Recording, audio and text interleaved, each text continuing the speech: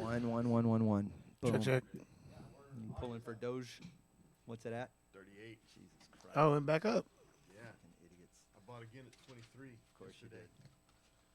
They all get sucked in. How we looking? It'll be at 50 tomorrow. We're good? All right, transition me. Tuesday's the day to sell. Welcome, everybody. I'm not even starting a stopwatch for this. I know how long this is going to last. We're the Whiskey Brothers. This is not an episode. I don't even get to throw a number out. No. We are, for those of you joining us, your Whiskey Brothers. We're gonna make 1,000 episode today. This might be, Yeah. if we add the Yeah. hours together, this might push us into the thousands. Rob pulls up. He gets out of the car. I looked him right in the face. I go, only 24 and a half hours to go. And he goes, go fuck yourself. The Right Reverend Robert L. Mungle seated Yeah. across from me. Sam Damaris, the silverback, across from me diagonally. Trey Tudson. You weren't here for those early when we all had monikers and bruh. stuff. Oh no, The no. Couch Crusher, Crushers. the East Side Vigilante, Okay. yeah. Oh yeah, I've heard that. I've heard it on the Yeah. intro, but Trey Tudson, who I say is the newest member of the Whiskey Brothers, but as we're talking, you've been around for half of the episodes. You've been a cast member for at least a third of them. yeah. You're not the newest Whiskey Brother. You're That's really Well, you've been here longer. You might have done more It's like episodes than It sounds like the youngest I've done more Beatle. than that's. yeah. Yeah, he's really got me matter. beat. I know I've done more than Sam. I, of course, am your host, Slade Ham. Welcome to all of you that are watching us via the many places there are to watch us. Is this video on? Have we transitioned over? This is so weird. I'm only seeing the still right now. No, I had us. So okay, cool. Let's put us So the stuff we're gonna get to today. We got guests. We have. Can I run down this list? Of Might as well. We have time to fill. Oh, look at that. Josh Sneed, Stuart Huff, James Johan, Mark Norman, Jeff Canada, Chef Brandon Silva. We got people coming in from Hugo and Aiden from the UK and Portugal, Marzi Monterazzi, Hold On Hollywood, Tammy Pescatelli, Jenny Johnson, Billy D. Washington, Jimmy Schubert, the Carvey brothers, Ryan Thauburn, Lionel Flores, the chef. Then we're going to Chingo Bling, Paul Odo, Tim Schultz. This is a Oh my god. And I just Ridiculous. got confirmation from Australia too. Australia's in. Jim Short's going to Yeah, be here. yeah. Yes, another country. In about 16 hours. Another country. Are you going to be here in 16 hours? I don't know. That is the question. I'm fading now. That is the Yeah. question. Are you going to do shots with us, Rob? Yeah, we're Should doing we, right. Should we do a morning shot Oh God. What just the to get it? hell? I mean, it's the Whiskey Brothers. I mean, yo, The look on your face. Look on your hey face. man, It's the Whiskey Brothers. We would be remiss because we have so much stuff to get I to. can This still taste toothpaste. Like I don't usually do liquor. tell them about this guitar. I'm going to check on this and grab some shots real fast. I guess Sam. This is it's exactly what the fuck it looks like. It's a It's a Jack Jack Daniels guitar that we're going to give away that I don't want to, and I don't even play guitar. Yeah, right. Like I don't play guitar at all, but I just kind of want it for my damn wall. Something to keep and frame up in the house. So just know if the person who wins this, if their last name is also Damaris, I fucked all of y'all. How do you? Yeah, it is Stan Damaris is the winner. What's right. the qualifications to win again? Can't be one of us. Well, I'm out. Okay. Yeah, no, the qualification. So, Sam, what did y'all decide on how we're giving it away? Is it people who have shared it? People who have? What is the? As I So- pour up. Wow. I proposed. By the way, that was from our neighbor to the north in Canada, the lovely Andrea Barris. She donated and she was like, "What do y'all like?" And I was like, "Considering it's coming from you in Canada, we like 40 Creek." Are you two girls gonna join us, or is it just me and Sam? Yeah, yeah, I'm gonna wait till noon, yeah. like a civil human being. This is crazy.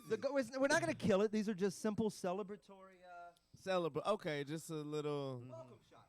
I didn't even fill it up all the way. And then you got slave coffee to chase it with. Yes. So that's great. Yeah, well, cheers Alright. to 24 hours.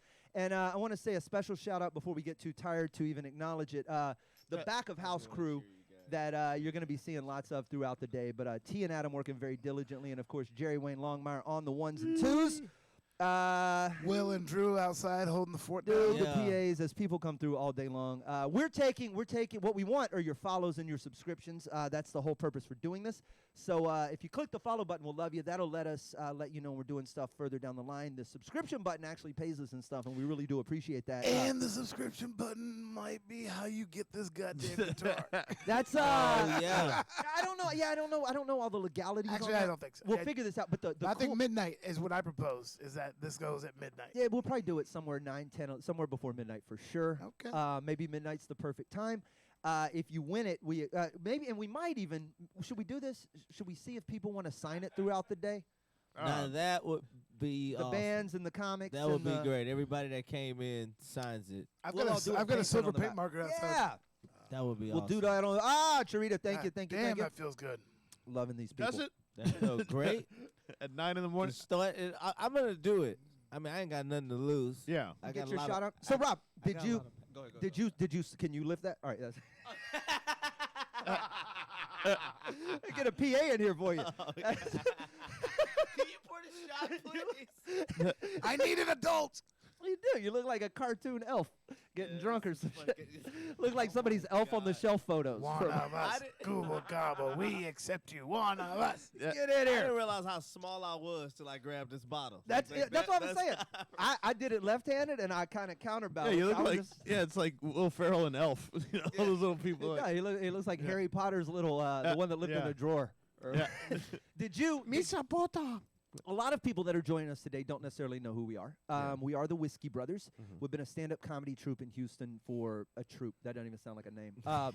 But the Whiskey you started the Whiskey Brothers in 1998. 1998, which Yeah. weirdly sounds like 12 years ago, but Yeah. it's not.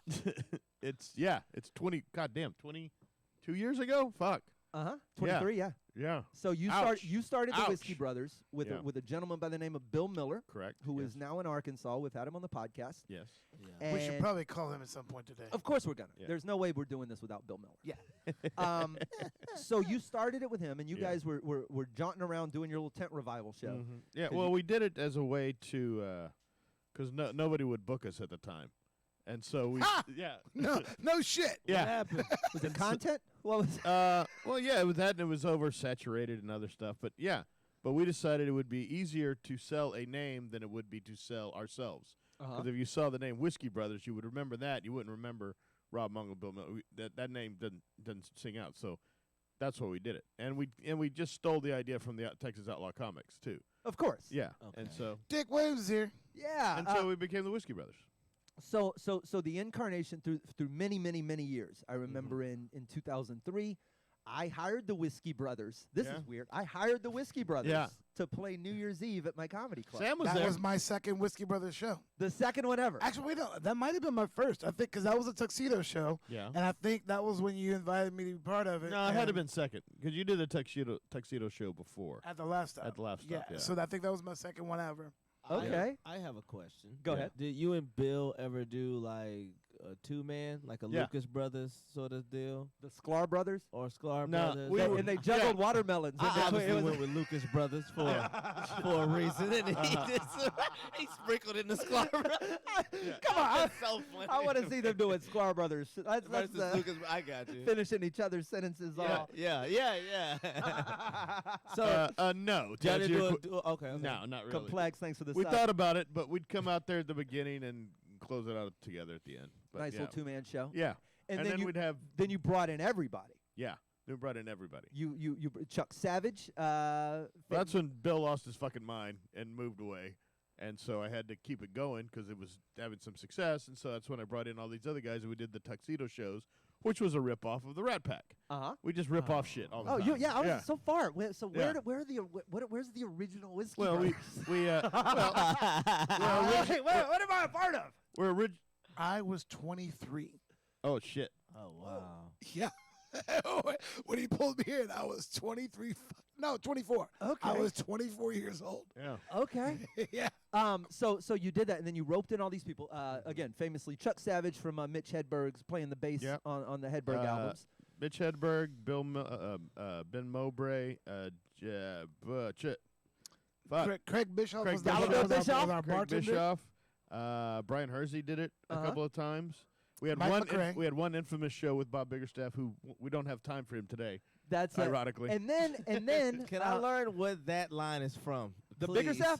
So We here's ran the out thing. of time. We actually tried to get Bob Biggerstaff. Bob Biggerstaff's a fantastic comic if you don't know who he is. You can look him up. He has lost a lot of weight. He's our buddy. We're happy for him. He Age was going to be kills. on the show a long time. We asked him. We go, hey, we're back when we didn't know anybody. We were just Okay. like, can we just get some of our friends to do the show? And Bob was going to do it, and then he canceled. And then we were like, well, we're just never going to invite Bob back. So every episode for a while, we were like, Bob was going to be here, but he couldn't make it. Yeah. And it was just because he had never really been on. I think we finally put him on once, didn't we? I think so, yeah. Yeah. So it's the joke's over. It doesn't matter. Okay. But yeah, so No. bigger. We don't let shit go, bro. I know. He's never gonna be able We to fight still it. got people yelling Bieber in the fucking chat. Speaking of, did that one come up? And Because white we got a can you do the Bieber emote? I don't know if it's shown up yet. I don't think it's been approved yet. We have a Bieber emote Yeah, en I saw route, that. and it's just his dumb little face. If you That's not it, no. here's the thing: if you're subbing, you're following, you're doing all of that stuff, you're automatically going to be into this raffle for this Jack Daniels guitar. There's a Facebook event and a post. If you share that, it's automatically going to put. The people are we literally have a band of monkeys in the corner collecting. They're counting what you're doing while we're doing this. And How did you coerce Sam To be in it? Be in it, yeah. Because he couldn't get any work anywhere either. I mean, he wasn't Okay. getting- I sales I pitch to couldn't wait. I was- Okay. the sales pitch to get into the Whiskey Brothers is not that. I mean, you were just, hey man, Yeah. come be the dumbest person we've ever met. Yeah, I was like, you want to keep doing what you doing and not grow? I was like, yeah, I'll jump on that. Yeah, I love that. I'm a Christian. Rob walked up to me at the last stop and said, "You got a suit?" And I was like, "Yeah." And he was like, "All right, you're in. Be here on this day." I was like, and again, I'm brand new, so I was all excited, but I was like, "Yeah, cool." Yeah. The second he walked away, I was like, "Ah, Mama, I did it!" And then I was like, "Oh, I really didn't do shit." Yeah. Well, there were many years where the Whiskey Brothers were a group of friends going to dive bars 3 hours away to get hammered in front of strangers, Yeah. and that's really And nothing has changed. all that. No, it has. There were many Yeah, it's years like- there. You didn't do Jennings, Louisiana, with us. You haven't No, my done. brother's from there. Oh, Y'all did that place? Holy Yeah. shit. this was the Ain't this, shit to do. Well, if I did, you That mean was throw, us. throw up on the floor of a hotel. this, Yes, this was the we did infamous that. show. We Holy shit. we went out to Jennings. I believe Sam set the show up. I did. There were three of us. These aren't proud moments. No. What year we talking? Oh, this had to have been 2008, 9. Yeah, 10. right around Funny. there. This This is this is a minute ago. That's 10 years ago. Okay. We did. I've got a picture of it somewhere. You can count the glass. They They tried to sent- kill us. Not. s- They s- tried to kill By us. the time Rob got on stage, they were Trash sending can. prop shots. There was a trash can. There was a vacuum filter. There were flames. There was alcohol on fire, and Rob sucking stuff through a straw through what looks like a chemistry project. Yeah. By the time it's done, and now I'm second. Am I first or second? No, I went first because I had already done it before. And I knew what they were going to do. Yeah. So I went first, So and I He wanted got to the go fuck up. He out of wanted to there. go up while there were still an audience. Yeah, And it- not a lynch mob. It, And by the time I got up there, it was let's kill these fuckers. Let's it kill these comedians. degenerated into there must have been 50. This is not an exaggeration. I'll find the picture. 50 plus shots Yeah. Yeah. between the three of us over an hour and a half. Sam got our money, and then I took Sam to the car, and I threw him in the front seat, and I locked the doors, and I went back in because I was chasing a bartender, and Rob had disappeared. Rob had disappeared. I come back out, and Sam now, the door is busted open. You ever, like one of those scenes in Jurassic Park where you just see the claw marks on the wall? Yeah. And, Yeah. oh, this is not God good. damn, Slade. Bro, How many layers of scumbag is under there? You fucking a bartender in Jennings? I mean, god damn. What? This is a Jennings long is time ago. One of the places so small, they have the nerve to have a north and a south. You like, no, motherfucker, just, you hold Jennings. There's no need to split this bullshit I up. live on the north side. Yeah, right, what? You mean you live on live the up. right side of the right side of the street? North Jennings. so I got you, know. Sam I find him is got to be a quarter of a mile down the road in a ditch covered in mud. He goes in the bar and he goes, "Hey, we've got to find Sam. I have no idea where they're at." Yeah. And there's people from the bar all walking around. Some dude just standing over a ditch goes, "Got him."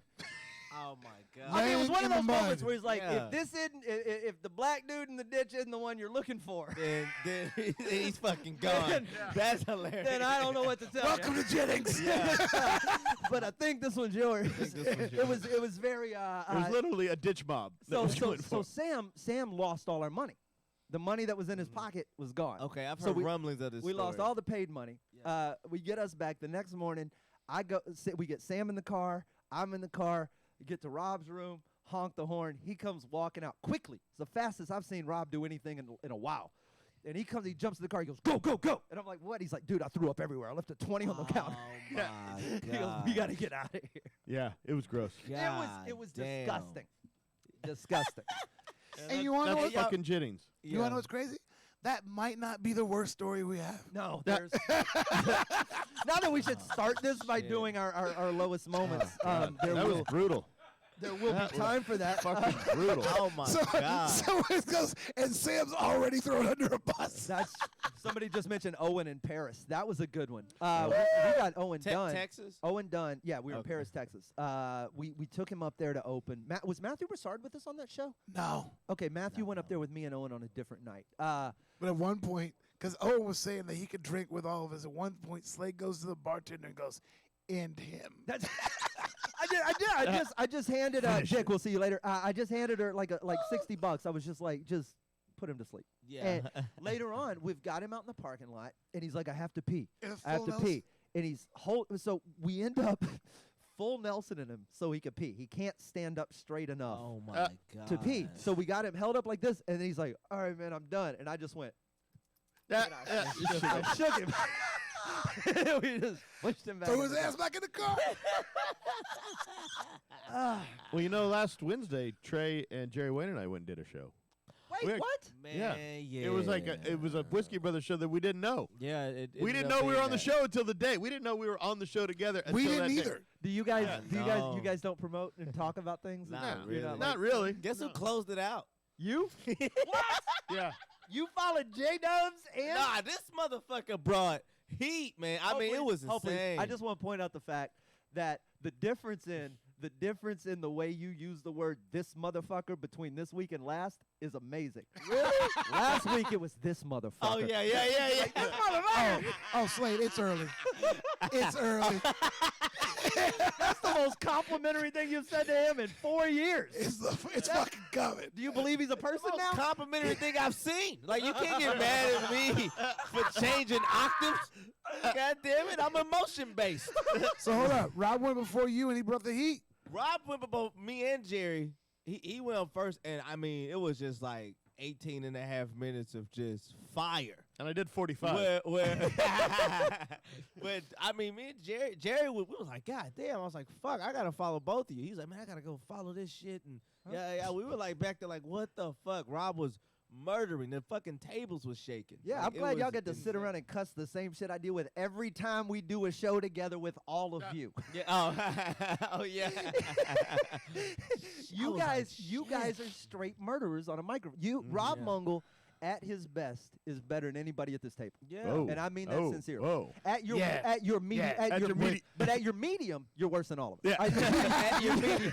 At my medium. Rob, Man, he's the fucking nights where murdered. you're firing, me and him, we sit in the back all the time. We're just like, you can't beat No him. part of They it. can't fucking When beat I him. watched you do Like, that Shrek joke for the first, if you ever watched The the Whiskey Shrek? Brothers Oh. special, if you go watch Rob Mungle, regardless of the whole set, when you got into that Diane Rehm Shrek chunk, that's one of the most hard hitting that you sailed through that with a smile. I want that Rob Mungle every day.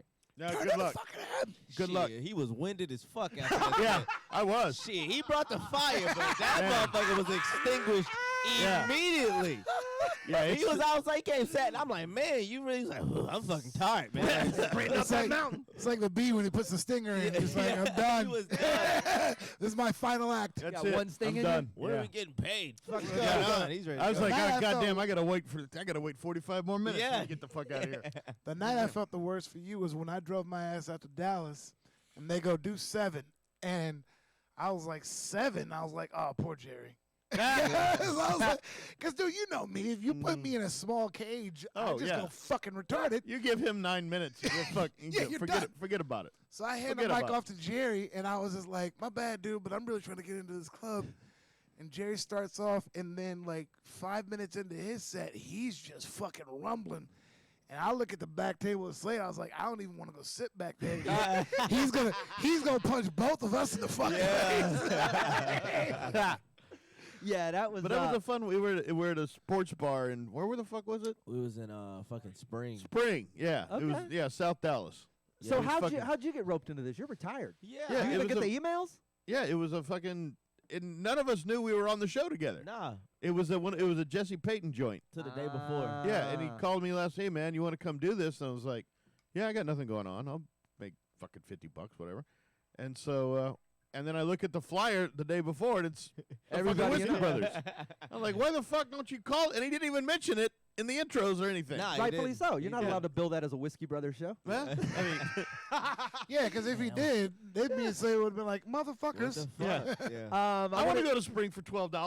I want to say what's up to. We got a lot of people watching right now. Big Dave Bastion, we'll see you back. He's checking in from Toronto. We had some love from. I can't recognize some of these flags. Where's this? I thought you were well traveled. I am. It's a. I think it's some islands. okay. Yeah. I'm not sure which one. Derek Rosebar took the day off of work for this. I'm sorry to disappoint. Yeah, so did we. Hell no, appreciate that, man. God, I just hope it was a sick day. An obnoxious amount of stuff that we're going to be tackling today. We have, look, Connecticut popping in. There's your shot glasses. That's cool. Yeah, everybody sound off of where you're from. Yeah. I do want to get a bit of a list, especially if you're checking in from a different country. If you want to subscribe or follow, that's really what we're after. It's kind of the purpose of doing this. Sub for us.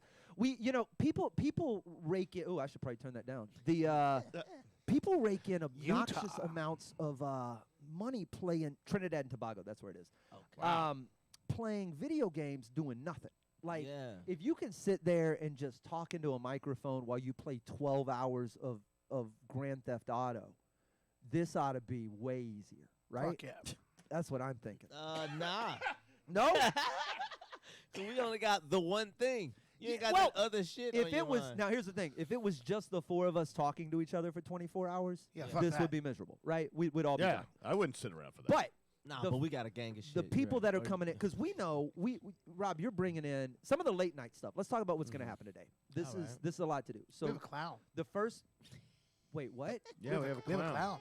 So we got the late night hours. This is where it's going to get creepy. 2 o'clock in the morning, we have a fucking clown. We got a clown, and some crazy stuff. He's not just a clown, right? It's scabs. So he staples stuff to his body. Oh, that motherfucker! Oh my God, Lord Jesus, I ain't ready for this. He's going to be here. That's why I put him in the middle of the night. Jim Short's going to be checking in from Australia somewhere overnight. Jim's a good friend. We did Afghanistan together. Julie Evans. Hi, Julie. I hadn't seen Julie in a while. Paul Odo's coming on right around midnight.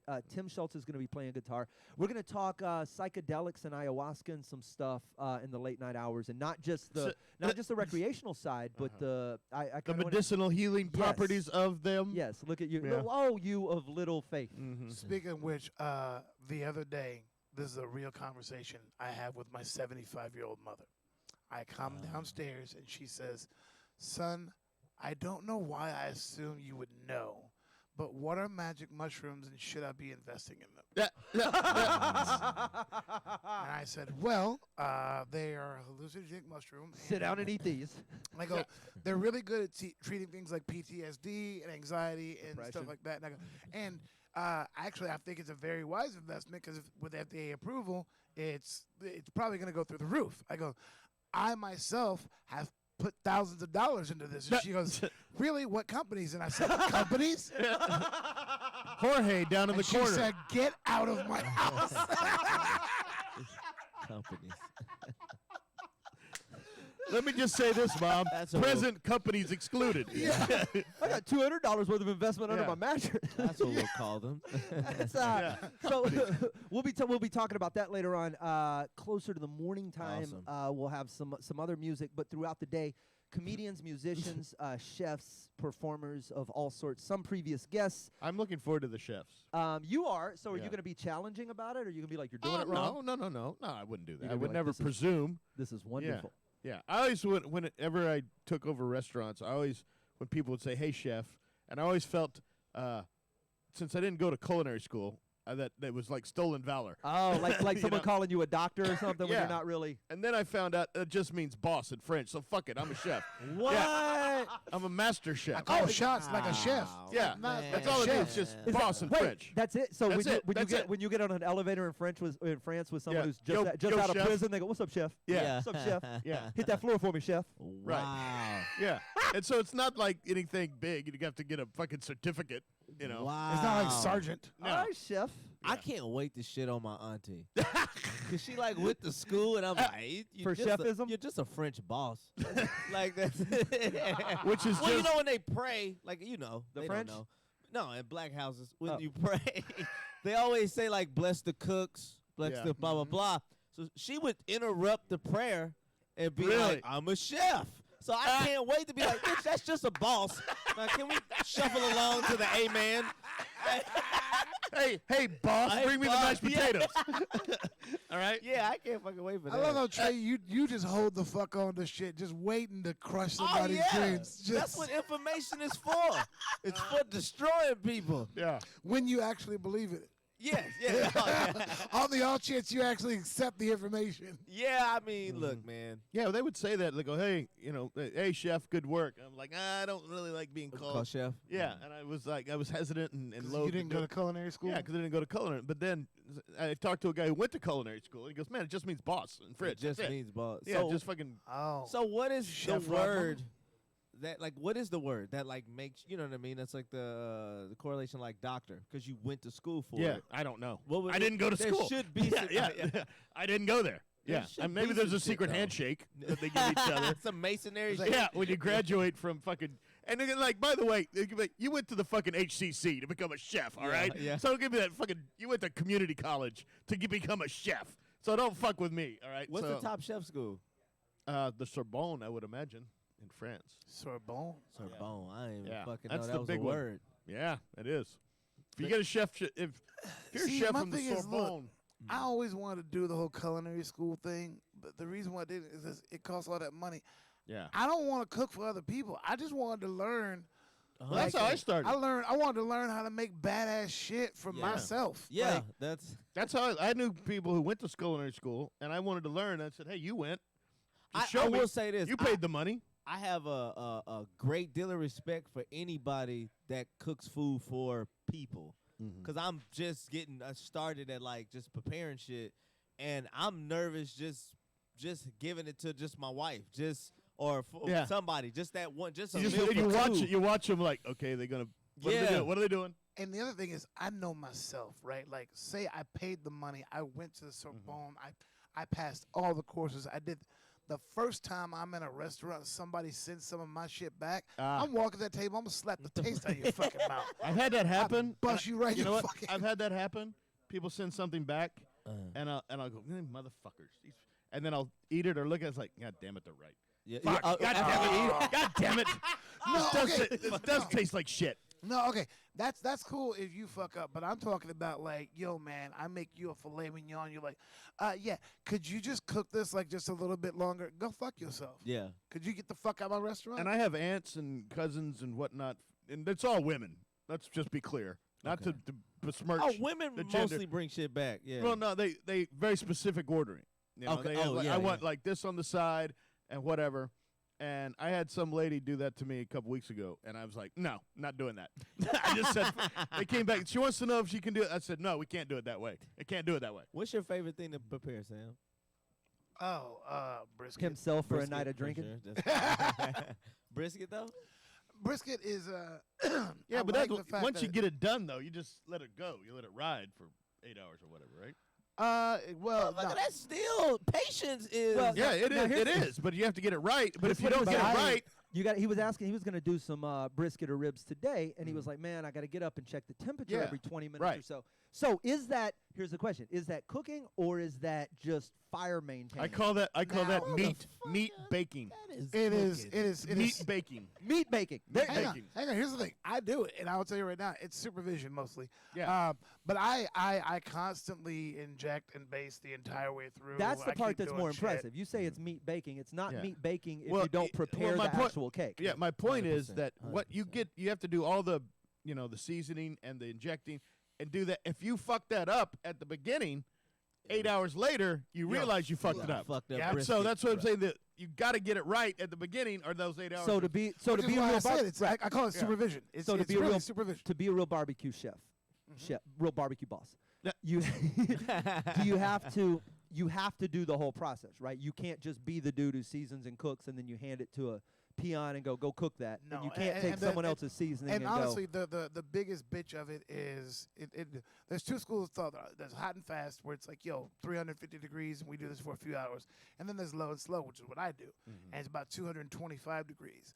And the trick is you've got a fucking fire that wants to burn at 800 degrees. Right. And the trick is keeping that chamber at 225 and for the next 225 12 is basically fucking putting a hours. brisket on your car hood.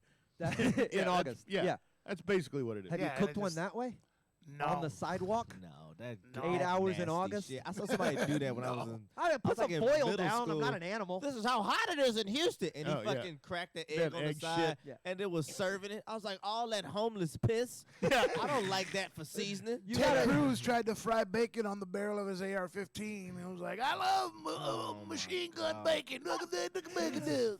He should burn his That's lips what I'd on say. that. If all these, and I don't mean to be sexist or whatever. Nah, it's be women. it. It's women God who damn it. fucking want it specifically Say done. it. It's women for Yeah. the most part. That what? 90% of the people who say I want it this way, but don't put this on the side, extra, whatever. It's fucking women. Women all and beta males. now, One of my You favorite. saw my cheese and ketchup only hand go up. that's if you getting a burger, that's one thing. Not a fucking beta male. Yeah. Boy, shit. One of my favorite Sean Rouse bits ever was he was like, I took the wife out to dinner, Rest in and peace. she the waiter brought us 2 glasses of water before we got started, and she goes, "There's too much ice in this water. It makes my teeth hurt." And I said, "Well, honey, do you want me to call the waiter over and tell him you're a bitch?" Yeah. But my point is, work a line. Those women. Work one line at a brunch, and you will not be that fucking person anymore. If you work the line at a brunch, You'll have empathy. you'll go. Oh no, whatever's fine. Whatever's fine. What can people possibly want different? I mean, brunch is waffles and bacon, right? Oh hell no. Oh hell. Oh, go ahead. No, You- but no, you actually cook. Okay, but yeah, I you just, actually. I just show up to brunch. Yeah. What is I don't I It's managed- everything. I want managed to his definition Yes, of brunch. before you say anything and ruin this. Well, you said it's just waffles and chicken. Well, I said what? No, I didn't say chicken and waffles. You made that. You took that. That's what What you did you heard. I said say? waffles and bacon. Bacon.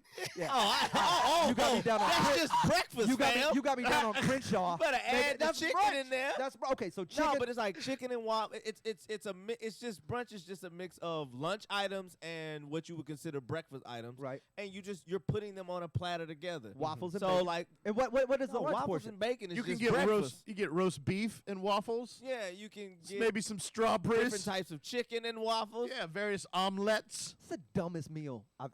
Man, I made an omelet yesterday. Nah, you find out syrup tastes good on everything. It does. Yes, but also It really ties the plate together. It really It like, does. oh, this is brunch. Yeah. brunch is so presumptuous. And the reason And an alcoholic beverage. they over yeah the I do a understand. wine, a mimosa, Mimosa. or different fucking fruit drinks that's mixed with. But they treat Spiked brunch Keltonics. like it's this sacred thing now. Because Like it's done on Sundays. Well, the thing that And blew it up Saturdays. was fucking Real Housewives. I mean, once you got them Atlanta bitches having chicken and waffles with all that ass, everybody was No, like, yeah, wait, everybody was started it doing them That's or what the we Sex doing and the City bitches that were just That was champagne first. brunch? Yeah. Yeah, and then That makes my head hurt so unbelievably. nah, it's bad. fuck. I love It's the most brunch. uppity thing I've ever been a part of. Every time I go, it's just if you even that's how I got thrown out of that coffee shop for opening up my laptop Yeah. during their brunch. Oh, just- they And you know, Coffee. and it's the only time you hear people go, "Oh, let's go to the jazz brunch." They have Yes. jazz. Nobody goes for jazz The gospel anywhere. brunch. Yeah. The The gospel brunch It's is pretty. good. I know it's fucking- good. I get it. Yeah. I went once. I'm an and that atheist. thing's fucking I'm an dope. atheist, and that's fucking. That You brought like me the to gospel. Jesus. Yeah, man. Yeah. They were not fucking around. I went one time. Those ladies started saying, "I'm not saying fuck their God. Yeah. But that's Because a their br- God is that mound of bacon over there." that's a brunch I can get behind. Yeah. Okay, that's a spectacle. I'm They there have for drag something. brunches now. This motherfucker. He want a nerd brunch. That's what the No, fuck I don't. he want. No, yeah, He yeah. want Oh, waffles they Star made Wars out of ones? stormtrooper. Renaissance Festival brunch. Get out of here. Stormtrooper A at an omelet, stormtrooper working the at- omelet station. That's what the fuck. He's he gonna want. walk up. He's gonna These are walk up. not the eggs you're looking for. Fuck you. Ah. Exactly. There's a band. Yeah. Set the alarm early, bro. I'd go eat at a Star Wars brunch. Yeah, you would. Fucking yeah, you Mandalorian would. mimosa and shit. Yeah, all give me that an shit. IG Eggy 8. I'd be all Yeah. over it. I mean, this is fucking great. Yeah. Sitting there with his- Okay, this blue milk's gone too far. But other than that, 100%. But I was going to Mos Eisley's to have brunch with my friends. that's strong. Somebody says brunch is what you get when you combine breakfast with not having a job. That's strong. Boo. Whatever the fuck said that. I boo people's shit. I don't give a fuck. Yeah. I will boo your ass. Boo. Whoever you are, I can't see you. But boo. 23 and a half to go. Fuck out of here. 23 and a half? Yeah, I'm fucker. done. Mr. What? Blue We said, only did 30 minutes? 38. Shit. We've done 38 minutes. Mr. Blue said I'll have an order 66. That's strong. That's a Star Wars brunch topic. All right, there we go. All right. We I wish- know. I wish I understood it. That's all. I just, Hey, that's when they killed all the Jedis. The Kessel runny eggs. You can look at your dumb face. when you Jesus said it. Christ. It's like you do. It's like you Yeah. Yeah. With a slice of ham solo. Oh, there it is. Yeah. there we go. Ham sauce. I was like, fuck, there's a There it bunch is. of, I know a little sprinkled here and there. They but I and ain't here's got what's no- cool. They cook it all in an Ewok. I can do this all day. Nobody. All right. This No, is keep deli- going. These are good. The Wookiee sausage is a little runny. I was going to say they serve it with chew bacon. Bacon. Chew bacon. Look at y'all, man. Crushing it. Talk to me in 14 hours. Yeah. Not even 10 a.m. Let's run. That's fun. Did you get some coffee? Yeah, I got Oh, some slave coffee? Yeah. Yeah. To go with your to go with your shot that you didn't finish. You should not look down at me and say slave coffee. You're a 4'1". I understand I'm 4'1" short, and I'm on a stool. but you should have tried to say it over my head at least. Got you some slave coffee there, huh? Like, the fuck, slave? They're your words. It's Out of context, Oh, that does look fuck. really I bad wa- if you're just joining us. but it looks woke from you. Well, it comes from The him. hat and the look. If you'd have said it, oh boy. Well, but like, this is like a flashback episode. Why is he wearing a flannel and a do-rag? I do declare. Are you enjoying your slave coffee? Oh, He's- slave coffee. But when he there. says it, he's like, it comes like, the Irish were slaves too. Yeah, yeah. Bet you didn't know that, did you? Irish were slaves My people too. drank that coffee too. Yeah, I don't want to hear that potato farm shit. Yeah. Bro, As soon as they gear it up, I'd be Yeah. like, no, not now, please. when I first saw gangs in New York and I saw them getting off that boat and the way the Americans were doing, I was like, y'all were niggas. Like, y'all, 100%. like that was harsh. Speaking of which, harsh. Have y'all heard about this thing on Amazon Prime called Them? So just started. I'm on episode 8. is this a sequel to Us? No, That's what I thought it was. And they intentionally they either used one of the same actresses. I think they tried to The- make you think that. Is The It's little not girl Jordan from Peele, Us. though. The girl yeah, from Us. the girl. not Jordan it's Peele. not Jordan Peele. I've never wanted to stick my fist through my fucking TV more in my life. Little Ah. Marvin created it. Lena Waithe is one of the producers. She created The Shy. Uh-huh. It's fucking amazing. I love it. It's a mix between horror and drama. And Yeah, and it's set in the 50s. Set in the Black 50s in family moves Compton. into Compton when Compton was still white. Right. And, bro, just the amount of fucking Ooh. the racism is so, like, it just Are maddening. you telling me that intercity Los Angeles has racists?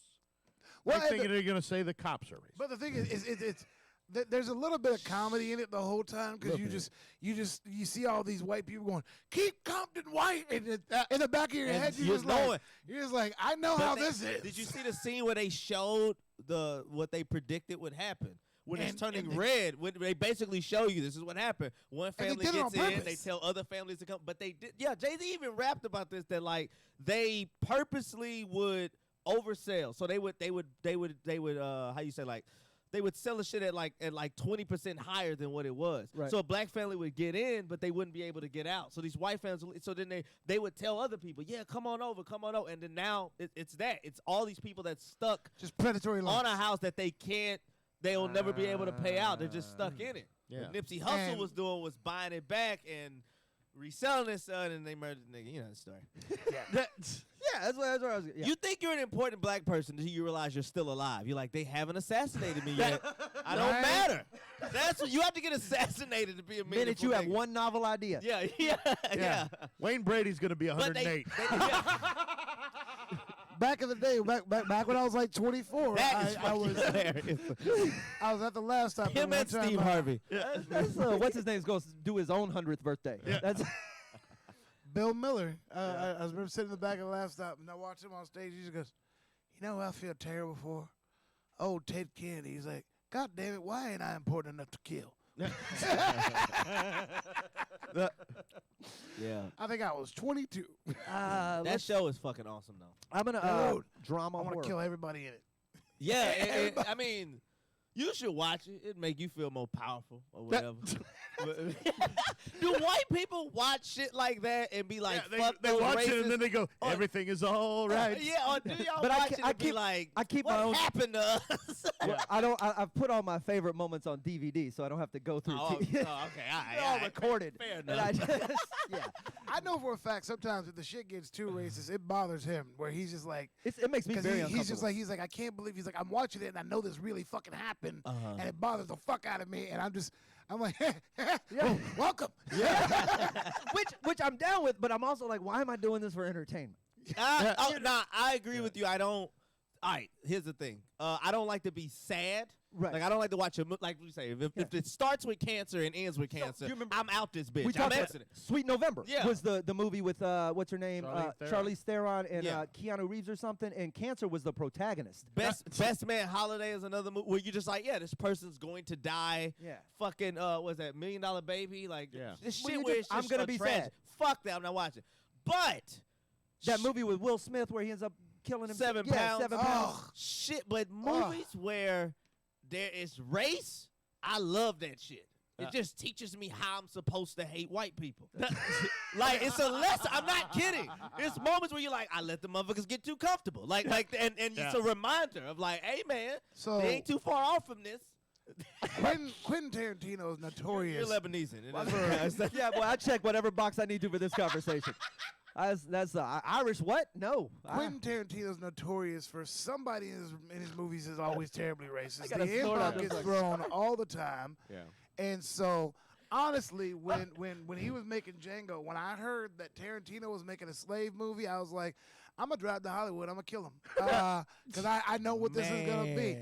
Boy, the second Jamie Foxx shot one white dude, I was like, This is not what I thought it was. he is going to, like, he's literally going to make my fucking day. Bro, when that movie dropped, I saw it twice in the theaters, and then when it came out at home, I must have watched it like 5 times in a week. It's literally my new Coming to America. It is. I put on Django just in the background. Hey, look, I know you two love it, but I'm gonna tell you right now, I'm not the blackest guy on the planet, but you will never know what it's like to be us and watch that movie. Oh Like, man, this is amazing. Here's the thing that like I love Django. It's helped me use a lot of it's helped me use it as an example for certain people for a lot of shit. Like, so as a black dude, it's always that extra little whatever. Every time you do some shit, there's this extra thing because some other black person's watching, and you may get called some shit that's actually more demeaning than the slur that's directed to you. Rob, you call me a nigga, which I'm pretty sure you have in your car. Right? But if you call me that right now, that hurts less than if Sam was to call me a house nigga or a coon. That hurts like more. And I thought Like you have to me quite a many times. and In I your car? apologize. I have. I don't know. Oh, what my I'm- God. No, I Oh. said it straight to him. Yeah. But he understands what that is. All right, what kind of cool shit are you gonna say And next? it hurts, But I thought about that, like, all right, so like just think about that. Like that's some tough shit to be in. When they got ready to do Django, they was like, hey Leo, we got a slave master role. Cool, sign me up. But Samuel L. Jackson had to like talk with his family. Like he had to have a meeting with his family. Like, hey y'all, I'm about to play an Oscar-worthy motherfucking house nigga. And I'm gonna be like Are y'all okay with this? to literally just be a meme. Honestly, I think I think Samuel L. Jackson in that movie is in my top 10, if not in my top 5 greatest villains on screen. Oh yeah. Oh. Yeah, I he was because he got under your skin. Fucking evil. Let me ask you a question. Man. How many of Fucking those evil. top 5 villains are Tarantino figures? Shit. Hans Landa? No. No, Hans Landa's great. he's in my top 10. Okay. Hans Landa's in my top 10. But no one from any of the I other don't know movies. the names. Hans Landa. Hans would be Can we Landa's mine. do the- this? Hans Landa's Villains? the. I want to do this. I think we got time. Let's go. If it doesn't end with that bitch who took those Dalmatians, I'm done. What? Absolutely not. That's really fucking. Well, she was half black. Cruella? She damn sure. Top villains ever. Mulatto? I'm not gonna put him in order. But I will say, I mean, Thanos is there. Dude, come on. No, You let me gotta give be. you number 1 He right going. now. Oh, Here we go. I'm sorry, I didn't mean to. No. Go ahead. Darth fucking Vader, all-time greatest villain. Boo. Nope. Boo, No. yeah, No. all-time greatest. No. Nope. Greatest villains don't have redemption Like arcs. first one, I guess. Emperor maybe. No, But- Darth Vader's worst villain ever. He's not even. Why? Okay, so He's a child killer. He killed all those fucking one kids. that was before he became Vader. Get your shit straight. So Yeah, you that was basing it, it yeah. on straight That ain't fucking. evil villain shit? Yeah. Just pure I heinous- believe that's a good metric. Thanos snapped half the But universe. Thanos a lot was of not them doing being it kids. for evil purposes. In the second movie, yes, he was. When he said, I'm doing it in his fucking personal. Yeah, because I had his back all the way up until that one. He was Bro, like, let's I'm be going to do honest, this. It's gonna be Thanos fucking made fun. Thanos made a lot of sense. Yeah. I can empathize with a lot of Thanos. And that's not a villain. And you just said he's not doing No. villain shit. I said greatest villains on screen. The reason why I think Thanos is so great is because I'm like, he did some really fucked up shit, but like the fact that you kind of pull for him and you're like, he's got proof of concept. He's done this on other planets. And Arguably one of the worst top 5. Hannibal Hannibal Lecter. Lecter. Well, the whole movie is.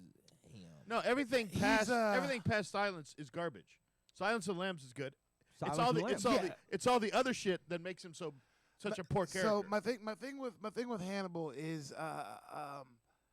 he exposes a little bit of a tender side with her that kind of takes him out of that conversation with him. All right, Dr. Evil. Where are? Can we Well, get consensus?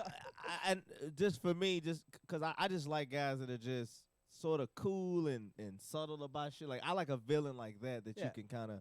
And I would say not number 1 or whatever. Just in my top 5 is the villain from No Country for Old Men. He's in my top he 10. is a Anton fucking- Chigurh. I mean, there's no redemption to that at all. That's just a I twist. mean, I didn't like the end, but I didn't the like character. the end, but goddamn. Arnold Terminator 1. Then you have all the redemptive shit. I haven't seen No. it. Not in that movie. You don't. Nah, Not in that, the but neither Terminator does 1. Darth Vader. No. Hang on. At the end of Terminator 1, though, when he dies in No, the that's 2. That's 2 with the lava hand. Yeah, that's when he's the hero. He comes back, and gets that's why smashed in that He's thing. the and- hero But in he all was of them after fucking, that. he was fucking terrifying, and this unstoppable force that just was like, I'm going to kill you no matter what. They had to put him in that compactor at the end I and remember whatnot. that. And he was Arnold- still reaching. Yeah, and he never spoke. Like he was just, he was fucking evil. Wicked Witch of the West. Ooh. And She's what's her strong. name? She was What's her terrifying. name in fucking oh god damn it. Rob, you're gonna have to give me one of those things. Yeah, I Ah, know. God damn it. You've forgot. narrowed it down to a gender. Fuck. I mean, he just picking shit that was Gary in black and Oldman white. in The Professional. That's strong. Gary Oldman in The Professional was a fucking psycho. That's good. How about just straight American Psycho? That's a That's strong comedy. also. I mean, I liked him. God I liked damn. him. Like, I really I liked just him. recently saw that. Woo! That's a satire. Shit. Let's see He what. was more of an asshole in Shaft. He really was. Yeah, that who's was. ringing in? Who's saying stuff? Oh, we got Hannibal got? Lecter. We got Thanos, of course. Heath Ledger's But Joker. Glenn Close in Fatal Attraction. Xerxes, Negan. Xerxes in 300 was pretty solid. Tell you, Glenn Close, man. But I don't think we can. I don't like that it's when it's based on the villain. I don't think that. Oh, should hang count. on. If it's female, it's Kathy Bates in Misery. Ooh. If that's the baddest female That's ever. strong. Hey, Kathy- all right, Monique in Precious. I mean, she I won an still Oscar haven't- I for still being haven't that seen it, villain. but I've heard it's fucking- I'm gonna she need your- won an I'm gonna Oscar need for your being black that card. villain. For what? I didn't see Precious. You didn't see Precious. I'm Shit. your black card. No. Here's the thing. He was halfway to his pocket before he stopped Yeah, and went, that wait for man. that. That lady was fucking mean. I mean, that was yeah. That's probably. I heard it was. Top I heard. five, I heard it was a great movie. I heard it was very, very big and emotional. But It was the definitely only big. thing I saw was that clip of her stealing that bucket of chicken. I was like, I can't Yeah, watch this it and was- not laugh. So I'm just not Oh, gonna I watch died it. laughing. Me and my sister was crying laughing at that part. But like, that was that movie. It's like Uncut Gems for niggas. It was like Costner in 3,000 Miles to getting Graceland. sadder and sad. You're like, God damn, bitches, you ever gonna get it together? Then the movie ends. The movie ends with AIDS. That's the movie ends with her going, I got AIDS. Damn, credits. You're like, what the fuck, Lee Daniels? Okay, Webby 141. You said Ed Norton in Primal Fear. If you say Ed Norton in anything besides on. American History X, you're out of your fucking Okay, mind. that's true. But now here's the the story behind his Primal Fear audition, right? Where Where you just jacked that motherfucker up. he went in for the audition. You know the movie Primal Fear with Ed Norton? He plays I guess he's either schizophrenic, split personality, something. He's a Mental killer. health issues. Yeah, but he's a killer, but he's also a very normal. Oh, So- one of those a double life. Yeah, kinda so they're things. I got interviewing you. they're interviewing him throughout the movie, and he's innocent because that dude's innocent, but the other him's doing all the killing, whatever. Yeah. So he goes in for the interview, and this is the story I heard anyway. So he goes in for the audition, and he's auditioning as the regular guy, and whatever. They don't really believe it, and they're like, "Yeah, you're just not really threatening enough or believable, whatever." Anyway, he snaps and jacks the director up against the wall, like eyes in the face, Slams him in loses the it, fucking wall. and the dude's like, "Yeah." He's like, "Do I have the part now?" Wow. And then he backed yeah. off. Yeah, Yeah. so that's Yeah, the give me that. that yeah. that's He acting. fucking assaulted Hey, a it's guy. like fucking Tupac. Tupac brought a gun in for fucking Juice for the part. Yeah, he had it on him. Was that though. a Yeah, prop that or was that just? No, I mean it was like, Just fell out of his I'm waistband. Bishop and motherfucker came in with the gun. Charlie Murphy did the same shit for I think CB4 or one of those Really? movies. Brought a gun in, then they I mean that look, bro. Motherfuckers see that gun. This is the real deal. You getting it. That's I bring that shit in. Well, for, I'm just bringing it for every audition hell now. yeah, Secret Life of Pets 3. Just, Yeah. we- You have a gun for Bitch, I'm the poodle, bitch. Yeah. you here for the sloth roll? The fuck are you doing? I'm sorry, the poodle's Kevin Hart. The Yeah. gun is bigger than he is. I showed up. Hang to on, hang on, hang on. Just hold on. Check this out. Okay. So I brought a gun, right? I just want to be the poodle. I just want to be the poodle. Kevin's the only motherfucker you can hear before you hear him. It's just, Hey. he's just baseball He's signals. he's Before like a human third base coach. Bruh, I love watching those YouTube compilations of him on the courtside just trolling oh NBA yeah, just players. fucking with people. Bruh, he trolls every NBA player. Like so during their brilliant. post game interview, just just see him just jumping up and down in the background. Like Yeah, that. it's fucking Oh, yeah. What a fucking life. We are approaching the top of the hour. Almost 1 hour done, kids. That's We're that's like 23 more to go? 3% or something. We're almost. That's a measurable percent. It's less than 5. It's 1/24th. His laugh is gonna piss me off. Hour 11, I might just snatch his beard completely off. If I have to hear that fucking laugh, you laugh like you work on You know, cars. it's gonna be like in Tropic Did he have Thunder. like a mechanic laugh? He laughed like he worked. that goddamn alternator's done. Fucking motor's shot. It's gonna be like a Tropic Thunder when that kid's on Ben Stiller's back just stabbing.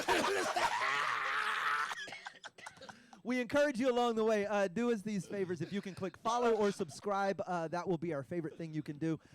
Just dropping a comment in here is kind of the thing that keeps us in all of the algorithmic places that we want to be. Oh, we got plenty of comments. Dude, I love it. No, and more people coming in. And if you can share the page, obviously, on your Facebook or Twitter, that'll bring some other people over. Our guests throughout the day are going to be spectacular. I want to reiterate some of these. I tried to get a pastor.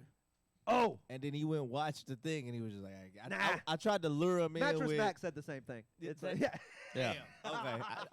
Dude, I had OnlyFans girls say the same thing. I'm sorry, only fansers. That's only Remember this fansers. Tammy Pescatelli's going to be here at noon. Josh Sneed will be joining us. We're going to have in-studio music from Brian B.C. Carrion, Jeff Canada. Every one of these people is going Marzi's to cancel. Be here. Every one of these people is going to cancel. No, that's just your, gonna that's be your, us that's how, jerking each other off. that's how you produce shit. Oh, this is that's going to be real. pessimistic We're going to have asshole.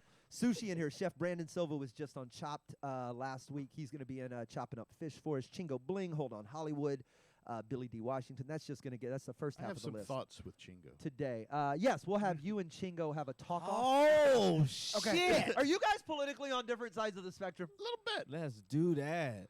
I Do what? Yeah. We're all, that's I want to run back through and chat with some of these people anyway. Dude, oh wow. I got to take a piss. I posted on Facebook my top 10 villains once, and I fucking found it. Okay. Let's hear it. Hold it Oh, for bookmark two. Yeah, it? hold that Okay. for 2 seconds. I'm gonna come right back at the top of the hour with that. Rob's gonna run to the restroom, and I know he's interested. I want to see what these people are saying, and if they've interjected. Is Kiki coming in? No. So I'm trying to run through. We reached out to Owen. He hasn't gotten back. I don't know. Ashton was on previously. Dale Cheeseman, I think, may or may not pop in later on today. Kiki, Big Ed won't be here for sure. All right. Who else? We had let me John see. Wessling won't be here. Who else has been a previous guest? Did you reach out? No. I'm trying to think of who else has been a previous guest. Let's see. Who wants to do mushrooms? No, you should not do mushrooms. Rob's gout is a Medal of Honor. That's But true. metal, M-E-T-A-L. Metal. The baby Yodas don't have names. They're just baby. You don't Yodas. name No, they're all just. Oh, baby that is- Yodas. I will would be- never call him Grogu, You can't. ever. I own Little Grogu on Twitter, Of fucking course you do. and I don't. I haven't done anything with Of it. course you do. Trey's rolling his eye.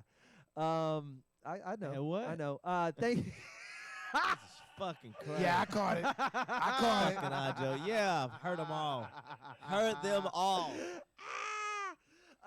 Hugo, we reached out to Stanhope. Don't know. Long story short, there's some people that may and may not pop in here. Trying to roll back through. Oh, look, there's more tips. And Charita, thank you. Dude. Oh, the girls bar asked about Diane. So I could put that phone call out. did we reach? I know that was in the conversation. I don't know if a message. By the was way, sent. if you enjoyed the flyer that got you here for the event invite, one of those, the ones with the glasses in the back, that was made by Diane Gallagher. And I messaged her at 2 p.m. and she had it to us by 4. She's a fucking chef. we should certainly thank. There's a lot of people, and we'll try and do this en masse at the end of it all and thank everybody. But Oh yeah, really? When we're sleep fucking deprived? no, with a post or something. Not there's no. Yeah, let me see if I can memorize this list and read it back at 9 a.m. Thank you. We're gonna all sound like Diane Rehm by that point. Shit. Biggerstaff said he might come later. Yeah, totally. We're going to get him in here. That's a raw fish on a 24-hour show. No, he's actually bringing it in specifically for it. He's going to prep it here at the table, and very safely done, Excited I about think, is that. the music. Jeff Canada's going to be here, I think, in the 3 o'clock hour. He's got a brand new he's on the Texas country charts now. His new song is dropping this week. He's doing incredibly well. So I'm excited to have him here. Brian B.C. Carrion, who has been our musical liaison and ambassador for I don't know how long, is going to be doing not just an in-studio set. He's bringing the whole loop rig, and he's going to kind Oh, of do a boy. bit of a music lesson too. So he's going to create some stuff from beginning to end, and that's going to be fun. Hold On Hollywood is coming in to do an acoustic so set dope. at 7. Those guys, of course, incredible. I met them. They were backing Peter Klett from Candlebox doing a. He was playing solo. I had gone out to see him. He needed a band to do some Candlebox songs at the end. Hold On Hollywood took the reins. They played with him. We got to be friends throughout the years. Now they've gone on. They opened for Bon Jovi. They've done Buzzfest. They've done these just amazing things over the last couple of years. They're going to be doing an in-studio set. Thank you for the sub, Cub. We appreciate that. Yes. Any of you guys, the more you sub and follow, the more we're going to be enthused as we go forward, I think is the best way to put it. Yeah, it's Hell like a yeah. caffeine jolt every time I see that we got a subscriber. That's one of those is just So if you guys follow or whatever, send us something and we'll say hello. We're gonna interview Trey's hooker friend. No, that is not going to happen. Your hooker friend. Oh, my buddy that's fucking gigolo. And, correct. We're no, we can't. He is in jail. That's for gigolo. Oh, he got. He got I pops. can get into it. Oh yeah. We're getting into this. He is in jail, and And this changed from like last episode yeah, or two. You don't wait, have to 3 give any weeks. I think personal yeah. information. Was it Are we related? taking a break or what? No, we're not taking a Oh, break. okay. Oh, that's what it felt like. It felt like we were That's taking a when break. you said we're gonna come back with something. Yeah. I want to go get cookies. You can go get cookies. Yeah. Okay. The formal. Yeah. There's no formal break. I don't think we're okay. formally Everybody stopped. just Yeah. kinda- This is oh, just okay, we'll okay, trade in okay. and out. So I'm hooker. Wait, somebody says hookers will be stopping by. Now I'm This is curious because we have so many people coming in and out of the studio today, right? I don't know who they all are. There are going to be faces we don't recognize. Yeah. Some of them might be hookers. My wife is coming by. I recognize her. her. I have to see her today. That's important. I actually now, like now my is she wife. is your wife has been a regular sort of satellite to the show. Yeah. While the fans don't know her, they might have caught the one know or her two name. moments where she's been on, but that's brief. Yeah. They know who she is and certainly what she suffers Yeah. from. Is she optimistic about your ability to get through this today? Because you've never done a marathon. No, of this sort. but I've been to church lock-ins. Okay. So it's like meaning like Fair. like meaning like Fair. it's one of the things you can go to or whatever, but you just end up staying up and and I have if I have to do something, she knows like Okay. yeah, she's optimistic about I it. couldn't decide which cookie I wanted, So so I brought them all. This is another number we should have set previously. What is the over-under on poundage in which you're going to consume today? Oh my God, it's got to come out. You eat more than anyone I know under regular circumstances. We have 3 chefs over the course. I mean, think your if head I've is gotta mostly run- food. they turn into carrots and Yeah. become hair. Yeah. Or whatever I don't know what hair is made of. No, he's not. Nah, T. I bought all this shit so I didn't have to cook. T's all upset that he's not cooking now. So if I gotta run 24 hours, I need fuel. Uh-huh. So yeah, it's gonna be get in, bitch. That's how you see food as fuel. That's how science sees food, Trey. Yeah, that's a lie Nah, he tells I- himself. That's how white science sees food. So, Black, this shit is a pillow. Like, not a pillow, but this shit is like, what the fuck, It's like melatonin. oh, tryptophan. Yeah, you get to eat sedative. enough food, you like, hey, I gotta fucking shut down. Sedative. All right, so as you guys eat your cookies, Rob, grab yourself a honey macadamia nut cookie. There's Chips Ahoy. We shouldn't have done this. No, He can't talk to none of us. I don't care. Oh, Because okay. I want because I specifically do want to get to some of the stuff that we're giving away. To Okay. Charita and Eddie, I know both of you are watching because I see you in there. If your schedules allow and you'd like to join us, Angie, thank you for the sub. Very cool there. If you two would like to join us specifically, I think you know where the place is. You can send a text. You are both welcome in studio. Coming up on the show, we are giving away. We got a ton of Jack swag, so we're going to give some stuff away. We got to figure out some cool ways to do that, T-shirts and things of that nature. We got a blanket, but also the Jack Daniels guitar, and this is the big bad boy we're going to be giving away later on tonight. We're going to when we people are have- taking screenshots of the cookies to see how fast they go. They think they're going to time lapse Yeah. this cookie tray disappearing in front of Sam. Could look like a stop motion That's animation. gonna be hilarious. So we're going to give this away. Now, later on tonight, late in the early morning hours, Rob, you've brought a game of Racehorse or Sex Act, correct? And we are, if possible, going to be playing that with some of our fans, some Patreon members who we've met along the way. They're going to be part of that. So there's hour 2. They're taking the pictures. This makes me laugh. Hi, Sky Static. All of that is going to transpire. The guests are going to come in. The music's going to happen. The giveaways are going to happen. The in-studio stuff is going to be fun. I think the Zoom stuff is going to be more Slay, fun. you're a little underdressed.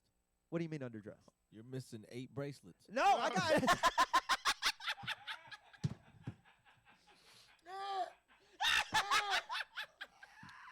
Oh my God! That's hilarious. I love you. That's strong. That's strong. I ain't even mad at you for that. That's God bless you, You're son. like, Slade, aren't you gonna undress? You see, I'm ready to fuck. Let's, I'm ready to fuck. Remove 2 bracelets. Let's Naked. fuck. Let's do this. The wood watch is gone. The wooden watch is gone. it's right over there. It got 8 up. So fucking Fucking termites. termites. Oh, my friend guys are horrible humans. That's so funny. We bust each other's balls, boy. Let's stop laughing. All right, gas. my They bad. call All right. it my gas station hat. Look at them. They are. Oh yeah, they calling out everything. All right. I can live with it. All right, so Sam is Why gonna go they put plain though? You wear a lot of plain hats. I do because Blank. yes, absolutely. Most of the stuff. Most of the stuff. It's just I like being unnoticeable in a room Okay. unless I want to be noticed. Like a hacker. Yeah. That's what I feel like. Bro, I dress like I'm rigging stuff at a concert. Like I hang stuff in the lights. Backstage. Yes. That's I don't want you to. That's exactly how I dress. It is. I dress like I'm doing puppetry in a black box. I'm a backstage It's person. That is exactly. Yeah, I'm a gaffer. This is because when you're in a room full of like the flashy people. People want to talk to Had that to have dude. one more. I don't want to talk. I don't want to talk to nobody. I just want to be. What in is the most glamorous shit you have? Like I love to see you in like a Versace shirt, I mean, like open like this. yeah. Here's what we're gonna do. Here's what we're Two gonna or three chains. Me and you. Okay. Here's what we're gonna do. Okay. The next show we do, Okay. you gonna dress. All me. right. All right. I am. You gonna dress 100% down for this. I'm gonna let Trey dress. But Yes. hang I'm on. 100% down. Rob's gonna dress you. Oh So- hell no! So I can look like my daddy. You got on real Easter. I'm you like got my real- dad on Easter. You got real celebratory there, and I just need to take some wind out of your dumb Yeah, you sail. damn That was- sure did. You had your fist in the air.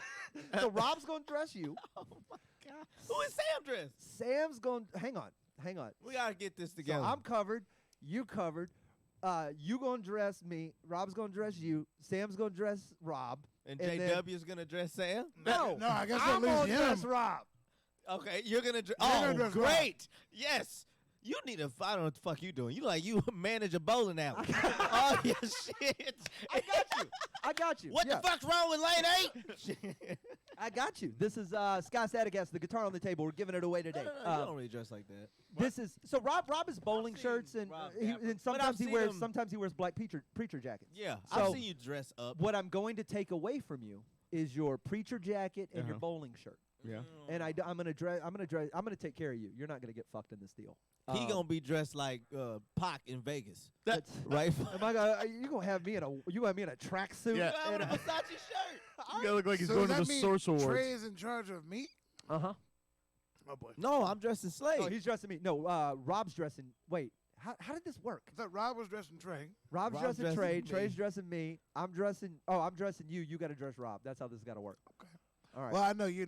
Oh boy. how you think this? No, How you fuck. think this is gonna go down? This rock shirt. Punk No rock metal. shirt. Why'd y'all put him in charge? Like 'Cause y'all know each other the longest. But I'm the He only can person at the table he'll screw.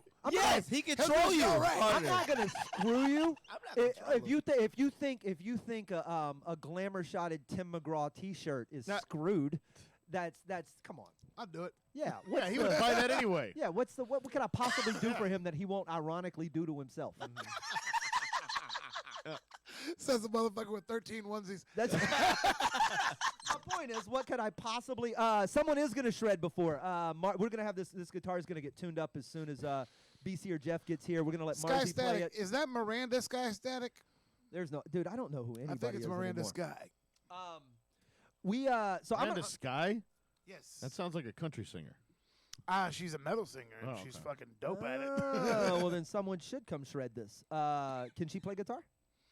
I don't think she plays guitar. Just she sings? sings her ass off though. Oh, very cool. Sam will dress Jerry. We can get Jerry in on the dress and mix. That's not a bad Yeah. that's not a bad deal. Yo, Don't let Jerry fool you. He's had some rough Yeah. days in No, he can fashion. dress. But nah. No, but you I- weren't around when he had the Boss Hog jacket. Nah, That was a I fun era. obviously Didn't he wasn't. have tassels and shit? Now it's not fair for us to talk about this without him being here. So we should give him a microphone. Oh, don't worry. He'll laugh And and let we'll him hear talk it. about it. And we'll be annoyed.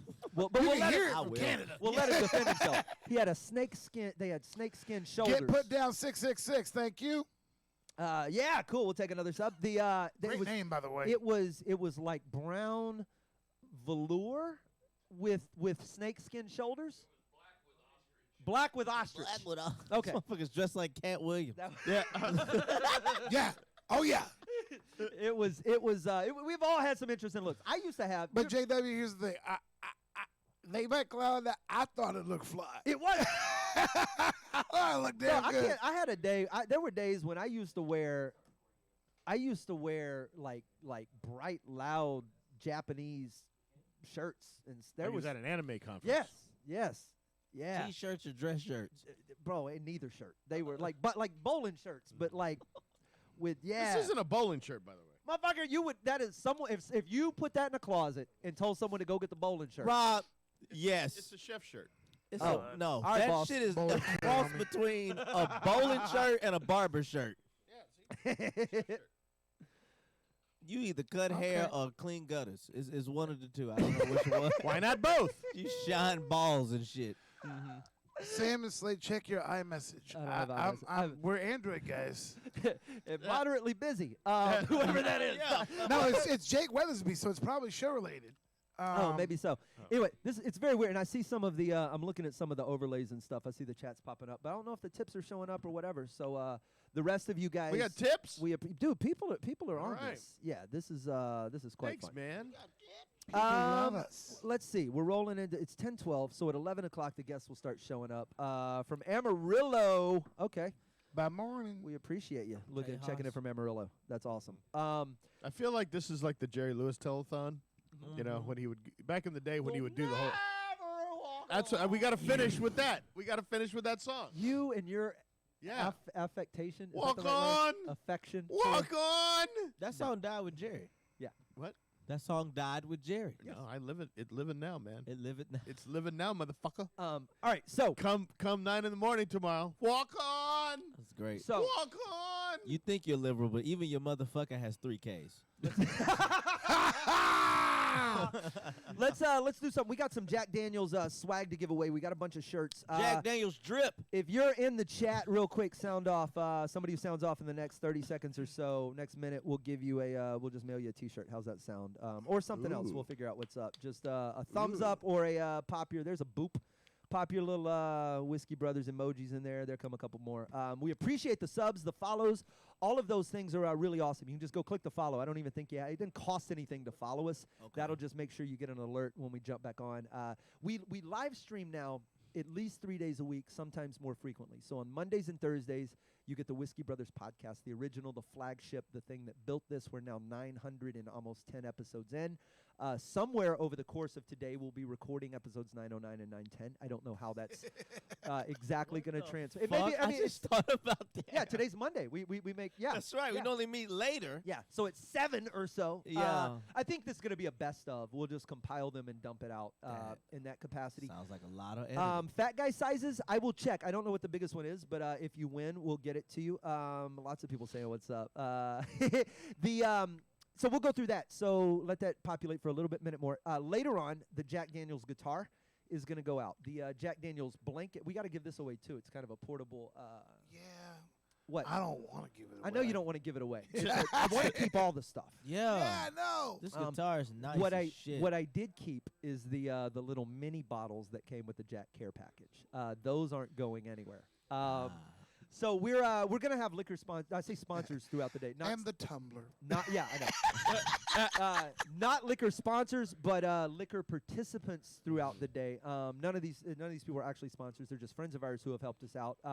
Old fucking Humble awesome. Distilling Company is going to be here later today, and they're going to be bringing some. Yes. He's Nice. bringing samples of I think 4 different things. Whoa. Shit. I know. So that's going to be fun, and then we're going to figure out how to give the rest of it away. So let me burn through a couple of these. Sam, you have the chat up? I do. Go through, pick a winner for that. I'm going to step out for 2 seconds, and I'll be right back. We gotta talk amongst each Somebody who just wants the blanket that it's sitting on. Of course. Yeah, that's what I want. Yeah. The throw. Here's what I'm going to do. Alright. I'm going to scroll up through the chat. And you just tell me when to stop. And whoever's fucking name I land on wins. What are we giving away right now? What are we giving away, Slade? Just a shirt. Just a shirt Jack or Daniels something. shirt. So here we go. Do we Tell have me them when around? to Jack stop, tell me when to Daniels stop, tell me when to drip. stop, tell me when to Stop. Ah, motherfucker, that's Sly McBean. That's this asshole. That. Alright, keep Yeah, going. hang on. Tell me when to stop. Tell me when to stop. Tell me when to stop. Stop. Infinity 1982. Who's Infinity 1982? Now I've got to go all the way to the end so they can tell Who me is who the fuck they Infinity are. 19? The winner is Infinity 1982. Show yourself. If you're still here. Yeah, they're actually at work. I tell you what, he's not here. Do me a favor and just write Infinity 1982 as our winner of our first getaway on the pad. Rob's closer. Perfect. Yes. We giving away a shirt. I mean, maybe, I don't know. Look, we have the bucket of swag is fucking It's huge. insane. Yeah. It was already a lot, and then, You can't spell infinity? no, you can't use that pen. Right, There look, it goes.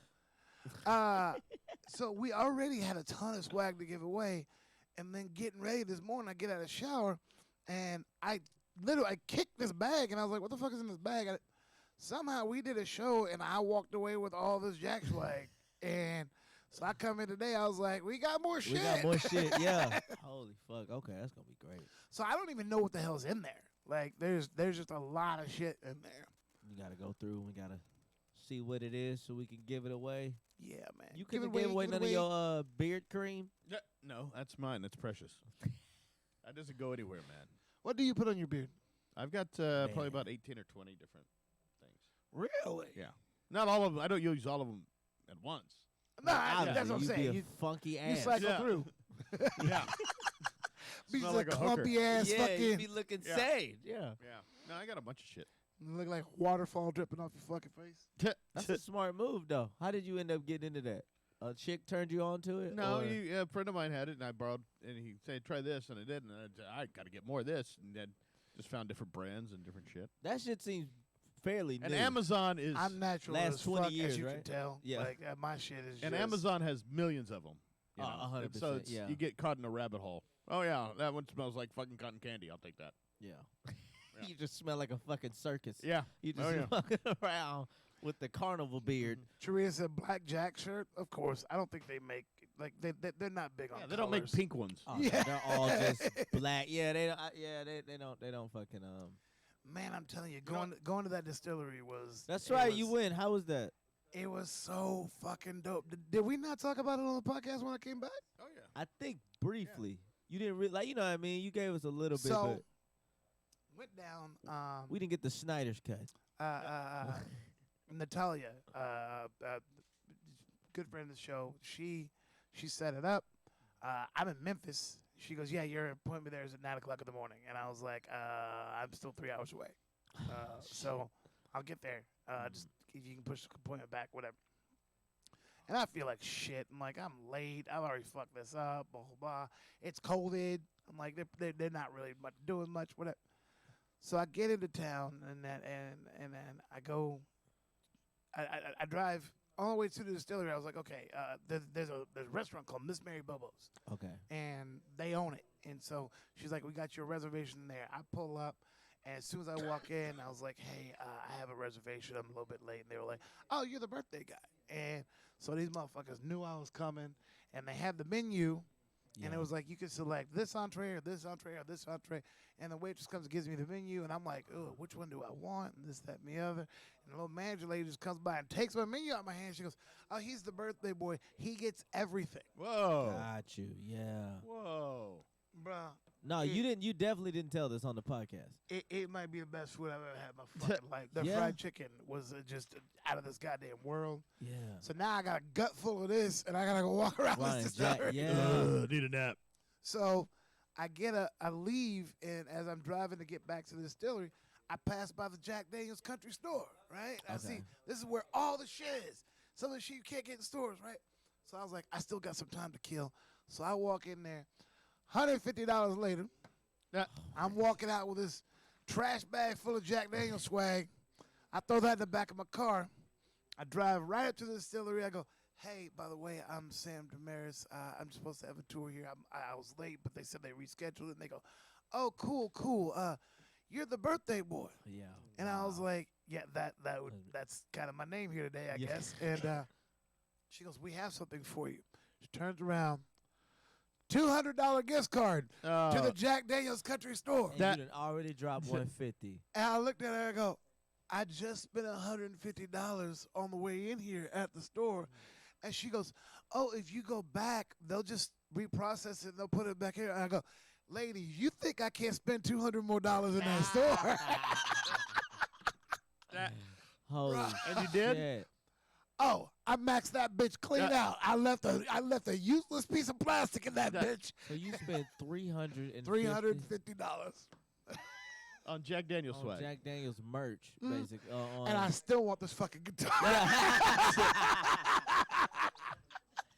that You know, went in there. You know, That's as we're sitting crazy. here, I'm watching. You know, the next couple of days is when it's going to be big for the Dogecoin. Are you in the Dogecoin? I did not get into the Dogecoin. I'm kinda Are you mad into at the myself. I'm not. Dogecoin? Of course Craig? not. I'm not in No. there. I got in at 18 cents. All right. Okay. Yeah, and I'm not buying. I'm not doing big. A friend of mine has put thousands of dollars into this, and so I'm just having some play money. Got you. So I'm $50 in. $50, Okay. right? All right. My 50 is now worth $98. That's pretty good, I Yeah. guess. So I need to, I'm going to ask the audience when they think I should sell my Dogecoin in the next 48 hours. To get $100? No, to get see what price it hits. It could hit 30, it could hit Man, 50 cents. Could hit if it gets to 50, I'm going to sell. Yeah. Yeah. We're at If it- 37 right now. I am wildly confused. I've heard 4 different numbers in less than 30 seconds. My Right. mind is scrambled. Mm-hmm. So you So- put in 50, it Yeah. jumped up to 98. Yeah. Which is a $48 profit. Mm-hmm. Okay. Currently, I'm at my $50 investment's worth $95.86. Sky Static is saying right now, drop. Drop it right now.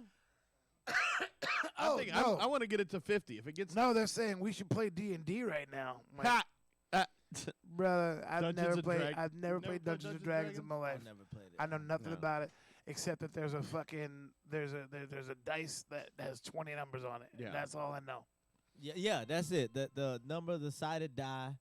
Yeah, that's And- all I know. I never did it. I have an addictive personality. Oh, so you think you And- would have? When I heard about like how guys who just play that shit till like 5 o'clock in the morning, I'm like, if I do it, I like it, and that might be me. And I have other things I'd like to do. We did that when you're 15. It's fine. Okay. Not now. Goddamn. Yeah, that's wild to be like a Who would do 38-year-old man It would do something for 24 just straight hours. busting out with fucking. This motherfucker's a professional. He said, "I'm a professional dungeon master." Are you really? What does that even Yeah, mean? that is. That's the person who runs the game. No, but you cannot be a professional. Yeah, you you can can. be a You get paid for it? You can be a consistent. Oh shit! He gets paid No, for he it. gets paid for it, so that makes him a professional. He can be a consistent. What is it at? Is it like a dive bar level professional or like? You got hired for bachelor parties. What asshole has a D&D bachelor party? I God damn it! Wait a minute. Ugh. Now, is that what they told their wives? So then they go to a strip club? Oh, it's a D&D thing. Yeah. Hang on. Oh. Whoa. They really play D&D. Who is marrying this motherfucker? Exactly. Yeah. Was she there? Oh. No. Oh. What the fuck? Did you? So you did play? I played when I was a kid, yeah. Yeah. Okay. I played all the role-play games, yeah. Yeah. There was Well, a spy I mean, one I did. That was dumb. There was like all these knockoffs of D&D. Yeah. You know, they had the spy one. There was one based on Escape from New York. Okay. See, I didn't play that. I didn't play Magic the Gathering either because I just Nah, knew I how never did that. motherfuckers got into that shit, and I was like, I can't do it. Like there's certain video games that come out, like when they made Skyrim, Mm-hmm. Slade went and got it, like right when it came out, and then we quit hanging out. And I was like, I go, and you have more self-control than I do. Yeah. So if it is taking over you, I'm fucked. Yeah. So I've never played that game. Yeah. Because I've never played it either. I have no idea what the fuck it is. I don't know how y'all but I just functioning during that time with just only your imagination. Well, not only, but mostly your imagination. It wasn't like a lot of shit to. Are you talking about like before internet? Yeah, and like you had That's to go what you out did. and You make played shit up. D&D? Yeah, you Yeah, just you made had it to go up. up and make Yeah. shit up like that. And I had a fucking what was it, a cleric, I think is what they call them now. Yeah, Dude, me a and my wizard, friends, some kind of fucking thing. oh, me and okay. my friends, we used to get those little green little toy soldiers, Yeah, I and know we what would set them up in little things on battlefield, and then we would take the In my day, you the had a dirt- the green dirt clods, soldier. and you just sat there and you just bombed them until everybody was laying down, and that's who won the Yeah. war. When does that see? Because I got that. When does that click? That you just stop doing that. That's why somebody in their 30s doing D&D is insane. Somebody that's a fucking professional Mhm. dungeon master. That's insane because it's like at some point your brain just clicks and just goes like, all right, this is, I'm pretending this is not real anymore. Mm-hmm. Like, how the fuck do you just keep your imagination that wide open for that fucking long I don't know. in your 30s when you got like debt and shit? Yeah. When you're watching Dogecoin. Yeah, like Fuck, it's at 95.52 now. Rob, Oh the fact that he's doing this making me want to jump in on it. Yeah. no. I don't know anything about it. You I ever just see- I have yeah. a friend of mine who does, and he's putting thousands of dollars into this thing, and I just want to people, play. hey, This is like casino money. Didn't trust me, Elon I can tweet see the about it? feed, and we got a crack team over there working on it. As Oh, long as okay. you can still hear us, we're still killing. Yeah. Don't worry about us. We'll be It fine. disappeared. We lost the video. I mean, look, we've got 22 and a half hours hours. left of the shit you can afford to deal with. Oh. Huh? Yeah. You can afford to deal with a little bit of technical difficulty. We will. Yeah, we we'll will be fix fine. this. Is that the one that Elon tweeted about? That Dogecoin, yes. skyrocketed Yeah. this Yeah. shit? Yeah. Mm-hmm. That's what hit it. That's what hit it. Yeah. I got in on the ground floor. On the ground. Yeah, it was like 22 cents, I think, when I bought it. Something like that. Buddy of mine, he bought way lower than that, and then when it hit 17 a couple of days ago, he sold for like 3 G's, and then that bitch jumped to 38 the next night. And he lost on. Yeah. he called me. I wouldn't opportunities. even take his calls. I was like, I know exactly what you But want to talk man, about. this fucking shit. I also dumped. There's another one. It's Cardano. Yeah. It's and I bought in it at $1.60. This motherfucker's down to 121. No, but there's a company that's starting like over in the Philippines. They've got like a warehouse, and they're doing nothing but mining projects for Cardano. Hold on to Really? Okay. You know what's funny? I know more about that than I know about Dogecoin. There was a guy who posted one of the I think it was the very this might be internet bullshit, but it was the very first purchase made with a Bitcoin, and this was years ago, and he bought a pizza for four Bitcoins. Jesus. That's like $300,000. That's a lot of right money now. now. Yeah. Yeah. Holy fucking shit. I can't. It's too complex. I've had a buddy of mine explain it to me about 9 times, and I'm like, I don't care about the complex. I just look at it as like a fucking slot machine. That's Okay, all- you I'm just the- looking I'm- like yeah, I'm just gonna play numbers. I don't give a fuck about the fucking technology. You on crypto or you on the? I'm crypto, yeah. put out another fire. So while you Oh, were you know, away, fire. while you were away, it's written down there. Infinity 1982 was the winner of the first giveaway. Good. There we Wrote that go. on the pad. There we go. 1982. My people. We got so much to give away today. Ooh, 97.05. What's 97.05? His That's right. holdings in Dogecoin. My How many Dogecoin. coins did you buy? I started with $50. I'm Uh-huh. at 97.05 now. Oh yeah, you Wow, do this you goofy have shit too. doubled your money. No, I don't, dude. Not really. So Not I've Doge. played around with the stock market and some pump and dump stuff. It's here's the problem with it. I don't have all day every day to sit there and stare at my phone like a video game to maintain it. What it would take to actually be good at it. So I just Well, I've already programmed in. If it falls to 88, it sells. I don't have to look at it. all Rob day. with the stop losses. loss, I'm yeah. impressed. Well, no, I still make money at 88. Yeah, you know, so. you're gonna get out. What are you gonna do with that $40? I don't know. You're gonna. Like I said, it's just fun money. It's just fucking playing around. I don't know how See, this what I shit don't works. like about crypto as opposed to the stock market is that, like, the stock market opens and closes. Like, with crypto, Yeah, this goes you 24/7. can lose 10 G's in your sleep. Yeah. bro. Yeah. What's wrong with that? Look, man. No. What's wrong with that? I like when I fuck up, it's my fault. Okay. I was awake. Well- I didn't sell. I fucked up. Whoa, wait, we got somebody on here under the name Shinjo Watanabe. Yeah, who's telling Ah. Trey to drink that shot? Oh, drink a shot. Oh, I will. That's Like when I want to. Yeah, What I know. the fuck? What the fuck, dude? I said noon, bitch. some of the old. Those are some of the old callbacks, though. Yeah. When you look, because you've been back through the old library, right? You've been Yeah, through some of the yeah. older stuff. The Shinjo Watanabe was a big one. I'm an Indian was a big one. There's a lot of. I expect some of these names. There's a lot of these that, like, because of cancel culture, there's some things we can't bring can't up bring anymore. up. Oh, Right. there's a reason that some of our episodes are archived forever. Brenda Yeah, was if a you big gonna one. cancel me, you gonna pay for it. Yeah. There's no. Yeah, you gotta do some I'm gonna digging, get you. goddammit. No, but I mean, I'm gonna get your money. That's you gonna Shit, buy that's what this we shit. should have done. Fuck this. We should have played old episodes for a day. We could have done Look that at too. Senior Oak Yeah, Barrel. we're here. Yeah, yeah, there's we're here live. Here's definitely one never from coming 19.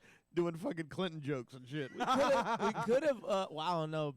Fuck. That might have would have been a good idea to mystery science some of those episodes. We could have done that too, but they weren't Yeah. really video episodes. Some of them were Oh, just yeah, audio. yeah, Some of yeah. them I don't want to hear back. Yeah, yeah. Like there's Sing your oak barrel you will never hear again. no, that, of course, Ever. none of that was. The list you made of somebody made a list of Really?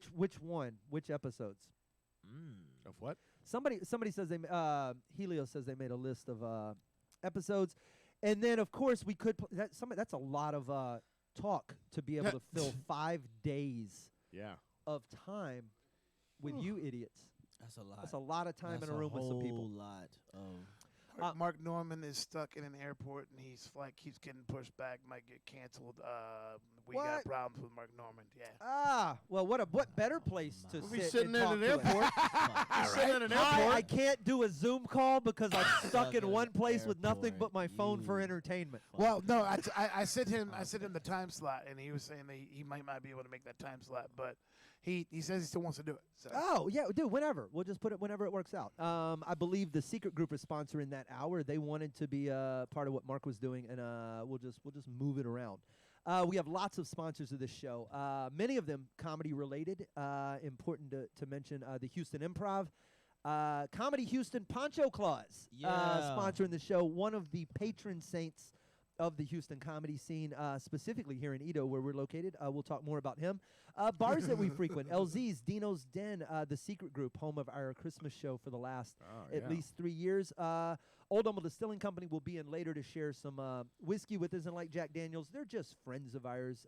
Darwin's Theory will be here later on to talk. They do an open mic out there. Jack Daniels doesn't give us sponsorship; they give us reparations. Yeah, there you go. Because between me and Rob, Yeah, we've donated. it's you guys. You guys just quite a you're bit. putting yourselves in a queue to get reward. You're in the rewards program. They need a Jack Daniels coin.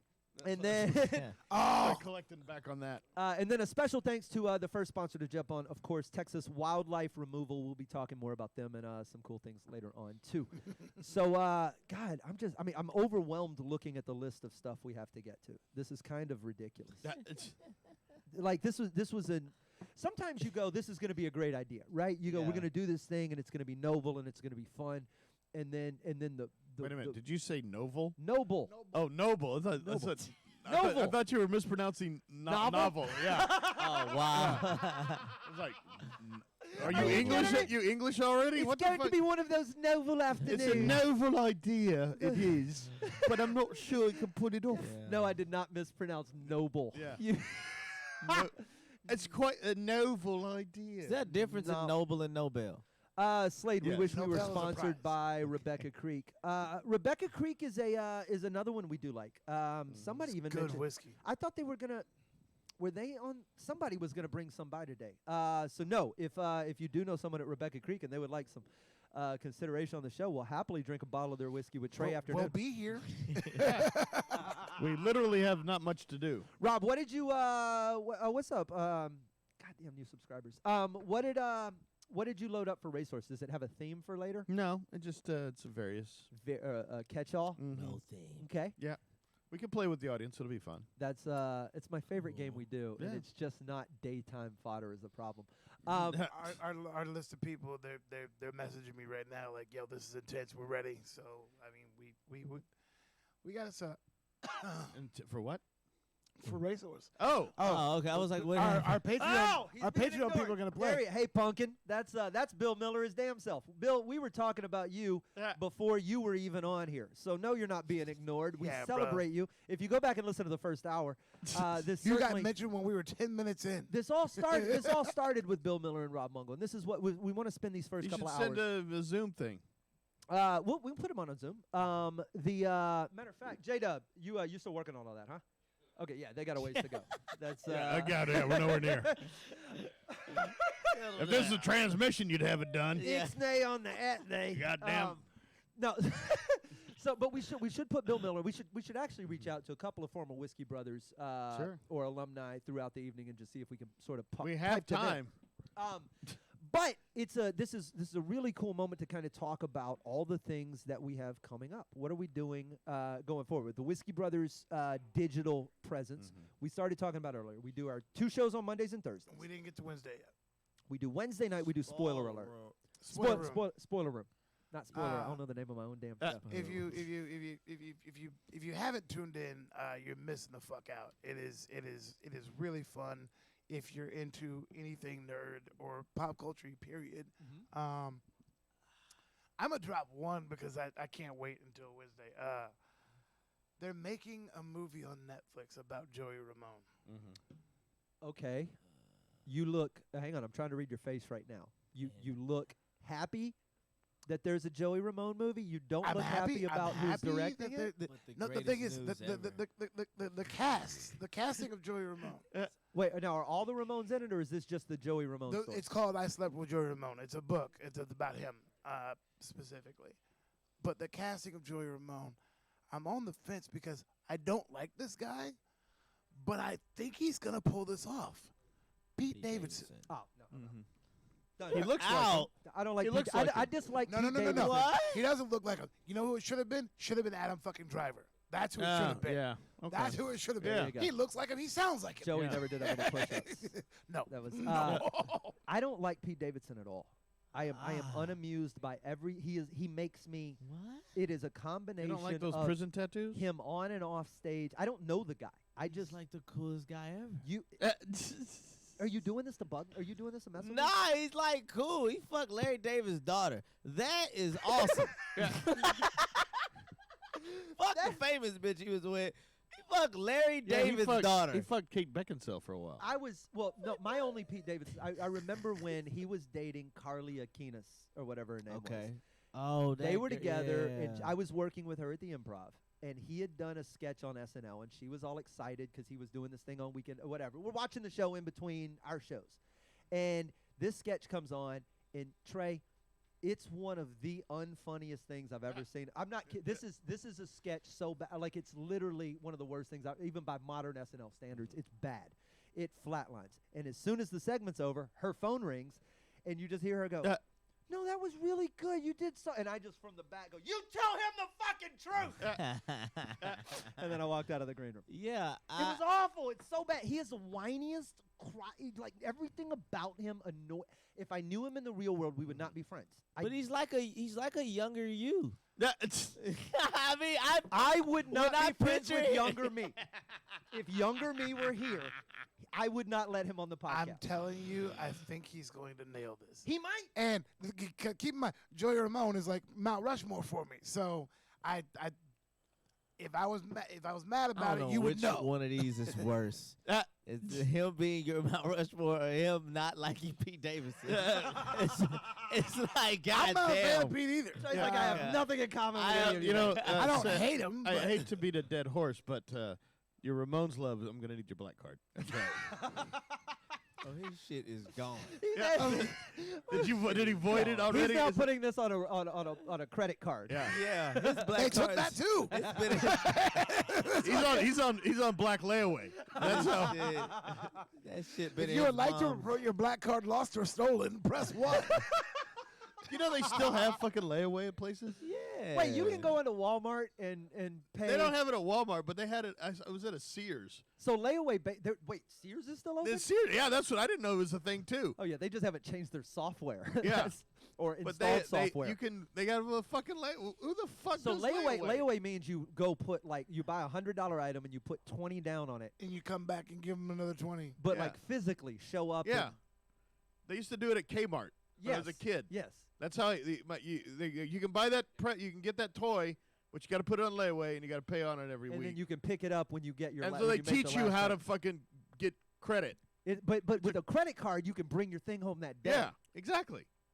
But if you ain't got no credit card, So you what's just why layaway. would you not just save the money at your house Because in a it's bucket? stupid. niggas like to spend. The fuck are you talking about?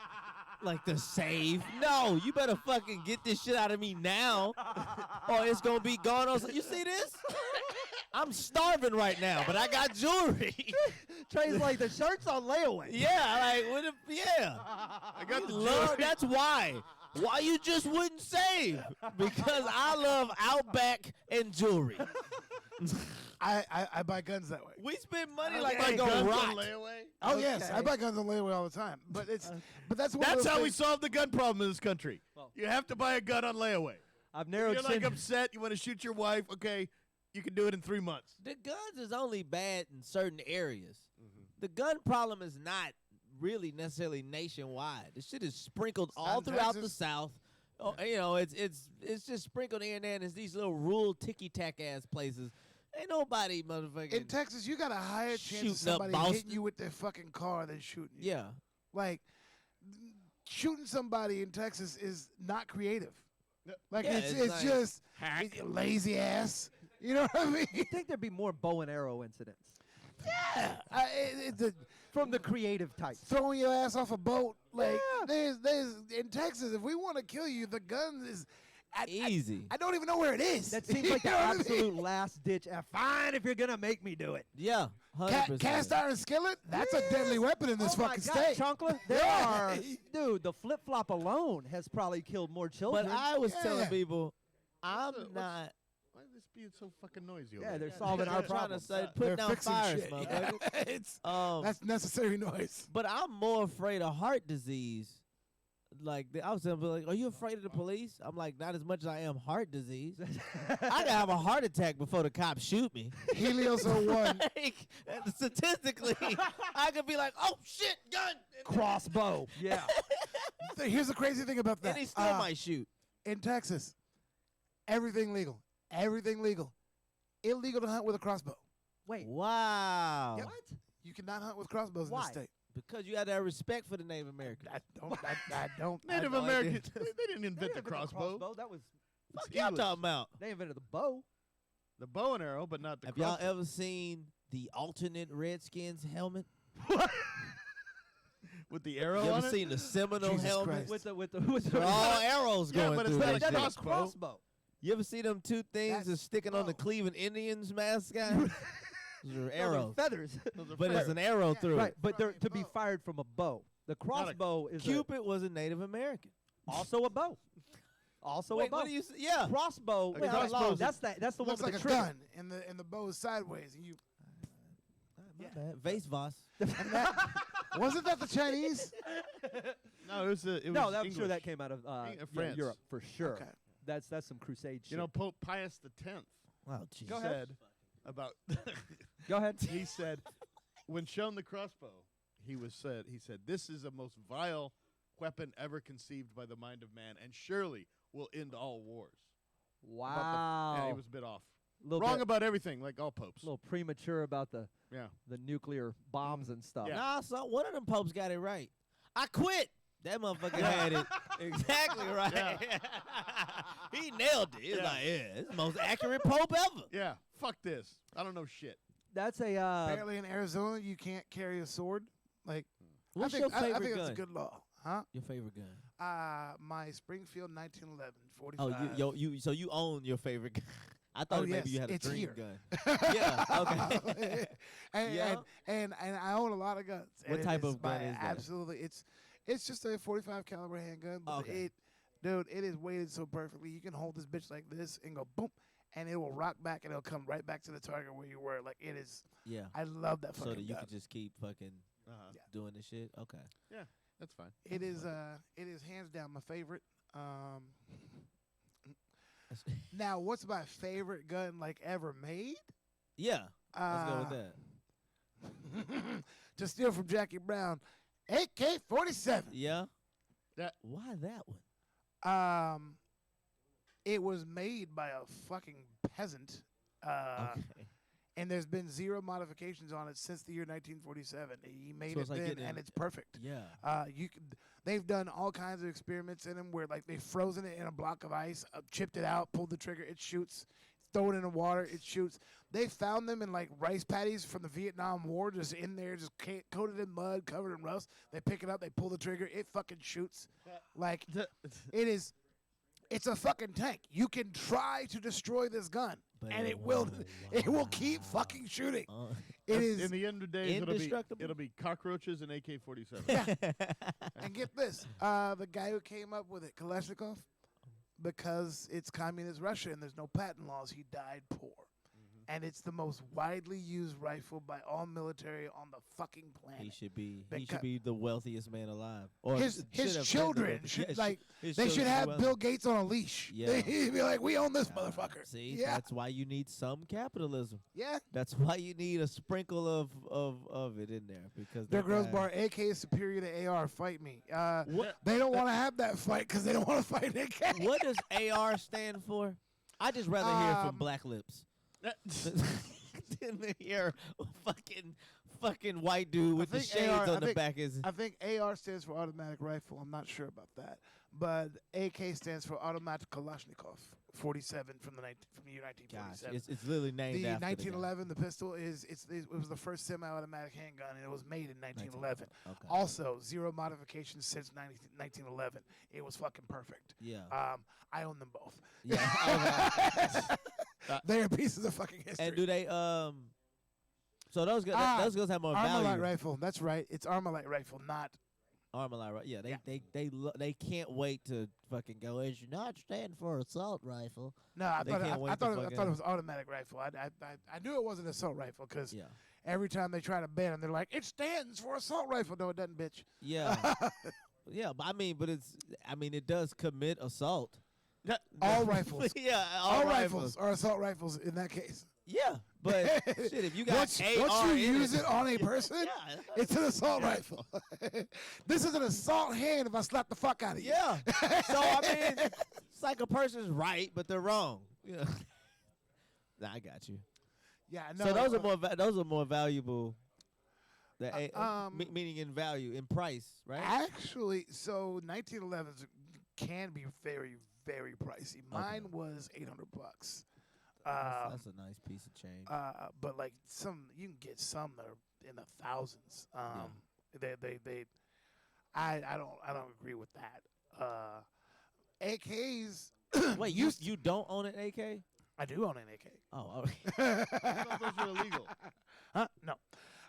So here's the thing. I bought. Fuck. So when Clinton was in office, he put in that assault rifle ban, right? Mm-hmm. So all the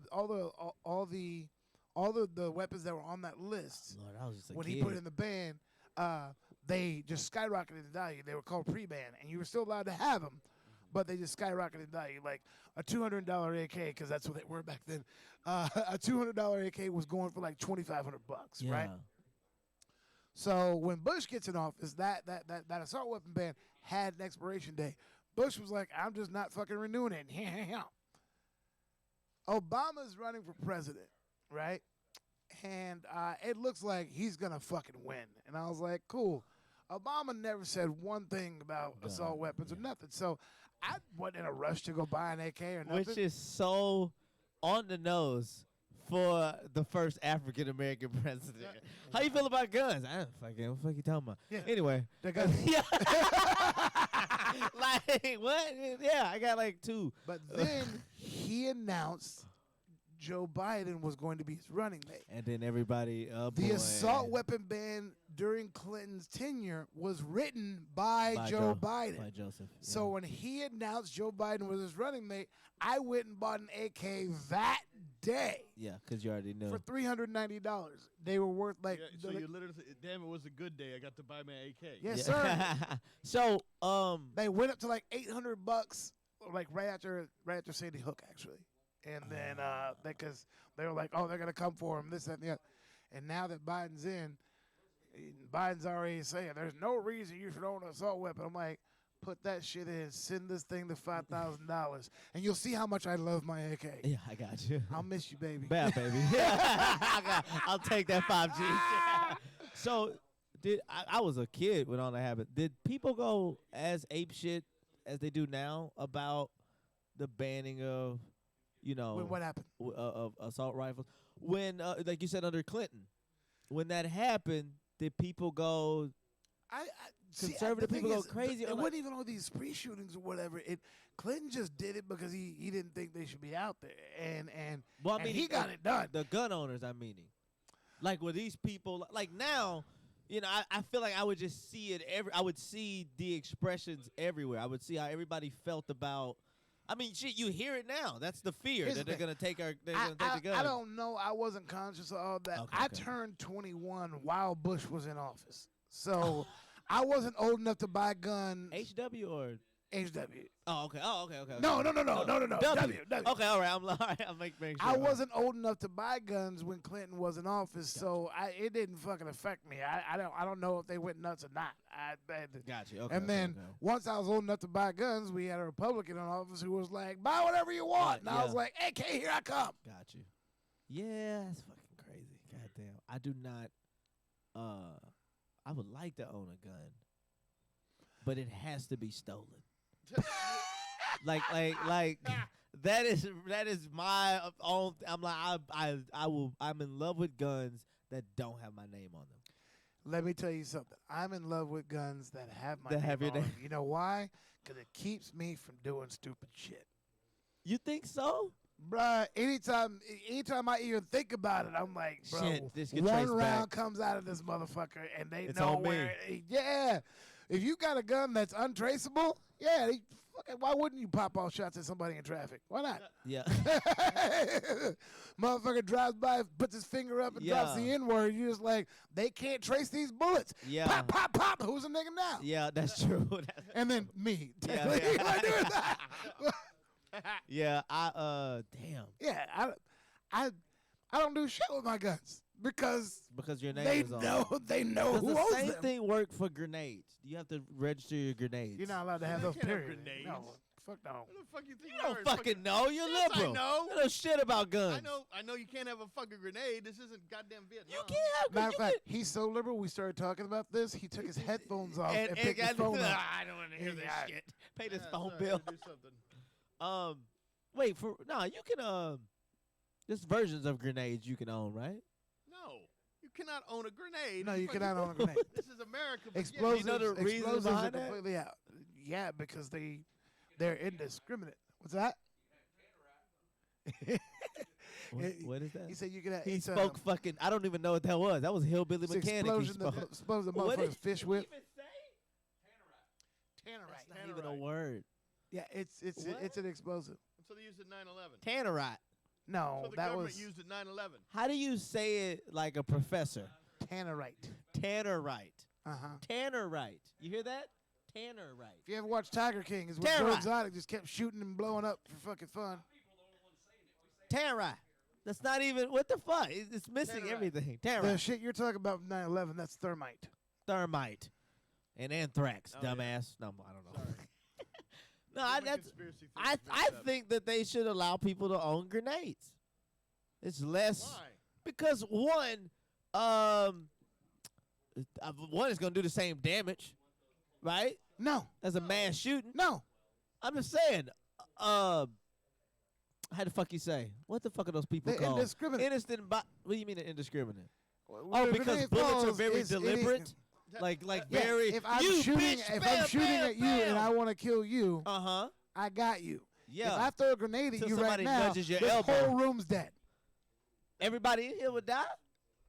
The shrapnel of it alone would Yeah, at but least fuck us all up. so couldn't they make personal grenades? They can No. make grenades be as deliberate No, as the whole fucking Just- bullets. just The a whole grenade that'll point- kill one person. Yes.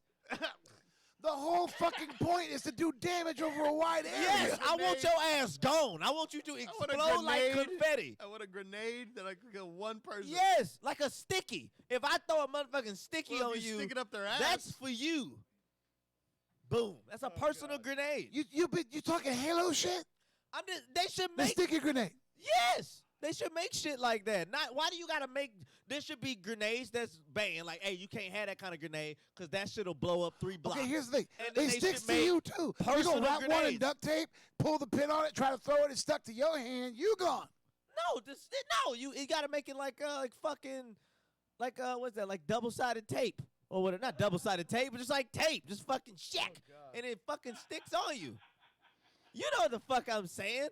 There should be the military shit where you're just trying to blow up people that don't look like you. You don't even give a fuck if they're in the army or not. Like, I don't know if they're in the fucking Afghanistan military, but bombs away, right? Those grenades. And then you should be able to go rob a liquor store with this grenade. They drop grenades I from swear airplanes. I'm just curious. Should be liquor store robbing grenades. I swear to God, I'm so glad you're not looking at the chat walking to a because liquor these store. assholes are fucking are they egging you saying? on. They go, wait, he doesn't believe in boats, but he wants a personal grenade or gross bar. He goes, hey, just dunk it in syrup and toss it with one of those tennis ball throwers. And I'm just like, I'm glad he can't read this because you are egging. No, I ain't egging on shit. I have my own They thoughts. are egging on you. Yes, I said they're not egging on. Even if I was to a reading fucking it, I was, liquor store. Give me all your money. give me all your fucking But he's money. behind the I got glass. this sticky, bitch. You slide But that he's motherfucker behind- under that, dude. Slide it in the registry. Bitch, okay. Oh my God. I'm just saying. That should be a thing because it actually be probably be less killings. No, less killings with grenades. No, That's a great album title. Less killings through grenades. Peace through grenades. because it's a sticky. Think about that shit. If I'm shooting, something could happen, right? Fucking recoil could do whatever, and I blow the rest of Rob's hair off on accident. Bam, shoot Rob. But if I put this sticky on you, and Rob just so happened to be in the vicinity, they go like, yeah, this was deliberate. This was for him. They ain't gonna charge me with that killing.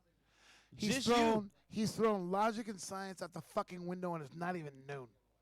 He did that. How did I? No, I didn't. A personal grenade tray. That's very logical. You can follow that shit all the way through. That's very linear. It's just if you're trying to just get one person, bullets work just fine. No. Okay, yeah. Most of the times bullets work, but sometimes you don't want to be dealing with all that shit. There's a lot of different mechanisms that come to dealing with a fucking gun. Nobody got time for all that shit. But a sticky grenade is very simple. That shit's like skydiving. Pull here and fucking throw. It's simple. It's not more simple than this. This. It's way simple. I need one muscle to have my personal grenade fly out of my gun and get you. Yeah. See that? I'm just saying. What if you throw like a bitch? That's but it's personal. It's an up close thing. What do you want them like monogrammed with the person's name that you're gonna fucking? No, kill? I just mean like it's on you. Like, Do you know how many accidental killings you would have if you were like Eli Manning? Oops. I'm Wrong just team. saying that like, I mean like, I obviously if you're like in a crowd of people, like if you're at Minute Maid, Welcome back, Connor. and you looking for somebody, and you throwing this shit on somebody, yeah, you could probably miss. But if I'm looking for this dude with dreads and a big ass grapefruit head, that's what I'm looking for, right? And I just gotta like, oh, there you go. Rather than pull the gun out, the whole gun shit, I just put that bitch on your back and keep walking and just watch you Monsters Inc. Just boom. He wants sticky grenades. We got a 3819. Bro, I'm so in. Yes, Everything I mean, about this is no! brilliant. Grenades. Everything about this is brilliant. Individual grenades? Yes. Oh God. Yes, 100% in. 100% in. What's Go, up? go back where the fuck you were. What's up to Putting out everybody fires. reaching out? Finally a voice of reason. Shut it. You the voice of reason? No, somebody on here. Oh, No, not by a long shot. What's up to everybody chatting? What's up to all of the new folks with the I got it. With the subs and the follows, we thank you for that. Click it if you can. Just even the follow button will make us dig you even more. But that sub button will get some love on your side. Some dude got busted with meth in a burrito at Hobby Airport. Ooh, Yeah, I saw that. that's an intriguing way to carry drugs. You know what? There's a inside lot of your burrito busts lately. Wait, what? People putting drugs in burritos. It's become a thing, and like cops are actually looking for burritos now. I'm not even kidding. I'm not even kidding. Yeah, they're like send them at like if you see somebody with burritos coming, like check the burritos because it's become a fucking thing. Wait, They have like messages and shit, memos about the burrito drugs in the burritos. what are you talking? Where? How is it? It's they like get on planes. They think, oh, you can take this. They'll never search this, and they're like eating a burrito, walking through customs or whatever, and they'll never notice. And they've been busting them left and right with it. It's a thing. Burritos. Yeah, they put it in How long has burritos this been going on? for like a few months now. the new way to do it is smuggling it in your food. Because it's happened so much that they're onto it. That's crazy. Is that they have all these food and stuff in there that it will. Now think about it. The dogs can't smell it, but they can. Well, of course. That's the idea that they think, oh, I've got all this food in here. Yeah, you can't even hide drugs in coffee. I mean, No. But now here's the thing: are these people going through airports? Are these people like? It's airports. Because think This about it guy like just this: got busted at the Hobby Airport. if you were in your car and you're driving and you have drugs, and the cops pull you over and you also have a burrito, would sticking it in the burrito be the safest? Like, where would you hide them? Yeah, In the burrito would be it seems like a reasonable place. Like you'd shove it down in a cup of coffee or something. That you know what I mean? 100%. And so a burrito, I feel like Shoving it in food. Is now here's the thing: how mad are you if you get pulled over and the cop goes through your burrito? And you don't have drugs? I'm gonna fucking put a sticky grenade on him because what the fuck are you doing? Don't touch my food, bitch. If this is a routine stop, you don't need to check my goddamn burrito. Just like give me the ticket or shoot me, whatever the fuck you gonna do, but don't motherfucking check my goddamn burrito. Like, bro, I love that. routine Stop. They're gonna check my burrito in a routine stop. Yeah, what the You know, fuck? that's what they ought to call cops. The routine clan. That's what. The routine class. Yeah, that's what. Routine. Yeah, that's what they should call cops. Routine ain't nothing to fuck with. Routine clanning. Routine clan. So, personally, when you're like, if you get pulled over, you hide the drug. I personally believe you should never be traveling with more drugs than you can shove in your gullet and swallow. You should never travel with drugs. That's bad advice. I'm be honest. No, you should always travel with food. You should always travel to stuff that shit is in food. Don't swallow that shit. I've seen. It's like what they say about titties. More than a mouthful is a waste. Oh, 100%. But now, isn't it one of those things, though? Don't you take the cumulative body weight of everybody in the car and then figure out what the distribution is over those numbers of bodies, like the way they figure out You're doing fucking equations. kind I'm just saying the way He's saying that because he knows I can eat a lot. I'm just saying. Oh yeah. Yeah, I'm just saying that if Sam, here's all our drugs. if I got a head. if it's four of us, I go 160, 220, 310, Yeah. 44. I add those numbers together, and that's the weight of the. I don't know, 210. What do you weigh? He's just. I doing gave math. him 41 pounds. 44 Yeah, fucking he didn't pounds. bitch. You're right. He didn't cry. I'm just sick. It's- Yeah, 41. 7 of this shit is organs. I don't even know what the fucking rest. It's Trey, like- you just organ and clothes. My point is I got that you do it the way you would load a plane, right? Like you can bring any I know baggage, what you mean. you can bring 4 Load bags. management. Yeah, I that's- understand. we I need a understand load master for the plane or for the car. for the drug. And- Or we could just go buy drug burritos. We just buy. Hey, this is what we eating. This is for hiding the shit. Like, I swear to God, how have I never gotten one of those on the streets of San Antonio? Oh, right. A drug Right. burrito. A pot-filled drug burrito. Dude, because there's guys like down by the Riverwalk, they walk around with coolers and they just sell burritos for $5 and they're great. But I was like, Because it's full of meth. yeah, that's what I'm saying. Like, how have I never stumbled out of a bar, bought one of those fucking side burritos, and then been like, it's 6 o'clock in the morning, I want to clean. Because you're not as shitty as you think. That may be the nicest thing you've ever said. Yes. to Trey. You're not as shitty. He said, I'm still shitty. I'm just not He's You're not as shitty as you think you are. subtle with You his didn't get a compliments. fucking San Antonio burrito. Trey can't give you a regular compliment. I've given regular compliments. That shit don't work. When I would head back to the condo for Rib City, there was one dude who I looked for. Like, dudes be coming in like, hey, burritos, tacos. I was like, you're not my guy. You're not that. There's my guy. Hey, you, get over here. When you find a street meat guy that you like, you gotta stick with that. Stick it, yeah. That's a, If you find one, not even that you like, if you have one that didn't get you sick, I got a hot dog dude in Toronto. I got a Man. 5-baht kebab guy in Chiang Mai. is it that guy? Is it that guy right by the Duke of Kent? Yeah. Yes! That's it, That dude on the corner by Duke of Kent. bro. That's the best. Travelers. That's the best. That's the best street. Oh hot no, dog. they just know. Yeah, the fuck, that's crazy. You know They what? I was on streets and in shit. New Orleans once, and they have those hot dog stands. Yes, bring burritos, Eddie. You know those hot dog stands they have all over New Orleans on Bourbon Street, the Lucky Dog. Uh-huh. They have- Yeah. It's like a chain of fucking dog stands. And they've got one of the carts on the gaming floor at Harris. Yeah. When we went and did that gig, I showed up with those empty hand grenade canisters and a fucking Lucky Dog. Sticky grenade. Sticky, Like a man. sticky grenade. I went to one on Bourbon Street, and the fucking guy, We can't hear you because you don't the have headphones. guy takes his fucking the hot dog out, and I can't even finish. God damn it! It was so gross. What did he do? So he takes the hot fucking- dog out. He's got the hot dog bun, and he uses his pinky fingernail, which is this long, and fucking scrapes it up with his pinky nail. And he handed it to me, and I turned around and walked 5 feet and threw it, and the guy's like, that's... Whoa, you took it? Yeah. He coat-nailed it? No, he would have handed it to me, and I'd been like, what you want me to do with that? He told the story before. God damn.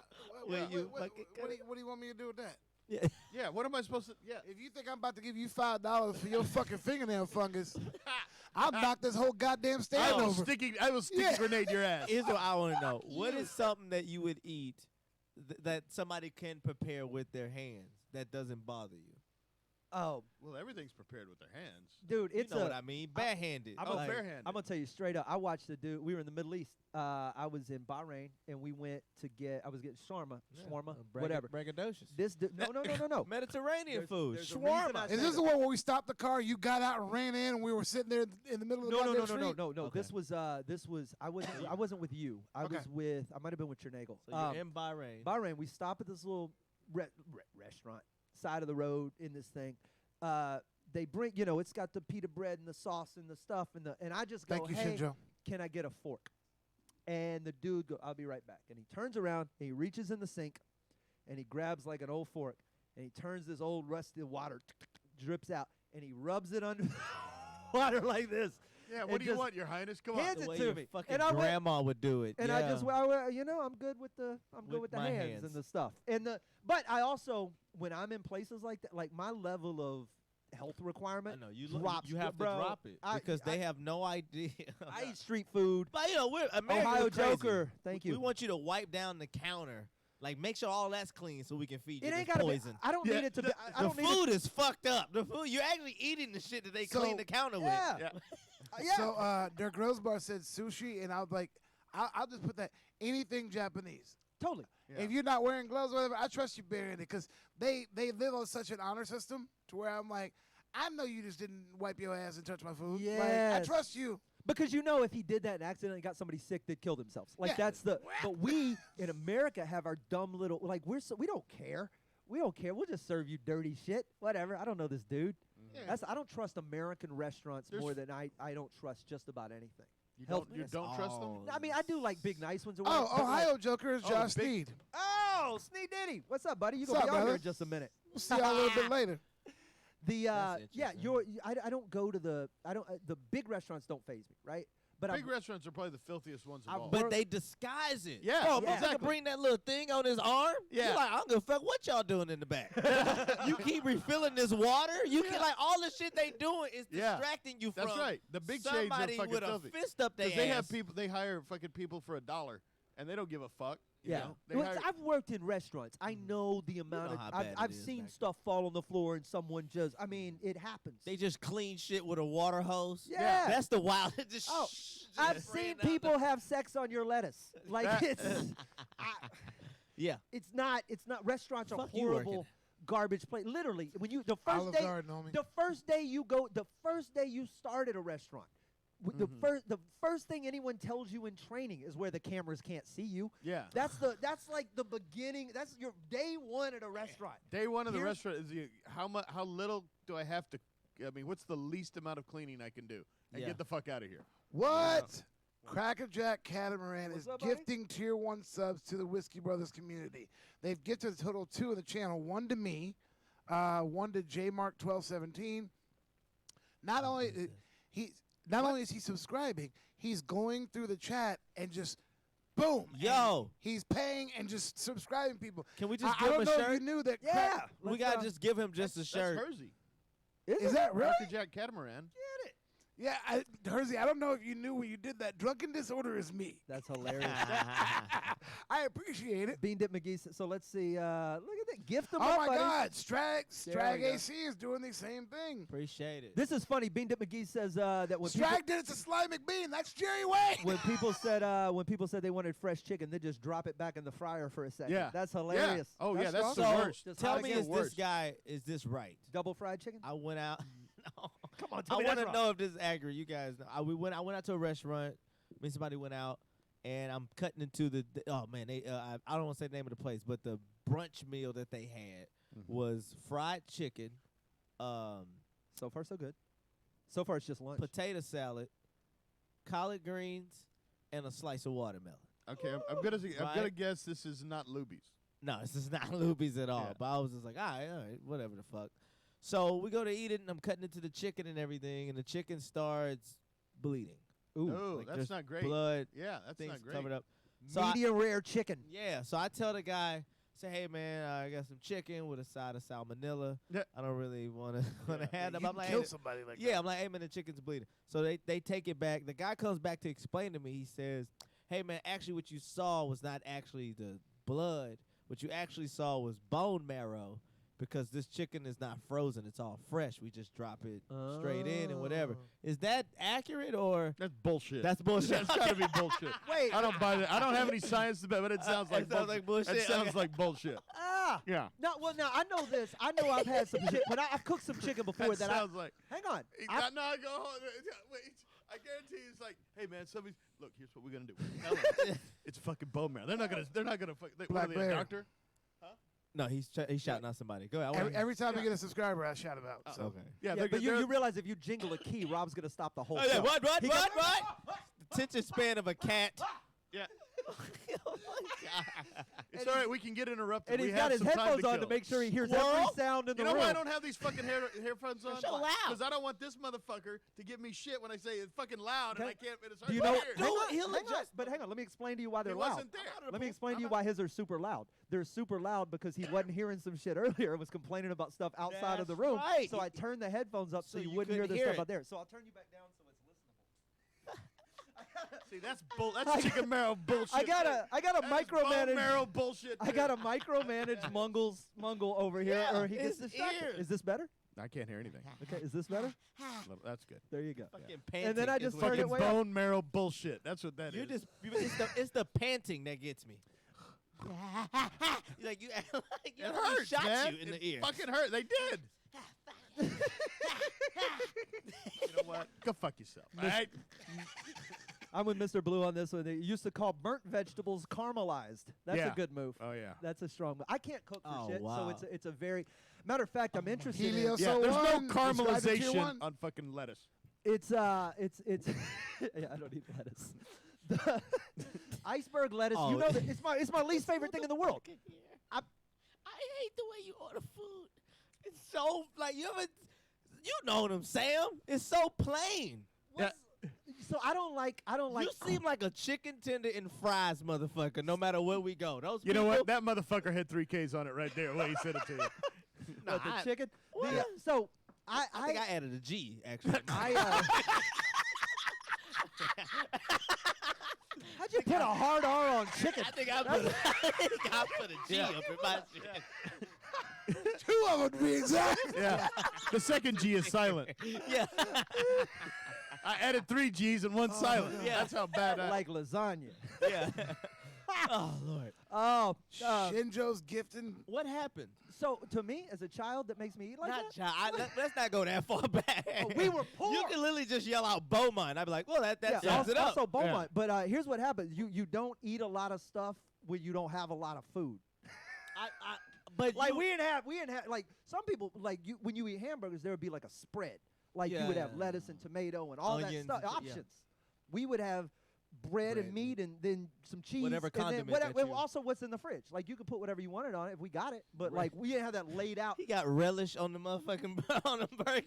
Straight up, bro. I will No, I put got relish on you. a burger in a heartbeat. But you've traveled. My Uh-huh. thing is that you've I eat a lot traveled of and stuff. you've experienced a Yeah. lot of stuff. So how does that not when you come back? Like, do you just only do that when you travel? Like, When is there a traveling slave? Absolutely. And then when you come back, I'm back to Beaumont, baby. Yeah. Like, I have eaten. I eat the most random. You've seen me out there.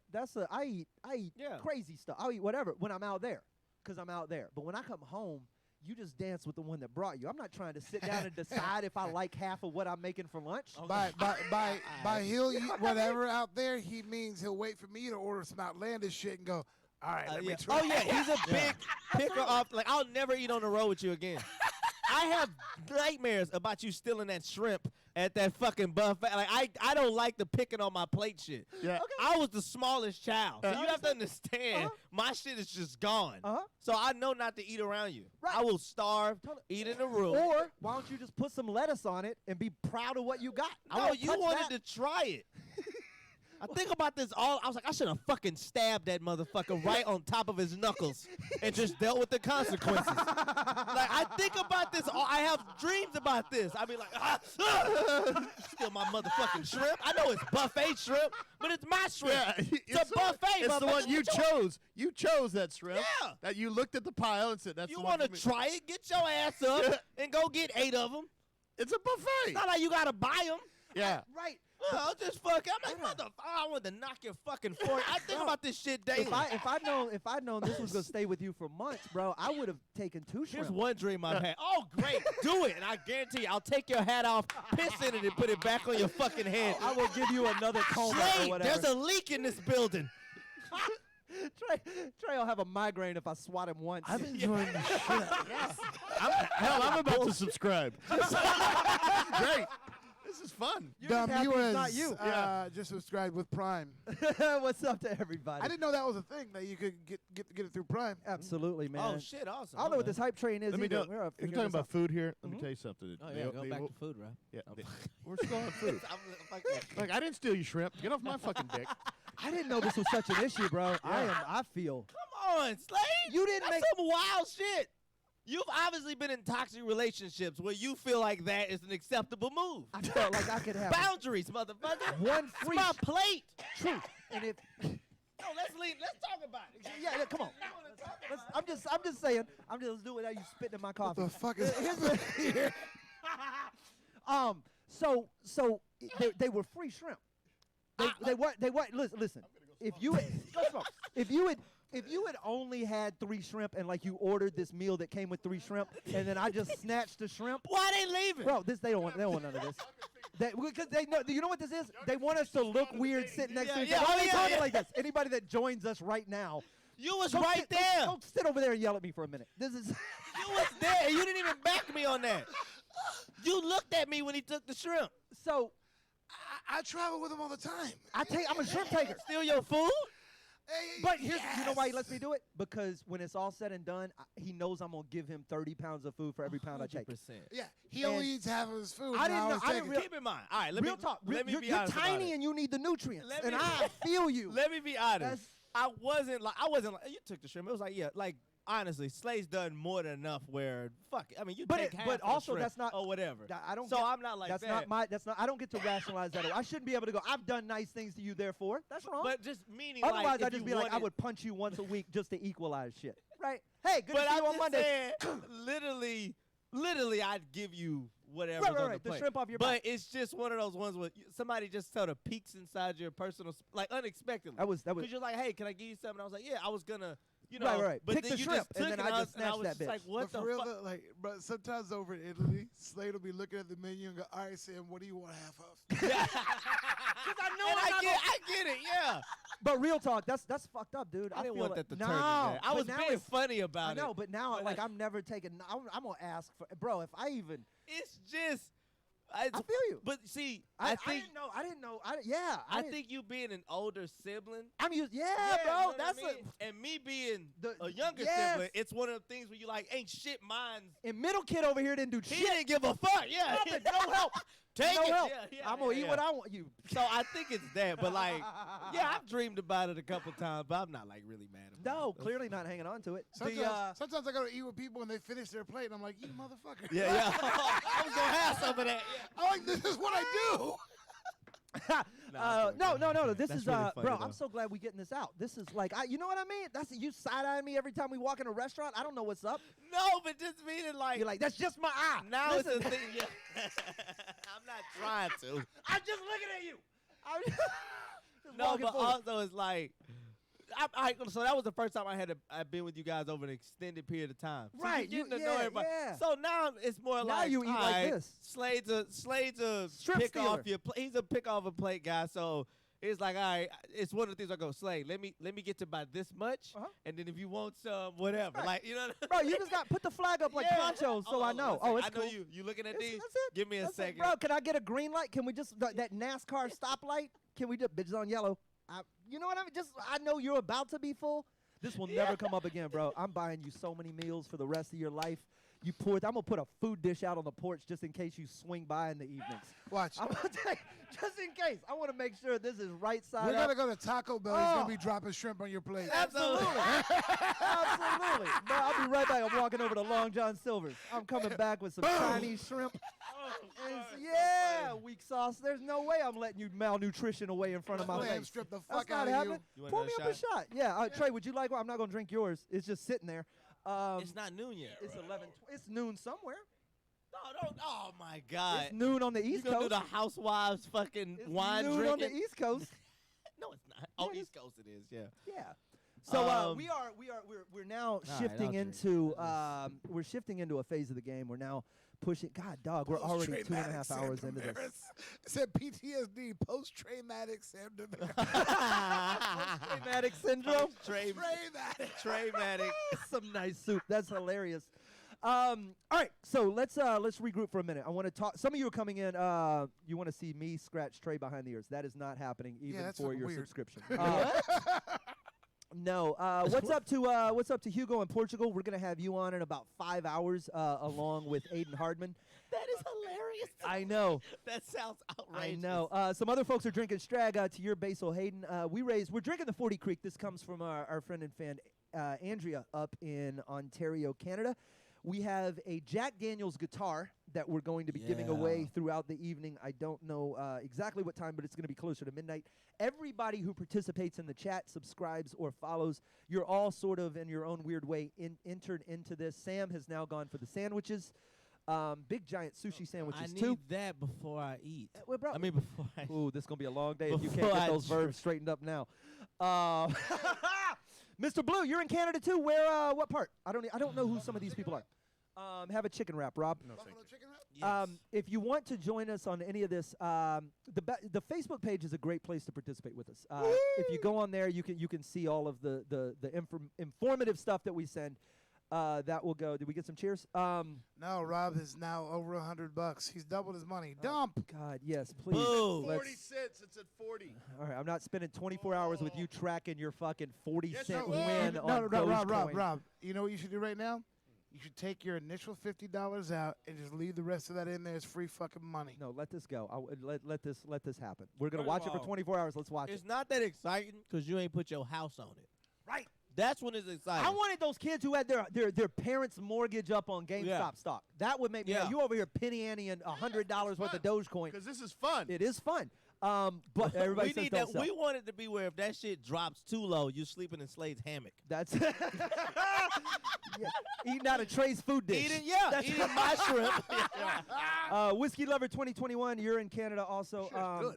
That's a 3 hours north of Toronto. That means, is Mr. that? Blue, you're gonna have to roll back down. You're gonna have to roll down when we play Absolute Comedy again, because that is definitely gonna happen.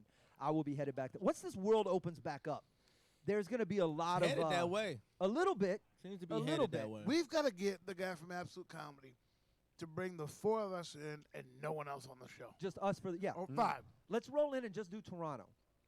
Yeah. Just the week in Toronto. And just fucking. in the six, baby. Yeah, and In we the won't. six.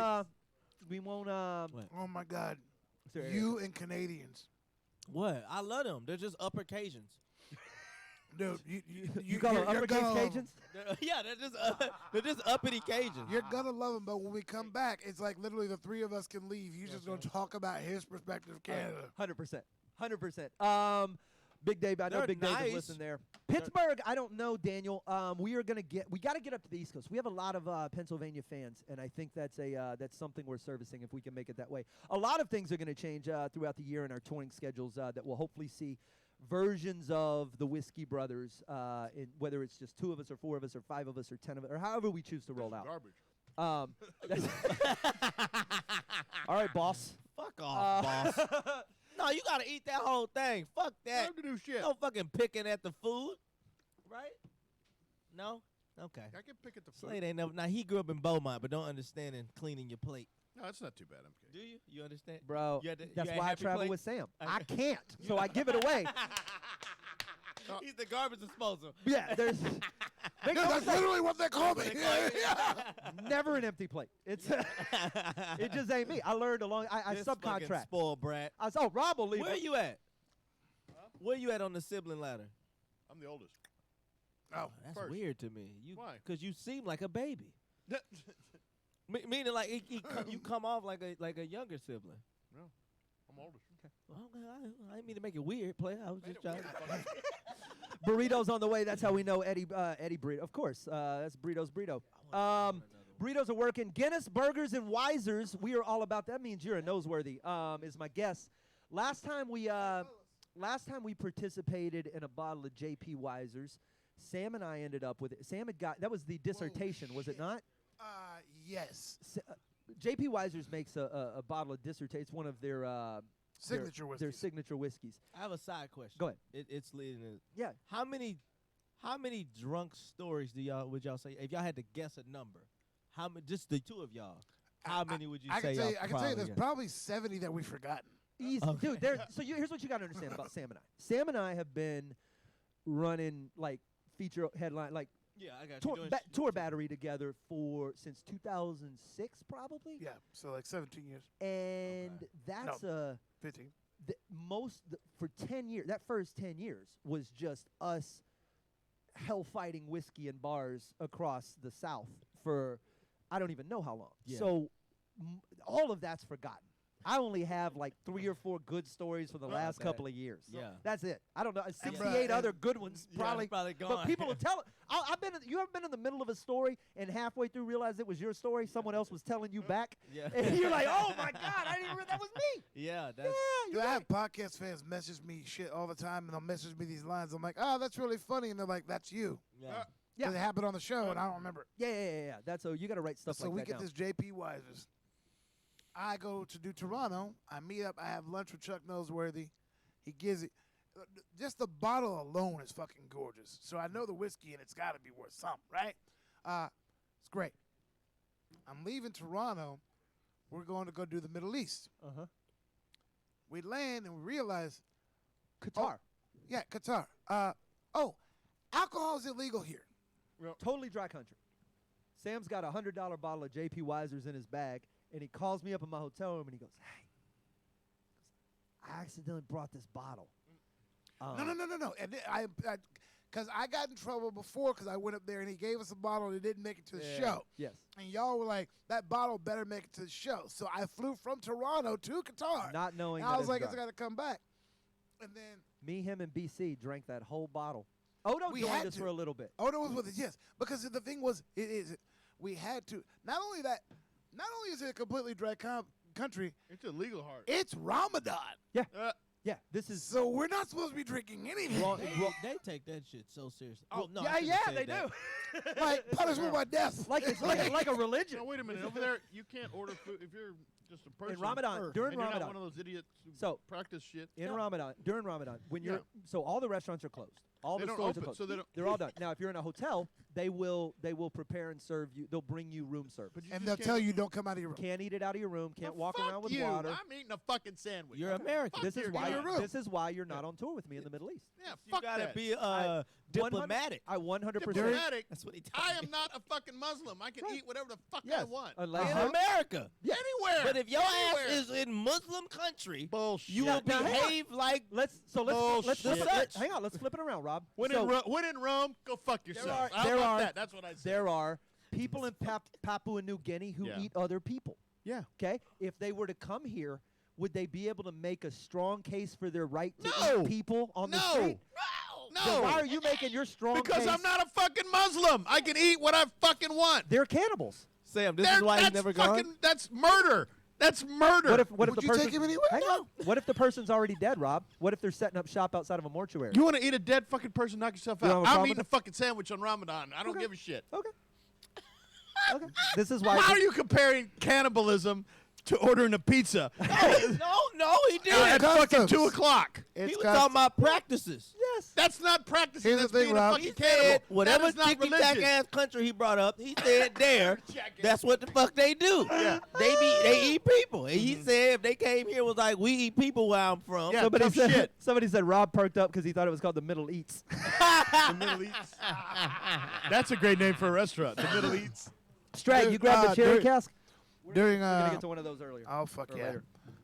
During Ramadan, if you're driving around during the day, they'll cite you for that. Oh yeah. Open, bottled water? Open container. Open container. Means you were drinking it during sunup. Base case. That makes you Leon Lick noseworthy. my dick. It's Ramadan. So Ramadan. No motherfucking consumption. Not sunrise to sundown. sundown. And then at sundown, it's very celebratory. I mean, dude, it's really. We were in Abu Dhabi and then parts of Niger during Ramadan because it's like 30 days. It's like almost a month. And we were We're there in for it like, right now. It's going on Yeah. right now. So It was like July. So 20 it's the hottest time of the Hey, fucking look at year. there. Fuck your No God. water. it's but Look what I did. You ain't over there, dumbass. it's That's the Ramadan. whole point. Yeah. Rob's over. Exactly. You I'm in America you doing can't- American shit. Fucking Constitution. You can't make a protest of something that's not going on here. Yes, you can. I can protest whatever the fuck I want. Protesting And cannibalism. by the way, Catholics, fuck you too. uh, How you like that? Rob, You this know is how weird a BLM rally is when nobody's been shot? That's just disruption. You're Like what just the fuck? Who's gonna have a protesting. rally? Can you wait for us to kill? Just stop killing narwhals. What? Yeah, we checked it. We checked into the hotel, and they told us all the restaurants are going to be closed during the day. This, that, and the other. There's no this, there's no that. And then when you got to your room, you walked in. There were 2 huge bottles of water, and it just said, "Look, we get it. You might not be practicing. Yes. Please just drink these in your room and don't Okay, come outside." then they're saying fuck respect that the shit practices. too. I got respect where you They're at. saying that fuck that shit too. There is room for everyone to be all of those no, things. there's not. Yes, Fuck you. Rob, I'm eating a They pizza. are saying fuck that, but they're saying you say fuck that in your room. Yeah. You be a closeted fuck that. Yeah, Yeah. I'm Not not. a I'm out of the public closet fuck that. saying Respect fuck your that. God. I don't have to It's respect just like that. shit. You- I hold want up. pizza. You respected that gospel brunch? Yeah, because it was good and fun. Didn't he say that was he fun said, religion? I wouldn't say fuck their That's God. because that's fun religion. This is not fun religion. This is horseshit. That's like going to fucking Utah and having a I beer like had a Mormon. fun. I mean, it's not sacred. I had a blast. Doesn't mean that it's not sacred. Ah, fuck it. They had a badass You know what I pool had with at a the gospel waterfall. brunch? Bacon. Fuck yeah, you can't get that in Ramadan. No, dude, the hotels will serve you fucking bacon. Like they have a lot of beef bacon, a lot of turkey bacon, but some of them have like pork bacon, and they're just like, Yeah, "We get it. we You're get an it. American. Yeah. Just here, take this." They're accommodating If you. they're saying they get it, then they know it's horseshit too.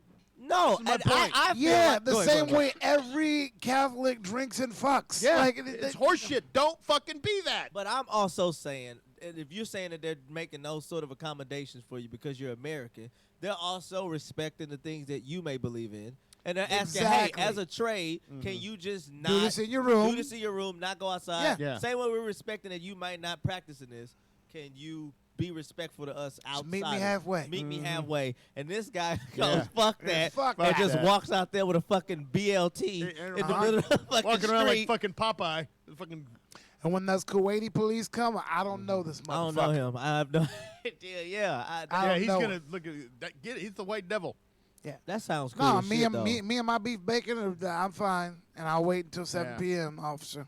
And y'all Officer, ended you up know with this is silly, right? that You know this bottle is out silly. there. Oh yeah, we had to drink the whole goddamn thing. We were afraid to leave my room, so everybody came to my room. We were sitting there just See that? and doing that- shots if straight you out of this have bottle. if you're afraid to leave your room to eat a fucking sandwich, your religion is stupid. They had liquor. Dumb. Yeah, if you're fucking afraid to leave with a bottle, then your religion is dumb. This is a dumb culture. It's like Utah. Utah is a dumb culture. Fucking idiots over there. It's dumb. No, It is fucking no, Rob, dumb. Rob. Let me tell you something. Let me tell you something. Atheism is dumb as well.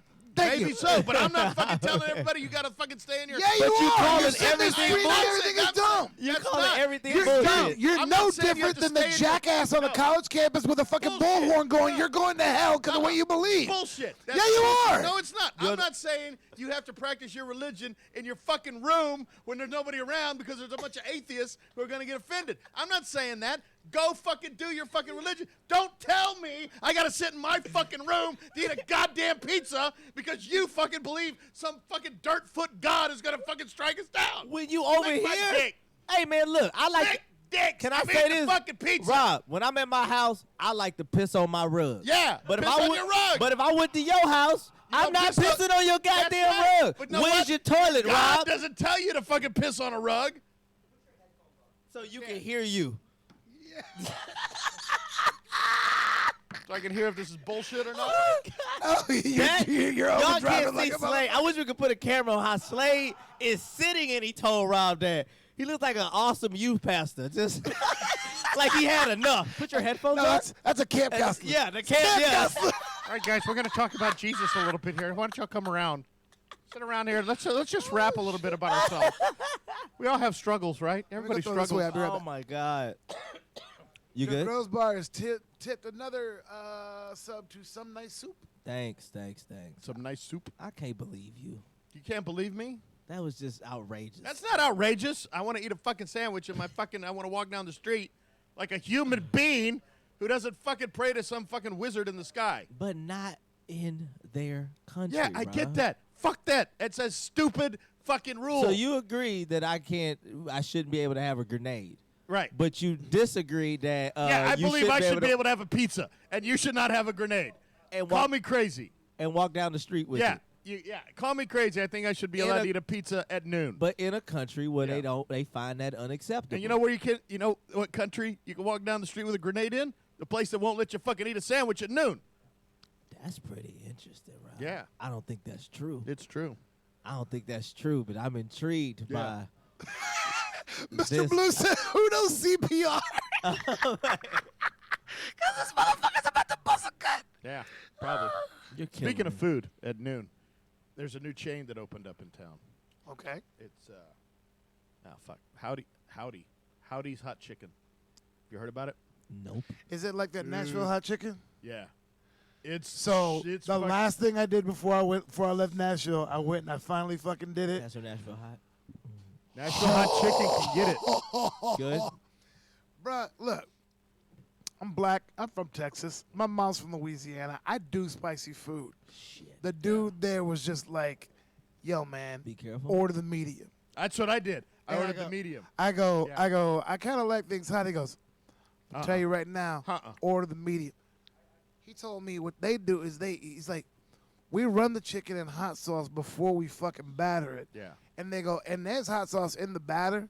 And then they go, so we drop that. It's got all that hot sauce in it. And he goes, the oil we fry it in, we don't change. So the oil is full of fucking hot sauce. Yeah. And he was just like, I'm going to tell you right now, order the medium. And I was like, I'm in Nashville. You work here. I should listen. Okay. I bite into it. I was like, yeah, I could have gone higher. He goes, hey, Wait. I'm sitting at the bar, and he's making a drink. I go, I could have gone harder than this. And he walked by. He doesn't even look. He goes, it creeps.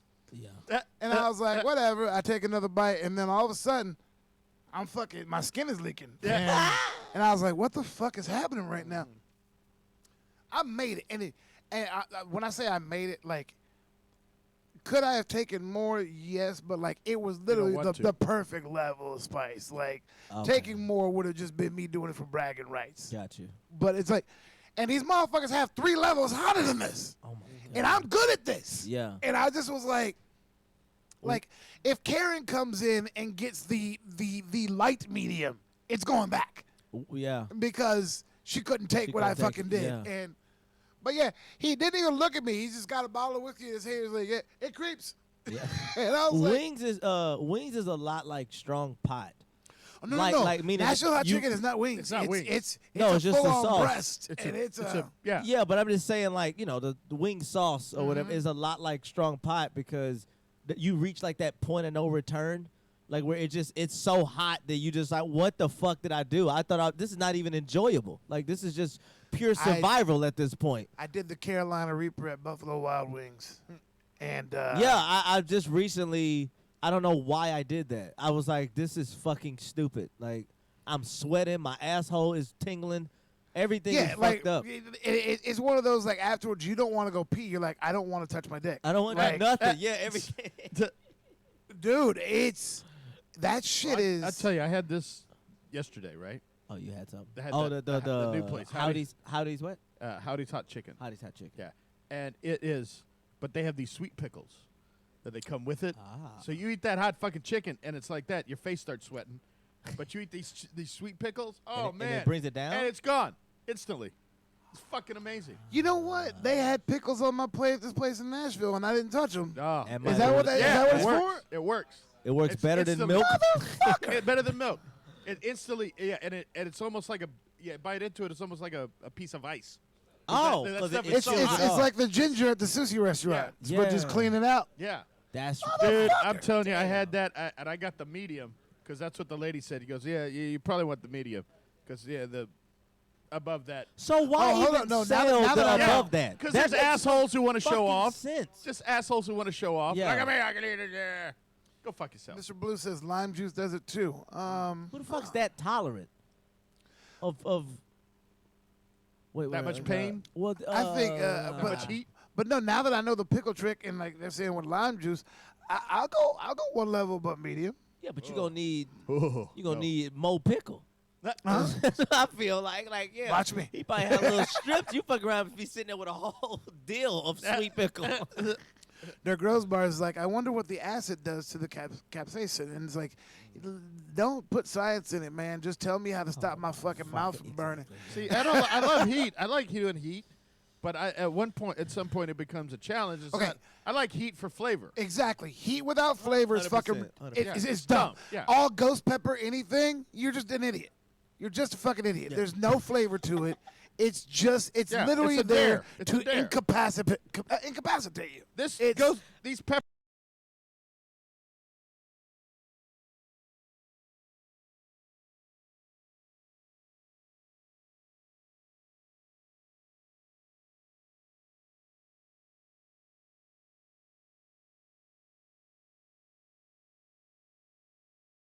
Back in the day, thought that was the hottest thing you could get your fucking hands No, on. no. Until drunk white boys were like, ho, ho, ho, ho, have you seen this? Yeah. Like little thing like this big, you bite into it, and I'm just like, what the fuck did you just do to me? Like, I want to hit you in your face, but I can't stop crying. Now I'm hungry. Where's this fucking sushi guy getting here? God damn. Man, you just had a sandwich. I just handed him that, and he's like, this garbage is garbage. Yeah, it wasn't great.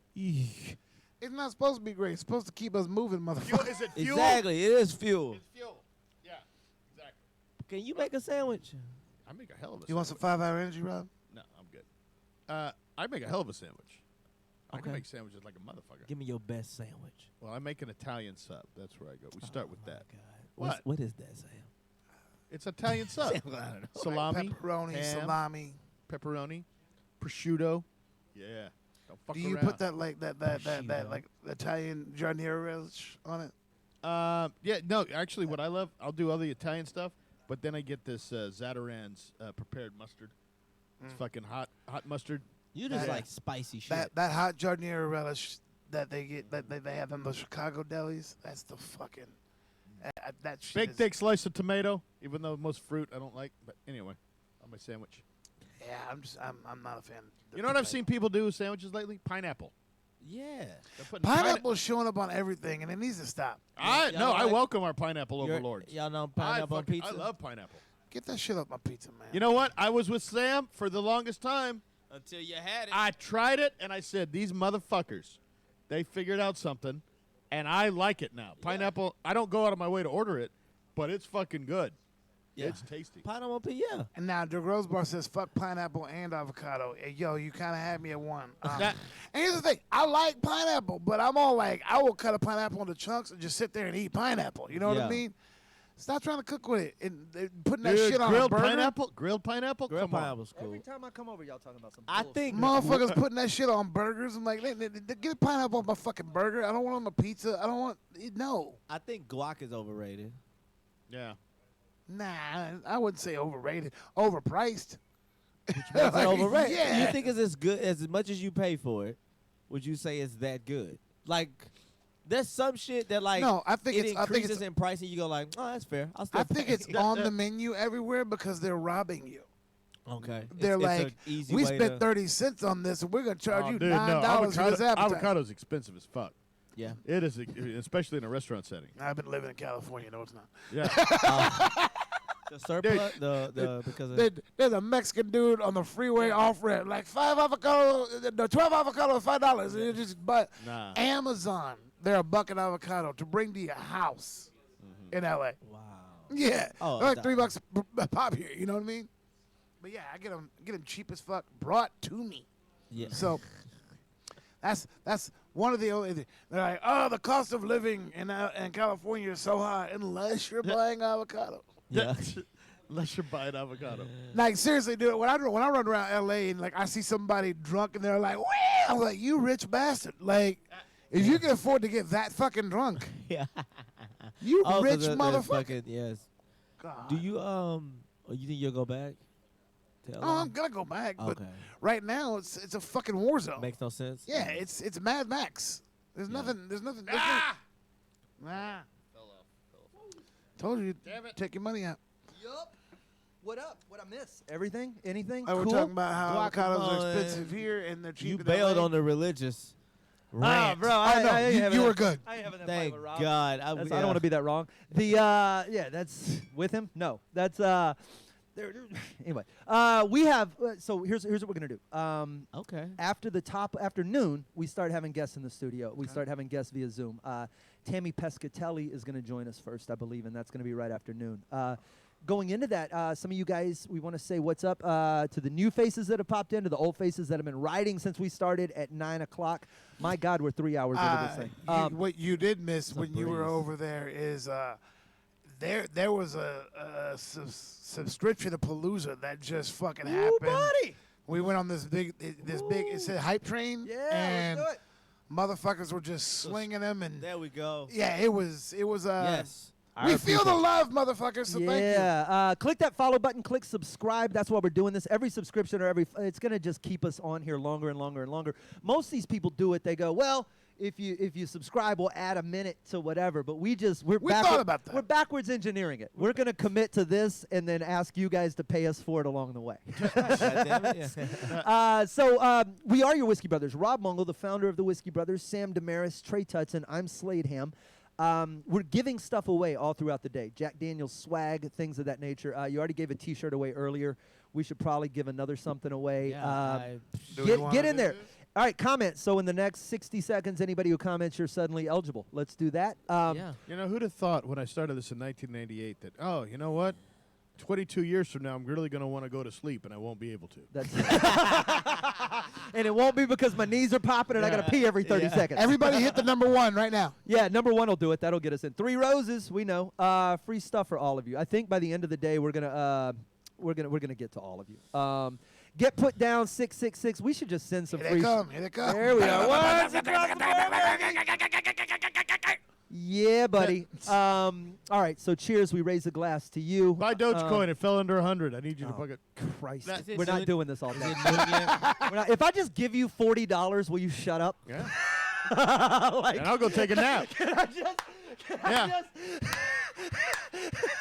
Fuck. I will shut up and go take a nap. That I will be is happy to. hilarious. Here's what I want to do. We're gonna take a quick break so we can collectively breathe. But when we do that, Jerry Wayne Longmire and Trey Tutson did a little bit of work earlier this week, and Are we airing that right now? well, so we have some various things that were being shot around the studio, and I haven't necessarily seen them all. But you talking science is one of my favorite things, and Jerry talking science has become now my second favorite thing. Oh yeah. So in Jerry concert- think he knows shit. He does. Jerry, do you have that queued up over there, J-Dub? All right, we'll wait for a second. It's you guys We really got to intrigued. stretch for Well, about 14 hours. we were Base watching. case 5150. Thank you. We were watching. What's up, subs? That's Leon Noseworthy out in. Or I don't know if he's still in Qatar, but he was. How many countries have we rang it? I know we have. We're getting. I know.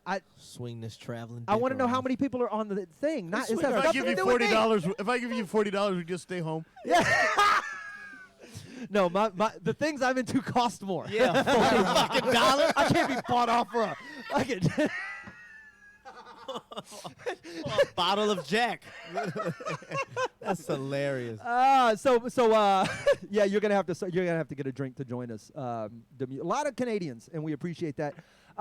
A big shout out to the They ain't crew got shit that's to working do. hard over there. If you're following the Facebook page, some of the best clips are going to be cut up and chopped up and put out on our Facebook page all throughout the day. You can also follow that on our Twitter.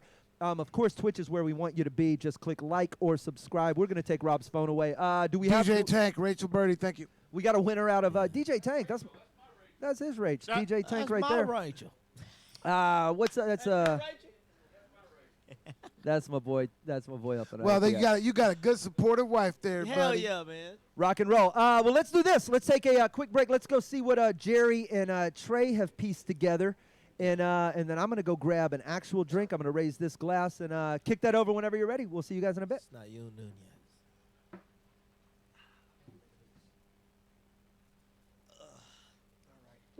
We work on this podcast together. You said some things got me a little concerned. One of the things. What? I was really worried when you said you didn't believe in boats and how boats work. Because I'm like terrified I thought you were gonna give me that marital you're just gonna like advice. walk off a freaking pier one day and like, oh, I don't believe in water and drown, and then Yeah. you know. So I do better than a boat, though. you know better than a boat. I do better than a boat. Why? does. I'm lighter for one. That's how boats work. Well, I mean, water is, but you're not supposed to put stuff on top of it. Why? That's how you know. That's the mystic. That's how you know. And then people try to explain the mystery. Well, we know that mystery though. We know the mystery of surface tension It's a and how crock it of works. shit. It's the mystery y'all choose. So that's why we're gonna do this experiment. I do this little science experiment with my kids to show them how surface displacement works. You made them, or like you inherited these kids? Oh, I made them. Oh, okay, all right. Yeah. Let's see. Yeah, thankfully for Mama, they'll be okay. But Yeah. You love your kids completely? oh yeah, 100%. I do you one better than that. I like my kids. Oh, okay. So you actually You know. feel like you got cool You kids. gotta love them, but I like them. Yeah. They're like fun little people. I kind of okay, dig them. all right. All right, so the way surface displacement works is the more surface you have displaced on the surface of the water, working off the pressure of the water underneath it, the more weight you can carry on it. That's how the big cargo barges work. That's why they're always big and wide. And I used to make grills out of that. I feel, As a kid, you put that on your well, we can teeth. do that after the show. That'll be Yeah. fun too. Then we'll have merch. You went with full. Then we'll have merch. Jerry Wayne's do full grills. You're selling What's full up, grills. player? Yeah. So here's how surface displacement works. Look here, we have a thin sheet of metal because of surface That's displacement. not. That's foil. It's kind of It's metal. aluminum. That's It's not kinda- fucking. well, I didn't want to bring in no. a forge and fold It's half-inch not steel fucking- for you. Put a motherfucking put a screw in that motherfucker. That's metal. Okay.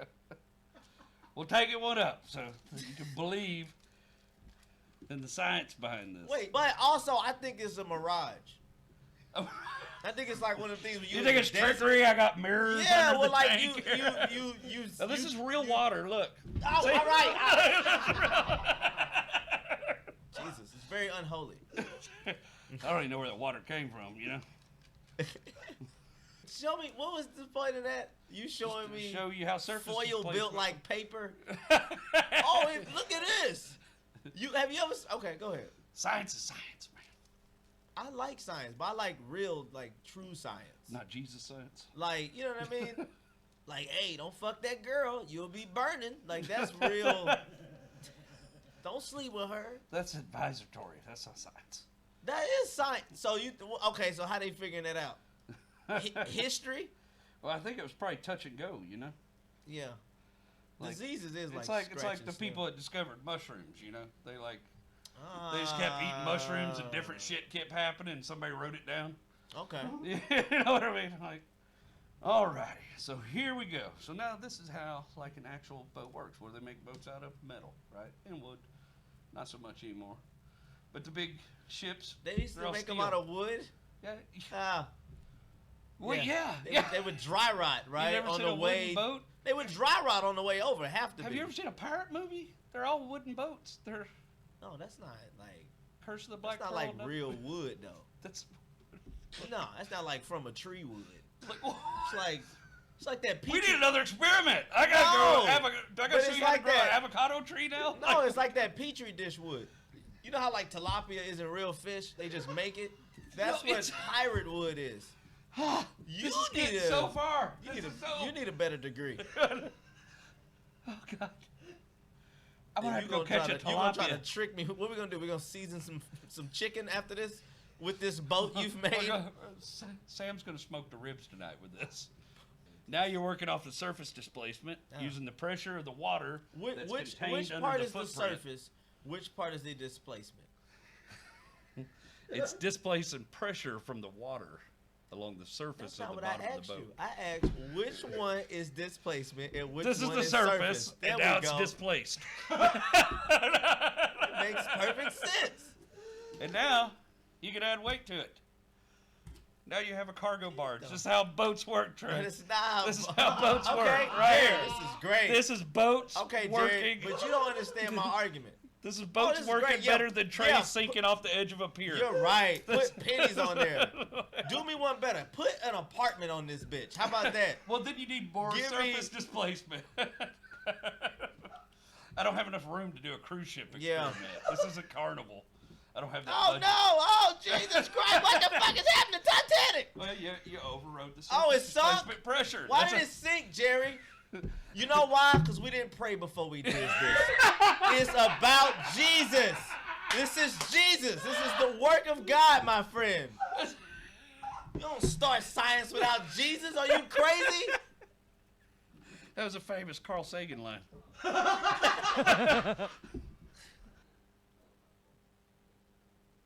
Welcome back to the Whiskey Brothers podcast. Slade, Trey, Rob, Sam, your Whiskey Brothers. Dude, you guys, all the tags and everything else, if you're tagging us in our social media, everything Whiskey Brothers is at Praise Whiskey. Please put a link to what we're doing on here if you get a chance to do that. I left mine. All of the, oh, you got the sun. Look at you with the sunglasses. There you are. I remember those, the Elvis ones. Gracelands, baby. Yes, sir. Trey Tutson and Jerry Wayne Longmire there on the science side of things. There will be more sketches and stuff from them later on in the show. More of that across the board. We're doing all kinds of things. That is so disturbing. I love it. I can see myself. That's exactly why I went out and got him. I was like, It's perfect. Today we'll see us, and we're not all just going to be sitting here in our regular clothes this whole time. We'll probably change and move around, and by the middle of the evening, What's in that coffee? What's in that coffee? Yeah. Coffee. Man, Are you wired? I don't know what I am. I'm like in between hype and relaxed. So you have a combination of adrenaline, coffee, and Yeah. confusion all running I'm together. all fucked up. But Yeah. man, You should do a 5-hour energy and a rail of meth. and some water. See what happens. Yeah. And No like and water. an Ambien. And and an Ambien. Oh, careful, buddy. Sam just went to get Ambien. So before we get to guests, and it's gonna happen in this hour, we should It's like we're blue balling them on guests. That's what it feels like. because here's the thing: once it starts happening, this is like one of the brief moments where we all get to converse. Okay. The us to this story, Yeah. your chance to chat with Rock. Get it out. Yeah, I gotta Get get it all out. now. Yeah, we got some 5-hour Oh energies. God. The Man, hell no. Hell no. 24-pack. That shit just made me quiver. yeah. have you ever even seen that much 5-hour energy? Nah. You should drink that in a Unisom and call it a Mormon speedball and just be done with it. So- I went to Buc-ee's and I just took the register. They still yelling at you to do got- the shot. He's got 2 minutes. I gotta tell you. I got 2 minutes. When we were watching that, everybody was outside on a little break. Uh-huh. Trey was outside on the phone, and I've never, if there was a symbol for "fuck you," I'm working on it. It was the side I had of Trey. He just had his back to me, and he's on the phone like this.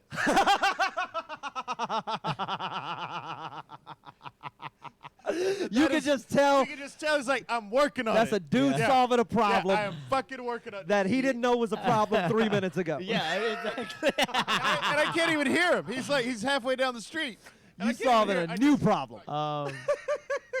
Yeah. You know how you just get, you get dumped with a bunch of bullshit, Uh-huh. and then you gotta just cut straight to it. Uh-huh. So that's all that was. I got you. Yeah, I got you. Share cask. Cut to the. Oh, you want to get into the good stuff? Okay, Let's go. Sam's not messing around. Is it noon? We have it's 11:59 in 59 11:59, seconds. son. All right, baby. 11:59 I'm and waiting. 59 seconds. Do I do it at noon or 12:01? Bro, both. Oh, Why you at noon. scared? Why you scared? Do both. Both. Will you add that to our lovely collection of Stranahan shot glasses? That is that is awesome. right over there behind my lovely collection of Whataburger numbers. Slay is the wildest guy. No, we don't For want to make that. Trey shoot. So here's the thing: Hold on. get put down 666. The white dog rot gut stuff that we do have. Trey has earned his right to be past that. Thank That you, is for new comics and young bloods. People will be drinking I took it. that already. People will be drinking it on the show. And I'm going to tell you right now, man, on one of our 30-minute episodes or when we do 45 minutes, that's cool and all. On a 24-hour podcast, I'm gonna you're not piss. gonna fucking see that shit. Yeah. Yeah, We're not. Because we used to stunt drink. I know there's a part of us 10 years ago where we would have been, how much can we put down in the first 3 hours and then see if we can go 21 more. That's crazy. We are respectfully more intelligent people now. We know that we can't do that. Yeah. We know we can't start this with shots Hey, wait a all minute. day What the long. fuck? Okay, what got you? I didn't know if you were in or not. You didn't say that. We're in. Trey's in on his. I'm gonna do this, Gimme, gimme, and then gimme. I'm gonna do and then I'm gonna let that sit, and I'll have it at 1 o'clock. It is officially noon, sir. It is Okay, and cheers, my friend. to all of you watching and all of you listening, we're doing this for You follows guys and are subs. So you might as well get on that bad boy. Share this if you can. We Made in Colorado. Thank you, brother. They got me a new stool. yeah, I appreciate bro, that. I did. I wasn't gonna let you sit on that Uh, thing for 24 yeah, hours. I was getting Yeah. wood caught in my ass for weeks. Now- And Jerry sat on it, and he was like, "Well, I can't do that That's to the white splintery. man." Yeah. So I got a new No, fucking they stool. sent it to me. Yeah. Oh yeah.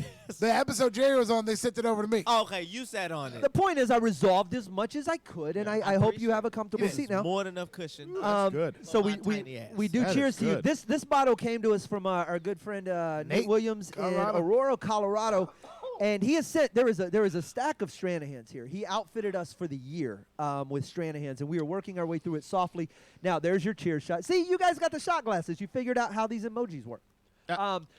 If you want to send Yeah. us whiskey, you can send us a DM through any one of our platforms, and we'll figure out how to get you the information there. That's Stranahan Sherry cask. That is Slime pretty tight. Special. Hey. That's God, tight. That's I tight. love it so much. Rob, what's your so somewhere throughout the day, are you gonna peel off, or you gonna keep your head down and do the whole 24? I don't know. I don't know what the future What do you holds. think? I don't know what the future What do you holds. feel right now? Can Oh, we get a I feel like a fucking nap prediction? right now. What? Fucking, I feel like a nap That- right now. And this is before we get to all the guests. I want to take an inventory of where everybody sits, because in 24 hours it's going to look different. Right now, gung ho, glasses on, feeling right. How about it? I'm great. You're in good shape. yeah, everybody's fine now. You got 24 in you. You feel like you're going to go to 9 a.m. tomorrow with no problems. You're laughing. I am in team punish myself. I don't give a fuck how bad I Embrace the feel. suck? Like, to me, it's a bragging right thing, and it's just a like We did it. Rob? at 9:01 a.m. tomorrow. Fuck all of you. Fuck everybody. Yeah, exactly. Oh yeah. Right. Oh yeah. DJ Tank, that's my dude Terrell up in Austin. I got to say what's up. He pulled out the red solo What do you cup say? What do you emojis. think, Trey? Come back to me after I figure out where I'm gonna shit. Cause I gotta once I figure that out, then I could give you a prediction. I Okay. might die. Yeah. If I don't find a place That is to a go, fair- I'ma that just is a- hold it and be like, Yeah. he was down, but Yeah. his body seized. Yeah. That is a fair comment. And Here's I'm, the thing, I I'm know- with you. I'm with you. I'm figuring out where am I going to jerk off.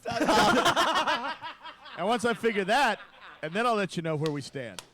My money I'm is guessing on. your answer is the Mexican restaurant, both of you. Yeah, That- probably. My Yeah, money I'm is gonna on make this my- duo here. About 6 a.m. just doing this. Y'all two are going to staring each challenge other each. down. Yeah, Like a- these two are going to challenge each Yeah, other. play an emotional battleship Trey and over I are here. going to have Fall a. asleep, bitch. Go ahead. Go ahead. Trey and I are going to have. I dare. Yeah. That was not asleep. That was not asleep. I did not sleep. That was a snort laugh. That was a snort laugh. Trey and I are going to have a nap off, and that's y'all two fuckers can sit here and look at each other all night. I'll be all right. If my wife comes sees me after she gets off of work, I'd be good. She's like fuel. Is she Ah, gonna that's take nice. you out to the car and do something sexy to you? No, I'm married.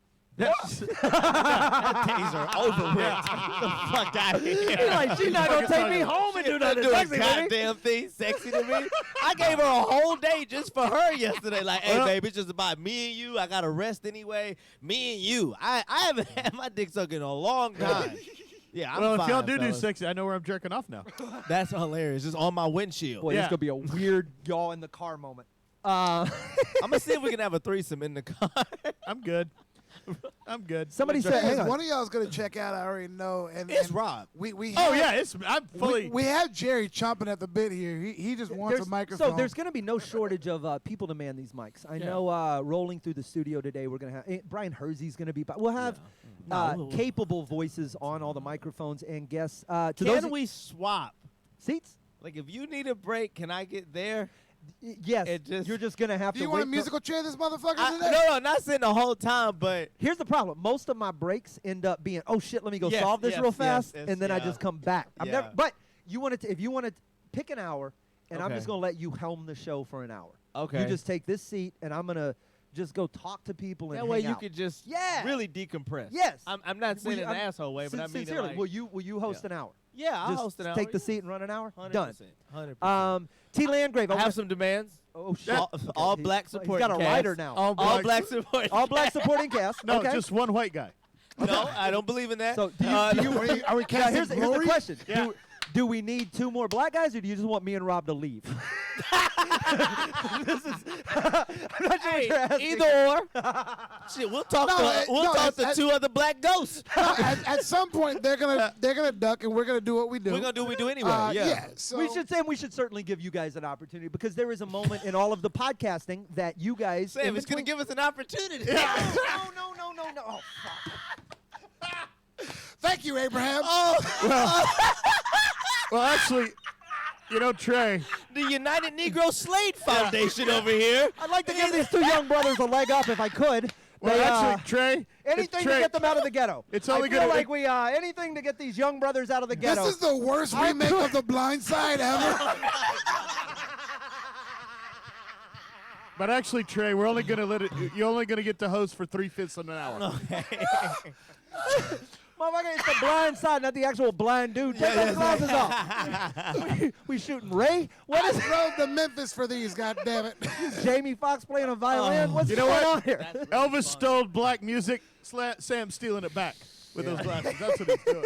Oh, Yeah, I shit. stole it right from Taiwan. Yeah. Because these are the most cheaply made I motherfuckers. believe you guys have earned. I don't know how you earned it, that, but that was hilarious. You guys have earned a You guys chance have earned an to be opportunity equal to us. to express your thoughts. What I would Well, like what to happened do. was, so I quit smoking cigarettes. Thank you Slade for the always cheers needs and the his tips. coffee, and Rob always wants to smoke. And it just kind of happened that It way. did, it did, And it then did. in the chat, like one episode we didn't do it, and motherfuckers, I can't remember who it was, and I got snippy because I was hungover, but he goes, anybody feel robbed that we didn't get the Sam and Trade thing? And I Yeah, said, man. hey, motherfucker, you can't get robbed of free shit. True. And then after I hit send, I was like, that was kind of a dick move, but I was just in that headspace of like, Yeah, man. That's the segment of the show we call the Whiskey Brothers with the soft R. That's a soft the R. brothers. So thank you to all you guys tipping, and we're doing this for follows and subscribes, so we appreciate that. To T. Landgrave, you tried a bottle of Pilot House Distilling out of Astoria, Oregon this weekend, and it was good. Cool. You're gonna send us a bottle? Yeah, we're all about a bottle. There's bags of shit out there. I don't know. Of course there yeah. are. Brian B.C. Carrion just showed up. Oh yeah. Yeah, we got. I stuff ain't gonna lie, happening I'm gonna have to scale back. on the whiskey. Well, just not the whiskey, just my energy of fucking around. Did you just 'Cause feel a lull? No, it's just like 7 o'clock. You're gonna be like, "Hey, bro, we finna fuck this little dude up." Like Rob Oh. might come over. You, the top so of you me. do understand that there's going to be a point. He's pacing you. Right Yeah, now. exactly. You understand that. Let's talk about the dynamic here. For the last several months, Rob has shown up, and you have attacked I've attacked multiple times. And I look at Rob and I go, bite him back, Rob. And Rob, like there's a chain on his neck. I get whatever that is. Today, this strategic soul who has already seen your softness and following him on the stand-up stage. You know what I mean? He Okay. knows he's already in your head. He knows. Oh, he yeah, knows. yeah, he yeah. knows there's a small hole in the armor, and he 100%. knows that he can. So he's right now. He's just doing this. He just got 2 fingers in, and he's picking and pulling. And he's gonna wait till 7 when that hole's big enough for him to walk that Charlie Brown head through, and he's Shit. gonna stomp a mud hole in both your eyes. Man. That'll be when I nap. Oh, he'll do it, but it'll be for 3 minutes. Yeah. Oh, that was. Oh, Rob okay. is gonna Oh, take fuck. advantage I of gave your it to weakness him. later. Now I'm and I'm tired. just telling you now, you need Can't to wait. you need to stretch. He's strong in the 11th hour. Yeah. This dude has fueled his whole life on post 24 hours. But he has no idea what Wait, my we're strength still is. talking about Rob, right? Yes. Okay. You tell me Rob doesn't have 24 hours staying up straight marathons in him where he shines in his social group at the end of those 24 hours. It's going to be when all of us are hitting a low and we're all hitting the wall. Rob is going to be, I have thoughts on Islam. I'm interested to see, but I'm just trying to. I do need to pace because, boy. Totally fair. Yeah, Oh, boy. this is very much a marathon. So I want to go back to some of the comments and roll back through and see what you. Oh God, you guys. Looks like Trey hangs out behind an Abercrombie selling $25 grams. That's fun. You would overcharge for a gram. That's really good. That's really expensive. Do-rag and all, bro. The price is the price. Do me a favor. Price is the price. Copy the link to this broadcast if you can. Just take it over to your social media feed. If you can do it on your God Facebook damn. or your Twitch or your. He's drinking water That is a fucking jug. from a Hello Kitty Freddy Krueger. That's so. Have you ever watched a Hello Kitty episode of anything? Wow. Do you know anything about it? No. Me You have so neither. many Hello That shit's Kitty so patches. popular. Yeah. And stu- it's are just they a are they thing. like the Powerpuff Girls? I don't know. What I mean, what do you It's know? that Sanrio shit. I know that they're adorable. Uh-huh. And I know that lady offered me the credit card when I opened that bank account. Uh-huh. And I got that. And it snowballed from there, mainly because of this podcast. People just started sending me shit. Then remember we did Colorado Springs, and Megan's friends just showed up with a bunch of Hello Kitty shit for me, and it You know just what? happened. That sounds like a support group for something. Megan's Friends. Megan's friend. Have you subscribed to Megan's Friends? Megan's Friends. It's They're a the sh- it's exact a- opposite of a support group. They just pump us full of strand hands and laugh when we fall down. Megan's. If you need if you need somebody to mow your lawn, call Megan's Friends. Megan's Friends. You can donate your car to does. Megan's You can do Friends. that. Yeah, donate your car. They do every fucking thing. Yeah. That's you cutting your hair. Give it to Megan's Friends. I'll tell you this much: she's never introduced me to one lame person. Yeah, that's cool. No, she knows it. Megan's the reason we have the Stranahan's connection in the first place. When we Yeah, first that's all started her. going out to Colorado Springs, down in Denver is the Stranahan's distillery. Rob Dietrich, the any bottle you've ever bought of Stranahan's, his signature on the bottle. He was the head distiller for the longest time. I don't know if he still is. He's gone. We were doing a show at the Springs, and Megan's friend was dating Rob, the head distiller at Stranahan's. So the show that night, they come out, and this dude shows up with all these bottles of Stranahan's made out to the Whiskey Brothers that they had been listening to while they were bottling. And we got obnoxiously drunk performing that show because it was just we had our own. We were free pouring. You know. I have a. And here's the thing: and okay. when we were done, and when we were fucked up, we were like, "Man, that was epic." And the next day, we go meet up at his friend Erica's house, and he shows up with more fucking bottles. And we were just like, why? And we drank those too. Yeah. Wow. It's like having a friend who owns a barbecue joint or something. You're You just like, just oh, like, more ribs, more more ribs, ribs, yeah. more ribs. Now I get have hungry. a courtesy / I guess it's a courtesy question. 'Kay. At what hour can I take off my pants? No pants Midnight. I 3 just a.m. realized In- I wore No the pants after wrong midnight. drawers. So I will for say these this. shorts, and I'm sitting there uncomfortable than a motherfucker. And I wore shorts to be comfortable, but I'm about to go to a sleeveless shirt because I'm hot. okay. The Feels great here. no pants after midnight I think should probably happen just for the sake of I mean it's Wow, I'm down tradition. for no pants. it's after it's midnight. been the old laugh stop tradition was to take your pants off after midnight. How at the- many women will be here? after It midnight? was only the dudes. It was only the dudes. It, And May- and Jody you kept Furtick. your boxers on, and Yeah. Jody did. No, but too. you're not naked. Simmer down. I Yeah, understand. you get overly excited. I'm trying to make sure. So just boxer shorts, but Diane Gallagher and Jody Furtick, a handful, but they would be comics, so they're dudes anyway. You know what I mean? So So they're I don't dudes know that how are many good. will be here. There's groups that I'm a part of. I don't want to get jumped for later. They're not as progressive. you can put them As- back on, and when you leave, Yeah. you don't have to. no, they gonna tune in and be like, "We saw you in We're your also not drawers." zooming in on. Wow. Oh yeah. But we did. Remember we did Shreveport, Louisiana, and we were telling Justin Foster about it. Uh huh. And that motherfucker Pantsless went on on stage. stage in his boxers, never mentioned it. It was Did the whole fucking Just set. do your act. Yeah. Cool. walked up, Crushed. totally good. Yeah, it's the old laugh stop tradition though holds, and I feel like we're somewhat obligated to Okay. at Yeah, least no, that's maintain it here because this is an extension of we got the old sign, Everything. the old laugh stop. It's we feel like Lewis Black should record an album here later tonight, and we'll be Okay. no No pants after midnight. Yeah. Yeah. No pants after no midnight. pants after midnight. Gotcha. Cool. Before we jump over to Zoom, and I know Tammy Pescatelli is close, I want to say what's up to everybody in the chat.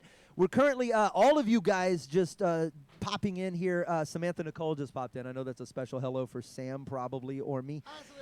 If you can grab the link and you can post this on your social media, we'd appreciate it. We're doing it for likes and subs. So if you guys want to be part of what we're doing down the line, click the little follow button or subscribe us one way or another. Right now, I want to jump to our guest. And this is it's cool to have her on the show. She's a dear friend of mine. her special, the Way After School special, is available now.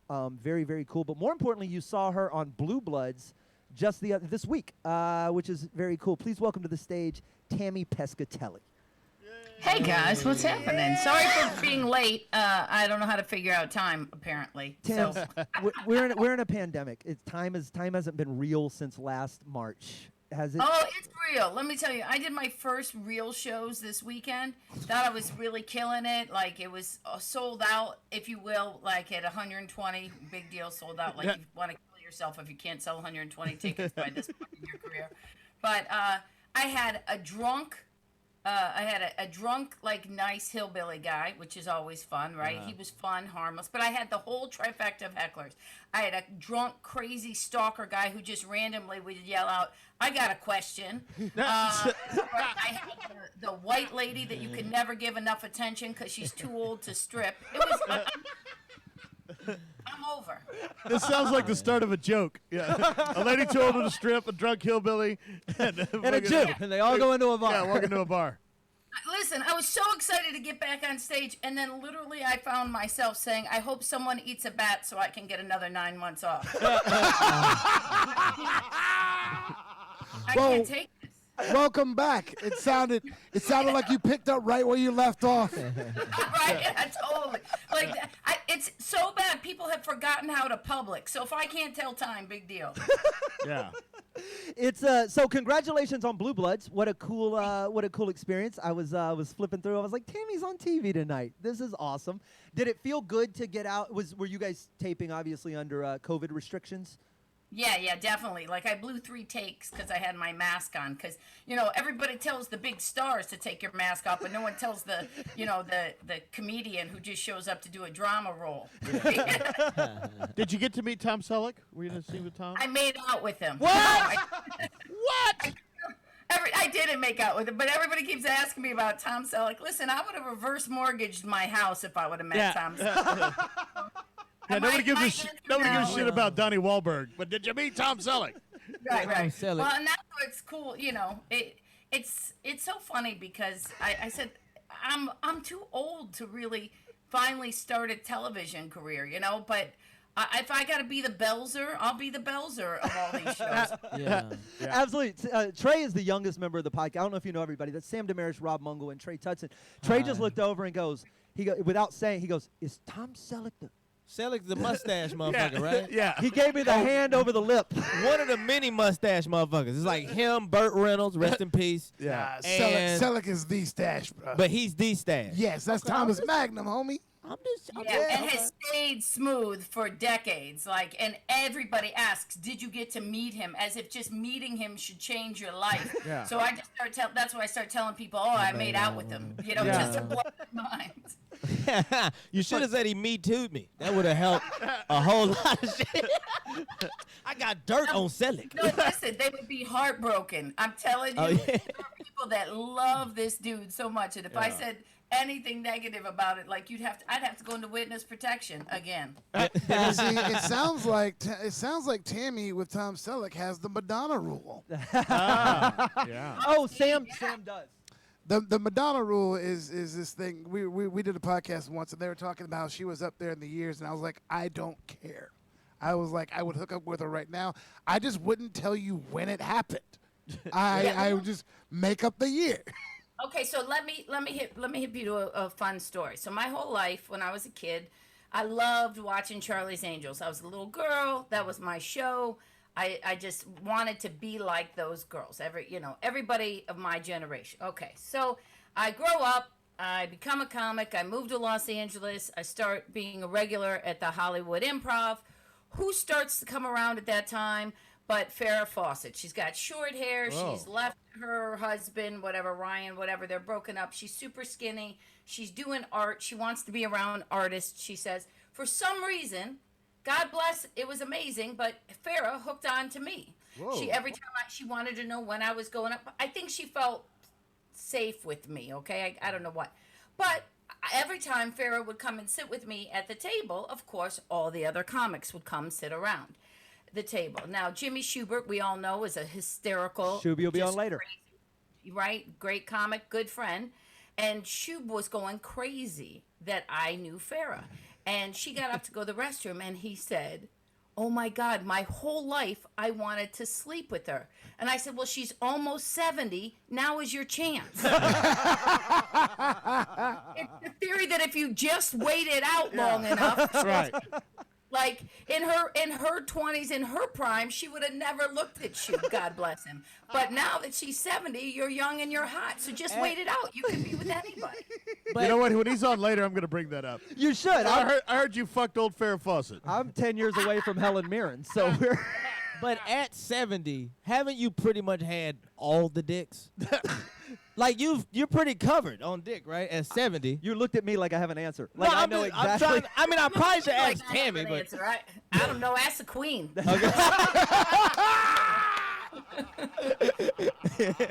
Tammy, That's why Megan's mad, because she's still getting it. yeah, Tammy, 100%. if this boy met the queen, he would ask.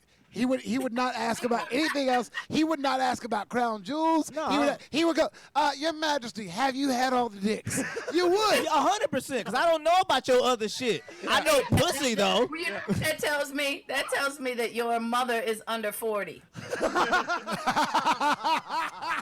Close enough.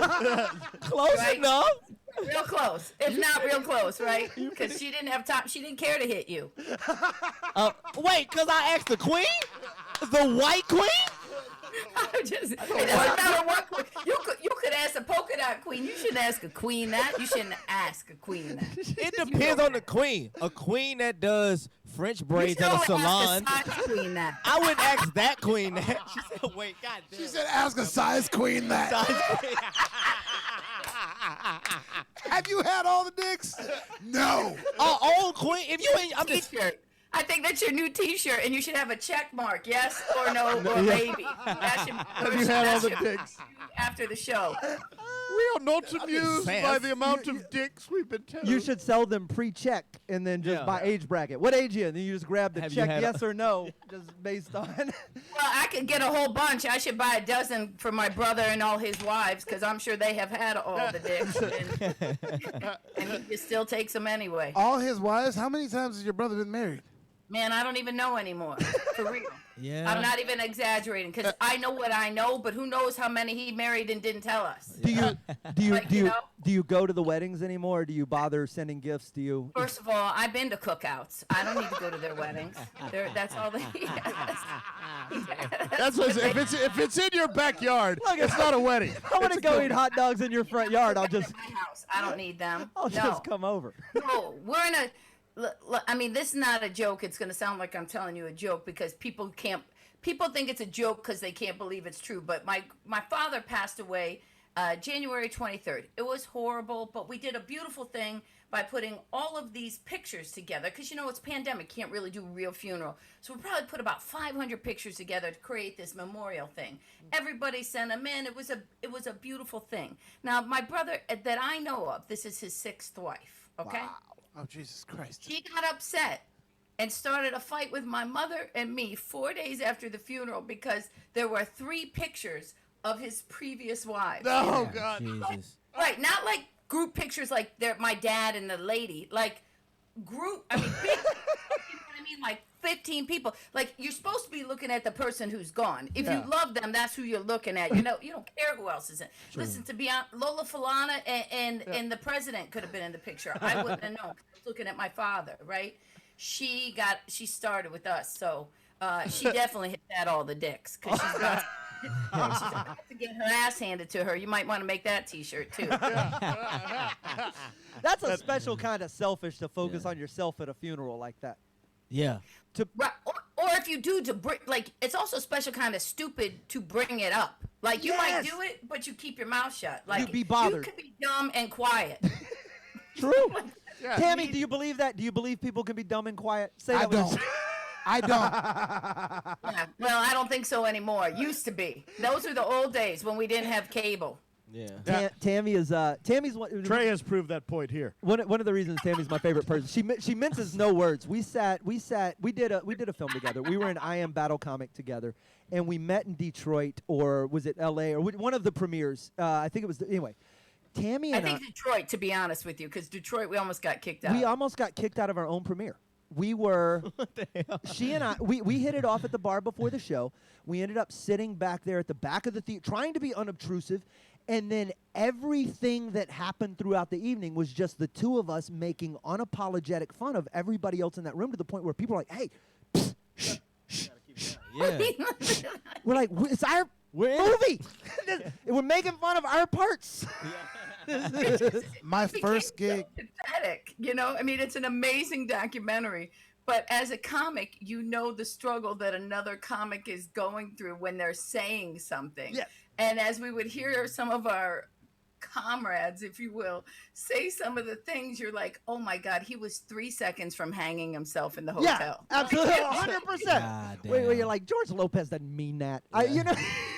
I say My that a lot. first gig after I got stabbed, I still had 50 staples in my stomach, was opening for you. Wow.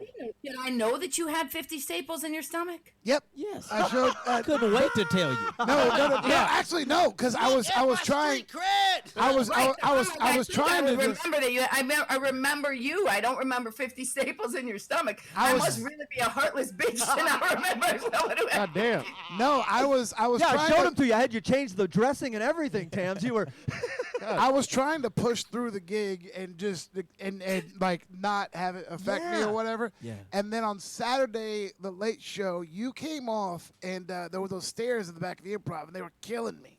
And you came off and I wasn't there to take you off the stage. And then the next night you would ask, you like, hey man, what happened last night? And I was like, the stairs are killing me. And that's when I showed you. You didn't know the whole week until I showed you at the end. I was like, I was trying to just push through it. I was like, I just couldn't get up the fucking stairs in time. And you were like, what the fuck is wrong with you? Yeah.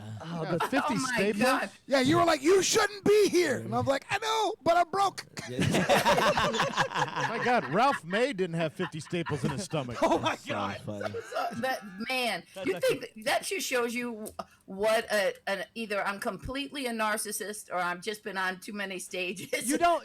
There's That didn't you and click. you and I talk frequently about the 10,000 hours or whatever. The amount of time that you spend on stage and put into this.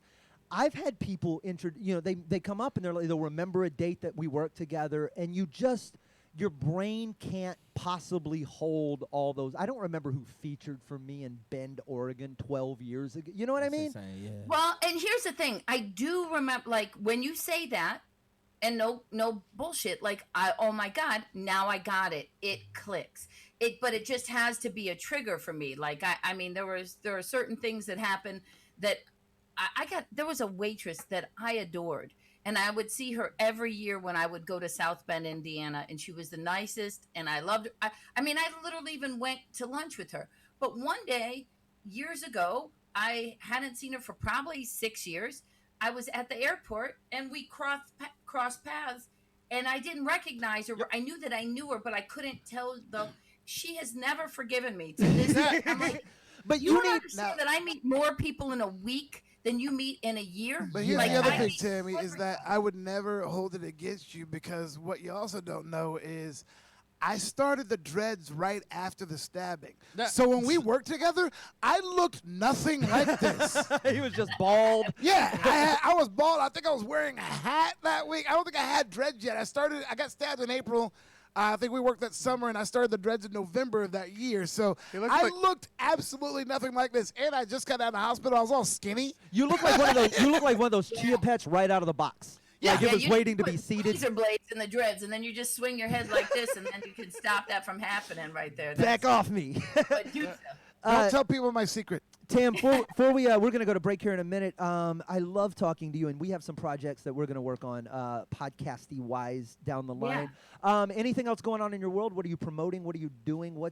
Just tell me something before we let you go. My specials are still up on Amazon. You know that those are all the stuff that. Listen, I was so excited. This is such a comics life. I'm like, 2020 is going to be my year. All this stuff is going on. 2 specials and a movie and all that. Hey, I don't know. Look, we just, if you see me on stage somewhere around you, come support. And if you can't come out and support, then, just buy a ticket anyway. Support comedy. Yeah. Comedy almost died, man. That's my concern. Is it doesn't have to be me. You don't have to come see me. Go see someone else. Keep those clubs open. Keep those theaters open, because we just have to keep this moving. I mean, yeah, you got your vaccination. You got whatever you need. Put your mask on. Keep your bad breath to yourself. I don't care. Do what you have to do. We just want let's keep comedy going. We want to be back in front of live human beings in large capacity. Tammy, can we do a project together? as soon as What do you possible? want to do? I'll It's do it. called Have You Had All the Dicks? in the world? And what we do is we interview elderly women about the dicks they've had. I'm ready. We interview Actually- old white women about when they fucked when interracial relationships was illegal. Like, how thrilling was that? Tammy, you didn't hear him Too correctly. bad my auntie just passed, because she'd have told you all about it. So, See, you said yes too fast. You didn't hear him correctly. What he said was, "Can we go to the projects together?" I'll go. He might need me in the project. I was gonna say, if you ask me which one of them's getting out of the projects alive, I got my money on Tam all day long. Tammy Pescatelli. Dougie for real, not TikTok. Tam's easy to find on social media. Go do that, Tammy. We're gonna talk a lot more in the future. Thank you for waking up and talking with us. We appreciate it. I love you guys. I'm sorry I missed you. Nice to meet you. We'll see you on another episode soon. Josh Sneed is going to be our guest later on. Tammy can be findable and followable. Tammy Pescatelli online. We are doing this for likes and subs, so get in. If you can share this or leave a comment, the more of you that talk at once, the more we appreciate you. The more of you that share this, the more we appreciate you. Yes, share. I know. No, you're good. You're good. So as we roll into hour number 3.5 going forward, you That's and not I. a thing. You, It's either it's 3 or 4, fucker. No, we don't. We're not counting halves. What breezing through this? I'm like a young child counting his age. This is till you get to 21 and a half. You count all the halves, brother. Our next guest, and it's very good to have him here. We're going to be moving to some live music in the studio for a while. I see Brian B.C. Carrion setting up. But before we do that, from Ohio himself, a dear friend of the Whiskey Brother and a hell of a poker player, if I can point that out. Welcome to the Yes, show, sir. Sneed Diddy. Josh Sneed. Gentlemen, how are you? Dude. Was the last time I think I saw you in person, you were taking money out of my pocket and leaving. I think Sam was there too. Bro, I have never worked with you without it ending up at a poker table. Not once. Not just without it ending up at a poker table. You were there. The reason I don't work Go Bananas anymore, I think, is because I went in, I entered their poker tournament, I won their poker tournament, and I left. And they won't book me again. That's Well, the the whole. club's closed right now, if that makes you feel any better. Good. Yeah. No. We did a gig here. We did a gig here, and I'll never forget this because there was some guy who came to the show. He had a really nice house, a big-ass truck. He asked us to go. He wanted to do comedy. He goes, "I'm thinking about calling myself Roger Dodger," and we were all like, "No." And he goes, "I think it would be a good name." I go, "There's 3 professional comedians sitting in your fucking living room who just told you Don't go no." Roger Dodger. And then, I think Roger Dodger. dude, the house was gorgeous. He had a pool with a waterfall and a big ass truck. And he goes, That's "So right. man," he goes, "if I wanted to take a serious go at comedy, what advice would you have for me?" And I said, "Be ready to lose all this shit." Yeah, you can't be happy and start comedy. Yeah, I was like, "What the fuck is wrong with you, dude?" And that guy, Roger Dodger, just signed a 3-picture Killing deal it on with Netflix. TikTok. Yeah. Sneed, what's up with Hey. you, buddy? Nothing. You know, that reminds me, I've forgotten how much poker I've played on the road over the years, but one time I was in Boise at the Funny Bone, and the guy, Pat Mack, did you guys Oh, ever yeah. work there? You remember Him Pat and Mack? Beely? Oh, yeah. So he says, he's like, "Hey, I'm in this local poker club, and today's our year-end tournament, and you had to like play all year to get enough points to be in this tournament, and they were having it at the club." And he's like, "There's a bunch of people that can't make it. I think they would think it would be really cool if a comedian came over and played poker." I was like, "Are you sure you want me to come over?" And they're like, he's like, "Yeah." So I came over, dude. I won the tournament. Yeah. And like, shit. and the winner got to go to like Vegas and be like in a satellite tournament for the World Series with like the entry paid by the group, and they hated me. Yeah, They because these hated me motherfuckers been that I playing for a won. year. banking up points.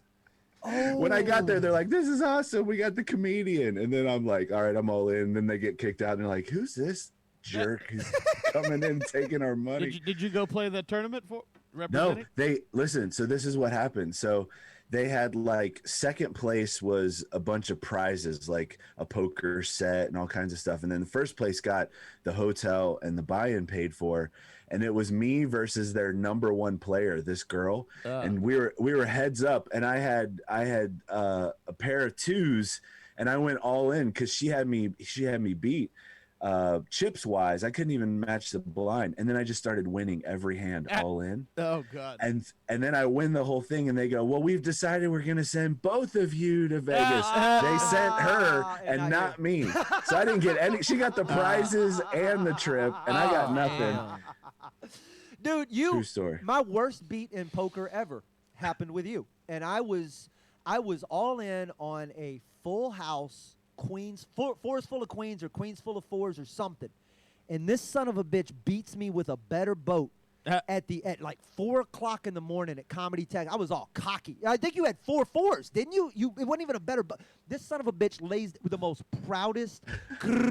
Look at this hand. I was fist pumping in the air. Yeah, there's no other way to do celebrating, that when man. you know you just cracked the guy's main hand. Bro, I had Yeah. queens full of something, and he quads me. Just lays it down. Get out of my Josh, club. But there's like, I've had that happen to me so many times where something like that's happened. The best one I ever had though, I was in Reno. They had a funny bone there for like 5 minutes. I had if my you picture remember on that the club. wall and never played it. I closed it. That's It- hilarious. it was Anthony me and, Jeselnik featured for me there and walked 8 of the 11 people who showed up, and I was like, this guy is going to be a superstar. They had a shootout tournament in the casino, and so it was timed. So whoever was winning at the end of the time won. And so people were playing extra aggressive. And so it just so happened that I was on the button, and I flopped the nut flush, I think. And every person around the table went all in and called all the way to me. And so I had like everyone's chips off of like the third hand. How do you not and I push didn't have those to in play with your another boner? hand. That's oh my God. So you just sat there and folded until the time I ran just out? folded the whole time until the time was up. That's God, it. people must fucking hate you. But he wins a lot. People really. I know. Everything really- in his studio right now is a poker win. I just want you to know That's that. right. No. I bought all Half this with of it, poker money. half of it is a poker win, but I also remember back in the day, half of that shit was bought because you were the merch fucking king. You were, bro. I hate I used that to when we're walk. talking about comedy shows that I'm remembered for everything except my comedy. They're like, is that not- guy see- sells merch. He's Yeah. a poker player. I think he does comedy too. I used to walk into towns and I could just look around and I could tell whether you had been there or not. Square root of 69 goes 8 something. That shit showed up in a Drake song and I was like, you hack. I was like, you fucking hack. That's my buddy shit. That's so true. Pete Lee and I were like competing back and forth because he had a shirt that said, "You look fat when you cry," which is what he said was the meanest thing you could say to a girl without cursing at her. Is you look fat when you cry. And so he and on. I had this contest of who could sell more shirts on the road. I bet you were pretty when you were young is another strong one. That's my That's favorite. I dropped that. That's my. Oh. I bet you were pretty when you were young. Especially the white women. That's because you get Yep. ugly and old in before the comma. Black That's women all- lean into My- it. You goddamn right. My favorite is, what's it like to be ugly? Ooh. That's right at it, though. When you just ask somebody, is, hey, what's it like to be ugly? I just say, even I wouldn't fuck you. Even Rob and I gambled together. I don't know if you remember that we worked together at the Riviera. Like that was the only time that I ever worked there. It was me and you opening yeah. for Billy Elmer. Yes. Oh my God. Wow. Yeah. Wow, the that's rib. a name. An old Don Learned or Sharippa gig, probably. That was huh? learned. Yeah. Yeah, learned. Oh my God, that was a million best. years He was ago. the You best. so you spent some degenerate time in a casino with Rob. That is one of the things on my list of things I'll never do again. That, Wow. The only thing more degenerate than spending time in a casino with another comic is spending time in the employee cafeteria in the bowels of an old casino. yeah. with another- Oh God, that was Just watch us eating our free food. with the it was such other- a great. You learning. Oh, it's gonna be great. You're gonna go there. You get to eat it's a buffet every night, and no, it's in the fucking basement. and it's whatever they had left over. Cold prime rib. Oh man, it was So like, true. Oh It's god, it was so the true. worst. And like the first day, I was like, okay, free food, and then after that, I ain't even going back down to that shithole. Fuck that. Don Learned, God, man, I have so many good stories about him. My favorite though is like one of the this is why I got to headline in Houston was because I was working with Pauly Shore. I was featuring, and he had sold out all these shows. And the first show on Saturday, he's coming down like 20 minutes early. Yes. And they haven't even dropped the checks yet. And I go to Don. I was like, Don, I think he's coming off stage. And he's like, what are you talking about? I was like, I'm telling you, he's been doing this closer all week. This is his closer. He's about to come down. He's like, I don't even have the damn checks dropped yet. And so he goes and gets Kelvin. You remember Kelvin? Kelvin Gertie. This chef who was like this like 6'6" black dude, this giant man. Kelvin Gertie. And he's like, Kelvin, come with me. And so Pauly's bodyguard is standing there waiting for Pauly to get off stage. And Don goes up to the bodyguard. Is he getting off stage right now? And the bodyguard's like, I think so. Why? He's like, because he's still got 20 minutes to do, and I don't even have these checks dropped. And the bodyguard's like, I don't know what to tell you. He's about to come off. And then he sees Kelvin. He goes, who's that? And Don goes, that's the guy who's going to hold you back while I beat the shit out of him. And I was like, oh my God. I was like, I'm about to see Pauly Shore get beat up. This is the greatest week of my life. So I go up and do improv for 10 minutes just so the servers can drop the checks. And he bumped me up to headliner for saving that show. Oh, yeah. nice. And then I think I met you your first headliner week there. So a That's very right. circle of life. Thank you, Pauly. So fun. That week at the Riviera, I remember that because they had the shows are timed so tightly. Like you do, if you're doing 9 minutes, you're doing 9. You're not doing 10. Yeah. And so every time, and it was 3 theaters. They had the comedy club, a little music club, and a burlesque show. And I was like, I'll go check out the burlesque show. And it's so I saw the same pair of tits fucking 18 times over the course of it. Like, I want to see new tits. No, it's the same chick on stage every time. You think they were recasting the show for you? I thought maybe they'll change it up. You know what's messed up? There's a couple of topless showgirls who are like, it's the same bald bearded guy every time we walk over on our break. But I thought, I don't know, maybe they mix up the show. Oh my God! I want to see new tits as a married man's mantra. Yeah. Josh, you're getting a lot of love in the chat for your dry bar special, I believe. What's dessert? Was that live at the dessert? Is that you? Yeah, it's called Live at the Desert. Live at the Dessert. It's Live in the Desert, and people think I spelled it wrong, and it's called Live in the Desert because it was taped in Utah, and the background that they gave me is like this Looney Tunes desert. So it was just a stupid play on words that makes me giggle. But yes, it's called Live in the Desert. Live in the Desert. That works. What does mantra mean, Trey? Fans want to know if you know words. Go fuck yourself. How about that? What does mantra mean, Trey? Notice he didn't give a definition. So what's happening? We don't have time. What's happening now? Now that the dry bar's behind you, what are you working on? Just milking the dry bar for as much as I possibly can. It's been, it's been a weird year for all of us, obviously. So I've been lucky to have some side hustles to keep me busy for the last year, but I'm certainly ready to get back out on the road. Got some road dates coming up that I'm going to be using to flesh out all the stuff I've written in the last year, and hopefully before the end of this year have something new recorded. Yeah, man. Where are you at right now? It looks like a high school coach's office. That's why I was. I'm in my basement. Oh, all right. I just had to. Yeah. So you guys, that was the problem, is like you guys kicked off the stream talking Star Wars and eating cookies. I'm like, I don't know what else I can bring to this. Those things are both my wheelhouse. You got a Stormtrooper helmet in the background. I got my Vader helmet over here. He's got a Boba Fett on the wall. Rolling his eyes. Yeah, There's Boba Fett. Got the Mandalorian helmet right there. Yeah, That's the Mandalorian. See, you got more helmets than I got. That kind of. My dad worked for Kenner Toys when I was growing up. He was a model maker, so like Star Wars is kind of in my DNA. Boy, I bet the kids at your school hated you. They You had loved everything. me. I was invited to every birthday party. As long as you bring your Millennium Falcon. That's right. Or bring them. I was I had when I grew up, when my parents were still together, they were married till I was like 8.5, right? So those first 8 years or so, there were no the brothers were younger. They weren't real. I had a good life. Everything. And I had every Star Wars toy in that first couple of years. And then my parents split up at 8.5. My dad moved out. My mom sold the house. We moved to Beaumont. And she, who was packing up the house all by herself, took the essentials and left an attic full of my Star Wars toys for whoever the next buyer was. And I had every, not just every one of them, all of them. The variants, the Boba Fett with the rocket and without, all of them. That's the carrot he's been imagine chasing. having like prototypes. Yeah, you had 3PO with both colored legs. That's Like right. So the best one is my dad. So like when we're getting super nerdy here for a second, if that's okay. But when Return of the Jedi was originally coming out, it was supposed to be called Revenge of the Jedi. Yes. And you buy a figure, it's got the little plastic bubble on the piece of cardboard.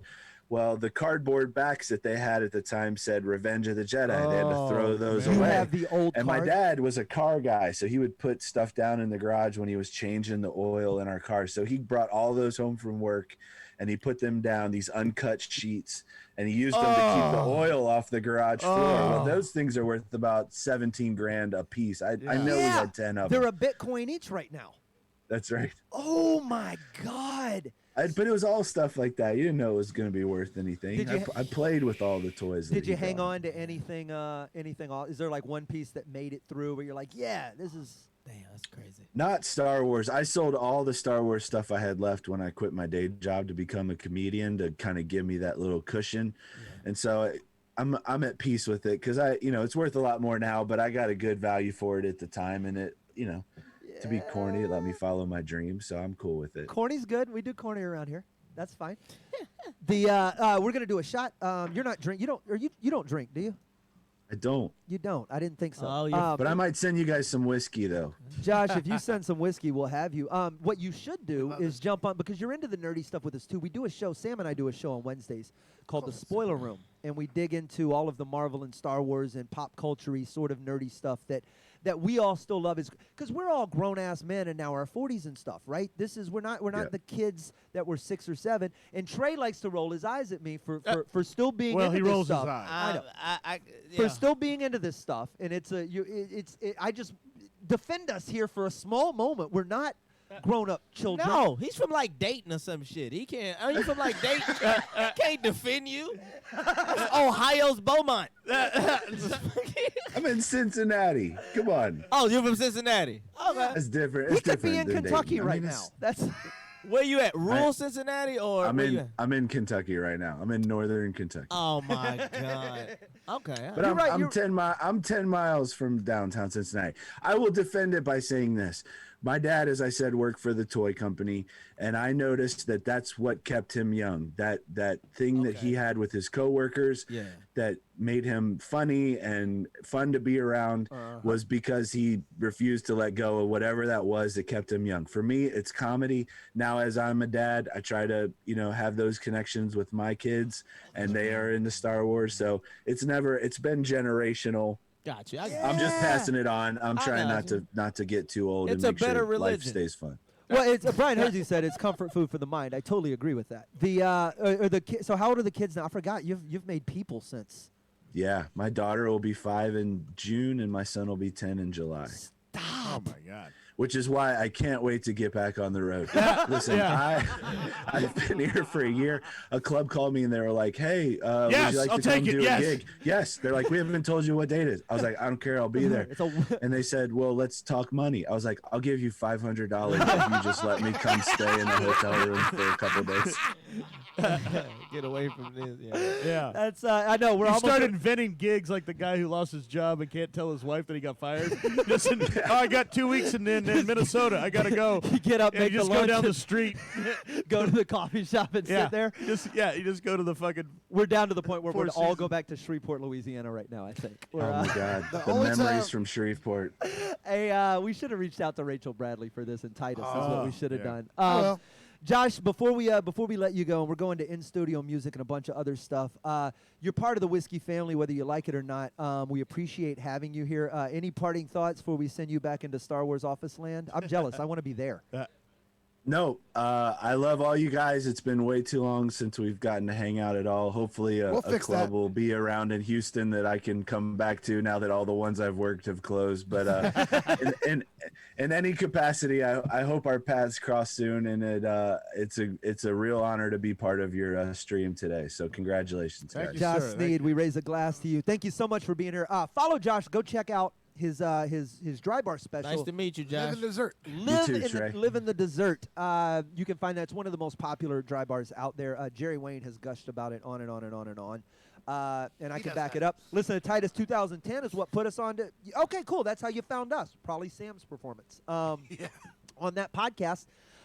We got Brian BC Carrion is setting up over there in the corner. We're going to go to him for some live music and a bit of a music lesson in a while. We have about 10 minutes to kill. You can go smoke if you want to.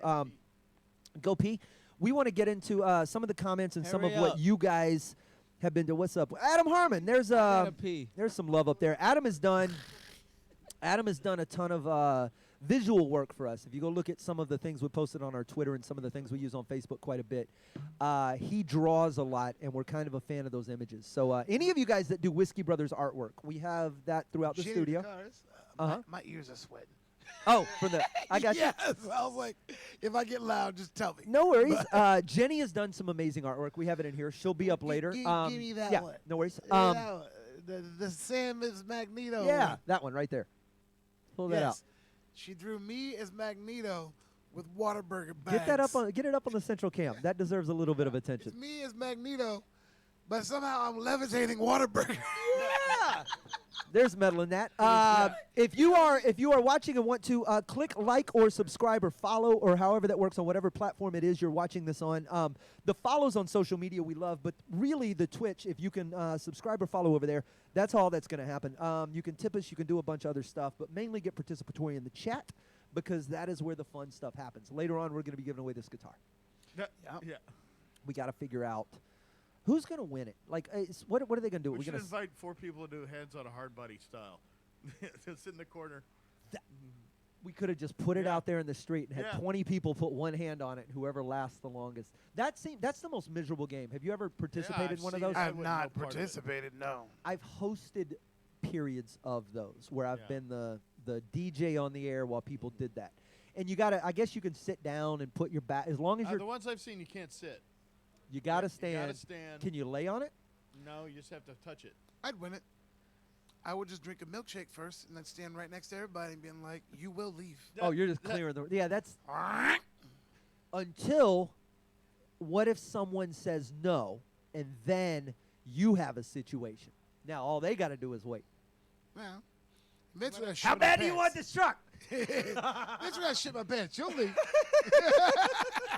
How bad do you want it?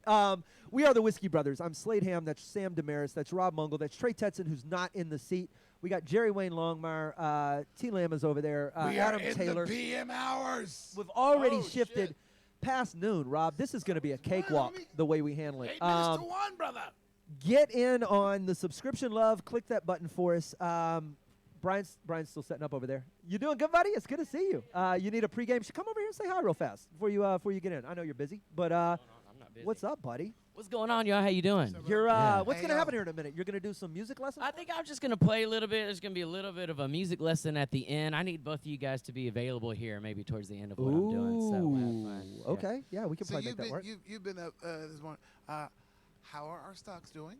Okay. Well, if you're in IND right now, I'm sorry. I apologize. I because- don't. Okay, you did, smart man. No. Yeah, bro. Stocks aren't looking too good right now, but that's the mind game going on. You got to hold through the despair. Patience. Yeah, This is when you buy. in order This to is reach when you Valhalla. buy. I the can't dip. talk about my Dogecoin, but we bring him on? Okay. Oh, you're in Doge right now? I mean, that's the I am. move. You know, I'm staying away from memes, and the memes are blowing up, and I'm just like mad at myself. But I'm not a meme guy. That's not investing.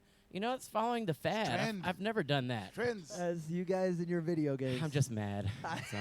It is the ultimate video game.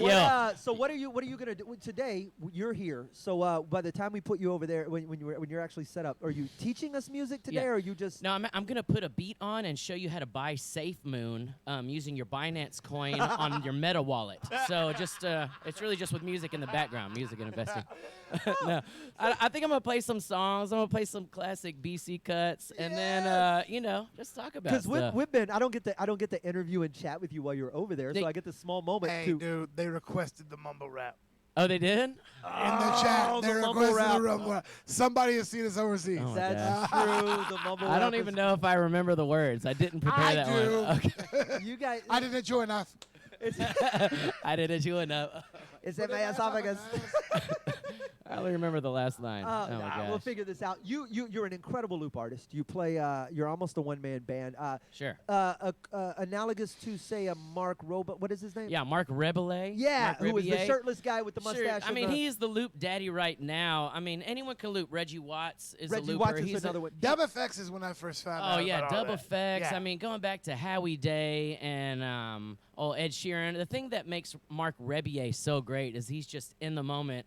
And he's just ridiculous. Like, looping is one thing, but being able to riff in language and connect with people and say sentences that are funny and hilarious. Yep. That's what Mark Rebier does. He's a great musician, but he's just funny as hell, man. He's just like It's the looping in the personality moment. and using that as an extension of your own personality. That is for Kalachi. But look at the my spelling God. of kolache. I know it's wrong. It's someone who's never had a Kalachi. It's with a C. It's I don't even remember the first line to that. I was thinking about, going out on the road with y'all was just such an experience for me, and really you brought swear me up in. and down you're not a comic, but you sling more jokes in a fucking 10-minute set than half of us. Sure, you know what I love about it? All that shit I did is gone. I don't even revisit it. It's out of there. Well, I'm not gonna. we did gonna one do of it. the coolest shows, and I say this sincerely, in my 21 years of stand-up comedy. One of the coolest moments performing ever was in Niger. In the rain. When the Oh, rainstorm, there was flashing lightning just 5 point whatever miles away, just far enough for us to do it. The wind is whipping through the desert. The rain is falling. It's a cool. Trent Davis got fucked. It's a cool night, and we're all out there with those people piled on top of the vehicles. It's pitch black in the Sahara, and you can see lightning flashing in the distance. It's a cool 70-something degrees for the first time. It was 120 earlier in the day, and when you went out, and I have a shot of you on stage Oh, with yeah. the rain falling, and the that is the first line. Ginny Dracarys just goes, here's the first line. Someone call the doctor. I can't breathe. You're like, I don't remember it. The fucking fans know. got us, bro. All right, I need the rest of the lyric Oh! sheet now. And Heartthrob says he keeps "I Hate You, I Love You" whiskey on a constant playlist. So you're Nice. Gonna, I Hate Okay, You well, whiskey. I can definitely add some "I Love You" whiskey. There, you know. I'm just sad about this Kalachi thing. I totally forgot about it as I'm I now preparing have- my set today. I I don't know now what the hell have I'm faith doing. in it being. It's either going to happen or it won't. And you know what? If it doesn't happen, fuck them. New stuff. What I'm gonna do today is gonna be much more hilarious than anything I've done because Slade's gonna be up there playing with me. So it's gonna be so good. I So better you be do- you GC or do D. some unheard shit that they haven't heard. Yeah, well, I'm just gonna be mixing it up. So we'll see. I'm gonna be trying to freestyle. I got a cool remix. I'm gonna start at the beginning. I just whipped up today. We'll see what happens. Well, I don't know what's gonna happen. Let me let you go over there and get set. Yeah, You sounds- have an instrument Wait, I I've never thought even you seen before. you lured me over. You want a shot? Yes, Okay. with the promise of that's a- sweet. You want the distilled- sherry cask? Or you want the 40 No, proof barrel? you want the sherry cask. the If sherry you, cask Yeah. is incredible. If you haven't had that, you want that. Yeah, Trust me. yeah. There you go. That is. I'm on my own here. How many shots are y'all in right now? How many deep? So, I'm like 5 or 6, Here, I'll do it. Okay. I'm and drinking. I've got 20 hours. Trey gonna throw a fit if I use his shot glass. Will he be? I'll get him a different one. I don't mind drinking after y'all because I feel like I know y'all. And we're all vaxxed. And everybody's vaxxed. Cheers, brother. It is so Hey, good to have cheers. you here. Yeah, I love y'all, dude. This is awesome. Our Congratulations. musical director Brian B.C. Carrion will be getting set up here in just a moment. We gotta. We're still looking for you guys. If you're commenting, if you're liking, if you're subscribing, trying to talk about. That's how you're gonna win this guitar. All throughout the day, later on tonight, we're gonna pull somebody. We're gonna pick a winner. Checking if it work. Yeah, Blitz, we love you, buddy. Sad we missed you when you were here in Houston. To the rest of you in the chat, let's see here. I love you guys using our little emojis. We're gonna have a lot more of these emotes coming up soon. There's a Bieber one that is not on. All right. It's not showing up just yet, but we're gonna get to it. Here's Go the ahead. thing. You were gone. I'm going to do this again. I'm just going to start scrolling up through the chat. tell me when to stop, and I'm giving away something else. Ready? All right, let's. No. Let's let them. You gonna scroll? You want to scroll through? Or you want to have them drop a 1 again? Drop a 1 again. Drop a 1, and then you can scroll back through. That has about a 10-second lag. That's fine. Let it sit for a sec. What did y'all give away earlier? A T-shirt? It was just a T-shirt, and that was. Let's do like a hat and a shirt Here they together come, or something. here they Yeah, come. get them dry. Yeah, get that in there. New faces. Let's All get right, a. you've got about 7 seconds, and then I'm gonna start running. There you go. We'll get a. We'll do a shirt and a hat, and we'll throw some Whiskey Brothers stickers. Let's do like a whole pack, man. We'll put a Whiskey Brothers DVD in there, the special. You can see us doing that. I need to call Scarface and see if he's gonna pop by today. I forgot about that. So let's pick a winner here real quick. Here we go. Tell me when. Stop. Strag AC. STRAGGAC. That works. Yeah, Oh, he did. There we go. He just gifted everybody subscriptions. J-Dub, we're going to have to get you to collect their information. I don't know how to make all this work just yet. That is going to be a big question. Y'all let me know when Brian's ready, and he's good? All right, cool. We got about 1 minute before we get into the 1 o'clock. We have already pulled it into the 1 o'clock hour. Yeah. I can hear Brian. This is ridiculous. You know this is going to be me and you doing a lot of this. I know. I can hear that. I can hear that. I can Is hear it good that. volume over there? You can come down just a little bit.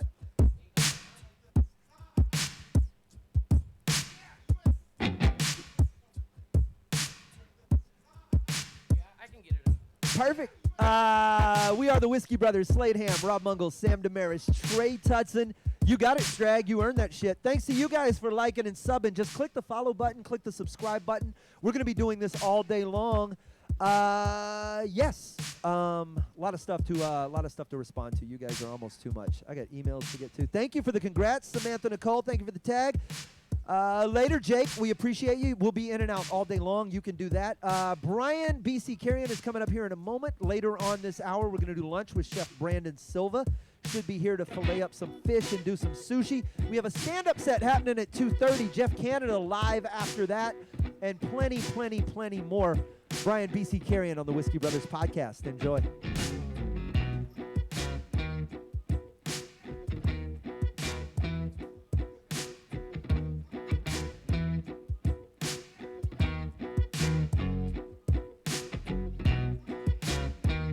Oh, yeah, I was working on this today, just trying to mix up some songs now. We know the beat, though. Library. So, I typed a text to a girl I used to see, saying that I chose this cutie pie with whom I want to be.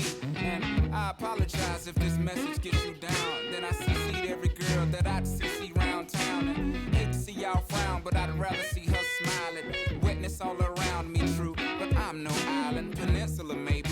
Makes no sense, I know crazy. Give up all this pussy cat that's in my lap, no looking back. Spaceships don't come equipped with rear view mirrors. They dip as quick as they can. The atmosphere is now ripped. I'm so like a pimp. I'm glad it's night. So the light from the sun would not burn me on my bum when I shoot the moon. High jump the broom like a preemie out the womb. My partner yelling too soon. Don't do it. Reconsider. Read some litter. Sure on the subject. You sure? Fuck it. You know we got your back like chiroprac. Sick if that bitch do you dirty. We'll wipe her ass out as in detergent. Now hurry, go on to the altar. I know you ain't a pimp, but pimp, remember what I taught you. Keep your heart 3 stacks. Keep your heart. Hey, keep your heart 3 stacks. Keep your heart. Man, these girls are smart. 3 stacks. These girls are smart. Play your part. Play your part. My bitch a choosing lover, never fuck without a rubber. Never in the sheets, like it on top of the cover. Money on the dresser, drive a compressor. Top notch hoes, get the most, not the lesser. Trash like the fucker. Oh, yeah. What's going on out there? Just jamming a little bit, mixing up some tracks, live looping. Looking at my set list. Okay, let's play a real song. We're just warming up. This one's for real.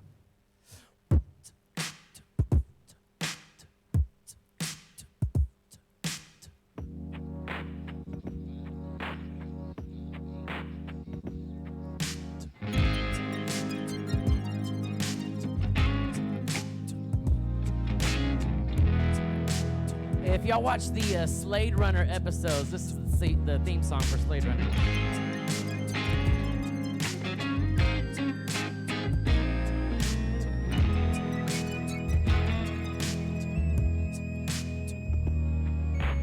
never meant to cause you trouble, but I guess I did. I never meant to lie, but I guess I kinda slipped up and feared. Shit, you were kinda pissed. I swear we didn't fuck, but I think we might have kissed. And I'm sorry, you caught me when I was still a kid in a candy shop, picking out what lollipop to lick. Sloppy drunken out all night on Molly. And when you find out you took your chocolate, let me with the stick.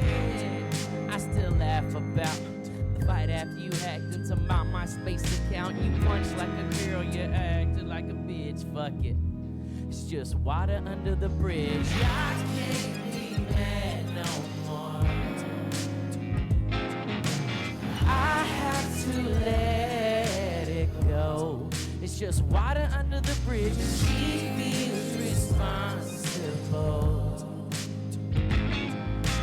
I can't always be wrong. Did you ever have a friend and you were tight as shit? Like every day you smoke blunts, head up to the gym, but one day you're out of town, have to play your gig. When you come back, you find your girl asleep in his bed. I can't believe that this is really true. What will make my best friend do this to me? Jealous. After all that we've been through, you could just put a bullet through me. It's like stabbing in the front, stabbing in the back at the same time. Yeah, well, I guess that's just how it goes. Messing with these hoes, my man, you never knows. Friends turn into foes, bros turn into goals, and then you're left alone to your own devices and vice versa. Contemplating suicide or thoughts of a violent murder, but I've learned to let it go. Lord, give me control. Forgive but never forget. Water under the bridge. I can't be mad no more. It's just water under the bridge. I have to let it go. It's just water under the bridge. She feels responsible. I can't always.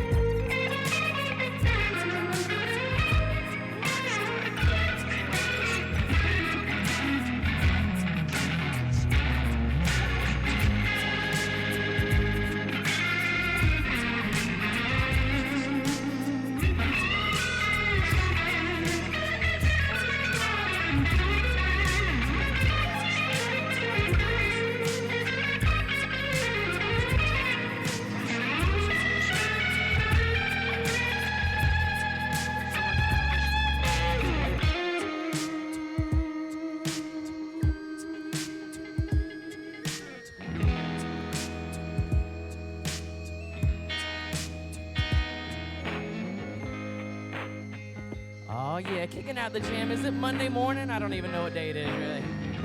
Sounds like a Monday morning song, though. Hey, yo. Nice. Check that one out. That one's on Spotify. It's called Water Under the Bridge. One of my favorites. It's just one of those H-Town jams. I remember when I wrote that song, I was like, this sounds like where I'm from. Man, I was so proud of that. So check it out if you like it. Okay, let's kick it up a little bit.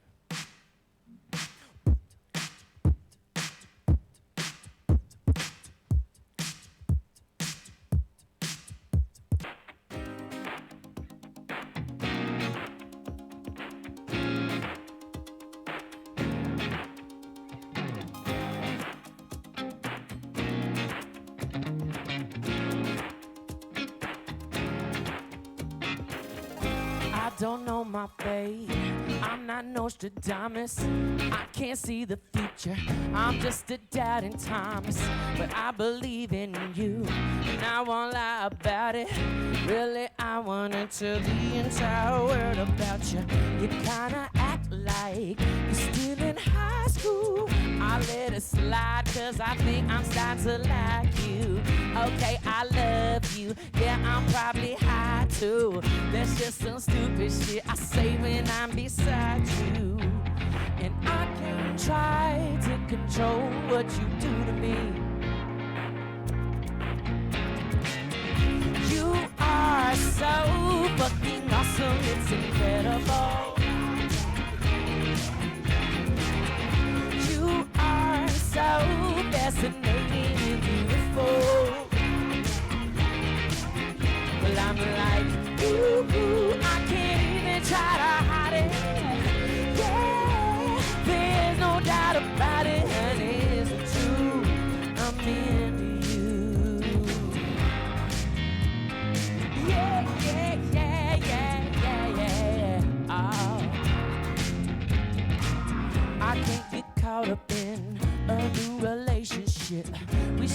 take it back. I must have lost some sense, 'cause I still daydream that we could make it happen. I have this great idea I wanted to tell you about. Step one is you coming over. Step two, moving into the sofa. Third step, I'll show you my venomous cobra, then we'll take it from there. You are so fucking awesome, it's incredible. You are so fascinating and beautiful. Well, I'm like, ooh, I can't even try to hide it. Yeah, there's no doubt about it, honey, it's the truth. I'm into you.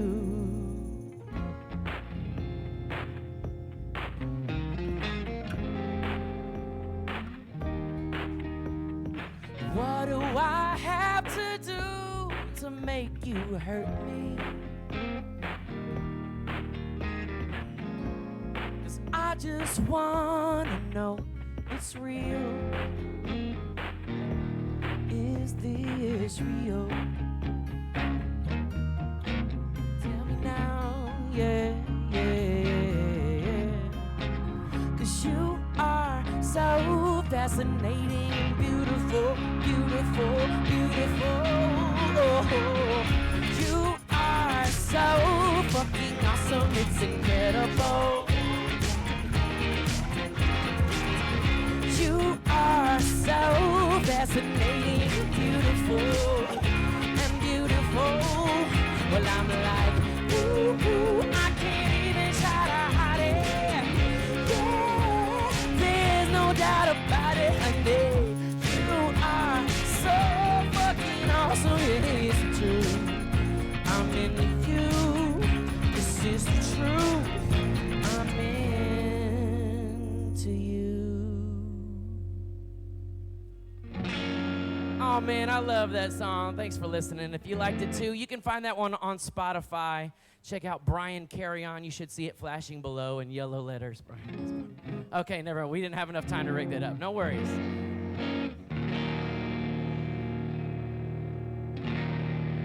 I know what you're thinking at home. You're like, I thought this guy was a live looper, but I'm hearing all these tracks behind it. You know what? You're right. Those are with some prepared tracks. I can do a song without tracks. It's easy, right? It's just C, D, G. Let's try this one here.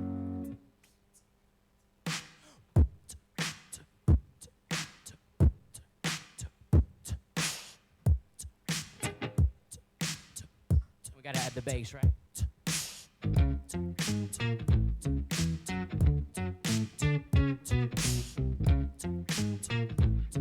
A little bit of a guitar, maybe.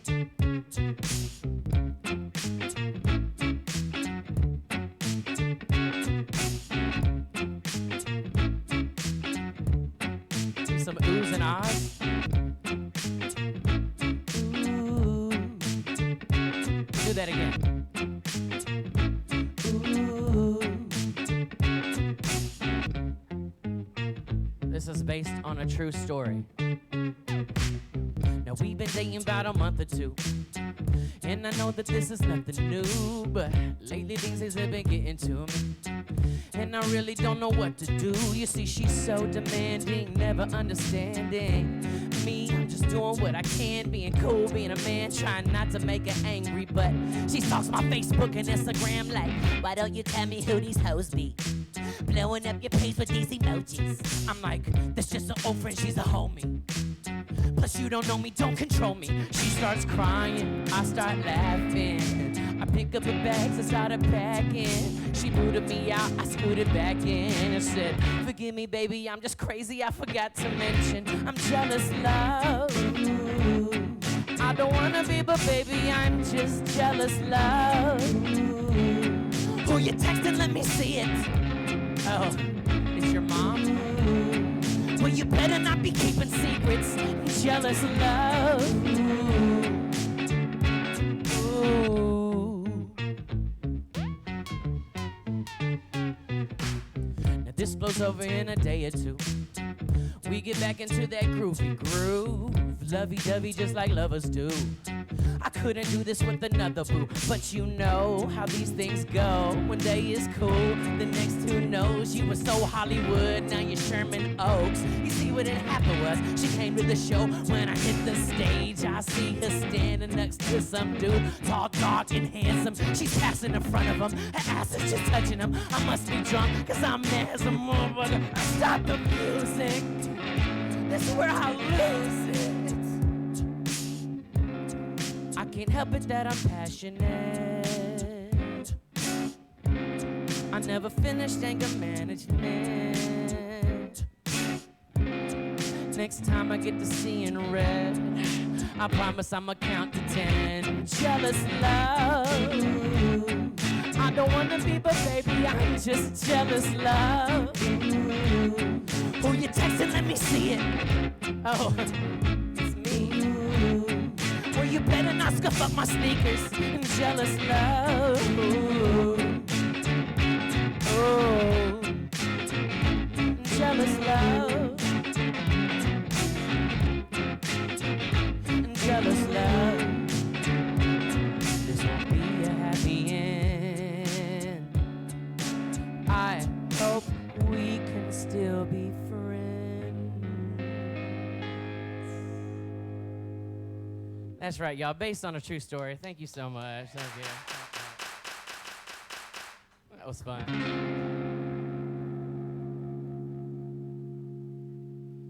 I'm looking on my computer for Kalachi, but I don't have it here. I don't.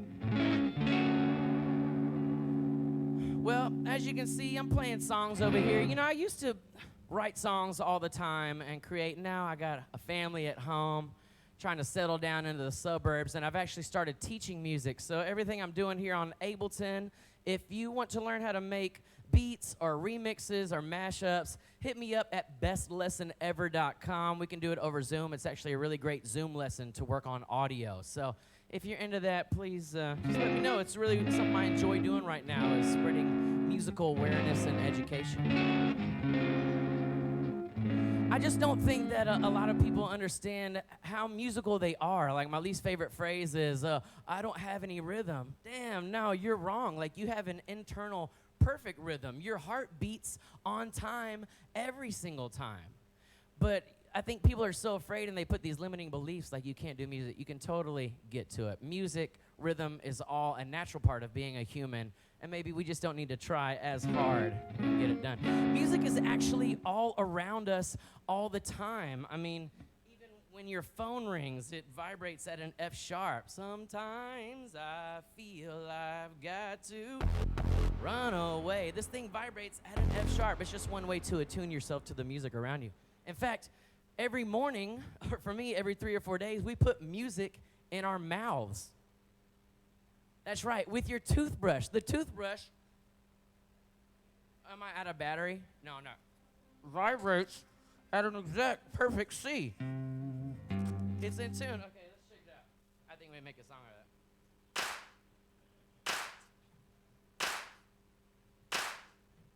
that. So, when you're brushing your teeth in the morning, you get that fundamental note and you start singing with it.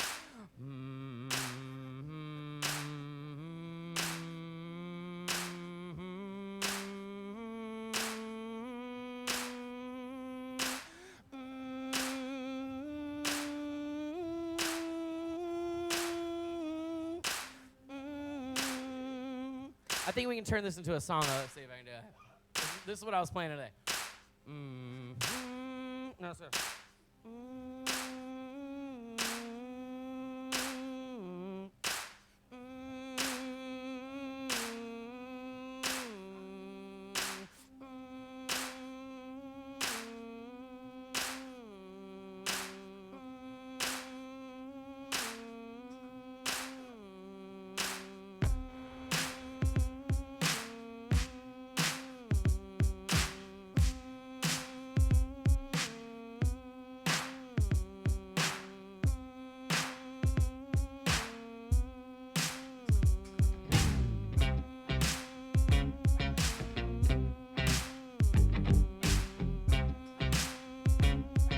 Yo, hey yo, hey yo, hey yo.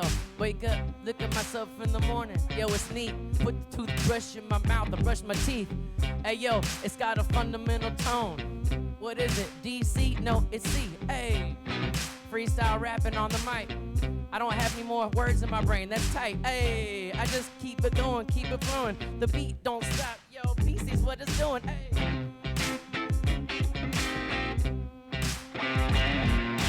Hold up.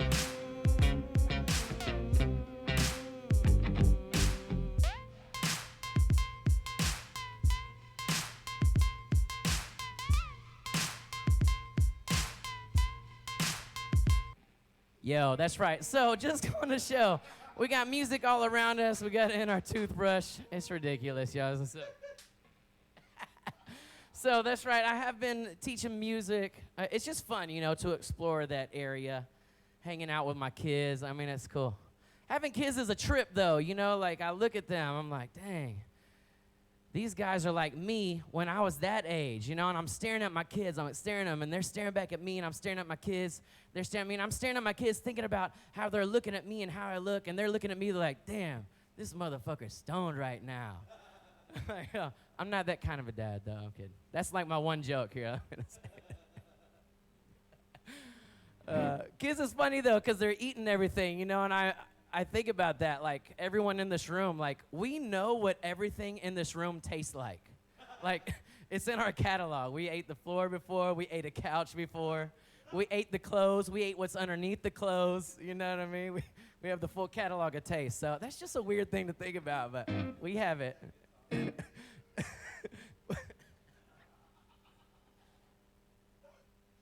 Okay, we're getting closer to the end here, but before we finish, the big thing I wanted to talk about is like, and I was chatting before, like music is totally accessible to anyone who wants it. A lot of people jump on the guitar right away. They're like, like the guitar's hard. You gotta like learn all these new movements and stuff. But Slade, will you bring your instrument over here and check it out for me? Hey, get Sam ready if you don't mind. Is he ready? Yeah. Come on, Slade. Now Slade's not on the mic now. So Slade can play a little bit of a guitar. And my point here is that any functioning comic can move his talents over to a small string instrument. So I'm going to teach you 3 chords right now. We're going to play these chords. We're going to jam a song with Sam. So let's start with the last chord, which in ukulele is a G, but for you will be a D chord on the guitar. Can you play a D for me? Yeah, that's a D. Nice. So that's the last chord we're going to play. The first chord is so easy. It's going to be 1 finger on that 2nd fret right there.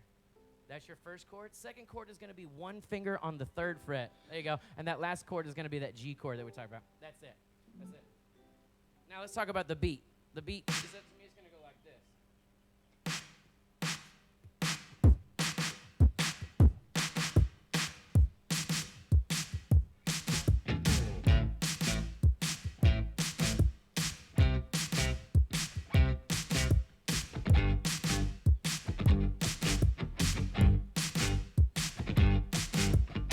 Here's that first chord, which is an A minor. Yep. 2nd chord, the C. There's a C. And here is the G. Right, we'll get it. And the G goes twice. Here comes the A minor. Here we go. 1, 2, 3, 4, A minor. Yeah. And then to the C. Nice. And then the G. Yeah. He's getting it. Don't worry, y'all, but he's getting it quick. I know you're seeing it. Well, yes. That G. Yeah. So 1. And then 2. And then,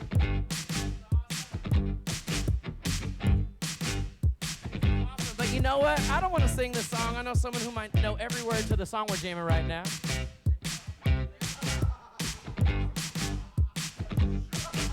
Come on, Sam. This isn't.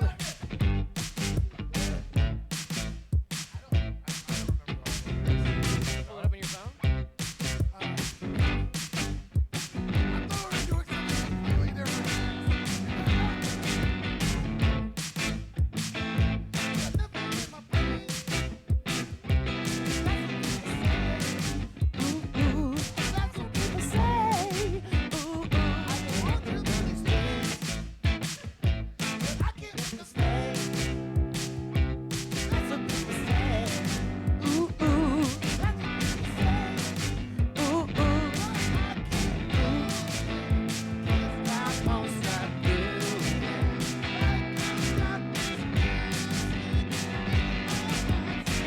gonna be alright.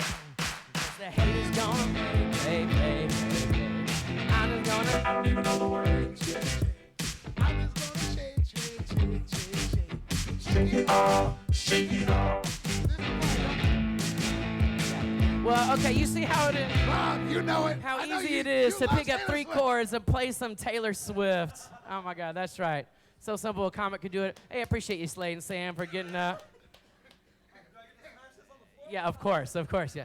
Anytime you have a ukulele, you gotta smash it, because those things ain't worth shit. Now, we've done that before, the whole song, so that's why I wanted to surprise you. I'm glad it was that situation. Cool. Well, hey, I'm almost finished here. You want to do one?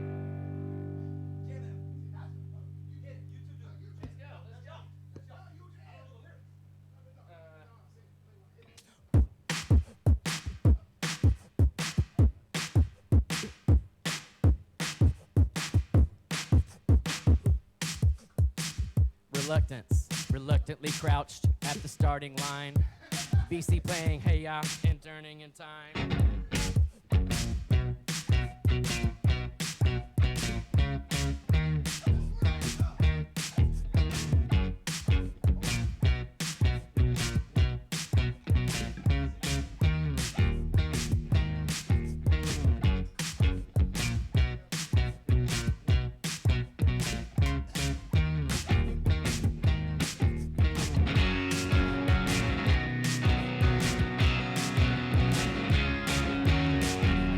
One, two, three, my baby don't mess around because she loves me so, and this I know for sure.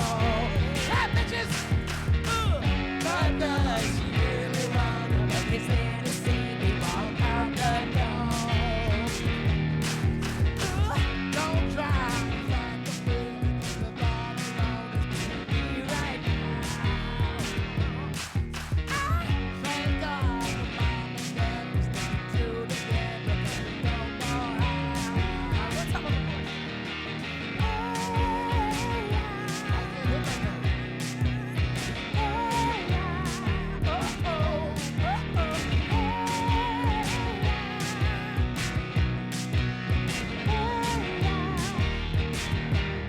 All right, now, fellas. Yeah! Now we gonna break this thing down in a few seconds. Oh no, that's wrong. Is that? You know, it doesn't really matter at this point. All right.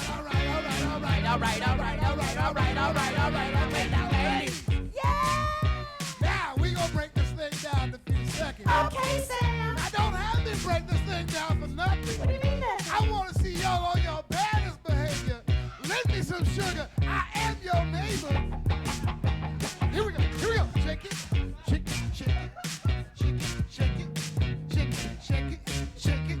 Shake it. Shake it like a really drunk black man. Shake it. Shake it. Shake it. Shake it. Shake it, now shake it like a really Polaroid picture. Shake it, now shake it. All you Beyonces and Lucy Lou's and new Whiskey Brothers subscribers. Get on the floor, hey, you know what to do. You know what to do. 2, 3, you know what to do. You know what to do.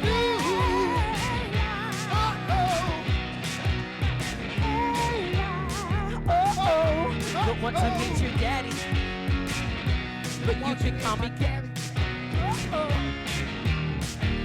They don't want to meet your daddy, but you can call me daddy.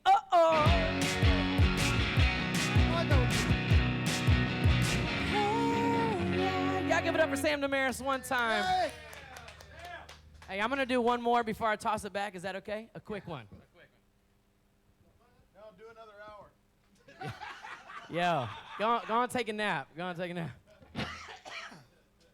BC, you got 16 hours to go.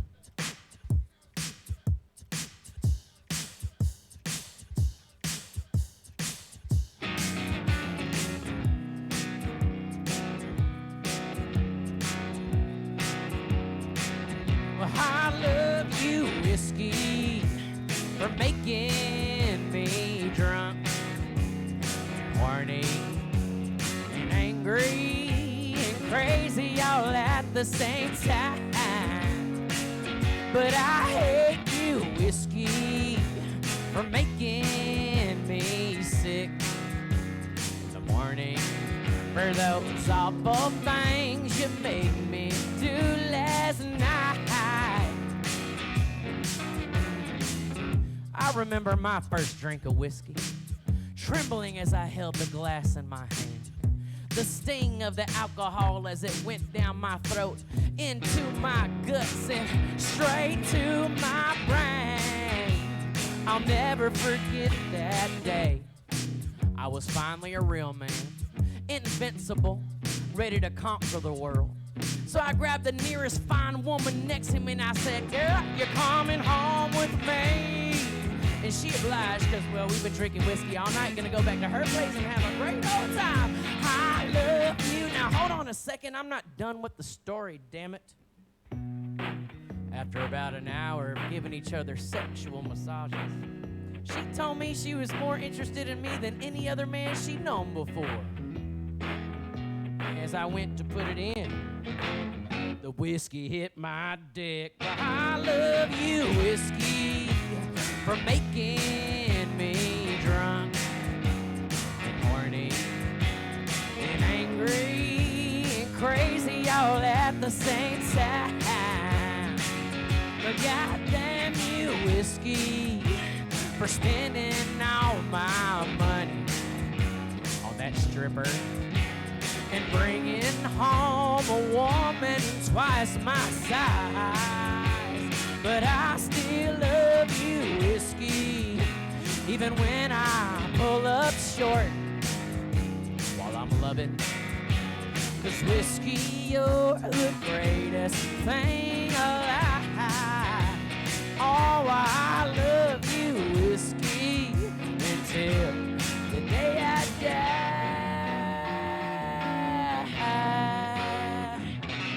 That's right, y'all. I wrote that song inspired by the Whiskey Brothers' long-standing podcast. Congratulations on launching the Twitch channel. I love all the shows y'all got going on here. I love y'all so much. We're just hanging out, man. Y'all are cool as hell, so appreciate you having me. Dude, you know you're always welcome here. Brian Carrion, easy to find. Find him online. He's doing music lessons, too, with his brand new Best Lesson Ever. You can find him. Brian, you're not going anywhere, though, right? You're going to stick around and maybe, we're going to hang for a bit. Welcome back to the Whiskey Brothers podcast. We are your Whiskey Brothers doing a 24-hour live stream. We are on almost all the social media platforms, but mainly this is streaming on Twitch. So if you want to do a like or a follow, that's how we'd like you to do that. Maybe a subscription would even be cooler. You can tip us. You can do all sorts of things. Sam Demarish, Rob Mungle, I'm Slade Ham. You may notice Trey looks a little different. He does. It's we left him out and bleached him. I don't know. It's actually, this is Chef Brandon Silver, for you guys who don't know. Yes. And when he walked up today, he's wearing all black and a baseball cap. Trey looks right over and goes, "It looks like you shrunk Slade." It's very true. So I'm looking over going, what the? I was like, I've known them both for years. I never put it together, and now it's fucking hysterical. You can't unsee it. Yeah. You can't unsee it. There you go.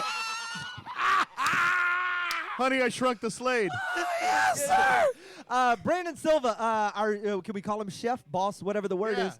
Yeah. Dude, a fixture in the Houston Houston food scene for the longest time. I know you were over at Uche for a while. And bar scene. Want to talk about where you are now, but also I want to talk about the fact that you were just on Chopped like a week or two ago. Hey, we didn't even know. We walk in the bar and you're suddenly just on Chopped. Did you? I haven't seen the whole episode yet, so I don't know how you fared. Let me just say one thing. That shit was fucking crazy. Was crazy? Really? Adam, bring up pot number 2. Was it a good? No, you cut. No, Yeah, bring- he's like, can I not say bring him fuck? back. No, I was. Bring him back in a little bit. I was trying to get you No, loud. that shit was fucking crazy. Was that your first No, televised that was actually my first televised being on TV. cooking? Really? Cooking. right in Okay, front. so Let me tell you one thing real quick. 16 hours of shooting. For that one, for For one 30 minute one episodes? episode. yeah, you're still 8 hours behind us. And if well, let me catch up, man. Pour me a drink. Shit. Oh, yeah. Yeah, By the let way, me get you a shot glass. You keep talking. So, yeah, for about 16 hours, in Knoxville, Tennessee, during the freaking pandemic that we had last year, and like it was like They shoot it in Knoxville? They shoot it in Knoxville. I didn't know that. It was supposed to be in New York, but obviously, Yeah. ground zero. Nothing's in New York. in New York. Like, Oh, did they call it one of those little both like chop barbecue or chop something like that to give it a reason there? God. Yeah. I'm not gonna make fun of names, but yeah, it was one of those hangry baskets, hot and hangry. Oh, Give me some chili peppers. Now I gotta ask you a question. I'm a boss chef too. I'm curious about how the structure of the show. Do you honestly don't know what's in the basket? we don't know what's in the basket. You don't know what's in the We basket. do not know what's in the basket. Oh, what's in the box? What's in the box? What's in the basket? So what was in your basket? So we all had grits for the first round. It was grits, ghost pepper, Oh. and then ghost chili cheddar cheese. Oh. Well, here's I would And be like, pork. I would like to Pork? present my ghost pepper cheddar cheese grits. With some bacon. On a taco. That's the so you get that. But the grits are the taco. Yeah. Oh yeah. Yeah. so I so froze so, them. so you pull the top off the box. Are the grits pre-made or they're already? Let me. I'll run you through. Walk me through. Let Yeah, break it down. I'll walk you through and Go break it down. Like, you wake up at 5 in the morning. All right. You wait outside for the van to pick you up. You have no idea who you're meeting because they set you up in a hotel where apparently, that's where all the contestants were doing and staying at, right?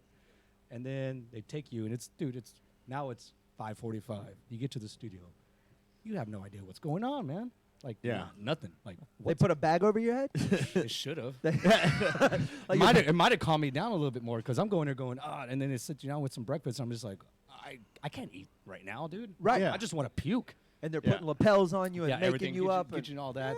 By the way, the night before, my son punched me in the eye when I was sleeping.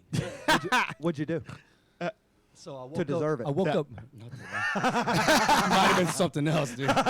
But no, I wake up going, what the hell is this? It's like just a purple streak right here. Oh And god. I'm like telling them, do you have makeup artists? Because I have. They're like, oh no. Oh, and she's like, we did Rihanna. We got you. You're fine.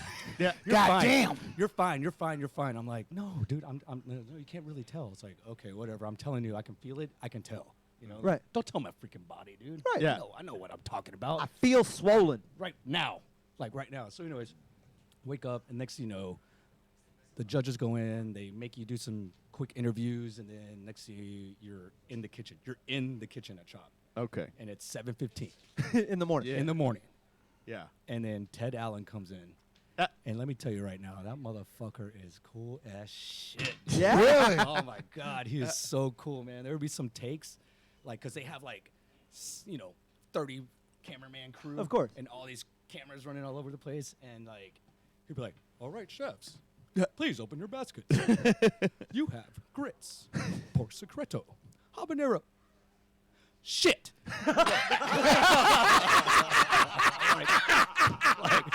No, straight out, dude. And like he was just making some crazy I don't know, Satan like innuendos, like just funny jokes, man. Yeah. Like, the whole time, like he will mess up something. He's like, "I'm sorry, man.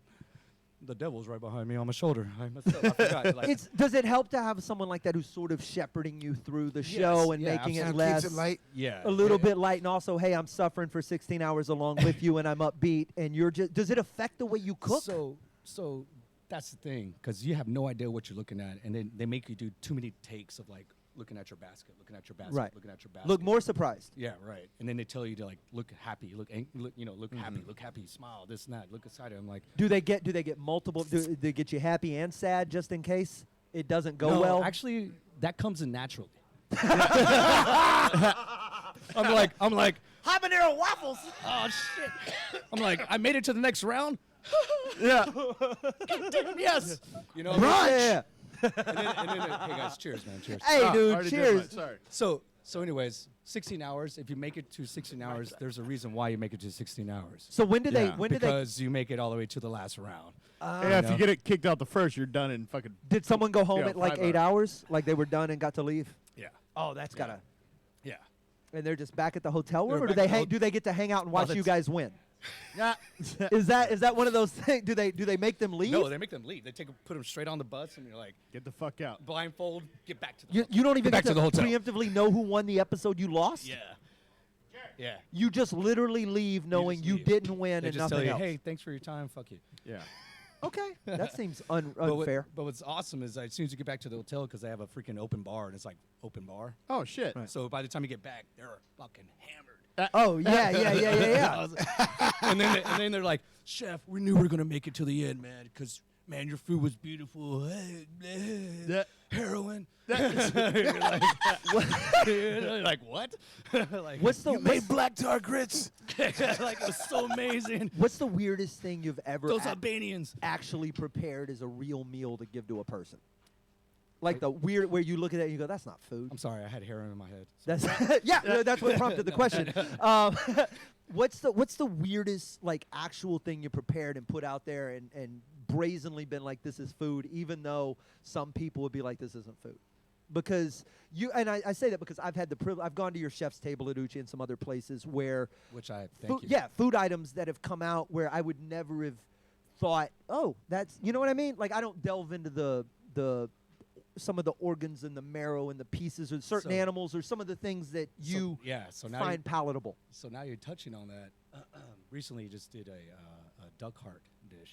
Duck heart. Yeah, duck hearts. How do you prepare a duck heart? Fry it. Fry the fucker. I mean, we're from Texas, right? Yeah, right. We're fried. You break it. Yeah, you wrap it. No. Fuck you, I'm killing this side of the table. Also, ducks hate me. You eat it raw. No. You eat it raw with a glass of Chianti. With fava beans. And a nice Chianti. That's it, dude. Still in my top 5 villains. You slowly braise it in its own fat, like duck fat. Slowly braise it down. And then So you it's like foie gras for the heart. well, you know, it's I always feel so people get upset about foie gras because they force feed those ducks, right? Well, That's they're- their reasons. well, they're assholes. Yeah, exactly. But what if you just found naturally fat, sad ducks who just like ones who had given up on themselves and stayed home eating Like all their day, boyfriend every broke up day. with Yeah, them? you know what I mean. That's it. Period ducks. So Yeah. The ones who just like, the ones who like the just- Notebook duck. Yeah, like you you, know, don't like- have to force feed me. I'm eating all this Haagen-Dazs on my own, and then the ducks. Then you just now nobody's Mississippi gonna- duck. Like, listen to me right now. Yeah. Well, you tell the duck to shut the fuck up, man, and feed them force feed them more food, and be happy again, and then kill them. Exactly. Somebody There you says go. duck heart, red wine, garlic scallions, S&P. That's pretty much. How you cooked Now, it. I'm curious. What did you end up making with the? Oh yeah, we got to get to the. We're So burying it the was lead. Valentine's Day at my new restaurant I just opened up, which is called The Goose, which is on Long Point, 7202 in Spring Branch. Yeah, we're And, coming to see you now. Yeah, I'll take care of all the carry on. Yeah. And by the way, the whiskey will be flowing, baby. Done. So, we did it as like a first, a amuse-bouche, a little snack. Yeah. Get you going. Yeah. And we took the duck heart, and then we braised it and confited in its own fat. Yeah. And yes, we did some foie as well into that, and then a lot of aromatics, and you kind of nailed it, Slade, on the chop, onions, garlic, but then also a little bit of Mexican spices, ancho chili, a little pasilla, some odd Yeah. roll to get some more heat. Do you add a lot of? You're Argentinian, right? Nah, I mean, bueno, I'm not. Hey, dude, I'm not Alex Lorette from fucking Davenport, swinging his fucking hair back, Hey, and then don't talk shit about people swing their hair. No. Is it Spanish? What is the? It's Spanish, right? I'm Mexican and Spanish. Mexican and Born Spanish. and raised in Houston. Yeah. like But my you've got the influences of like that as Latino America. Right, and then I also incorporate some Japanese influence because of my time and spin at Uchi. So then we also take that skewer and we slice it sashimi style, and then we take it over a rosemary skewer that we actually, I have 2 farms that I grow everything that goes on my menu. Yeah, all my vegetables, all my herbs, everything that goes on my menu. And so we skewered it, and then I grilled it over Pichochan Japanese coal over a yakitori grill. So you get that like. Is it like a Let me tell you charcoal? right now. Let me tell you like Barry White. Yeah. Hey baby, Japanese grill coal, charcoal. We are running. Yeah. Can you just go buy Japanese charcoal? Is that? Yeah, you can actually. There's a place over on Derry Ashford and Shepherd. Charcoal, there's only one like you. You gotta be like, you're like, hello, baby. But now I'm curious, what did you make out of that basket? What did So- you prepare out of that? So the first basket was the grits. Yeah. And it's pork secreto, which I never even. What is secret pork? Yeah. Exactly. Yeah. Where is it? Does it? So apparently in Spain. Yeah. That's what I was used gonna to say call it's my dick. Spanish, right? Yeah, dude. You get secretly porked? I don't know, man. I'm thinking like secreto. I'm like, what?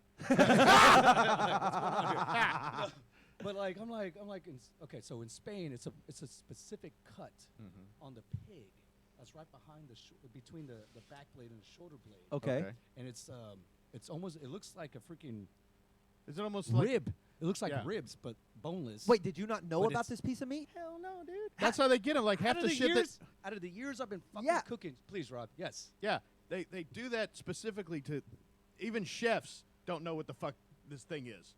I mean, they'll have like, Is it It's like the what- oyster and the turkey when you find that one little piece little- of? yeah, Yeah, that- you're yeah, like, one this little- is special, and you're like, I know, it just looked like regular Yeah, like meat. one little So ball. they just start Googling just weird cuts of meat and being like, how can we fuck these guys up? yeah, So pork absolutely. Well, secreto- that's the whole thing. I mean, if you give them real ingredients, they're gonna fucking make glorious shit. Right, now the you gotta question- throw a fastball in there. How are you gonna cook somewhere. a pig Oh hoof? no, they're throwing heaters, dude. Yeah. They're going up and high, down and Yeah. low. Yeah, that's a like- knuckleball. No, Yeah. and then they throw that breaking ball in that basket, and you're like, are you fucking kidding How me? am I dude? supposed to put squid ink in this? Yeah, dude, like I don't like. So, no. so what did you end up making?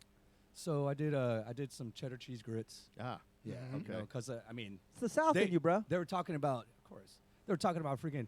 We need to bring the heat. I'm Ah. like, okay. We want it hot and hangry. I'm like, all right, it's TV. Well, I'm gonna give it to you all at once, no problem. But if you do watch the episode, there is some history of like my background and Houston native, and also like my cooking experience. Yeah. And then also traveling to like Copenhagen and Yeah, that was a cool run. Chicago, New York, and like working some really 2 Michelin, 3 Michelin star restaurants. But if you watch that episode, I never said this. I never said I was a Michelin quality chef. I never said that. sure. They fucking put that in my mouth. Oh, did they really? Yeah. Oh, They fuck. took the part where he goes, "I'm not a Michelin," and they Yeah, just they just- snipped it. Yeah. They But clipped.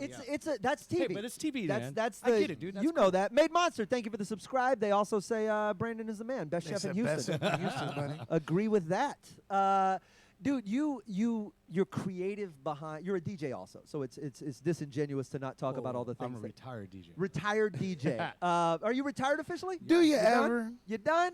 I just You play at done? home, dog. If a turntable was there, you would. But I'm teaching it to my son. But go ahead. That's no. I mean, that's important. That's the.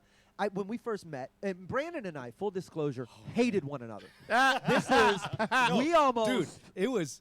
full blown. I almost Full open blown. hand slapped him in the bar. He really did. It was there was Like, some. it There was amazing. It was amazing how that I'm shit shocked. was. I'm shocked at this. well, no. Because I mean, look at it, man. I mean, Yeah, let's. I mean, Yeah. it's literally. I hated myself at that point in my life.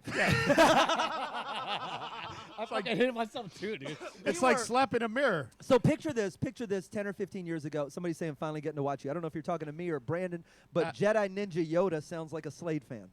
Yeah, right? Wow. So when I was bartending when I first moved to Houston. Yeah, pour them up. And Brandon, while he did not bring a fish, did bring a bottle of Jameson that's going to get distributed throughout the night. We were drinking James together. You poured that like a fine wine. You even turned the Right? I'm sorry. the. Don't try to give us class we don't have. I was bartending at this bar, and B was DJing there, and at the end of the night, I'm not a people person, so I'd be 20 shots of whiskey into my shift, and then they would still be playing music, and I would be done because I'm drunk and tired. We're drunk and tired. And they're like, "It's 3:15. We should still be woo-woo." let's go, let's go. And I'm like, He's "We've like, been- get the fuck We've out. been closed for 3 hours, guys, and we almost fought, and then over whiskey we've since become dear friends again, and I very couldn't be nice. happier to have you and your Couldn't be happier either, especially when I finally got into Uchi and you came by. dude. You- That was I don't remember who I came with. It was some girl I was dating at the time, broad. but it was Some broad, she was hot. it was. She was hot. Doesn't matter. Thank you. She was hot. I try not to bring ugly people out. I mean, you should look at you, dude. I would fuck you. Sam's looking for the way All out. right, this got weird. We have. I'm trying to look at the schedule and see what's coming up. So I know. Do we have stand up at 2:30? Right. 2 o'clock. Okay. Oh yeah. Shit. We're 10 minutes away. Go ahead. yeah. So that being said, on the chop episode, I did that. I did grits. I grilled the pork secreto. I cooked it perfectly. That's what they told me. Mm-hmm. And then, The judges did. Yeah. Yeah. You didn't medium rare the pork. Apparently, that pork you're supposed to serve it almost like What? almost raw. Is that Yeah. healthy? Because it's a Birkin like high grade pork. Yeah. It sounds like almost like a pancetta or something. Yeah, Well, yeah, is yeah. there- is there- Exactly. Yeah, dude. Yeah. So you're supposed to serve it like almost raw, but not raw. So why is it okay? And this will tell me why is it okay to serve beef at like a cold temperature and not chicken or pork? Well, or chicken because of the salmonella. But I mean, is it just because they naturally have it in their bodies? No, because there are certain dietary things that those chickens eat. Uh-huh. Like, for instance, here in the States, fuck no, do not eat chicken freaking raw. But like here. if someone offered But me, if you go to like Japan, right, and they were like chicken Kyoto, sushi. Okinawa, Tokyo, like, and they because the way they raise that chicken and the way they prepare it, it's really good to eat raw. So that's my question: is that chicken by itself isn't naturally poison meat? If you It don't is cook poison. It is poison meat, but it depends on what you're like, how you're raising that chicken. So in Japan, I could theoretically just grab it, pull it out the water like a snapper. No, you don't want to do that. Yeah. The chicken would You don't even want to do that with a snapper. No, you want to. You don't want to do that at all. No, you. Yeah. You want to. You want to. I want to hear it go. Like, You wanna- I want to. I want to in my mouth. I mean, this is not like the Navajo Indian days when they take like the heart from the horse. Yeah, No, the no, eagle man. heart or the. Dude, they shat their freaking pants afterwards. Yeah. They're saying that they're praying to the god. Yeah. Fuck off, dude. No, they're not. They're shitting their. They eat that Yeah. shit. They're like, They're behind a tree. they're speaking like, I'm gonna be in a yurt for an hour. it's coming out, dude. Like, I mean, come on, man. Like, no, they're shitting their asses, Yeah. dude. Okay. I had Those people back then they died at age 30 too. I- you know, I so- served- That's I why thought they, they died a I warrior. didn't serve it, but I prepared a that's raw. why they called their house po- teepee. And that's our show. Good night, everybody. We are done. We're I done. pointed at you. I knew there was something there. You wouldn't have had your finger up otherwise. That was perfect. How you follow that? Tell us fuck what you you. cooked on Chop, but Yeah. do it quickly. But hey, check it out. I made it to the first round. Uh-huh. I made it to the second round, and then they What they have in the second round? What's in the basket? so they gave me a T-bone steak, Good Okay. start. which I was like, hell yeah, okay. Know what to do with I that. can mess And with then the this. curveballs. And then they gave me something called fall curry. Fall curry. Yeah, I'm like FALL. Yeah. Or no, they're like PHAAL. I'm like, oh, of course, dude. Oh yeah. wow. Yeah. Yeah, of course. And they're like, this is the most hottest curry in Indian cuisine. I'm like, okay. And then they gave me some. I'm down so far. Yeah, But no, can it was, you it was put like dope. can It you was put dude, like one dude, grain it was in? delicious. And Sounds then great. No, and then they gave me some habanero tincture with lemongrass Oh my God. and Swiss chard. So Ted Allen's like, chefs, open up your basket. You have rainbow Swiss chard, fall curry, T-bone steak. And they're like, okay, Do dude. we also have a thesaurus? I don't know what two of these things are. So I'm tasting it, dude. I'm tasting it and I'm cooking it. And then in the first round, they told me, like, you know, your grits were a little poor, you know, like they're too congealed. I'm like, well, you let it sit there for 30 minutes before you fucking taste it. or Right. Whatever, Yeah. dude. Whatever. Like your whatever. food was cold. TV. It's Whatever. TV. Whatever. But you That's what I wanted because you make it and then they like immediately cut to the judging. Yeah, but but clearly there's no, got to it's- be time lapse. It's sitting out there Yeah. for freaking 30 minutes, dude. Right. So if I'm making grits and it looks great on the plate, but then as soon as it gets to him, like Yeah, grits. it's 30 minutes later. Come on, Now, dude, you know my cousin Vinny, That's a man. brick. Like, this shit would congeal, dude. Like, Yeah. it's like Do you plate up? Do you plate up enough? You have to plate them for all the You have to judges. do Or do you four, make right? one Yeah, you have and to do four someone else dishes. does You have to it? do four dishes. Yeah, Yeah. one for One the for camera, camera and three for the judges. Yeah. Exactly, Rob. Like, Okay. Rob knows, man. This is not his own rodeo. Why do we even have you here? I don't know, man. All right, I'm out. See you later. No, but I mean, yeah, dude. So that's happening. I'm like, all What's right. up, Anna and I'm Dallas? like, fair enough, but I'll be honest, dude. I was nervous as hell. I puked freaking 10 times Oh, shit. before we even shot that first scene. just like Really? you ate a heart. Oh no, I was fucking puking, dude. Like, I'm sorry. I know Excuse me? I know you want me to Excuse me. do this shot, but I gotta go puke, dude. I was nervous Bro, as hell. but TV is TV because all of us. And here's the thing about it: is that you're an incredible chef under chef circumstances. Appreciate it. When you throw lights, and I say this as a stand-up comic, we've all dealt with it. the minute you turn it into a product, even this, we are at our best. The four of us. This is amazing. It is amazing, but it's This is also fucking we do amazing. know that that at our best, it's the four of us in a dark room with no one watching. Like Right. that's when we make the best art. That's when you make the best food. It's music playing and your vibe. Right. But the minute you add production to it, everything becomes a different thing. But I guarantee, even though the producers know that all these guys can cook, they wouldn't be on the show if they Of course. Right. And so, I guarantee you that's why they don't tell you anything, and they put a bag on your head and take you to the thing. They want the surprise element and to throw you off your game and to give you fucking like chicken dicks to whatever to cook. They gave me camel milk. Camel milk? They gave me Ooh. camel milk for fucking the dessert. Oh, So so you this gotta- is your Hold on, final. hold on. So let's go to your when I- final. So when I freaking make it to the second round, I do this freaking. I was like, all right, I'm gonna bring it all my all. I'm just gonna use my upbringing in Houston. You know, Vietnamese cuisine. You know, fucking Thai, whatever, everything. So I took that pho curry. I freaking add lemongrass, more galangal, which is a root vegetable from Thailand that's Right. like similar to ginger, but just a lot better. And I just add all these. Wait. It's from Thailand. So was it really a gall or was it gallon like gall boy? It was Lady Golf. Lady Gaga. Let it go and go. Lady Boningal. Yeah, dude. No, I mean, no. So I did a stew. Oh, I- nice. I took that curry that would have Uh-huh. all these aromatic vegetables. with and I was the like, with the T-bone. And yeah. Okay. So I grilled the Yeah. T-bone. I sliced it up, and then I freaking made a stew out of it. And then I took some rice noodles because I mean, dude, pho, Houston, we're known about that. So I was just trying to bring all You those got to put blend- rice noodles in anything that starts with a PH. That's that's what. Hi, my name's Pharrell. Rice noodles? You put it in a pool because of new pH balance. I got a bunch in my fish tank right now. Yeah, so I mean, like that's what I did, and then I served it, and then they loved it. They loved it. So I made it to the next round. I'm looking at this fucking basket, and it's those what is those? Those cinnamon freaking Churros? no, those fucking cinnamon freaking gobstoppers. Oh, atomic fireballs. Oh, Yeah. yeah, the red ones. The red hot Fireballs? Okay, Yeah, yeah. fireballs. Yeah. They gave me fireballs, dude. Oh, Fireballs. shit. The jawbreakers. Yes. Yeah. There were cinnamon jawbreakers. That's what you call chefs. Cinnamon jawbreakers. And then freaking camel milk. And I'm like, Oh, God. camel milk, dude. What the fuck am I gonna do with camel? And then Very they gave me, hot chocolate. and then And they I gave guarantee me, you, Ted Allen he goes, and chamomile. Oh, God damn it.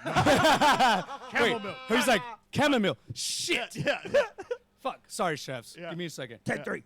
Can you guys just hurry up, re-roll? Because I'm not an asshole. No, Yeah. he's amazing. He's Yeah. amazing. No, camel milk and then guava, unripe. Oh, my guava. God. Oh, Unripe. Unripe. Oh, It was God. green as shit. Yeah. And then he comes up to it before we started shooting. He goes, "Chefs, I'm really sorry that you have unripe guava right now. I'm really sorry. Like, But suck it it up. wasn't supposed to be this. Oh, really? Yeah, It was he supposed to told- be ripe? It was supposed to be right. Oh. Yeah. So I'm just like, fuck, dude. So we went through it. We went through the whole machine, like the Yeah. whole thing. I made a freaking brown butter guava cake. Oh, Ryan. nice. You baked? I baked. Baked in You 30 are- minutes? I ain't a fucking Betty Crocker motherfucker. Fuck, dude. I'll you tell baked you that in right 30 now. I don't want That's to. tough. I baked That in is 30 tough. minutes, dude. It was fucking hard. That's dude. fucking tough. I don't And want took to. the- I don't want to spoil it before we get to the top of the hour, which is happening. But you won or you did not. I did not win. You did not. Ah! His guava cake lost. The guava. But that's impressive. So all I Baking in want to know, 30. we brought you here to get the name of the person who beat you, and then we're going to send our people after them That- and get to. Yeah, You're going I to don't have the remember her trophy. name. I don't remember her name. That's I don't remember her name. I'm just gonna be honest with you. I don't remember her name at all. Now you know. To those of you watching, thank you very much. The follows and the subscribes we love. Yeah, he was robbed. Fucking grits. That's what they say. Do us a favor. Click that subscribe button. Share some love with your friends. You can tip us. You can do a lot of different things. Brandon Silva, our dear chef, pour us up a shot, my brother. You and I and the Jameson over the years has flown freely and been the product and the reason for many, many, many bad decisions. We're going to be moving to a stand-up segment hosted by. Yeah. Oh, not till 2:30.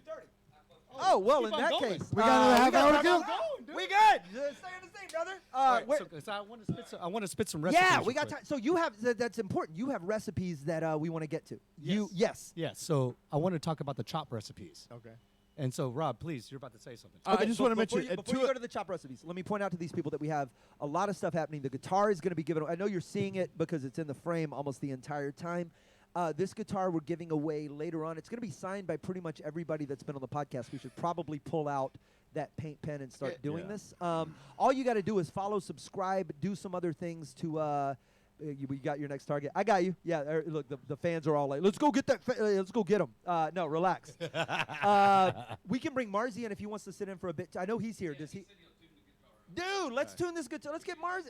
So Marzi was on previously, and you guys are going to talk recipes. But I just want to say, the 2 o'clock hour, we need to start doing this now. This 2 o'clock hour is brought to you by our good friends at the Improv. So I was about to say, yes. The Improv is sponsoring this hour, and this hour, the stand-up show that's coming up here in a little bit. That's vital. We're going to be doing some stand-up. Jerry Wayne's going to host it. Now, Jerry Wayne, if those of you who have seen me on the road lately, I've had JW with me. He was up there in Dallas.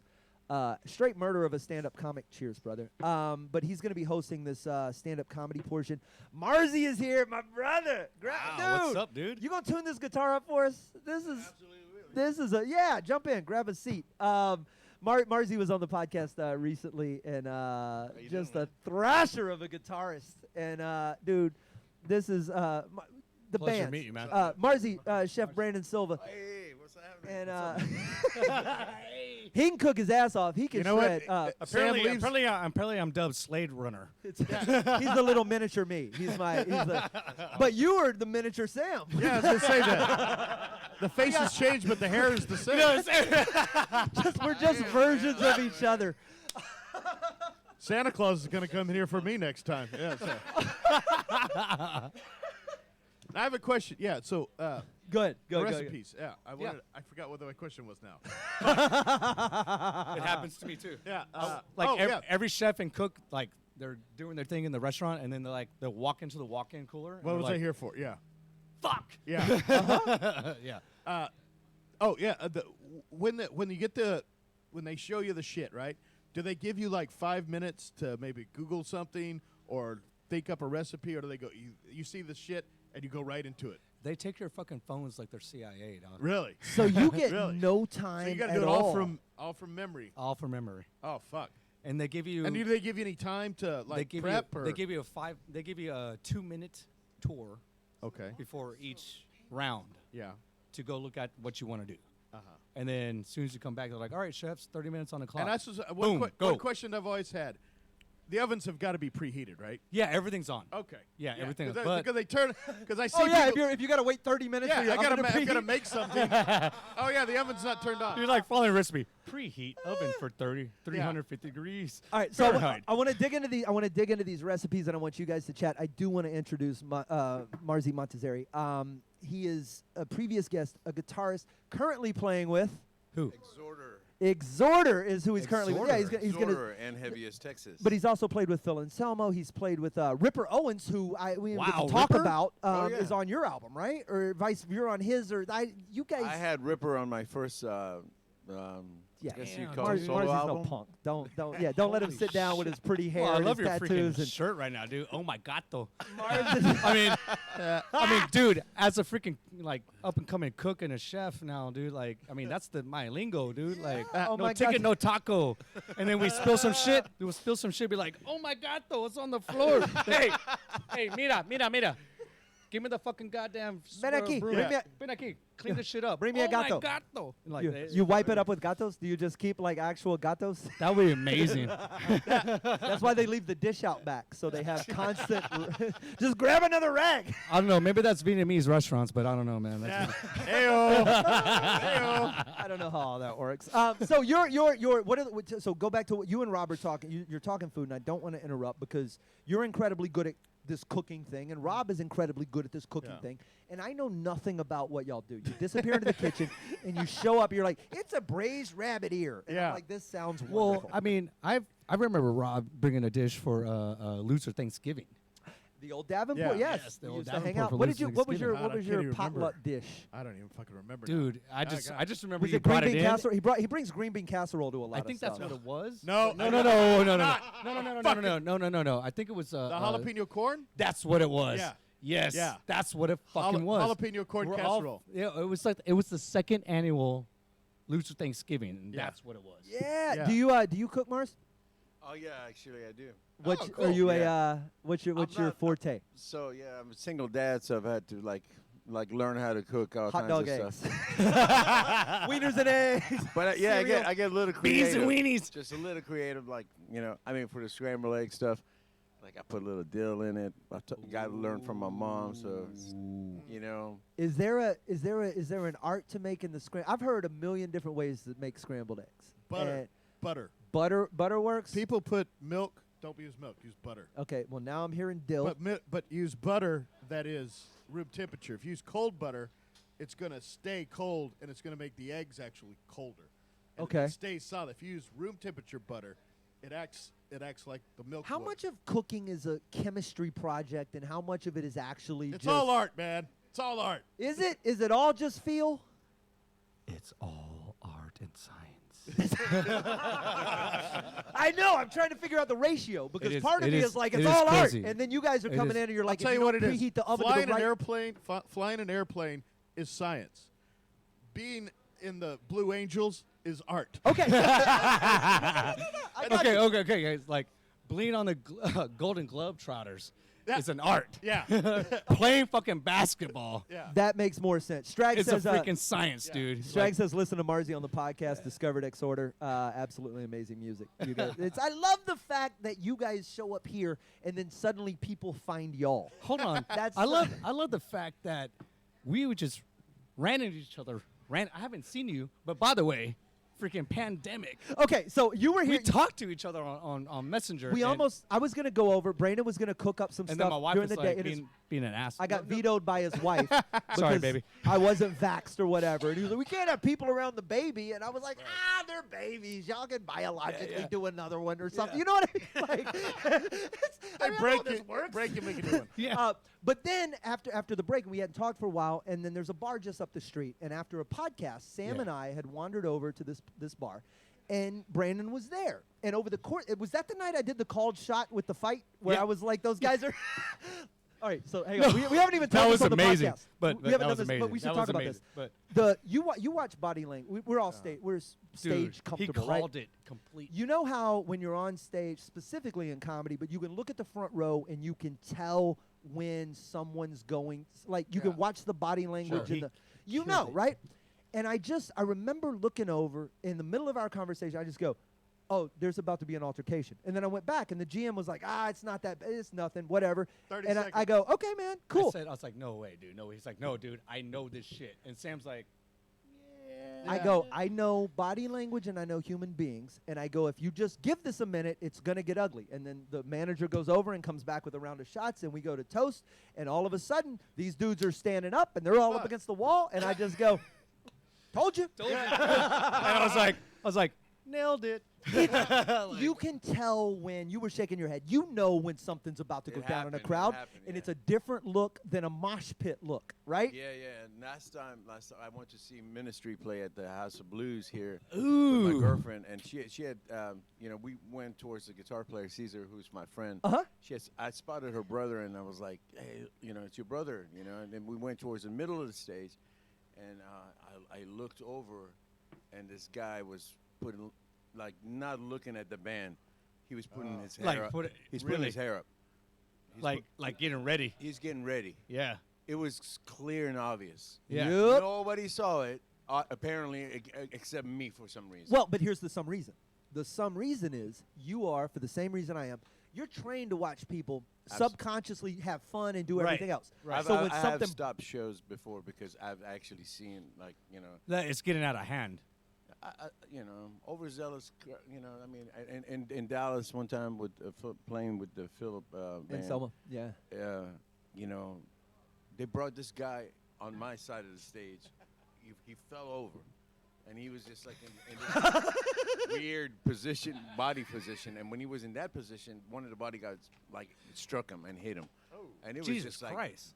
what is that all about? I stopped playing. Yeah, dude. I Like, completely stopped playing. I stopped playing, and I was like, and I lost my cool. I was like, that's not cool, man. It's there are, and I'm sure you encounter it. The only time I ever thought I was going to die at a show. Talking to that mic.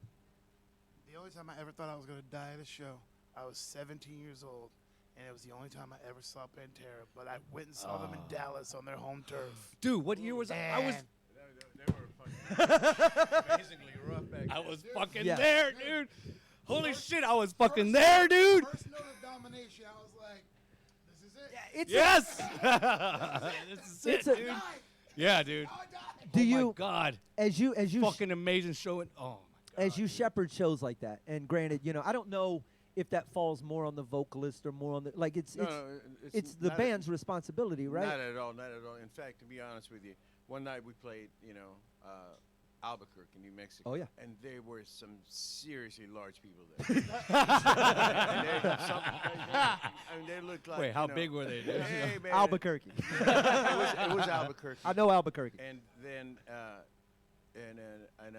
there was like a back door here, no guy back there, no security. Wow. So there was we played the show to no security basically, and it was like there was no barricade, so it was people and Mars. us. So I asked Philip to go up and announce that there would be no sort of fight. Yeah. Anyway, it was just I was deceived by the looks. It ended up being one of the most terrifying, respectful. Really? Just they weren't ape shit, but they never interfered with the band.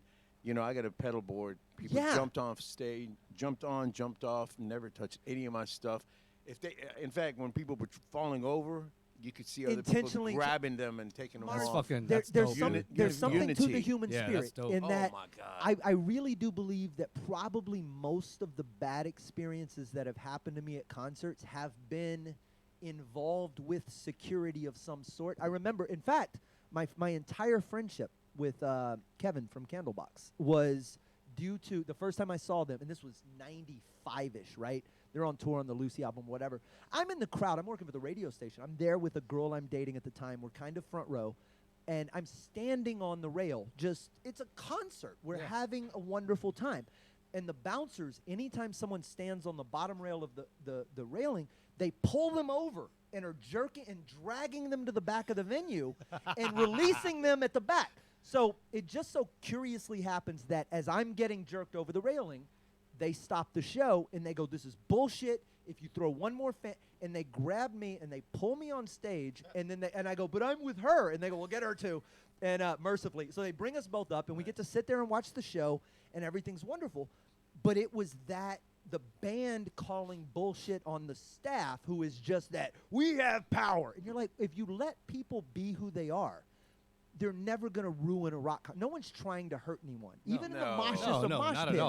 No one's trying to destroy your board. When they get on stage, it's solely to dive out again and enjoy what is. Stage diving is the most underrated thing in the put your wallet in your front pocket, don't wear a skirt, enjoy yourself. Those are the rules. Those are the rules. Some places are like trying to get the recipes. St. Vitus Bar, New York. You get that vibe. Well, you get to do it, but how many bars do they not even allow it anymore? I guess. Seems like a. I'm not up. I haven't gigged since last March, so I don't know. Well, Rob just left. We're about to get the recipes with Brandon. I mean, are you guys not comedians? I mean, come on. How are we having these metal show conversations without me sitting here? It's weird. We're about to have chef conversations without Rob. It's a very. We got Shinjo Watanabe says, I went to a Wiz Khalifa concert. He started throwing joints to the crowd. That's a good moment. How the fuck did you get in the concert with the joints? Because he's Wiz Khalifa. I was at. Oh yeah. Oh. Do you remember 1999? It was so before all of these giant festivals had sort of become things. Rockfest happened in Dallas, Texas, at Texas Motor Speedway, and it was the best of like the alternative 90s. So you had Bush and No Doubt closed it out. Matchbox 20 was there, Counting Crows, Dishwalla, like all of that 90s rock. And it happened at Texas Motor Speedway, so 500,000 people. We're in the infield. It's burning hot. It's like July or August. The two, they have, MTV has a tower, VH1 has a tower. There's security ringing the two towers, and joints are being passed through the crowd left and right. And just floating, and it's just a wonderful experience. And if you didn't die of heat stroke during the day, you were there for this awesome evening. And one of the joints makes its way through the crowd, and you see a security guard by the tower lean over and snatch it out of a hand. And you go, this son of a bitch just ruined these people's high. And he takes two pulls, and passed it on down. And I went, I'll watch a concert those here any day. of the motherfuckers are week. there for $10 an hour. They're like, fuck, this is the only pay I get.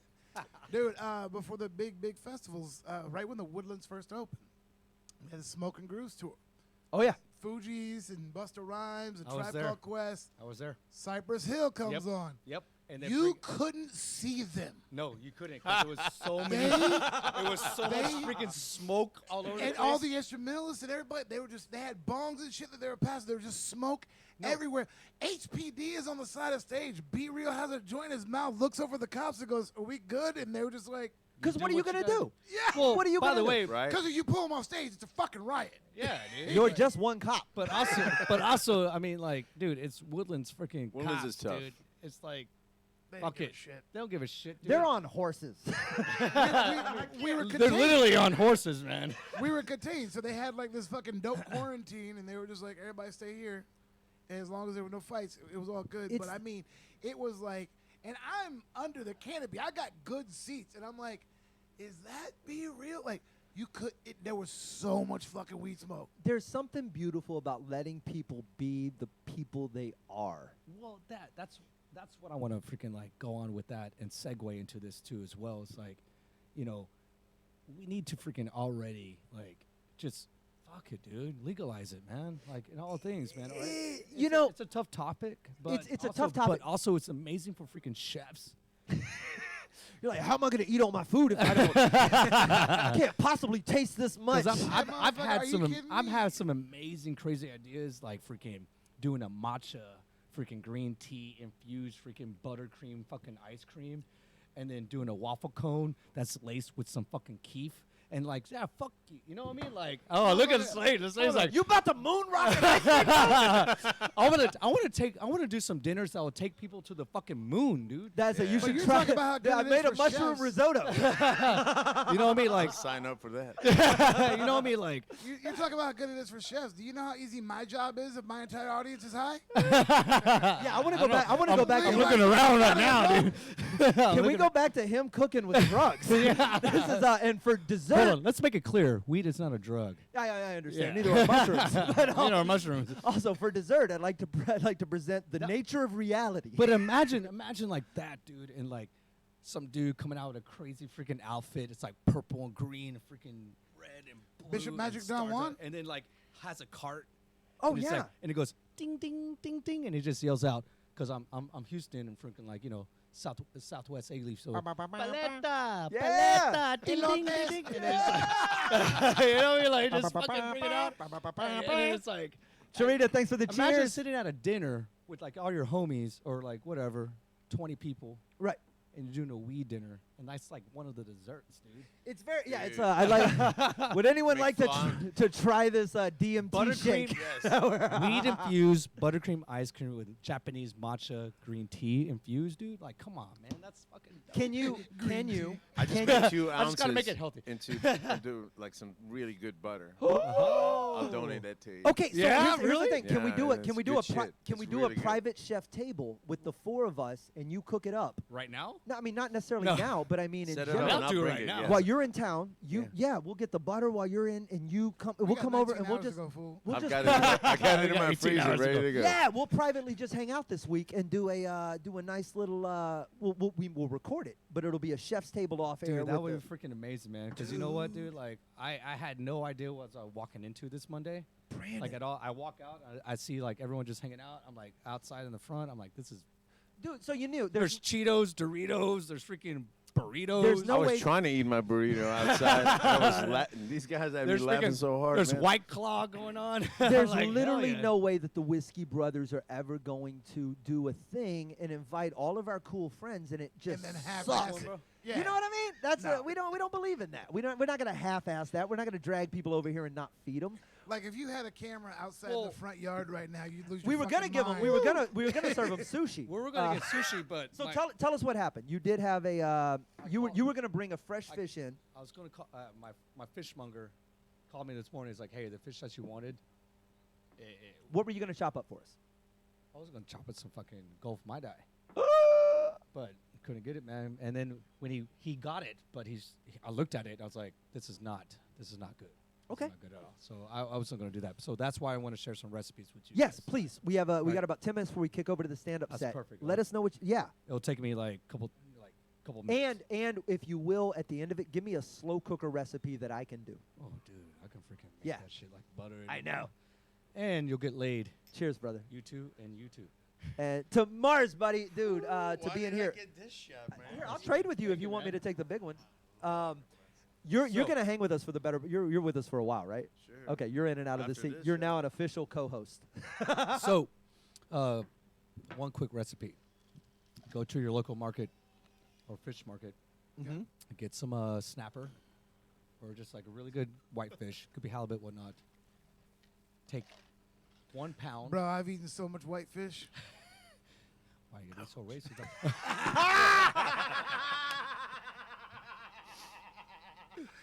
I bet you have, baby. Thank you. Finally, you picked up what I was putting down, baby. I bet you have. And it's after the comedy shows, right? Or during. Yeah, wait. Or during. Hey, whatever. They frown upon that. Any good whitefish. Whitefish should be good. Snapper. get Cod. Like a 1 pound, 2 pounder. Clean it, or ask them to clean it, have the skin off, and deboned. Take it home. Salt it. Lightly salt it. Lightly salt it. Lightly salt it. All right. 1 tablespoon, and then let it cure in the refrigerator for like 10 minutes. Take it out. All right. Dice it. Okay. And then take 1 celery stalk, 2 cloves of garlic, a cup of lime juice. All right. And then you add 1 stalk of We doing ceviche here? lemongrass, 1 jalapeno. Blend that motherfucker up in the blender, and then let it go. Strain the juice, and then take that and marinate the fish. Sit in the fridge overnight, right? Yeah, let it marinate. Yeah. With the juice that you just made, and then take some serrano peppers, thinly slice it, cilantro, red onion. What? Dude, just I know, right? Right. Now, what if you did that with raw chicken? here we go back to the fucking chicken, dude. Jesus Christ. I just want some medium rare chicken. That's all I want in my God, life medium is rare some chicken. medium rare chicken. Are you Well, serious? here's the I thing. want someone to. If you want some medium rare chicken, I dude, I'll want, give it. yes, I want to eat. I want to try a medium rare chicken breast, but without dying. Dad, That's it. That's not gonna happen. Even with them Japanese chickens. If you're want you to trying to die, lose dude. weight, that's a really good way to do it. Actually, you're right. Or do meth. Okay, you guys have officially disappointed me if you're not going to serve me medium rare chicken. Oh, I'll serve it to you. But I'm leaving. I'm leaving. Yeah, I don't want to be in that bathroom with you, man. Oh, that We who are sounds, about to die salute you. that sounds absolutely awful. So for me, for a slow cooker kind of person, which is what I have, a little bitty Star Wars slow cooker. It's like a 2-quart. Of course you do. And I eat for myself. What do I make? What do I put into that thing and Butter. walk away? Butter, That's for what sure. that's what I used. I used the slow cooker. I was like, whoa, who came in the mic? Me and him are about to. Yeah, we're gonna talk recipes. Listen, you guys can leave. Me and Mars are about to The talk. voice of high God. Butter. So what do I do? Get some short rib, man, from HEB. Short ribs from HEB. Yeah. And what do I put in there with them? Onions, garlic, celery. Onions, garlic, Carrot. celery. I put the Trinity in, Yeah. like I'm making gumbo. Yeah, but then add some ancho, guajillo, árbol. Okay, you just said 7 Spanish words. That he's like, just add some ancho guajillo. Árbol. I don't know what that means. Let me go look in my árbol cabinet. Then, take What some banana leaves that you could buy from HEB. Take some banana leaves. Okay, hang on. Slice- And slice- then you got to get the inner femur of a spider monkey. No, it's not. And then when you squeeze the. Slice them up, throw them in there. Take the short ribs, salt them with salt and pepper. Uh-huh. Boom, boom, boom, boom. Put them in there. Let it go. That And I sounds put the amazing. árbol and the guajillo. man. I know that. God, Dude, dude, in this this is. neighborhood, that's all on an end cap, right? That corner. Actually, this is the It neighborhood. is an end cap. This is I'm it, not dude. kidding. The little Dude, red, white, they and got a blue little things. Michoacan market right there. You got I know everything dude. right there, dude. Those are. If you don't understand much the you'll Michoacan spend? market in Houston, if you haven't been through the I used to live on Shepherd, and there was one just north Yeah. by 610. Yeah. Dude, the You'll amount of. spend $10.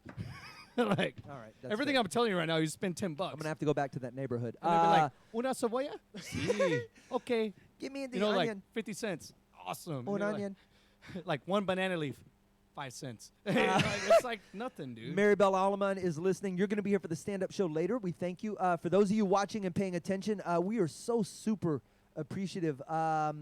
Thank you for the likes and the subs and all of that. Click those buttons. Let's give some more stuff away. How about we do that? Throw those ones up, right? Ones up. Ones will get you a gift from us. Marzi Montazeri and Chef Brandon Silva sitting in with us. Did I pronounce that right, Mars? Absolutely, I fucked your name up. I bought a bunch of picks. Y'all can give away. What? You got some picks? You got some picks? Dude, let's load them up. Well, guess what what got? you're winning now, fuckers. Yeah, dump those bad boys on the table. Give me them ones. Yes. All right, We're so gonna my son is 7 years old. put those right here. He just turned on March 27th, and Take a pick. we got a freaking Casio piano. I got the turntables. I got the freaking drum machines and drum, and also a guitar. Yeah. That's awesome. Yeah, man. dude. So That's a great introduction. yeah, dude. I mean, when I That s- is Der Gross you know, Bar. like being born and raised in Houston, they like he's get ADD, A-Leaf, he like can jump into a break different I did instrument. breakdancing, graffiti, arts, and then freaking started DJing. Dude. and then freaking I love it, man. that's when he met me and Yeah. started hating me. But now we love each other. Marzi Montazeri, the high priest of distortion, our chef Brandon Silva in the studio with, dude. Do you need another shot? Where you at? Yeah. Where Yeah, pour give 'em out. me- You got the yeah, man, Jamie. just- There you, we have so many bottles on Yeah, here. how about you give me a tiny one, man? This hour I is don't even brought to you- drink. This hour is brought to you by the Houston Improv, very good friends of the Whiskey Brothers podcast. They're going to be sponsoring this hour along with a stand-up comedy show that is going to be hosted by Jerry Wayne Longmire, our dear friend, the guy working the ones and twos on the podcast, also a Whiskey Brother. We're going to put him on a microphone at some point later. Jerry, you got your stand-up all set, right? Perfect. Jeff Canada, you want to plug that microphone in? That's going to be a problem. I'm not a scientist, but I can tell you this, that ain't going to go to nothing.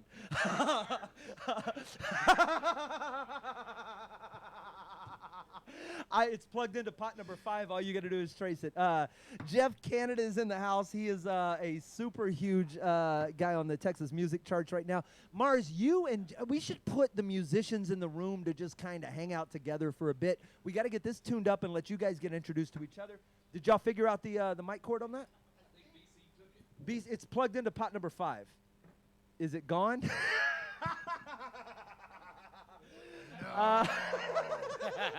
BC unplugged. Jeff's got another XLR. It's a pleasure, guys. That's hilarious. Thank you for putting me on the show. Dude, you don't have to leave. None of you have to leave. I ain't leaving. I'm already in here, dude. We're locked in. Is the idea of doing 24 hours straight even sane? Should we be doing this at this point? Because right now it's all noble and cool, and we're like, it's 4 hours in. But 20 hours from now, you'll be gone. You'll be gone. It'll be us. Do you and know our where I'm going after power this? energies. We knew when we started this. At 9 o'clock, I looked across the table. I go, you know how this ends? It ends with me and Slade looking at each other like, go ahead, sleep, bitch. Go ahead. Go ahead. There, Go. I know he and I aren't going to fold, and I know Rob is already home. No, Rob's gone. Rob is gone. He's out. He's already left. I'm not folding, dude. These 2 seats are going to be, this is going to be Trey's gotten cumulative. divorced and remarried 3 Yeah, times in the people driveway. who come in during the Slade, show. I can sit here all night with I you know, guys. and we've done this before. They're Yeah. not going to leave. It's just going to be us. They're plugging the microphone in, and Jerry's going to But finally. I think my wife will fucking hate me. Be like, "Where the fuck are you?" You go. You should have let me hang out with Slade in March last Yeah, year. exactly. I'm gonna tell her that, dude. Like, I told you. We were making up for lost ground. We were. Solely because of the fact that she didn't allow us to hang out earlier this year. Here's the thing. For But those, look, you have video evidence that you weren't cheating. for those, for those of Well, you we're not gonna do following it with us someone else. on I'm all of camera. the social media, we encourage you to keep doing so. Share this link. You can grab this. You can share it on your social media. That will drag further people in. If you happen to be a Twitcher, you could probably raid this channel. That's kind of cool, too. You can bring your listeners over, and we'll share the love later. Chef Brandon Silva on the podcast. Thank you so much. We're also joined by Marzi Montazeri. I keep wanting to say Monterazzi. I keep inverting it. Your name, Marzi when I was on the road, I could hear Kyle doing the interview with a South American broadcaster, and Kyle would say like 2 words, and this guy would speak in Spanish for like a long time, and then all of a sudden he wanted to address me, and he called me Monzi Mozzarelli. Monzi Mozzarella. That's From the are you from the descendant from the Corleone family? God. No, and that's you guys both just did Kyle, my singer, on throughout the tour. He would do it just like that. Monzi Mozzarella. Oh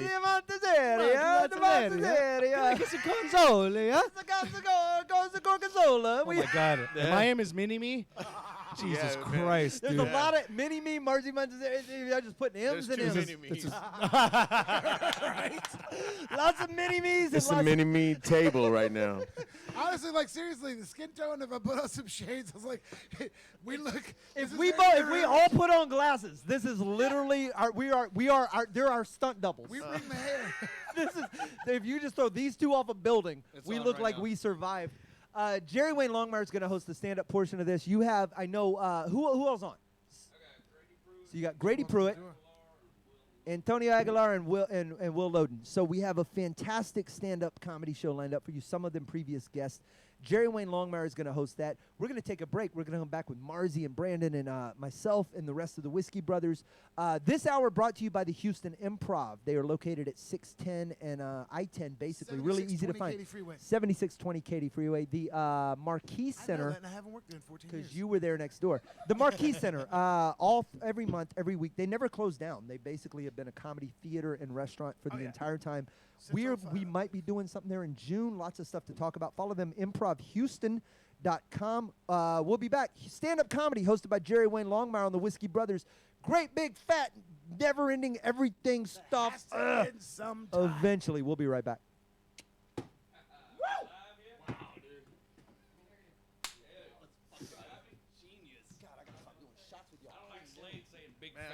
Right before me. That felt a little pointed. Let me know when you got me, Bubba. Cool. This is Jerry Wayne. The Whiskey Brothers allowed me to curate my own little comedy showcase, and I picked 3 of the guys that I enjoy the most in the Houston scene, and I'm going to tell you a little story about how I met each one of them, where I first saw them. Our first comic up almost got arrested on the way here. He's also won funniest comic in Texas, and that's how I saw him. I entered in the contest when he was hosting, and this poor guy, there were 300 people in that room, and when they went back to do the judging, the 300 people got up and all left at the same time, and this guy had to do 20 minutes with 300 people filing out of the room, and I've never seen anything like it in my life. I've never seen a comic hold their steel so good, and it's my pleasure to introduce him to y'all. You guys give it up for the very funny Grady Pruitt. Make some noise, Houston. Yeah, I could handle that improv set so well because I'm used to people filing out during my set. That is nothing new. I'm well equipped at that. Yeah, I did almost get arrested coming over here. I was driving down I-10 going about 96 miles per hour, which I guess you can't do anymore. I personally think if I'm sober, I should be able to drive as fast as I personally want to. I think that is fair trade-off because I do like to drive drunk. I got the DUI to prove it. I don't know. This is interesting to do stand up in front of just cameras.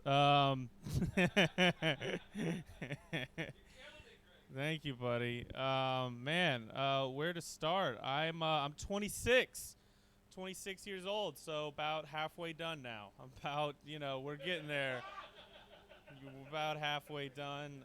No, I'm young. I'm still young. I already feel like old tendencies, though, like creeping in. I already feel like my sex drive is starting to dip a little bit. Like this girl invited me over to hook up, and when I got there, she just handed me the remote and went to the restroom. It's like, put on whatever you want. And she had HBO, and I don't have HBO. So I just ended up watching both parts of the Tiger Woods documentary while she fell asleep, and we never had sex, which 18-year-old me would be furious. Like, when I was 18, all I wanted to do was get laid. That's all I had on my mind. And now, like, 8 years later, I have a naked woman next to me, and I'm like, wow, this guy's golf swing is incredible. Like, this guy is locked in. Look at this shit. That's how good HBO programming is, though. I'm like, look, if you want to hook up, you got to put on True TV or Bravo but I can't fuck to the Jinx. That shit is riveting. It's really good. I'm tired of all my friends that do cocaine tell me that I need to invest in Bitcoin. That's become a real problem for me. I'm like, hey, man, I saw you doing blow off a Little Caesars pizza box yesterday, and now I'm supposed to take financial tips from you. But maybe I should, because, like, Wall Street has been ran on cocaine for, like, years, which makes me think maybe there's a secret ingredient, cocaine, that gives you financial acumen. Like, you just do a rail of blow, and then you're like, all right, we're putting all our money in Dave & Buster's. Like, that's the move. People, it's coming off a pandemic, going to get drunk and pretend to be in a race car. That's the next big wave. I do love Dave & Buster's, though. That is my favorite place in the world. Where else can you see an alcoholic play a 9-year-old in Buck Hunter? And the alcoholic's, like, taking it more seriously. Like, I'm going to fuck you up, Tyler, you little shit. They're like, do you know that kid? You're like, no, I'm just competitive, all right? I'm into it.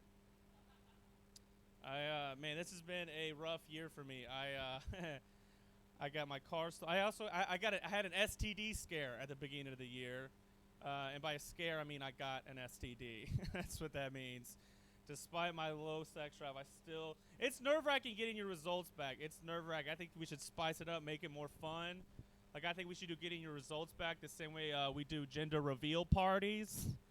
They're like, if you want your results back, you have to hit this piñata. Then you hit and antibiotics come down. You're like, fuck. I should have known that bitch. Still making Instagram posts. So, like, we're having gonorrhea. We did it. This is a true story. I got gonorrhea and COVID in the same week. I got them both. Which, that is a tough text to send out to one very unlucky woman.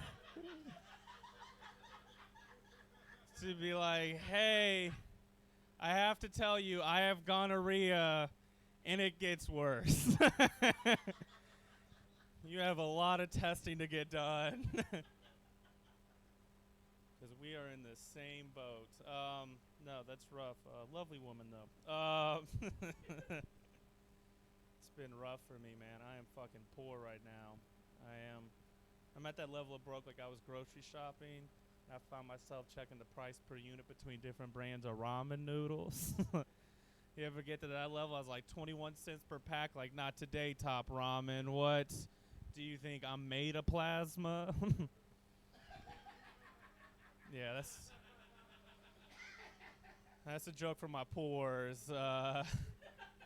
That's true. I donate I tried to donate sperm. They said no, which I didn't know they could do that. I showed up. I was like, I like to donate. They're like, we're good. We read your resume. I am poor, man. I'm so poor I forget that I'm white sometimes. You know, I'm like, this should be going better for me, right? Well, how did I throw away this?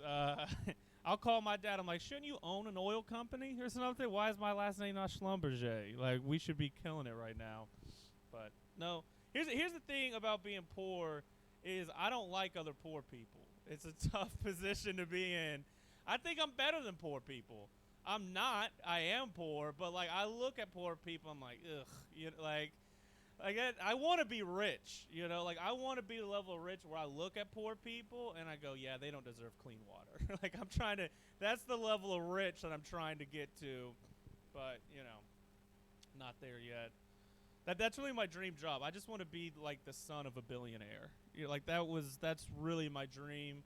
Just on a yacht doing coke you didn't pay for. It sounds incredible, but I don't know. Someone's always got to ruin my dream though. They're like, oh, but you wouldn't appreciate it because you didn't earn your money. You wouldn't appreciate it because you wouldn't have earned anything. I was like, earn it? What the fuck? That's some never been on a yacht talk. What are you talking about earning it?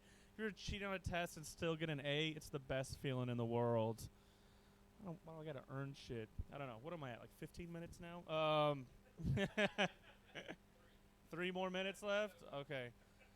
I'll start really telling some jokes now. I was just warming up earlier. I don't know. I did. I got my car stolen January 1st of this year. I got my car stolen.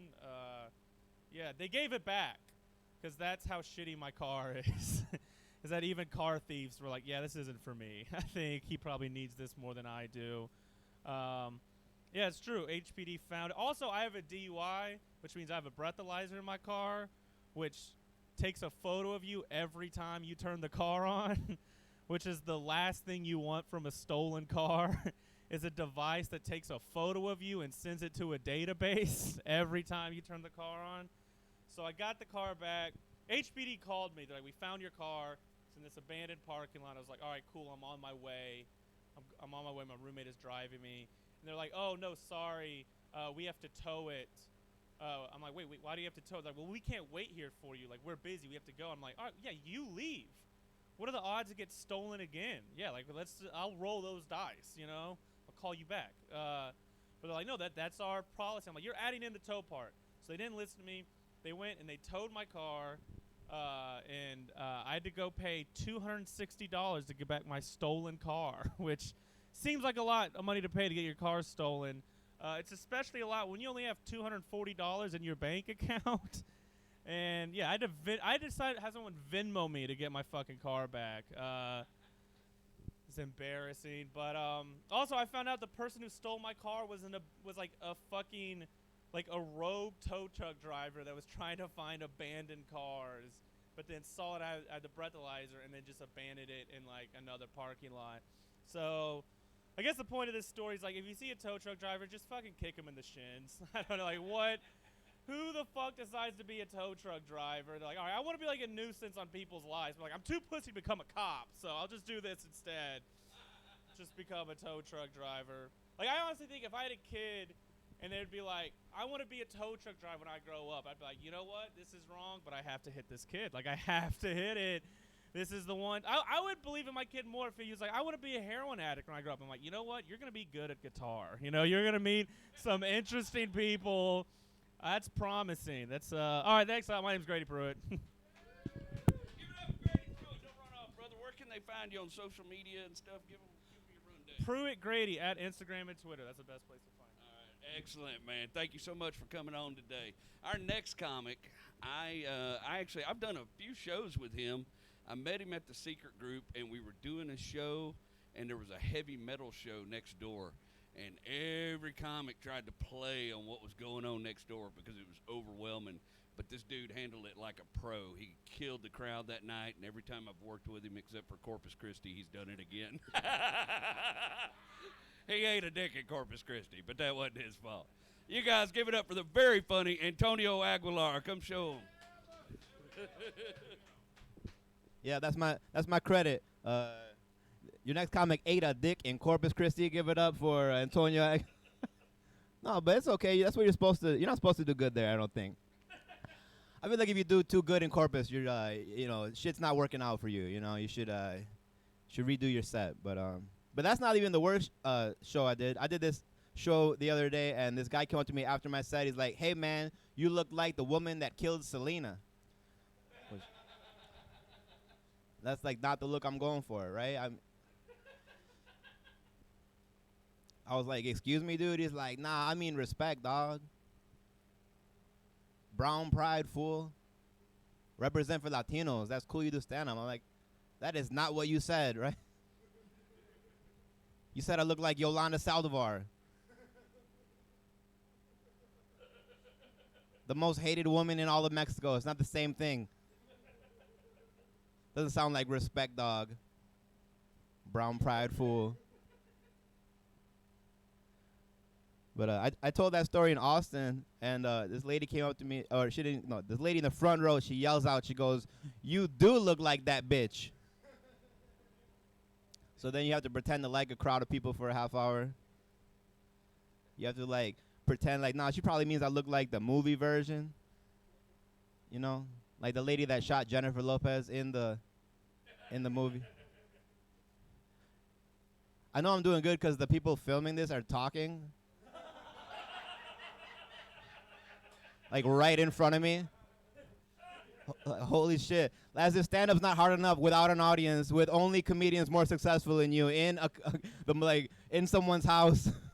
Also the sound guys, who you think would be the only people who wouldn't talk, I thought they weren't laughing because they were too busy, but they're not too busy to just talk during my set, which is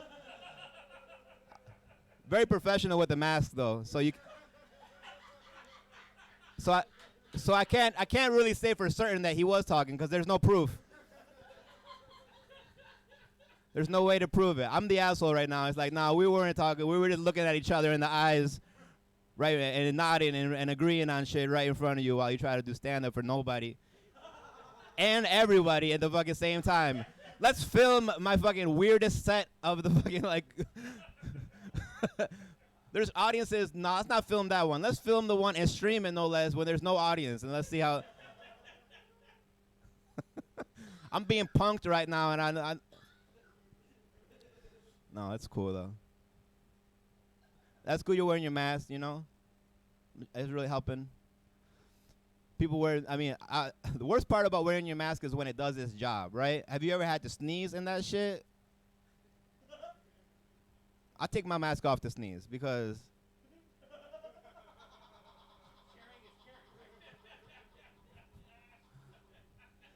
I mean, I want humanity to survive, but I ain't crazy, right? I'm gonna sneeze into my own face because of some pandemic. I burped into my own eyes the other day. That shit. You think onions make you cry when you cut them? That ain't shit. But, man, remember a year ago we were all like, we need to protect the elderly at all costs. And now we're like, you know what? Grandma has had a good run.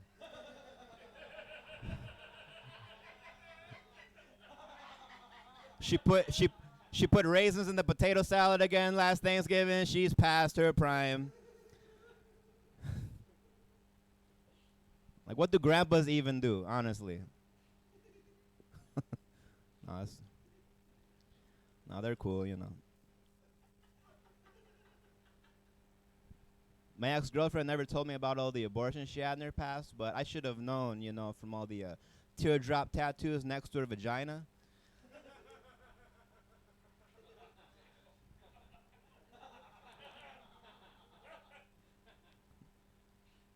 Glad there are no women here for that joke. People usually don't like that one. I've had close friends be like, don't do that one anymore. And I think they're probably right. It's probably a better idea to just get rid of it now before it's fully developed. Like, I'm on your side with this one. I'm throwing this one in the bin. I'm not even really into, like, I wish I would have never even conceived of this shit at this point. Like, it's one of those jokes, man. Yeah, I'm dating again. I'm not good at talking to women. You know, I was texting this girl. I was like, damn, girl, are you the 7th open tab on my internet browser because you are not responding?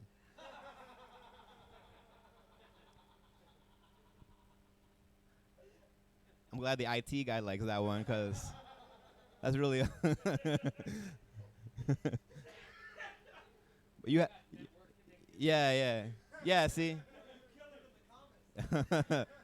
That's all, yeah. Tell them to follow me on Instagram. People don't like to be told what to do. No, but you have to have a bad computer to really understand that. You know, you go into too nice of a neighborhood where, like, white people ride unicycles. Like, they don't understand. They don't understand going home to a Lenovo every night. Struggling to update your Facebook status. You guys don't have Mitsubishi tablets on the kitchen table you're trying to fix or anything? All right, I hear you. You know, it's not the same struggle for everyone. I was on a first date with this girl, man. She was a butterfinger. Like, everything looked good, but her finger was missing. And it's...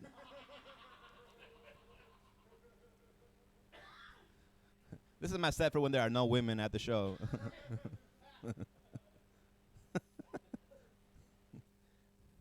But, like...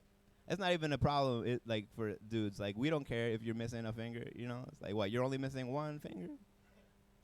And it's the ring finger? Shit, I'm more interested. Now I might be in love with this girl. She's not looking for anything serious. That is cool. But you can't put a ring on it? That's all right. I knew this girl. She was gorgeous, man. She was like a 9-fingered girl. So, yeah.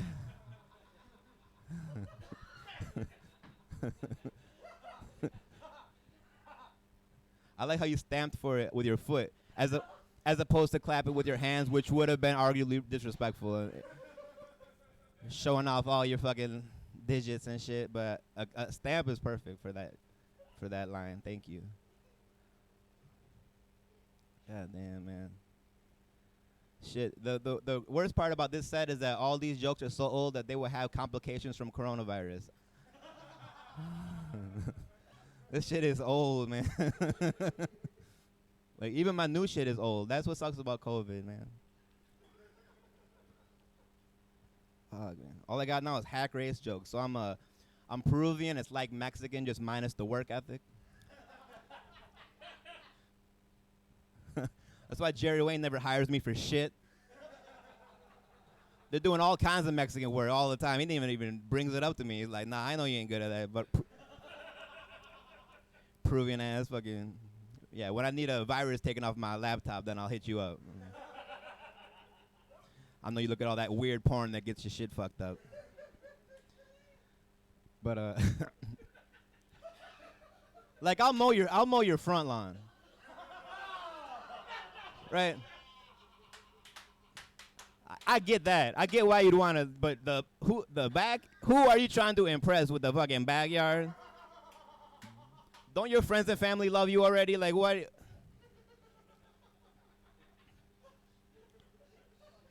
To the front. Being Peruvian, if I go to a pet store to buy a guinea pig,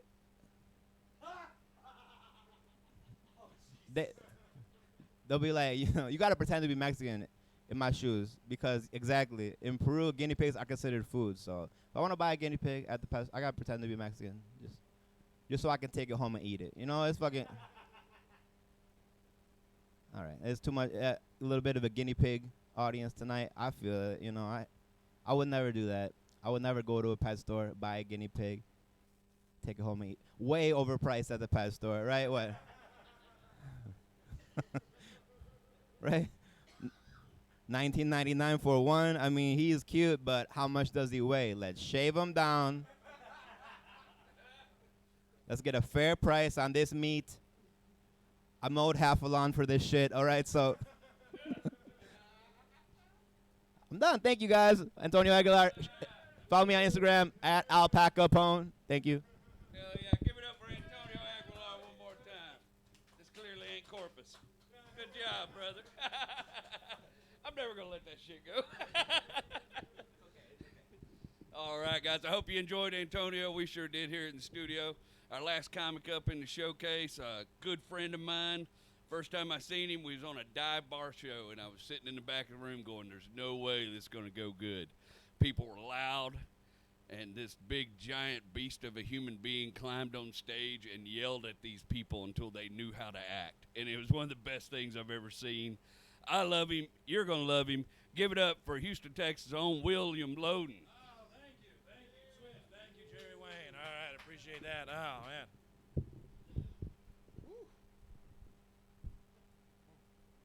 Sorry for all the swear words y'all have heard today on Twitch. Yeah, I find when comics come out and talk about their genitals and use swear words, it's intellectually lazy. Sorry, it's uncouth. Sorry, 1 second.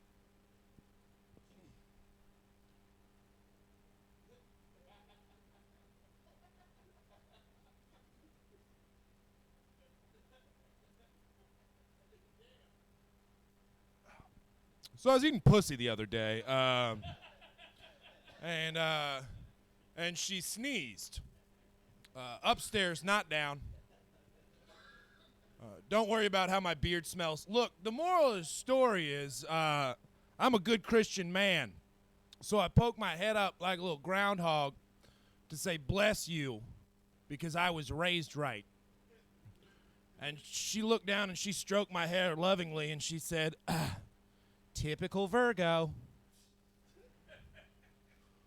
What the fuck does that mean? Where in the sky does it say that people who was born in September are good at eating pussy? It's true. I don't know where they get it from. Ugh. My hair, this is the longest my hair's been. I've let it go because of COVID. And it's fun. It's fun because now I just look like a Blue Lives Matter moppet.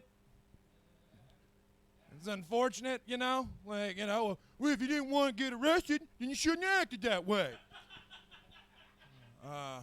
That's silly. It's warm down here in Texas right now, which is unfortunate because I'm a big boy, which means every season is chafing season for me. Yeah. It's like the Civil War never stopped in my pants. It's just brother fighting brother down there. Oh. Which, if we're going to use this analogy, that, of course, makes my dick and balls Kansas because they bleeding. That's a history joke for you people on the internet. You can Google it.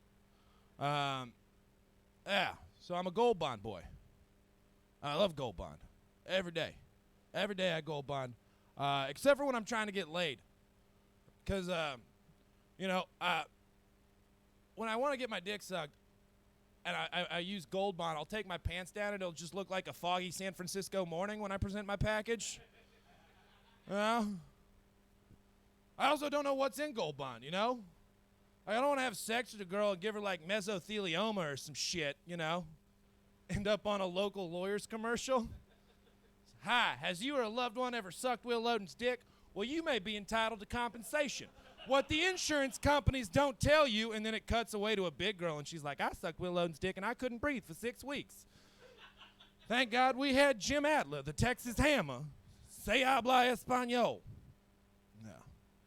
I don't know, this is weird. It's, like, with the long hair, one of my friends, he told me that I look like a Vietnam veteran. And I go, oh, because of the hair and the beard, and, you know, I wear bandanas. And he goes, no, you're a violent alcoholic who hates the government.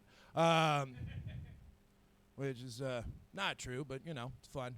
Fun to say. COVID has been odd. I've been doing a bunch of drugs over COVID. This is how I passed my time. I did LSD for the first time in my life, and I realized I'm a boring person. Like all of my friends were like finding truth and God, and I was just staring at the ceiling like, why would you paint over beautiful crown molding? Been doing a bunch of cocaine too. I got good cocaine. One of my buddies, he looks at me, he goes, Will, your cocaine's fire, but it smells like gasoline. And I don't know if you're familiar with the logistics on how cocaine gets into Texas, but it's gonna smell like gasoline or butthole. Pick your flavor, you know? Yeah. It's fun. I'm originally from Mississippi. Yeah, great state of Mississippi, you know. Geographically, I'm from a small town in Mississippi. It's about 10 miles west of Touch Your Cousin, which is an old Choctaw word, touch your cousin. But it's fun, because Mississippi just legalized marijuana, you know? We're cool, because y'all remember the last time we were in charge of farming. We really crushed it. Knocked it out of the park there. I don't know. But it's going to be nice, though, right? People are going to come to Mississippi now to smoke a little weed, get a little bit of that Mississippi burning. You know what I'm talking about. You know? And we're going to get to name our weed, which is amazing, right? You know, like, oh, you want our indica blend? You want our indica blend? We call that the Robert E. Legal. Come on. We having fun. Oh, you want our sativa blend? We call that the Stonewall Jackson. Woo! We call our hybrid blend the illegal immigrant. Because you're going to have to smoke that through a pipe. Because you know they ain't got no papers? Come on, we having fun. That was silly. I used to date a German girl, which isn't a surprise. We met swapping stories about losing wars. It was really good. No. The real reason I was dating this German girl is because I was trying to build the next great white offensive lineman. That's not true either. Real reason I was dating her is because my dick converts better to metric. Yeah, over here it's like a sturdy 4.5 inches, and over in Germany it's like 1,000,000 degrees Celsius, or however the fuck they measure over there. I don't know. I don't know. All right, y'all have been fun. Thank you so much. Have a wonderful day. You can follow me at William Lynn Loden Jr. on Facebook and Will_Loden on Instagram. Big love. I hope you guys enjoyed our little comedy showcase there. Those are three of my favorite comics in Houston, Texas. And now I'm going to give you back to the Whiskey Brothers. They're at the table ready to go. We love you, Houston. Jerry Wayne Longmire on the ones and twos, but also hosting the stand-up comedy portion of our daytime. These dudes are killing it, man. Marzi, you still good, buddy? What do you need? All right. You know what, man? Yeah. Here's what's dope about that. Because when we do... You need power? We can get you power. We'll get you power. Yeah, saddle up. We'll make this when work. we do the podcast, right, it's us in here shooting the shit and drinking or whatever. And I feel like sometimes it get lost that shit right there is what brought this all together. It's how we're here. We're stand-up is the together. yeah. We had Eddie Brito here who used to manage the Laugh The Stop, old Laugh with the Stop. exception of Trey. This is where we all fucking met. Yeah. You know what I mean? It's that's been real cool. You got to get about- back to your roots. We're gonna do Yeah, we're gonna fuck do another stand-up comedy showcase later tonight. It's gonna happen at 10 p.m. hosted by Tommy Drake, who, if you were at our live stand-up taping when we did the special for Amazon, Tommy opened that show. That footage has still never been seen.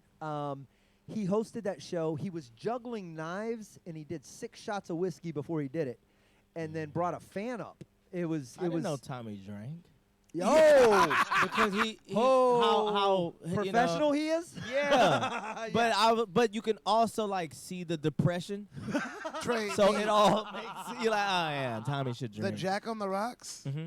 He started Jerry Wayne on it. Jerry Wayne started me on it. This is all Tommy's doing. It's all a weird trickle. It's all You say Tommy's trickle-down economics doesn't work.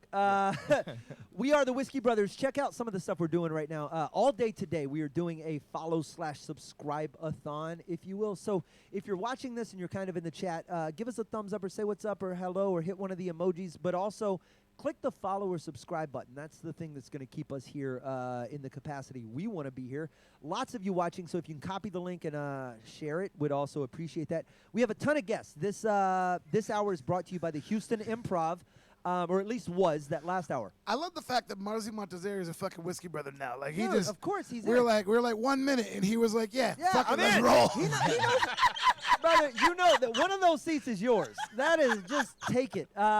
That hour, of course, the Houston Improv. Do follow them. Do go by. And they're the only live stand-up venue that has been consistently open through this entire thing.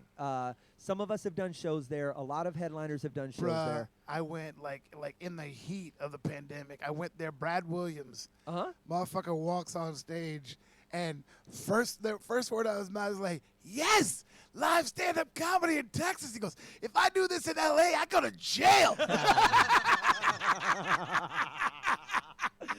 That is true. So go check out the Houston Improv. We move into the 3 o'clock hour, brought to you by Comedy Houston's Poncho Claus. And all of us know Poncho. Poncho is a. Do you know Poncho Claus even from? Yeah, you're Houstonian. Yeah, absolutely. He is the patron saint of the arts here in Houston, specifically here in East Downtown. He does Could not be more supportive. an amazing job supporting the Houston human scene when it comes to Christmas time, but all throughout the year he is heavily involved in all things artistic. He shares almost. Someone said you look like Adam Duritz. I think that's hilarious. Are they talking about me or Marzi? I don't. Y'all look like Adam Duritz. This is you motherfucker. 1 crow, 2 crow. I know. Did I Nice count counting. enough crows? Nice Yeah, counting. that's y'all murder. Look, the Mr. Montezeri and me doesn't sound like the same song. Montezeri. Gray is my. All right. So thanks for the sub, Anna. We are gonna give this guitar away. We're gonna talk about a bunch of stuff. But Poncho Claus, our sponsor for this hour, you can follow Comedy Houston Poncho Claus. We're gonna kill the shit out of Where's it. that racket? Where's that racket? So close. I know. I'm gonna get the racket. You not can scared follow of him on Facebook, and it's gonna let you know about not just the stuff we do in Houston, but his Instagram as well. Sort of keeps you hip on all things Houston comedy. Very, very important. Just follow Poncho Poncho Claus. is so supportive. He supports bad comics.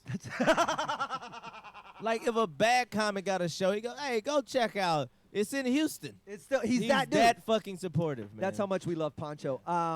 So we're gonna get to Jeff Canada here in a bit. He's setting up his equipment. Jeff has been a dear friend of mine in the Whiskey Brothers for a very long time. Now charting on the Texas music charts once we got him out of that fucking cover scene here in Houston. He's a middle finger. Yeah, you want to give me 2? It's cool. Don't pull that out. It's a family show. Where you at? Where am I at? Where you at on a scale? I want to gauge your happiness real quick. Okay. I'm trying to see where you're at. 10. Okay, you went with a number. No, give me the scale. Give me. I was just trying to see where you were at on like today or in life. Joker. Wait, you On trying a to see which scale of- school I'm gonna shoot up? On a scale of Joker. You trying to figure out how large my mass shooting's gonna be? No. You're like are you a Columbine to a Joker on that boat? And we just got yanked. Yeah, right? I should have. God damn it. My bad. No, you went there. I just said Joker. That ain't no. Nobody's fired. Okay. My happiness scale? Joker to Gene Simmons. Where you at? Ooh, Joker to Gene Simmons. Boy, you put 2 posts out that don't necessarily have. That's like happy with myself and my own bullshit, or happy with life in general. Gene Simmons seems incredibly happy with his own bullshit. That's the workout guy, right?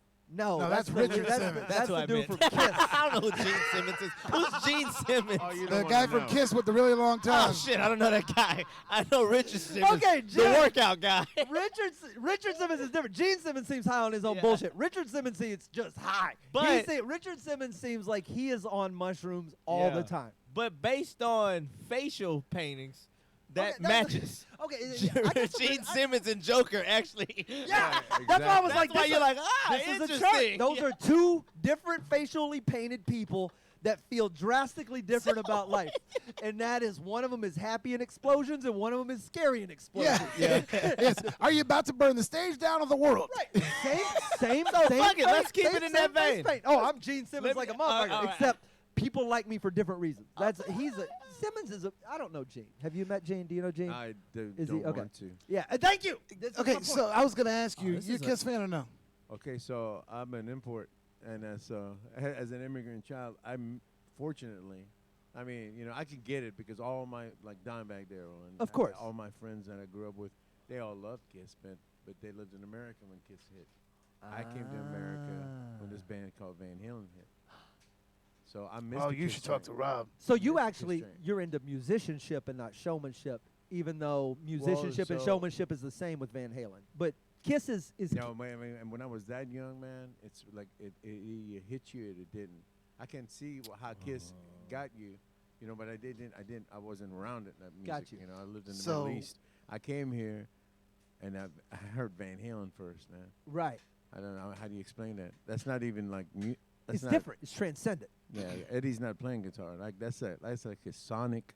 I mean, it don't matter how old you are. I didn't speak English, man. You know what I mean? Eddie's having sex with the guitar, and you're allowed to watch. David Lee Roth's voice is all raspy and stuff like that. And years later, when I'm older, people are always doing this Sammy Hagar or David Lee Roth comparison with me. I'm like, there is none. So you're apples and oranges. You're kinda David thing. Lee across the board. I'm Van Halen all the way to 1984. I like this. I think the first couple of, Sammy Hagar records that they did. Now here's the question: do you dislike Sammy as a vocalist, Absolutely or do you dislike? not. I love Sammy. Dislike the incarnation. I love that's not- Sammy. I think they should have changed the name, but I think that Sammy Hagar in Montrose was incredible, and I love Sammy Hagar that did that thing with Neil Sean from Journey. That did that thing. That was beautiful, and I think he's great, and he's the first guy I heard say curse words in concert. My first concert in America was Texas Jam, '79, and I got to see. Do you think that Hugh Jackman should have played him in that biopic?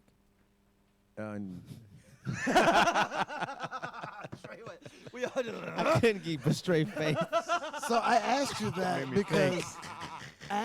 because I too was a guy who just missed the boat on Kiss. Because like when I got into metal, I got into fucking metal, and it was just everything was a love song, and I was just like, I don't get it. Like I don't get how you can fucking come out on stage looking like demons except for the cat, and then do a song called Love Gun, and I was like, it doesn't. You don't look like what you fucking sound like. I was made for loving you shit, and you've got a fucking demon spitting blood. Yeah, look, I don't want to see Beth. I saw it. Yeah! That's the Concert. first song I actually from Kiss Beth. that I heard in America. No, I was made for loving you. The disco track. I liked it. But then I saw Kiss on 2020 on television, and like, you know, Gene Simmons drinking, like, spitting The blood. blood in the. And then Ace Frehley, like, lets go. The guitar starts smoking. He lets it go, and it just goes Keeps into going. space. I'm like, dude, as a kid, yeah, that's really impressive. But Yeah. they did not sound like what they look like. Yeah, that's so true. King Diamond looked like he got kicked out of Kiss for sounding like what Kiss was supposed to sound like. Yeah, King Diamond's the real shit. But am I wrong? Oh, no, It's man. like when I look at Kiss and I look at King Diamond, I'm like, you're supposed to sound like fucking King Diamond. That's what you're supposed to sound like. Yeah. None of this fucking, I was made for loving you. Then everybody got mad when they took the make off. I'm like, no, now they look like what? They finally look like the band they're supposed to be. That's what looks like. That's what Kiss sounds like. Yeah, so growing up, like, I think pre-high school or junior high or whatever, they had that one, I think it's when they took the makeup off, or maybe right prior to it, they had that I Want to Hear It Loud. Yeah, I want it loud. Man, I that want drum sound, man, I like, I was like, and so then I actually, believe it or not, I actually liked Became a Kiss at fan. that point. I like that album was like the heaviest Kiss record ever to That date. seems like the most, but it's. But I still didn't go back and like their old stuff. Nor should you, and that's Detroit Rock City's a great song. They have classics, yes. But for the They most work good part, in movies. No, but they were like they're like the monkeys of metal. Yeah, it makes sense. To me, Yeah, that's how that's a good way to more put of a show band than a real band, and I'm not mad at the songs I do like. I just They wrote their songs. Yeah, I just don't. They're just not a good band. No, Yeah, don't you get me wrong. Like, I respect them, and I respect the accomplishments. I definitely respect how much they put into the live show.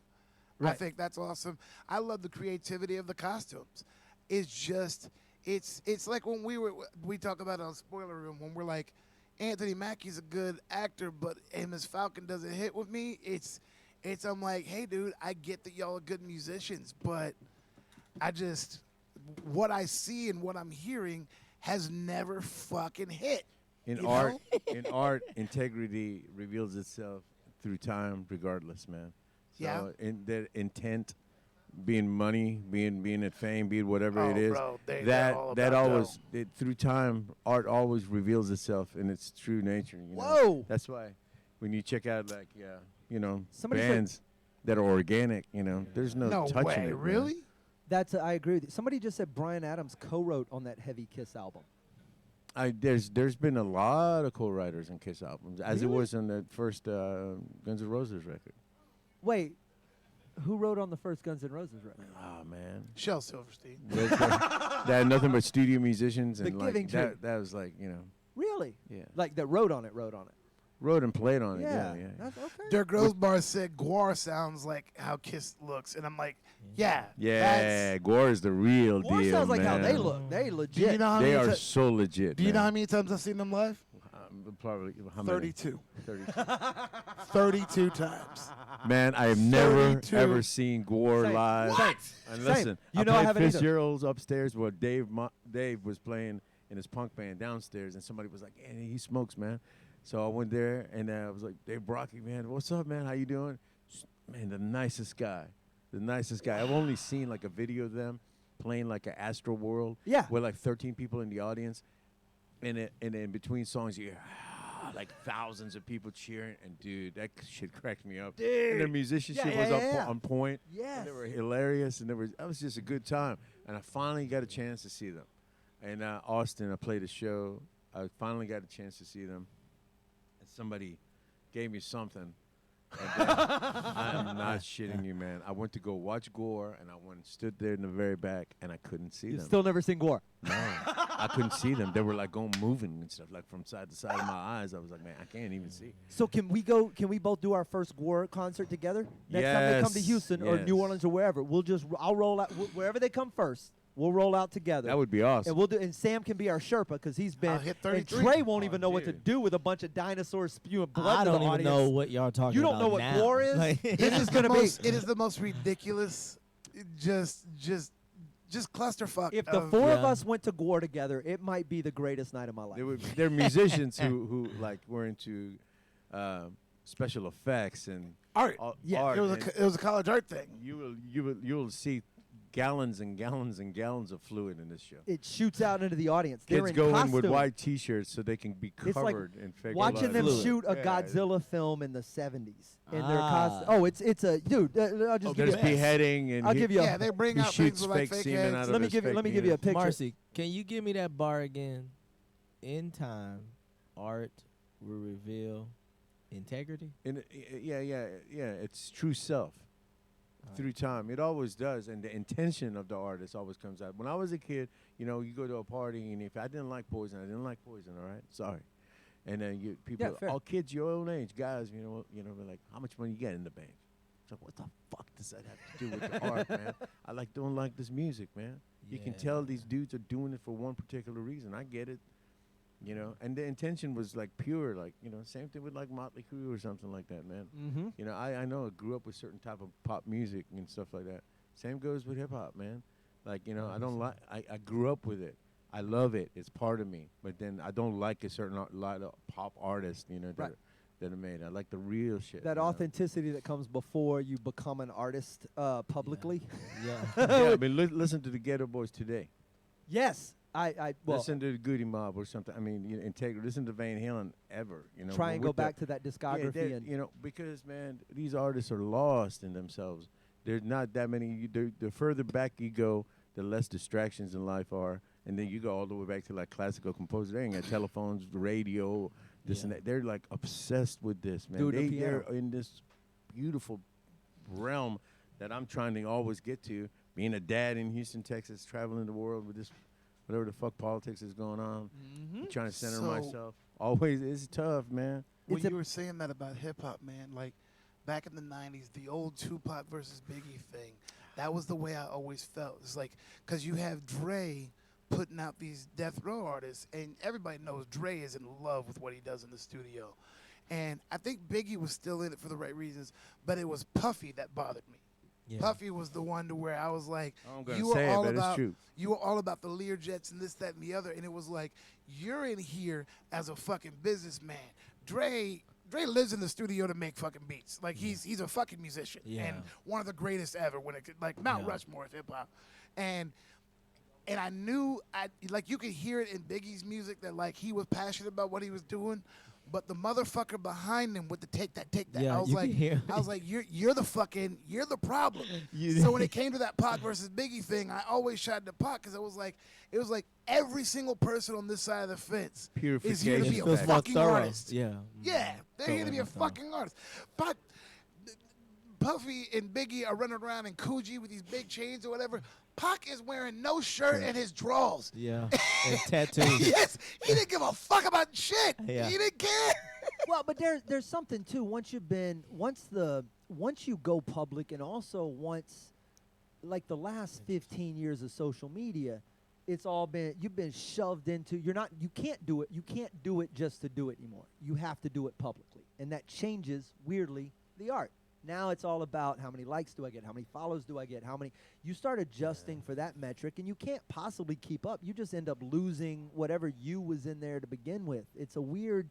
Social Yeah, media's it does. messed art up It's in a fucked it up weird way. big time because A weird way. it implemented it implemented the cancer to all art, which is like Well, competition. it convinced the general public that they had input, and that's the problem for me. Well, and also, man, and maybe you can back me up on this. I always thought that, like, I thought it was bad for metal specifically. The less you knew, there was a certain mystique behind all metal musicians. You know what I mean? And now, I can watch James Hetfield in a Hawaiian shirt and cargo shorts at the grocery store. Yeah, and I can see all that. You know what I mean? But like back in the day, like these motherfuckers were gods, and when they weren't on tour or whatever, you just assume this motherfucker was living in a castle drinking out of the skull. Yeah. You know what I mean? But TMZ will mess it up. Now it's James Hetfield buying honey butter at Whole Yeah, Foods, you and I'm like, I can't. don't need to see this. You guys should never have. Why am I cameras. watching Marilyn Manson get a pedicure? That's You know what I mean? Yeah. Like, it's fucking. Keep them a mystery. Keep them a mystery. for sure, Yeah, for I don't sure. need to know what the fuck you had for breakfast. Tad bit of a mystery. Oh. Be dark and It's- mysterious. And everybody, unfortunately, I got to say I agree with both what you said. And what you're saying is like, and it's like people are it's like the sheep going into the slaughterhouse. You know, people, even I do it to a certain degree. And I don't, I mean, I fall victim to it because I try to do that because I think that's how you should do it. You shouldn't be wide open. You should, certain things you let out, certain things you don't. But it's like, it's working against me now in this world. It's I got all this, stuff I'm supposed to be every day on, making videos and doing this and that and that. I'm actually writing songs for the Exhorters' next album. I could put out a video of the new riffs, but it's like, man, I'm waiting for these people to listen to the album. Yeah. I don't want to let it loose. It's turned into a content sort of world where you're supposed to be putting stuff out every day, and I'm like, I like to make a really great thing. How much can you put out? That's I mean, decent. serious, How many good songs can you write in a year? No, I'm saying if you're supposed to be out every day and playing, let's just say as a guitar player, just even imposing, it's like, how much is there? Then you start playing somebody else's stuff. It's Unless like, you're what are you doing Buckethead, and then there's 200 albums a year. Yeah, I mean, there are artists like that, and in fact, they inspire me daily. But man. they're superhuman, right? That's not output. And then again, they have figured out a way to kind of like sweep the area they're in and sit there quietly by themselves and like create in this world that we live in, regardless of what we talk about. They found a way to shut it off and go inside and then come out with it. And if you can do that, it really kind of works out. You got to not give a fuck. That's a really hard muscle to exercise. You got to just kind of just do your thing. Yep. That's very true. We ready? Let's do it. No, Rob is asleep. Of course he's asleep.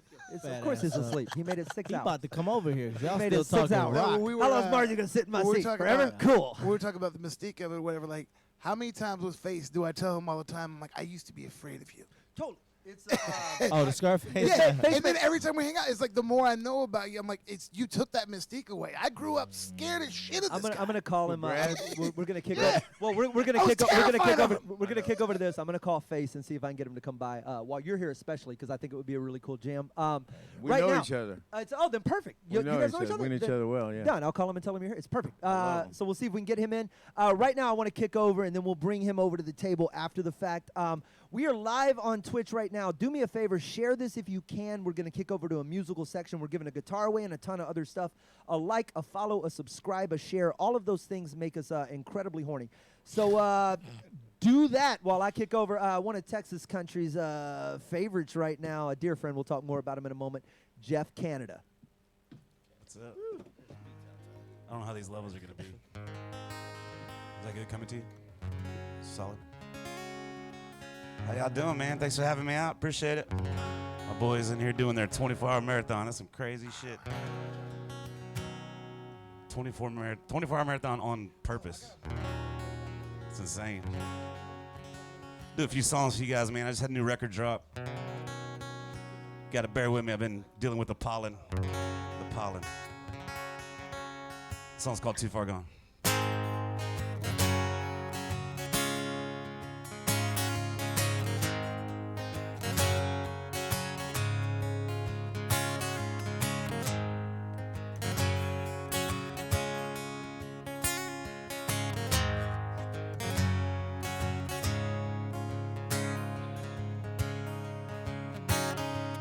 Whiskey don't work like it should. The cocaine don't make me feel good. I'm driving this road all alone. Maybe I'm too far gone. The sunshine won't keep me away. The women don't make me feel great. The radio only plays sad songs. Maybe I'm too far gone. Maybe I'm busted or maybe I'm bruised. Maybe I'm twisted or too damn confused. Maybe I'm lonely or maybe I'm stoned. Maybe I'm too far gone.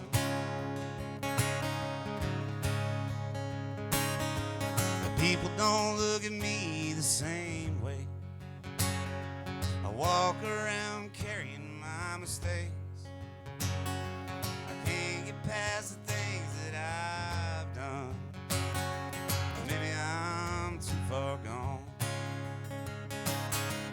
Maybe I'm busted, or maybe I'm bruised, or maybe I'm twisted, or too damn confused. Or maybe I'm lonely, or maybe I'm stoned. Or maybe I'm too far gone. How those levels, you good? I mean, I know it probably sounds like crap, but that's all right. I don't care.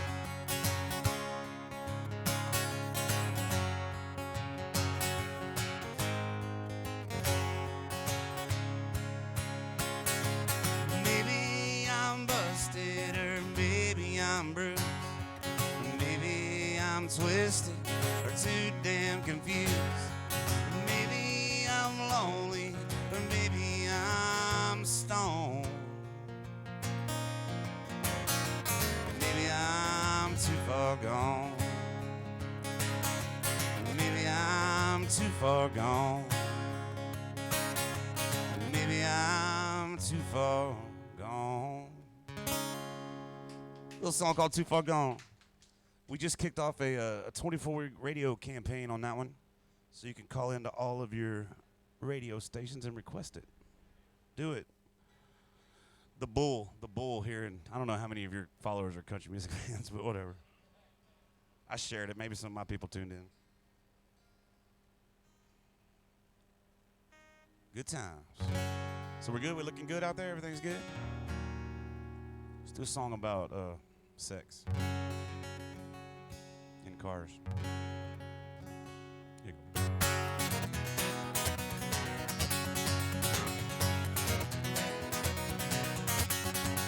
16 on my knees, begging her to pretty please go for a ride with me tonight. First time out alone, I try my best to have her home a short time before midnight.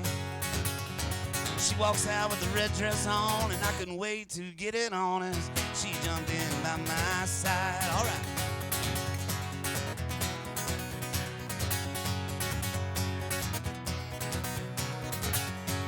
Years later, it's time to go. It's time to get the show on the road. So I pack my stuff up and get out of town. The street sign straight ahead. I hit the brakes and take a left. Fly by her house one more time. All right, honey, come out that door. What are you waiting for? Baby, meet me for one more backseat rendezvous.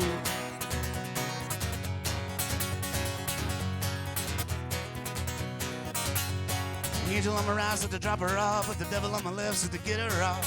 All these things running through my head. Flashbacks in my mind, if I could have just one more time, with her breath on my neck, oh God, alright.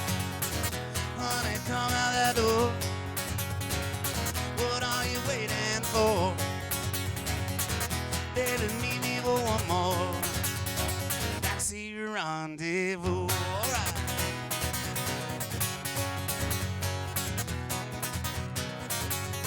Now years later, I'm with someone else, but I keep those thoughts on the shelf when I'm all alone with pleasure on my mind. 1,000 times I've dialed the phone just to hang up, this song was on. All these things whispering in my head. All these things whispering in my head. Honey, come out that door. What are you waiting for? Baby, meet me for one more backseat rendezvous, alright. Honey, come out that door. What are you waiting for? Baby, meet me for one more backseat rendezvous. Yeah, I wrote that song about my mom's 1994 Dodge Neon. And a big old gal. It was awesome. It was cool. Not a lot of space. Remember the old neons that had the color triangle interior? Remember that? My mom's 94 Dodge Neon, and she was a squirter, so had to clean that up. That was fun. I don't know if my mom ever caught it or not. I don't know. We'll see. Not the squirting. I don't think that's contagious. Is it? I don't know. So, like I said, I got a new record out, but I'm going to play one that is not on the record because that's what's going to happen. This song's called Ride With Me.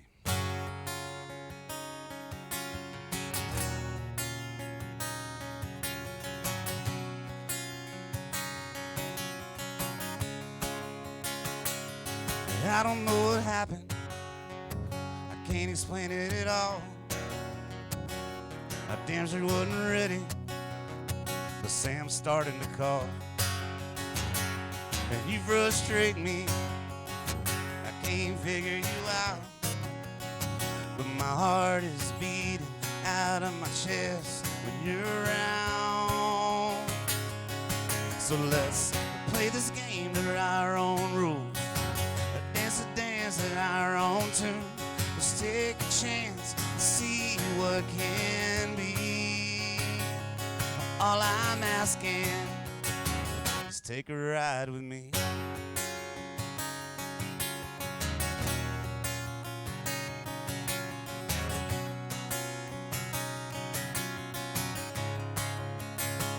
We can take our time. That's okay with me. I don't know where this is going, but I can't wait to see. And I know you're broken, and I'm a little broken too. So let's set fire to the pieces and bring back something new. And let's play this game to our own rules. Dance in our own tune. Let's take a chance and see what can be. And all I'm asking, what the hell, is pour a shot for me. These guys are drinking without me over here. I think you're worth the risk, you're worth the wait. You smile at me, I can't see straight. And those blue eyes, they blow my mind. So pull the trigger, let's take this ride. One of those mine over there? Oh, I love y'all.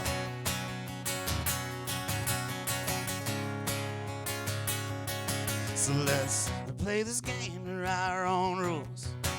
Dance in our own tune. Let's take a chance and see what can be. And let's play this game to our own rules. Dance in our own tune. Come on, baby, I'm waiting patiently. And all I'm asking is take a ride with me. Take a ride with me. Take a ride with me. Take a ride with me. There you go. Take a shot with me. Take a shot with me, boys. Oh, they gave me the full one. Hey, cheers, man. That's all right. You can spill that all over my shit, dude. It doesn't matter. It's got a lot of stuff on there. Oh God, that tastes like just pure heaven, angel vagina. Just beautiful. Oh man, Whiskey Brothers having me out, and every time they have me out, we get hammered, and I don't remember leaving. Every time. I'm gonna play a sad song if that's all right with you guys. It's one of my favorite songs on the record.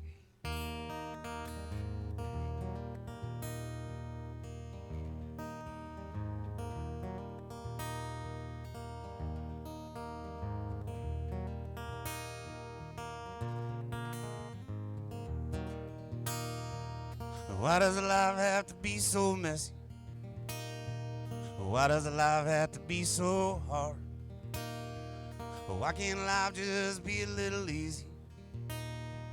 I guess it's not in the cards.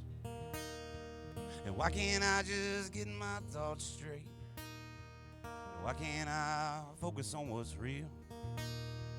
So I'm stealing words from sad songs just to tell you the way I feel.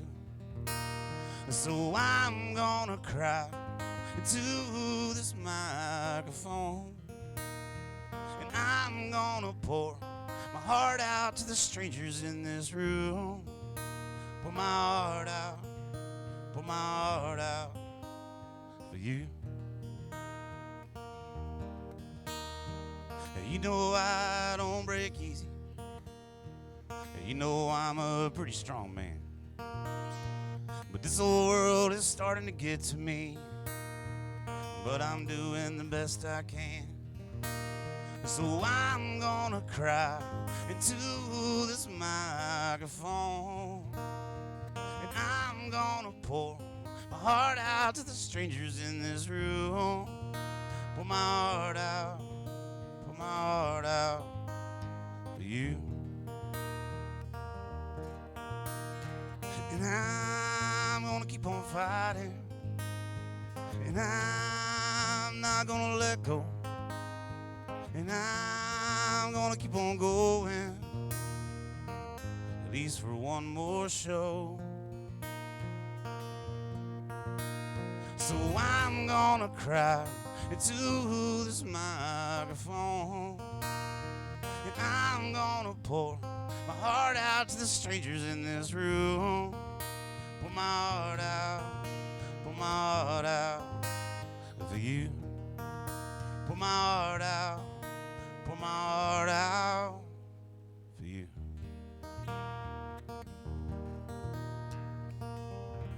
It's called Pour My Heart Out. It's a new song. Not a new song. It's an old song. Whatever. Sounds new.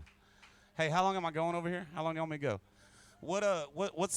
How many losers did I force us out of here? Or do we gain losers? Or do we gain people? It's because I shared it and all my rabbit ass fans are tuning in for 30 seconds. Both. Rabid fans. That's a Slade Ham. Slade wrote my bio for me like 18 times, and we finally got it right. And he said rabid fans, and I'm like, man. I don't know. I don't think that's an STD. And some of them, dude, man. I played a show at Do Si Do last night. And there was like 190 people there, and there was like 15 chicks there that I fucked. And I was just like up there on stage going, all right, this is cool. And then, exactly right.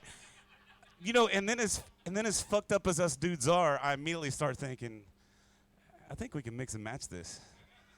Like, I think I can bring a few of these all on the same team tonight and see what happens. And it's crazy, man, because like the more notoriety you get, the girls get crazier, but they get less weight. So it's pretty cool, man. Which means threesomes don't break beds anymore. That's all I'm trying to say. When they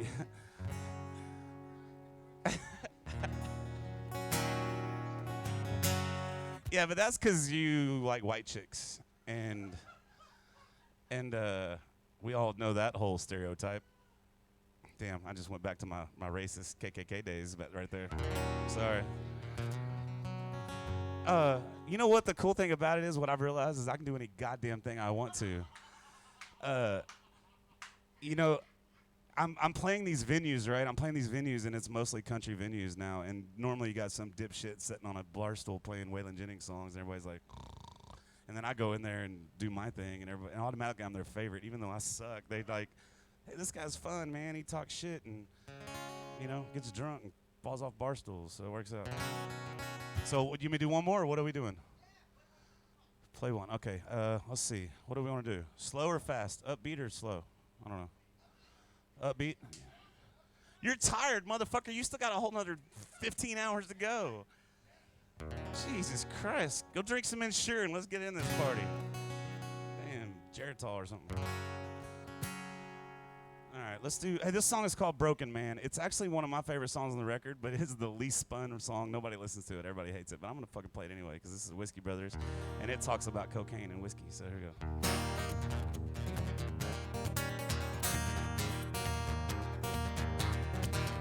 Sitting on a train, East Coast bound.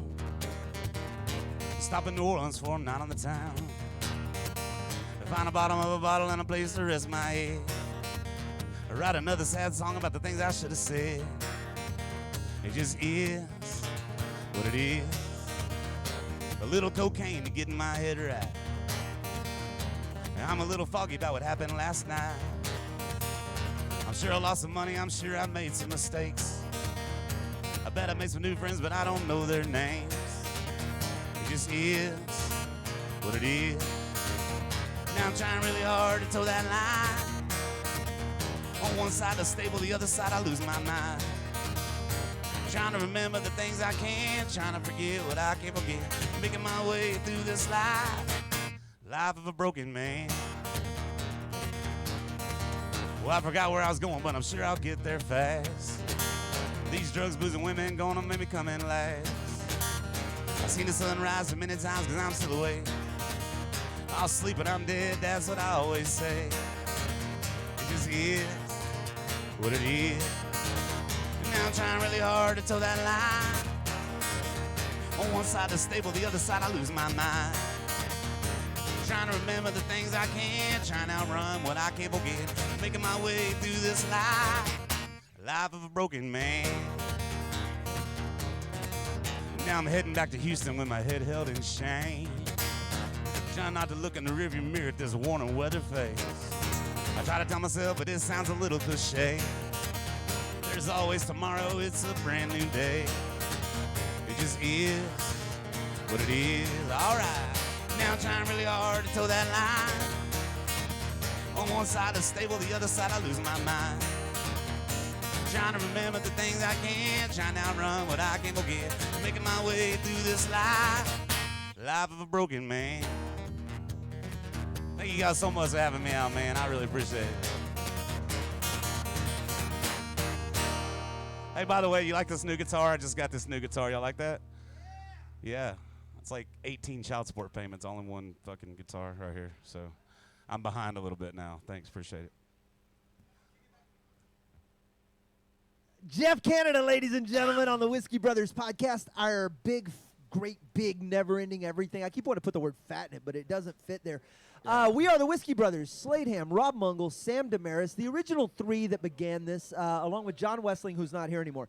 Jeff Canada is Trey here? Whatever. Trey's there. Trey, jump in. We're gonna put Jeff in on a microphone in a sec, but let him set his stuff down. They all say welcome back, Rob. Oh, they've been thanks. watching you sleep. I didn't get to sleep yet. I just closed my eyes. Your ass looked like you were out. I was close. Then Jeff started playing. We are multiple hours into our great big marathon that we're doing. This hour brought to you by Comedy Houston's Poncho Claus. Big supporter of the Houston comedy scene, and very, very happy to have him sponsoring this. If you follow his page on Facebook or others, Instagram included, you're going to get the inside scoop on what's happening in the Houston comedy scene. And even cooler, like some of the shows, I didn't even know were happening. Like they do some stuff down at Talento Bilingual or whatever the TBH. Yeah, he has a beat on some of the Houston shows that even I don't know about. So it's a very cool thing to follow. And I've talked to him a couple months ago. He's got some plans coming. Okay. He's got some stuff happening in the pipeline. I am pro. Yeah. I support anything blindly that Poncho Claus is doing in Houston. I got nice. Oh, go ahead. I get to drive his car every year at the Christmas thing. When he that's you, Rosa? Yeah. You didn't see me? I've never. I thought it was an actual Santa. Yeah. I get to drive. I get in the zoot suit and fucking drive the car. I've done it in the parade. They didn't have a Thanksgiving Day parade, so I didn't get to do it this year. But the last 4 years, I've driven it. Very cool. And Very I drive cool. it around. We drive around when we give out the presents. It's nice. Okay. Welcome to all of you watching us on the Twitch feed. Hit follow or hit subscribe if you want to stick around with us. Also, chatting helps immensely. You can cheers, you can tip, you can do all those cool things, and we will appreciate you greatly. Jeff Canada is going to be joining us here after he breaks down his equipment. We're going to talk about his new album. We're going to talk about all the things happening in Texas country. We're also going to give this guitar away later today. That's pretty cool. A Jack Daniels one, and you're going to get that. Where'd the pics come from? Oh, from Those are Marzies. Oh shit. He was on here earlier, and he's going to be back. We're going to throw in some picks. Jeff Canada's throwing some picks. Got pigs. All of these. Look at that. When he with the plays beard. country, this is what they used to pick their nose. That's what And Chef Brandon Silva is over here cooking now. Wait, what do you? So you came back from the fucking grocery store. He left. He's mad that he didn't get a fish from his fishmonger to cook for us, so he comes back with a bag full of stuff. Off the cuff. the He's cuff. Off the He's cuff. about to chop us live. I want to go back there and All criticize that's him. back there is a stove and a slow Yeah. cooker and a microwave. I Can't know what's back. wait. He does not have the entire Food. I don't think from- there's a knife back there. chopped. There Okay. there Oh is. no, it's Slade's house. There's all kinds of shit to cut things with. Yeah, He's got a samurai sword, How but you he gonna can't cut this fucking with a cut- katana? Yeah. This is great. It's called chopped, Slade. Fillets from Mini Slade. It's- This is gonna be great. It's literally whatever comes out of the Fruit Ninja game that gets to get played in the back room. Whoa! What is Oh, shit. Let's eat. Oh, fuck. Oh, are we about to? Is this pork secreto or is this beef? Hey, wash your hands, man. In it, Restaurant Impossible, they say, your arms are getting a lot of attention. Show her your knees. That is, no, they just visible. That's all. Oh, all People, right. people acknowledge it. I got hot, and I happen to have a sleeveless shirt in my bag, and I was like, How many set changes or dress changes are you going through today? I have no idea. How many changes did you bring? How How many of them are onesies? A lot. One. You know what? I'll have you know. Well, I'll have hang you on, there know. might be some back. So maybe three. I'll have you know. This is it. That's it. This is Oh it. my God. Straight Yeah. black bowling shirt till Just the gonna end. look stanky. The Yeah. whole goddamn. He's You know only what? gotta, he's only got to make it to 11 tonight. Yeah, right? I don't know if the fans have been keeping track, but like I think it's been like since 860 or 880 something or whatever. I've worn a different band shirt every podcast. Yeah. I see him And- get shouted out. Yeah, so that's why It's like I the was sweaters on the Cosby Show. Yes. But after this thing, like I'm burnt the fuck out. Oh, yeah. Y'all send in bottles. You better send in new band shirts. Do you have nothing left? This is it. You've burned them Well, all. no, this 24 hours, I'm you're- XL. Or Jeff Canada and Jerry Wayne. If your name starts with J, make fun of Sam. This is Do you have a girls extra large? Yeah.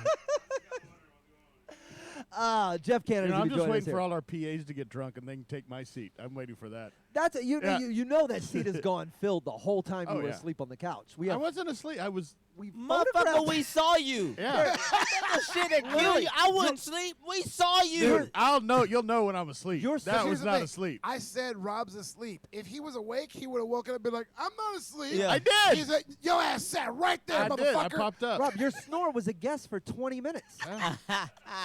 That's good. We had to turn Marzi up to drown you out. Oh, that's so Oh, you're gonna know when I snore, motherfucker. You will know. Oh, we know. Your neighbors will know. Rob, I've shared a hotel room with you, and there's a reason we don't do that anymore. Yeah. Oh, what happened? He sleeps. He's like, handsy. No, he. But aside from that, also don't share a hotel room with me. If you Yeah, just- I why know. would you say yes to sharing a hotel room? In if you his didn't defense, you think- should have seen how I was dressed. Yeah, there you go. It's if you didn't think I was gonna get handsy. Yeah. But also he sounds like a garbage disposal inside of a dump truck inside of a washing machine that you Yeah. pushed down a mountain while it was on It's not great. an It's not earthquake great. watch. It's the loudest. Yeah. The loudest. Plus chainsaw. Yeah. I've been asked to leave the room on a plane. This is a true story. I was on tour with Brian Hersey, who he's gonna come here later. On tour with him in somewhere in Louisiana. Who just asked if you brought your apnea machine with you? Yeah. And he left the hotel. He was in the next room. He fucking checked out and said, dude, and left a note at the front desk. And when I went out the next morning, he goes, dude, I was in the next room. I couldn't fucking handle Yeah, it. I fucking left. you're unbearable. Yeah. And he fucking bolted. You're mainly bare. Okay. Yeah. All right. So let's Dude, do, I have a sleep apnea machine. I've got all the, I'm fucking you more brought machine all than the man. all the bells and whistles. Yeah. All right, I see Aiden Hardman on. He's shit. already up on our Zoom. Aiden, I'm gonna make you wait for a second. I want you to hang tight. I'm gonna bring Jeff in, and I want to chat for a minute. Who do y'all want going? And then I'm gonna go take a nap. Rob's gonna he's saying Rob's gonna talking about take. Jeff. I'll stay. All right. You It's a Jeff. Just come grab a seat. It's a whatever. You can have mine. It doesn't matter. Rob's gonna go smoke a Rob has cigarette. a phone call It's- with a pillow. Somebody, I feel like there you go. Now you got a shirt. Take mine. Yeah, go ahead. Get out of Took here. 2 seconds. A Jeff Canada Houston shirt. There we go. Look, you already set. Look at that. Dude, I've caught so much shit for that shirt saying Houston, Texas instead of Splendora, Texas. It's crazy. Bro, so here's the thing. I got to be honest with you. When people say that about me in Beaumont, they go, "You're from Beaumont, not Houston." And I go, "No, I was telling people I was from Houston when I was living in Beaumont." So you can this isn't some shit that changed after I left. Well, it's just fucked up because I Splend- come or from, the 742 people in Splendora mad at you? Dude, it's insane. So there's a buddy of mine who went to high school with Josh Ward, who's a pretty big name on the Yeah. Texas country act, and he says Montgomery, and they won't even allow him in the town now. It's fucking crazy. Dude, people really So get mad for it's not insane, repping? man. And you know, and I'm from the pop world before that, Right. You know, and so it was you always went to the biggest city, and now in the Texas country, it's opposite. So now They want you to be as hyper local as possible. Yeah. He's ours. Yeah. He used to work at the Piggly Wiggly. No, I didn't. But He yeah. used to check our groceries. Yeah, it's insane. I know those People are fucking stupid. But what's crazy about this country thing Oh is my God, is that's the- so funny to me. It's like, why would you want me to put this small racist town on the map? Like, we Right? should probably be quiet about our activities. Viter's been waiting for Yeah, this. yeah. I did a Zoom show over COVID, and it was with a bunch of LA comics, and they were like, you know, from right here in Los Angeles, San Damaris, and the fucking comment section Went nuts. blew the Dude, fuck up. Listen, people It on was the just internet like, are fucking yo. stupid. Yeah. So my 100%. 10-year-old kid, right? Uh-huh. You know him. He's just started. He plays baseball. He's been playing since he was 4, but he just started pitching. First year kid pitch. His first time on the mound, it was horrible, right? And his second time on the mound, we put him in some lessons. Second time on the mound, he threw 2 innings, 33 pitches, struck out 4, caught 1 fly ball, and threw 1 to first. Got him out. Not embarrassed. So I posted on TikTok him doing this, right? Like, I'm thinking, hey, I'm proud of my son. That's a pretty cool fucking accomplishment. Yeah. Dude, I'm talking about left and right. People are, why's there a left-handed catcher? Why's the catcher throwing faster than the pitcher? Why'd he get up 5 runs? I'm like, he didn't give up 5 runs. He came in the second fucking inning. People like, are garbage. It's just, and like, that's a rainbow. That's high. Why'd he go to his knees catching that fly ball? And you're just like, they're fucking 10, man. God damn. They're 10. But here's the good thing. The good thing is we're raising a nation of pussies, and we all know that, right? Of Everybody course. knows that. Everybody. How old are you? I'm 29. Yeah, like pussies. And so I'm just kidding. I'm joking. No, I'm cool I'm with messing. that. No, but what it is because this whole anti-bullying bullshit. If you, What? it is. This Dude, motherfucker sound like he's right. early me. He's right. It is. It's Brother, this it anti-bullying toughened us bullshit. up. Like by the time I graduated high school, I got my ass kicked so many fucking times. Now I ain't get my ass kicked, and I can spot an ass kicking coming, and I'm gonna get out of the way of it. Easy you know to what I say mean? when you're 6'3" and 250. Motherfucker, I'm 239, bitch. Bro, back when I was This skinny, big my side of ass the big. table over here, like, Yeah, oh, people yeah. don't tell us shit Yeah. anymore. Yeah. We over here like, just don't take my lunch. Yeah. That's why we ate and picked up big heavy shit Yeah, because we dude. were just like, not today, motherfucker. Yeah, you get your ass kicked, especially if it's some fucking hillbilly town where you're not the football star. You get your 100%, ass yeah. kicked. But the cool thing is about my kid is he's definitely my son. So there was a comment he went on there, and one guy said something, and he goes, "'Cause I'm 10, dipshit." and I'm like, that is definitely my kid. So I'm pretty proud of him for standing up for himself. And I was like, are you all right? Like, you're cool with all this? He's like, I'm fine. He got 34,000 views. I'm good. I'm good, Dad. Bro, let me tell you something. You're better than me because it's like my daughter, she played soccer for a little while or whatever, but like we never uploaded any of that. Bro, you can go on my YouTube videos and you can tell me my comedy sucks. I'm just gonna fucking ignore you. But if I share something to the world that my baby's doing and somebody comes in there and says one thing, I'll come to your motherfucking house. but that's the difference between comedians and musicians. Like musicians are some sensitive bitches. You talk about my music, I'm gonna cry like a little bitch. That is fair. Now, if you want to talk about the difference a little bit, we can talk are all shit about some kids. toughened sons of bitches because we came up, and I think because comedy comes from being beat up verbally or physically in your life, right? Like it's a defense mechanism. Well, and At also least in we some know we instances. can't please everybody. Of course not. But we're there's a certain level of bite back that comes with doing what we do. If you're gonna punch, punching comes back, Yeah. right? You can't punch out without someone punching back. Musicians often sit. Don't like, point at me and say musician. okay, yeah, no, totally, my mistake. You know the people that do that thing you want to do. The you know what I mean. But there's a lot of you can write. You can't do comedy without an audience. You can become a musician without an audience. And Correct. without an audience, you don't necessarily get all the biting blowback that comes from, hey, here's the shit I'm doing. Comedy, you got to put it out there to get feedback instantly. Right. So do a lot of musicians venture out into that world and they're suddenly shocked and amazed by the fact that the public is a bit of an asshole? Most musicians I know are sensitive little bitches. Really? Yeah, most of them they are. I'm definitely not. You know me. As much shit as I Not a dish out, musician. I'm like, Right. You can't have thin skin and do what I do. But yeah, they're babies about a lot of shit. And I'm talking about minor stuff. You know, you could just say, hey man, your monitor's too loud, and they're just, and you can't do that shit. How many times you go on a stage and it doesn't sound exactly the way you want it to sound? Of course. And Half the time What the do mic we do? doesn't work. We move the mic further. Yeah, we move it closer in. it's and not we're that hard. Or you just shut up. You just go. And I think that's why I'm getting such good traction right now is because I'm going into these places and just. I'm like a 4-minute sound check. I give no fucks. What it is. Yeah, I'm just gonna get up here and do my thing, and if it doesn't sound right, I'm just gonna play anyway. A real funny story. There's this real douchebag Texas country guy named Stoney LaRue. I don't know if you guys know of him or ever heard of him. Familiar with the name? He's a douche. He's back in the day, back with the big Texas country guys, the Cody, the Cross Country Ragweed, and all those guys. He was part of that whole thing, and we played a show before him, and we blew him off the stage. It wasn't even fair, and he was supposed to play 2 hours, and he played for like an hour and 15 minutes. Oh, Pauly Short it. And and whined and left, and like wouldn't shake my hand or anything like that. So it's from the very bottom to the very top of the. Good for you, dude. Good for you for making these people's. Don't ever meet your heroes, bro. Because I opened it for Cody Canada, and I was like super stoked because our last names and Cross Country and Ragweed and Weed. Period. Like all the words in his name. And so I took a pre-roll joint. Never meet your heroes, dude. Because I went to him and after I was like, "Hey man, you want to smoke this?" And he's like, "Nah." And I was just like. Yeah, aren't you supposed to tell me that we roll it all wrong or something? Yeah, Or there's supposed to be you a literally moment here? have a fucking song called Boys from Oklahoma Roll Their Joints Yes. All Wrong. Or and you you're- can just pick better heroes. Well, let me tell you who didn't let me I down use the in word that regard. hero very, very, very. Let me tell you who didn't let me down in that regard. The Whalers. Oh yeah. Go ahead and meet your heroes. Yeah. In that regard. But do you know how often that happens to me after a show? People see these dreads and they just come right up like, And like hey, Stephen you wanna Marley, hit this? would you join me? But no, they're all like, you want to hit this? And I'm just like, I'm good. And they're like, huh? So when you get pulled over, do you immediately think you're just gonna get searched no matter what because of your dreads? Like it's like I just automatic. I don't know if you watch the news, but searched isn't what I'm afraid of when I get pulled over. Listen, bro. Yank the fuck out and slain. I'm afraid. I'm afraid I'm gonna get searched by a coroner.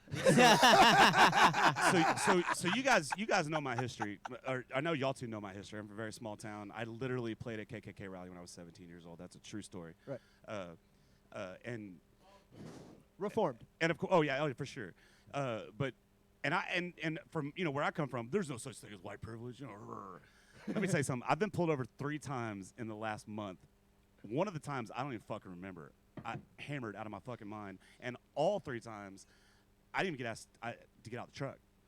So privilege is real. It's fuck yes, it's a real thing. I mean, damn. That's coming from Splendora, Texas. I mean, I literally woke up the next day and got my truck, and there's a warning from the DPS for going 64 and a 45. I don't remember getting pulled over at all. Okay, those are bad things, Jeff. Yeah, it's crazy. Sorry. Drink responsibly Don't is drink what and we drive. want to encourage you to Don't do. drink and We're woo. This hour not brought to you by one of our liquors companies, but instead Comedy Houston's Poncho Claus. Jeff Canada is all over the web. Everything right now is findable. JeffCanada.com, I believe. JeffCanada.com and Jeff Canada Music on all.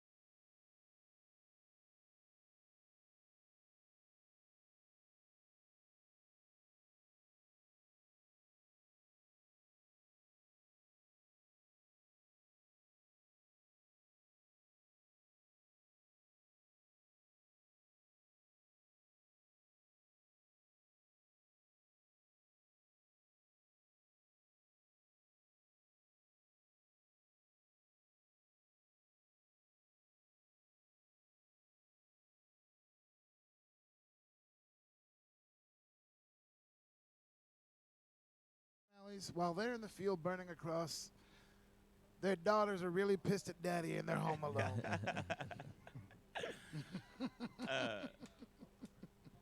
And you know, Oh my God. Shinjo goes, hey, so you started over. That's a fresh 24 hours. Go fuck yourself. Yeah, hell yeah. You can kiss our ass.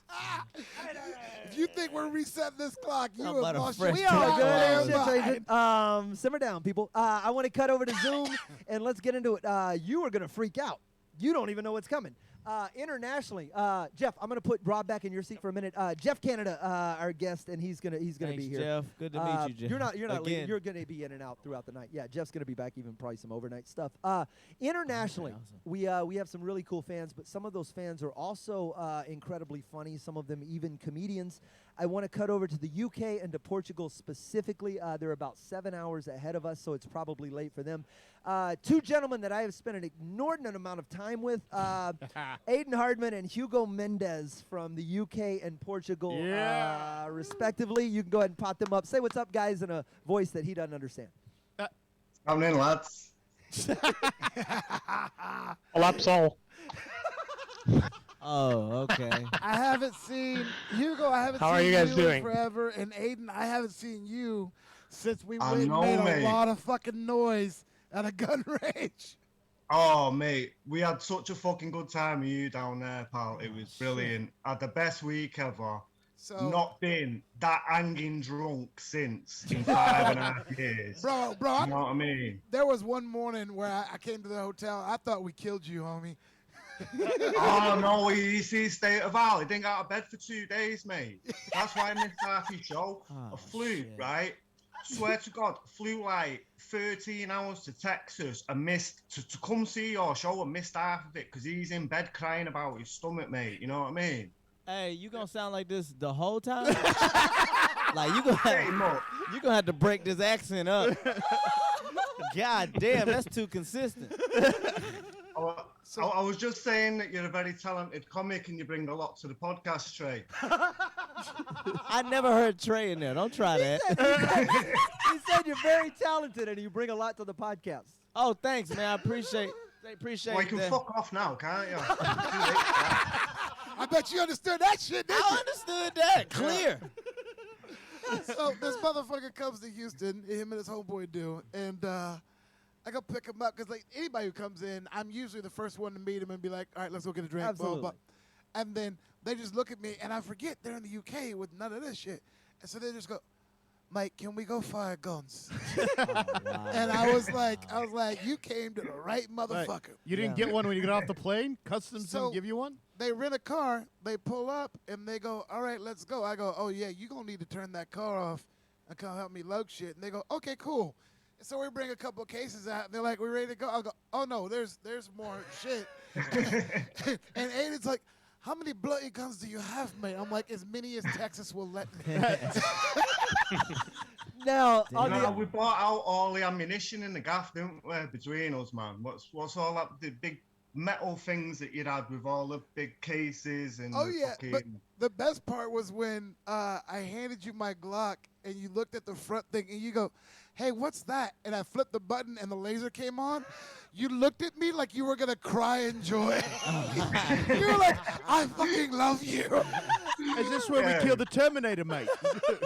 That's Aiden on the left side of the screen over there. To your right is our dear friend and constant contributor, Hugo Mendez, who doesn't regularly drink at all. And I believe the only instances of that happening have been with Whiskey Brothers on the other side of the pond. And some of those, I've ended up drunker with you than I have with people who regularly drink. We ended up doing some weird karaoke on the waterfront in Portugal one night. We always end up in the same Irish bar. Yes. Right? And because of the time difference, I remember one night we were watching the Raiders at 1 o'clock in the morning live. It does seem like an odd place to end up when in Lisbon go to the same Irish pub every single time, but we do a very good job of it, don't we? By the Hey, way, if it ain't broke, don't fix it. exactly. Hugo, Right? I want you to know, I have a joke in my show that I do on the road. I don't really do it a lot here, and you live in that joke forever. When I tell people in the show to follow the podcast, I go, years ago my buddy Slade had the idea to do this podcast. I said, that's the dumbest idea I ever heard. I go, now we have fans all over the world. And I go, I went to Lisbon, Portugal one time, and I just took a photo and said, hey, I'm in Portugal for the first time. I go, and in minutes, I get a message saying, hey, I'm a big fan of your podcast. After the show, let's go out and do drinks. And I was like, I am not getting in a car with some strange dude I just met off the internet in another country. And I go, Again. and then the guy sends a message, goes, drinks are on me. And I said, I am totally getting in the car. What's up, dude? I just met off the internet. My introduction to Hugo was I was on tour with Don Barnhart and Jeff Capri and some people, and we're in Portugal. Look, Trey's making a face without me saying this traveling motherfucker. But we were doing so one of the shows we did in Lisbon was outside of a bar restaurant. at a restaurant on the patio, Yeah. and I'm in the middle of this show in Lisbon, and from the back of the room, I hear Bieber. Can you imagine? Oh, God. Did he just ceviche? What is going on here? What's this? Oh, this is divine. This is about to get. That's a tartar. There is a tartar here. Okay, I don't even know how this happened. There aren't weapons to do He this put here. it by us. Well, yeah, because that's easier than walking. We're about. Are we okay. supposed? Are we about the Lady and the Tramp? Well, he knew what happens if he puts it by me. Yeah, that's just. We are so digging into this. Don't you move. Yeah, I'm gonna leave all this sitting here while we talk. So tell me. So you guys are sequestered. Trey's brought a book called "Growing Up Free in America." I don't know if he brought this for y'all or if this is just some shit. Oh shit, no. If you came to. But hey, hello. The question is, you guys. I'm just calling in to figure out if my country exists or not. Here's the thing. Y'all know our shit is better because Right, we okay. call y'all international and y'all call us American. They don't call us international over there, right? Trey, they call Well, us you a call lot us of things. international because you never leave America. You know nothing else. Oh, I know about your ticky-tack ass country, which is why I've never been. Okay, hang on. Hold, please. Let's What'd you stop know? right here. Stop right here. Let's bookmark this. I want you two to both. Hang on. I want both of you to formulate 3 questions about your country that should be easily answerable by anyone. No, don't you all shit this. We really gonna test your knowledge of other places. I don't have to know a lot about it. I want you to know. It's not worth going. See, this is how you don't know. You trying to move to the UK. You know that's England, right? Yeah, Okay, that's I'm- different. So I've got one, Trey. Name the countries Where that you are from? within the UK. Where are you 4 from? countries. England, Scotland. Yeah.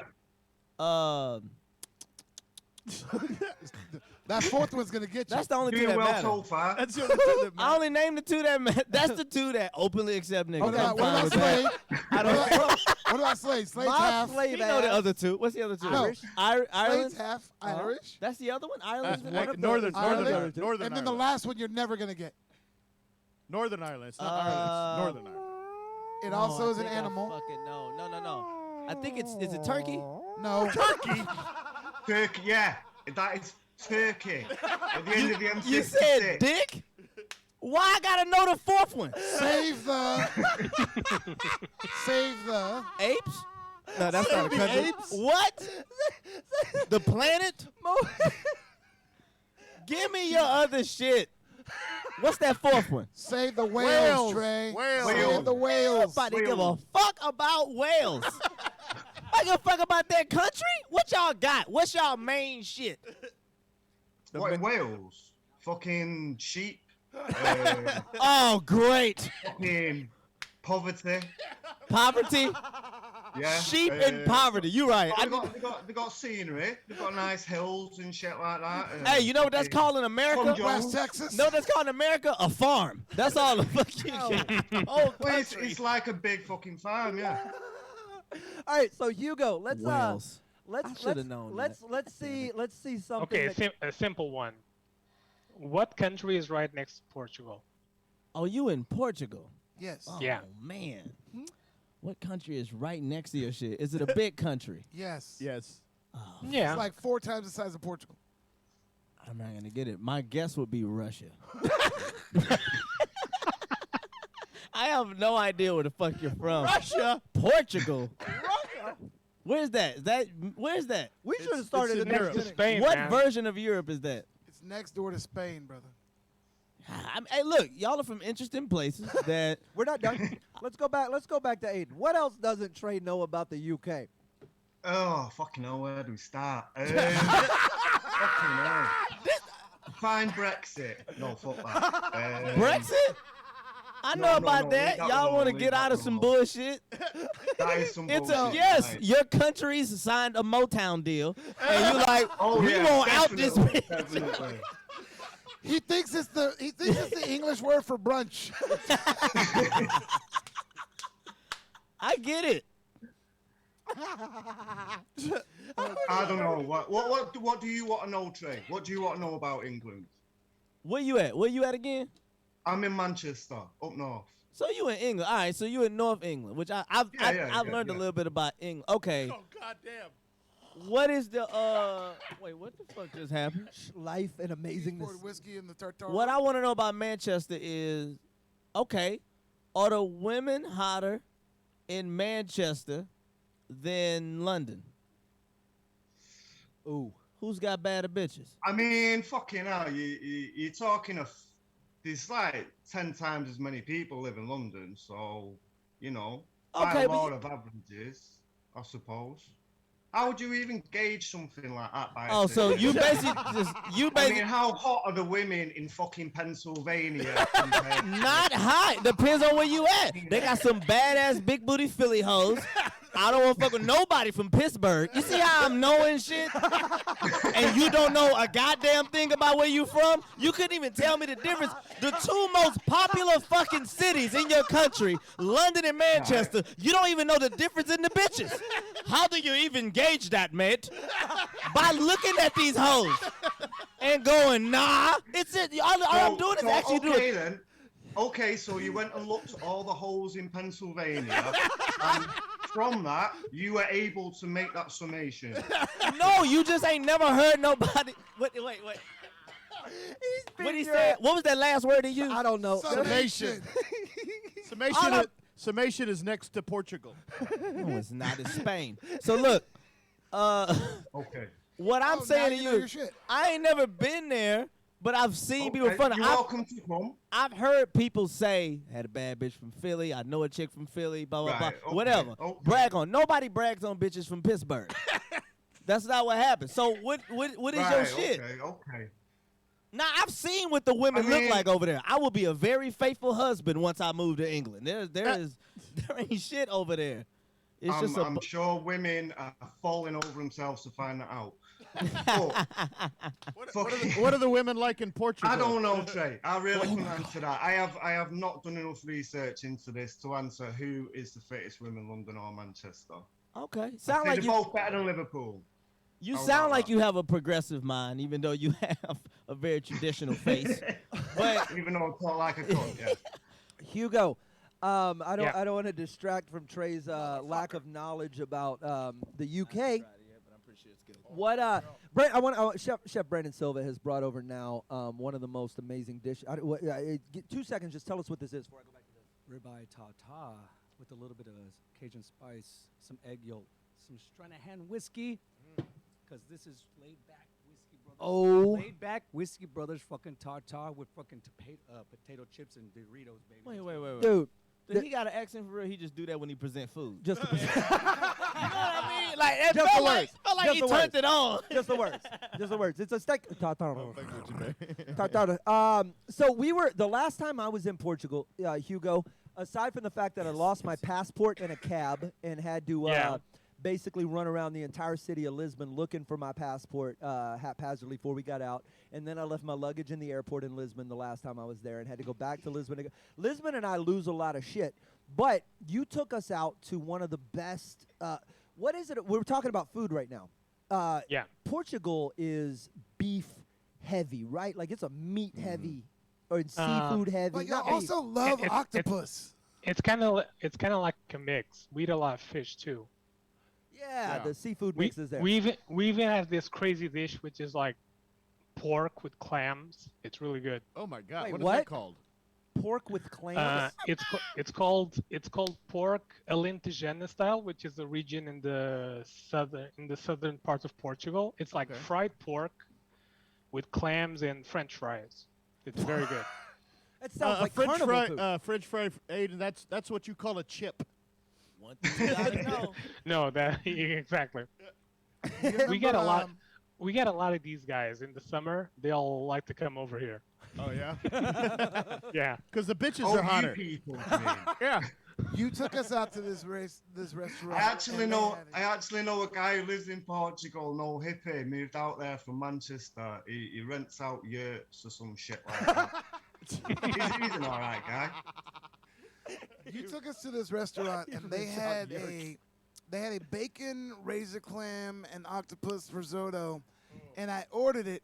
And the lady came in and she had a stack of plates. She goes, "Yeah, this is for multiple people." And the lady just goes, "You gonna need to take them plates back." Yeah, man. That's not for more than for me. Sam. Just bring a fork. And then I got up and I went out to smoke, and this lady was like, "I got the chicken and lime risotto," and I was like, "That looks amazing." And I just walked over to her table and went, How is it you did? How is the state of the world in the pandemic? Is what's going on in Portugal right now in terms of are you guys out and about, or are y'all actually We basically got our ass kicked in January. It got really bad in January, and now it's starting. We got locked down at the end at like the middle of January, and it's just now ending the lockdown, and it's starting to open up again. The problem right now is that we don't have enough vaccines. well, you can have all the ones we're not taking over It's here. really slow Yeah. to vaccinate everyone. Oh, I'm not trying to be disrespectful. Y'all got money to get it? Or? No, we buy them So all. we had money. Our country had money to get it, and we out. We having a gathering at this bitch. Yeah. We're all. I think everybody's. I'm not vaccinated. being a dick. I feel bad for you. You locked down. I didn't follow none of the rules, but I understand. Yeah, what but that also could be you like. think he's near Russia right now, like the your concept of where he is. Look, man. Once I go past that part that ain't really got no ocean next to it, all that shit Russia. Like I don't like. He's literally on the ocean right now. All right, I have an international question for you fellas over there. All right. Okay. You're both. You're both. Ask shit like this, Rob. Yeah. Yeah. Okay. Sorry. You guys are both. I'm guessing what you refer to as football over there. You're both fans, I assume. No. No. Not really. Not really. Let Neither. me We know how got the two. rest of this bit goes. Oh, I'm just curious. Have you heard about the new Super League that they're developing for all Oh, those? people are pissed. Yeah. Are they just fucking pissed over there? People about are pissed off. Yeah. Really? Yeah. Fuming. That's great. That was great. You Thanks. asked, I don't know you anything asked the about most it, riveting fucking questions, Rob. Wait, I got a better question. So y'all really just East Spain? West. Like y'all, like I'm sorry, Western Spain. Y'all just West Spain. So y'all basically like North Carolina, South Carolina. We basically spent the last 900 years just trying not to be Spain. Well, y'all have failed miserably. Yeah, you actually you asked the one question they've been trying to dodge Wow. for millennia. Y'all not doing a good job of separating. Hey, Hey, they invaded us a couple of times. We kicked their ass. Yeah, Trey, they didn't just. I mean, it was cause. Well, I got a location question for you then. You ever been to Monaco and went to any of the F1 races? No. What do y'all do next to these small ass? Because all that shit right by each other, 2-3 train rides, and you fucking there. Have you been to Mardi Gras in New Orleans? Look, I've been. Yeah, no. Okay. But what I'm saying is, Isn't it like 2 hours there away? ain't shit to do where they at. It's closer. There's not shit to do. Okay, one. There's plenty of shit to do. Tons of I've been stuff to to the do. U.S. In Portugal? In Portugal. Hugo's been to the U.S. Aiden, Manchester is a lovely city. I've spent a lot. I've spent some time You're up right. there. All them boxcar built bitches. No, bro, Manchester's hot. We went. So what are you smoking on right now? I see the smoke puffing up in the background. Fucking wedding cake. Okay, yeah, he literally gave us the strain. Benson and Edges. There wasn't any part of you that was like cigarette, cigar, or weed. You were like, here's the actual strain. Here's. yeah. Okay, it's all right. It's not bad. It's not bad. Aiden's also coming to us from a confessional. This is Hell yeah. you got the black box around you. I never know where you are. So when I was up there, we hung out and we did several things while we were there. When I was in Portugal, we drank aguardente, which is a bottle of that. Ooh, you know what? Some of that might don't move. This actually keep talking. Next time you guys thought come we killed over, it. I'll send another bottle. Yes, send another please bottle? do. I thought we killed that bottle, but it might be here. It might be here. I do love that shit. I'm just surprised they got a guy from Portugal and a guy from England that don't like Holy footy ball. fucking balls. Yeah. The only two guys in Europe who don't like fucking soccer. You recognize that, Hugo? That's there it yours. I mean, I don't know why he pissed Yeah, off. yeah. I found out about football about 5 fucking years ago as a country. Oh, So, yeah? I mean, Why's that? no, I mean, it's like, I don't know. go I mean, it's like America has just properly taken on football. You'll be God. calling it football soon and everything. They you know do. What I mean? Yeah, they have the fucking MLS here, right? And all the teams are like it's like LA. Martin Luther Soccer. Yeah. Did you say So fuck? do you believe in Martin Luther Soccer? I had a dream about it. I have my doubts. Yeah. But all the teams here are like LAFC, New York FC. It's not Right. called. It should be SC. Soccer. It's not FC here. But it's everywhere else. Yeah, but it's not. We don't call it football here.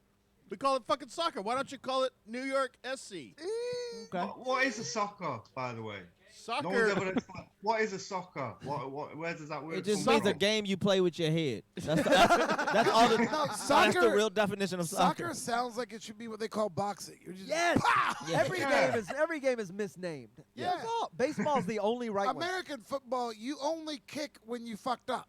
That's it. Like, 100%. Once where you never use your foot in. it's handball until you fuck up. I'm with you on soccer. It's a misnamed sport. Y'all, but hold on. One of y'all said fuck MLS. Yeah. One of That y'all. Rob. I could, no. One of them. No, I think you guys only started like caring about soccer once your women's team won the World Cup. We don't give a shit what the women. We won. We have no. to care about it now. America gets excited about soccer every 4 years. It's or every 2 years. It's like the Olympics or the World Cup, whichever one it is. And unless America's in it, and then if they're not in And it, we over don't care. here, no one cares about women's soccer. Y'all barely care about women. I already know that backwards ass beliefs over there. Where do you? No, it's not. Portugal? Look how it sounds. Portugal. Portugal? Yes. I'm sorry, Portugal. Portugal. Sorry. Doesn't sound like a place women would want to try to strive in. Portugal sounds like where you shit at a construction site. Yes. Can I use the Portugal? Have your shot of aguardente. I'm smelling. I can smell the country this was made in. This is good. We drank Ooh, I more of don't know this about while we were this. over there. Yeah, you're gonna be fine. We got a pace. You We got a pace. I know. We got But like you're gonna take 18 more hours. My point is, I need your seat for a minute. Oh, all right. So just do the. No, I'm kidding. I get the fuck up. I'll I'm do kidding. this and leave. I was saying do the shot and it's gonna clear. He's gonna go no, study. I don't he's have gonna go anywhere to study put you. about Portugal. Go read my book. So what do you guys? What's going on? Anything new? Anything different out there that you guys want to touch on before we get out of here? Tell me what's happening in Manchester, Aiden. Right. Well, not a lot because to be honest, we're like a week out of lockdown now, and we're still not properly locked down. So the king died. a couple Yeah, of are weeks you ago. upset about that? Yeah, about that. I'm mourning still. Obviously, I'm cut up about it, but I'll move on. This is sarcasm.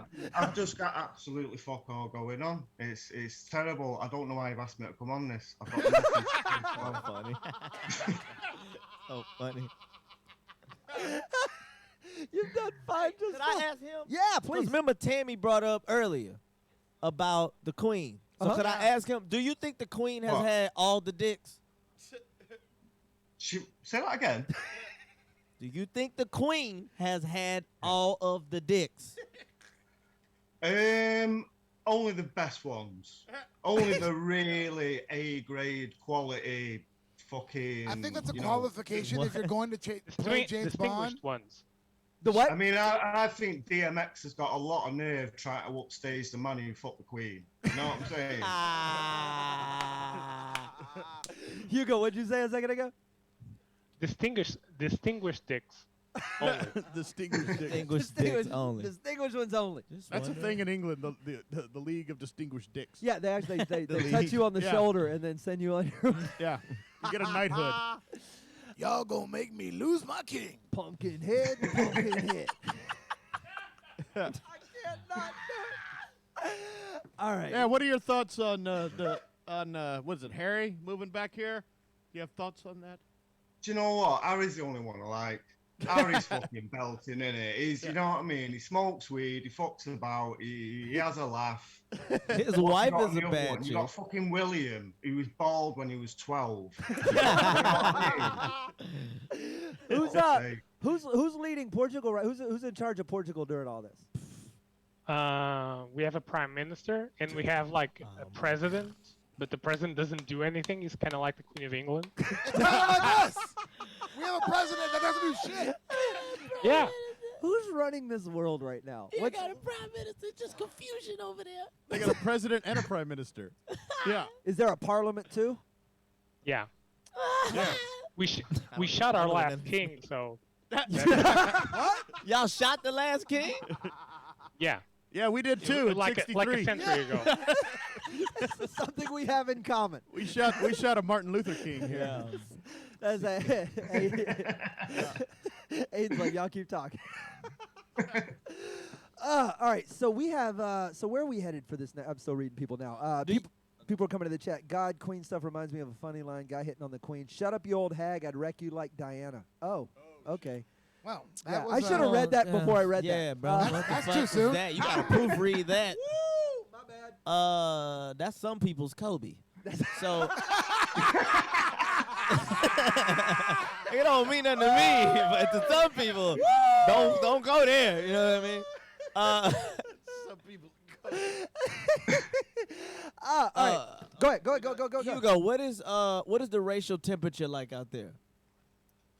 Over here, Yeah, we in got a lot of in Celsius. black people because we had a lot of slaves. This is kind of embarrassing to talk about. We kind of like invented the slave trade, so. Yeah. Well, you could have just said we got them from a long time ago. you Yeah, basically. Yeah, okay. I thought it was gonna be some other war or some people fleed over there or something Hugo, like that. There were a couple of wars. Hugo, you're talking about your country's racial history, and you said this is kind of embarrassing. You realize you're talking to Americans, right? Yeah. We're still killing people that look like us now. Yeah. Yeah, like in our defense, we started it. We invented the shit, but we stopped before you guys. Yeah. It's like when we made the TV and the Japanese just went way ahead of us with it. Yeah. Yeah. We did Yeah, that with basically. racism.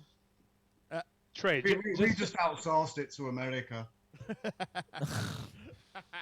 Go ahead, Hugo. You say you finna say something to me. Trade. Just to give you an idea, back in the day, Portugal was like so bitching that we turned to the Spanish and we just said, what about we just split the earth in two?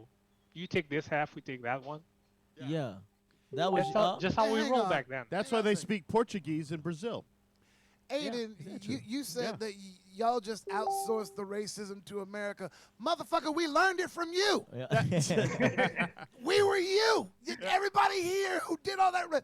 It was you who wiped out the fucking Indians. We learned it It from was you. me. It was actually fucking me. And I'm not even apologizing for it. You can get to fuck. Wait, but only thing I don't know about people in England, the English, currently. Yeah. Similar to black Americans, y'all don't like Nigerians either.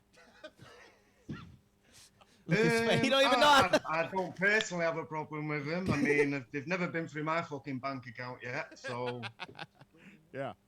Yeah, you know. We got plenty of homegrown cunts to fucking worry about, mate. Have you seen the government? Have you seen? I mean, seriously, Boris Johnson. I mean, like, you know, like going back a few months, Trump was like the fucking global cunt of all time. But he's gone now. we've got Boris Johnson, mate. Have you seen this floppy head folk? Has he seen a comb? Is more like it. Oh man, you know that's put on as well. You know he does that on purpose before he goes on TV. Really? Really? That's his put on image. Seriously, yeah. Oh god. Serious. To look like a fucking hobo. He thinks it's charming, right? Does Oh he? yeah. That's the way Massive con. Bon Jovi used to do his hair by just sticking his head out the window on the way to a concert. Yeah. I think your prime minister's just a big Ed Sheeran fan and was like, it works for him. So let me just fuck this up right quick. What's y'all people name? What's your duo name, Hugo? What? The prime and the president. What are their names? The prime minister is called Antonio Costa. Oh, that's not trustworthy. Go ahead. And the president is called Marcelo. Oh, that sounds like a nice cologne. That's a. Does he have a? Does Marcelo have a last name or a first name, or is it just like Madonna? It's Marcelo Rebelo de Souza. Marcelo works. That's. I call him motherfucker Marcelo. He just goes around like. That is one cool thing about Portugal. He just goes around like going to the beach and taking selfies with people. We don't have to have like the Secret Service protecting him a lot because he doesn't do anything. So.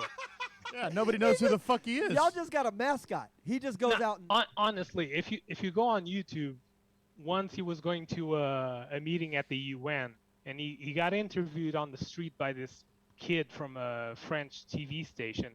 And the kid interviewed him for like 2 minutes. So, well, how you feel about this issue and stuff? And he's like, I don't want to comment. What country are you from? I'm with the Portuguese delegation. And what is your political office? I'm the president of Portugal. Just walked out. The president of Portugal. Declined comment. That's hilarious. Fucking Clutch. Somebody called him Clutch. That's hilarious. All right, here's what we're going to do. Where are we? We're at the half-hour point on this hour. This one's brought to you by LZ's, a stomping ground for all of us here, one of our favorite bars here in Houston. We encourage you to stop by there. It's a good place to catch Rob on many nights. I don't know if I should tell people that. But also some of us go by and frequent it. Where is LZ's exactly? You have the address escapes me. It's on Richmond. It's on Richmond. Between Shepherd and Kirby. There you go. It's super easy to find. We always hang out in that little area. Thanks to all the people subbing and gifting subs. That's also very cool. Welcome, Mythbusters915. Eddie Brito just did that. Yeah, absolutely. We're looking for your follows and your subs. Are you guys working on anything artistically? I know, Aiden, you're just I know what you're doing. No. Listen, mate, we can't all sit around all day laughing and joking and laughing. You know what I mean? I know. Some of us have to do what you do.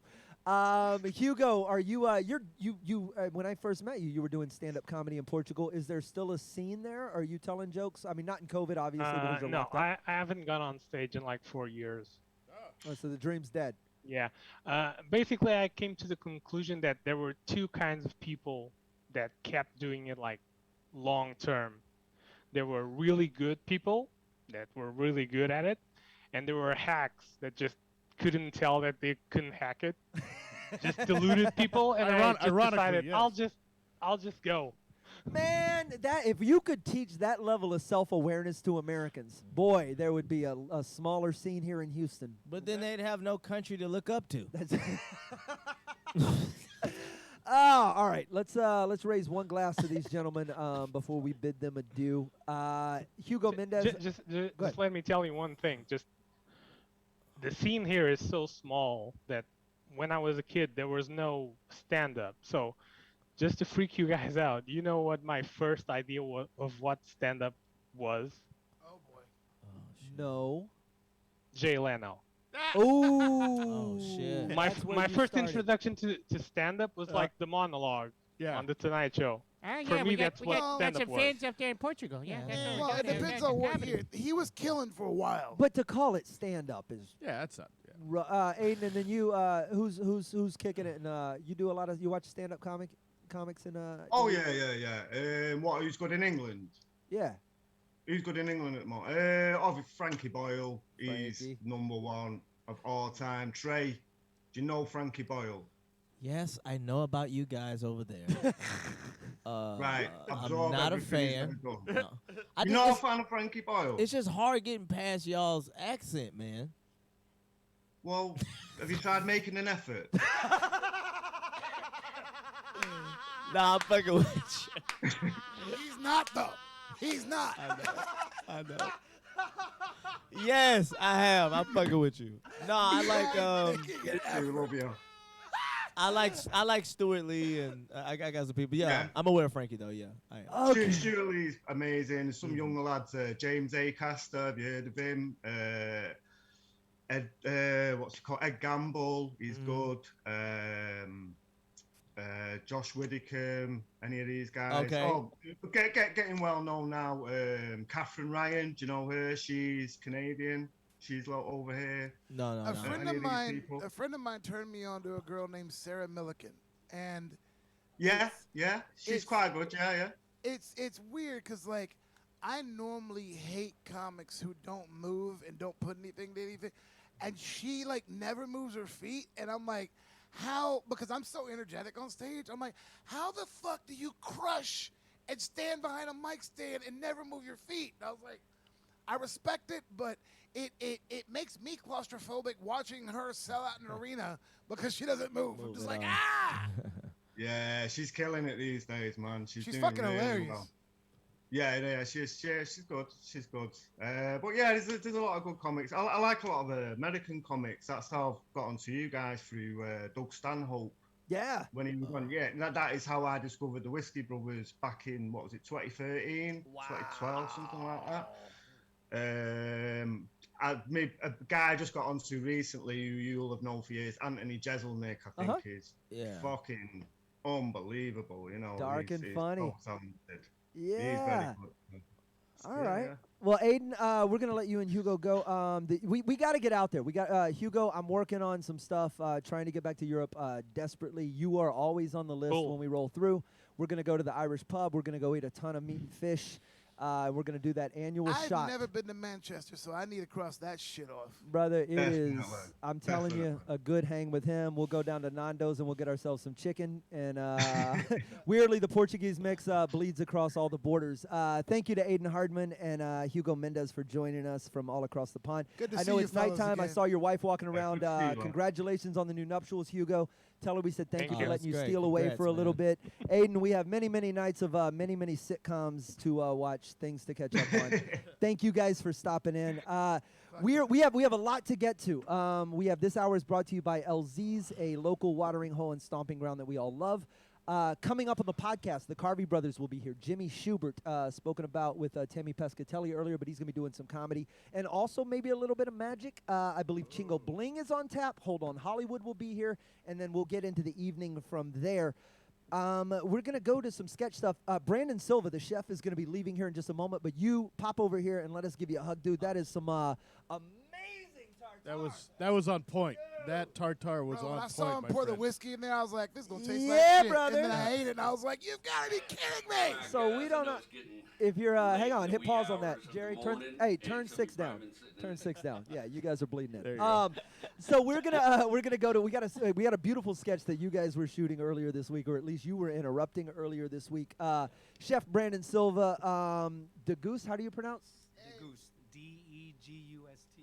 D-E-G-U-S-T. The Goose. You can go find Brandon Silva. He is in, is it Timber Grove? Where? No, Goose. Spring Branch. That's where you can find him. Yes, tartare is raw beef, but when it's prepared this way, it's delicious. It's the aguardente on. goes down. You got to hit your aguardente, bro. I gotta hit. Trey's got to do it. Trey's got to do it. Trey's got to do it. We're going to cut over. Jerry, you good over there? Perfect. Let's cut over then. We're going to take a quick break. The Whiskey Brothers Podcast this hour brought to you by LZ's. We'll be right back. More Whiskey Brothers Podcast in a moment. You've probably been sitting in a chair for a long time. You're really stiff. And I wanted to show you guys something that I learned that really helped me out a lot. Back in 2015, I fell off a roof about 17 foot, fractured my skull, broke my hip, broke my ankle, did a bunch of damage to myself. And I'm a big boy, you know. One of the things that I picked up after that accident was I started doing yoga. And it seems silly, and it looks sillier, but I'm willing to get on here and do this on camera and try to teach people how to do this because it changed my life. It gave me my mobility back, and it gave me a lot of my strength back when I was healing from that accident. And if you're a big person like me and you're getting to be my age, you might be losing some of your mobility. This could help just one person get off the couch and find something that helps them out in their daily life, then it's worth doing it no matter how much ridicule I might pick up off the interwebs. So let's get started. So take yourself, when you're in Tadasana pose, you want to root your feet firmly to the ground. Hey, what are you doing, Jerry? What are you in here doing? You want to root your feet firmly to the ground. But and hey, Trey, I'm just filming something for the segment. Can you just namaste off or something? Namaste off. You know. Jerry, where are your shins? I got an 8-year-old. It's not much different than Trey. Oh. He's about the same size. How many 8-year-olds can you comfortably cover with that shirt? What did I just walk in on? Exhale up to the top. I don't know, but I wish you'd walk out of it. Well, I can. It's intriguing.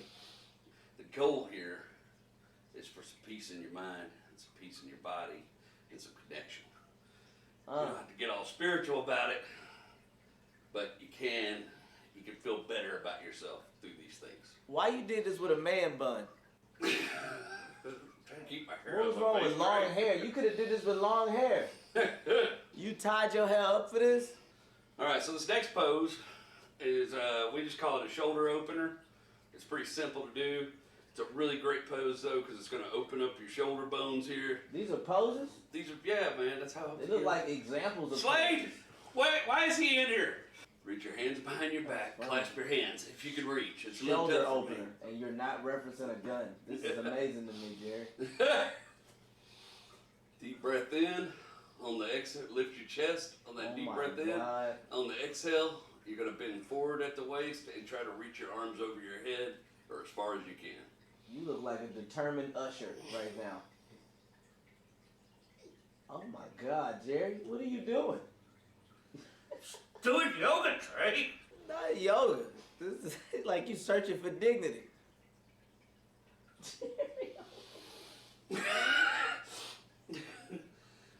Next one's really easy. You probably did this in gym school growing up. Never hurts. Gym school? Gym class, sorry. That was a school just for gym. You know, this is really hard to do, and you're making me nervous, and I'm doing my best. Deep breath in, expand your chest, hands on your hips. Oh my God. On the exhale. You look like double Iron Man.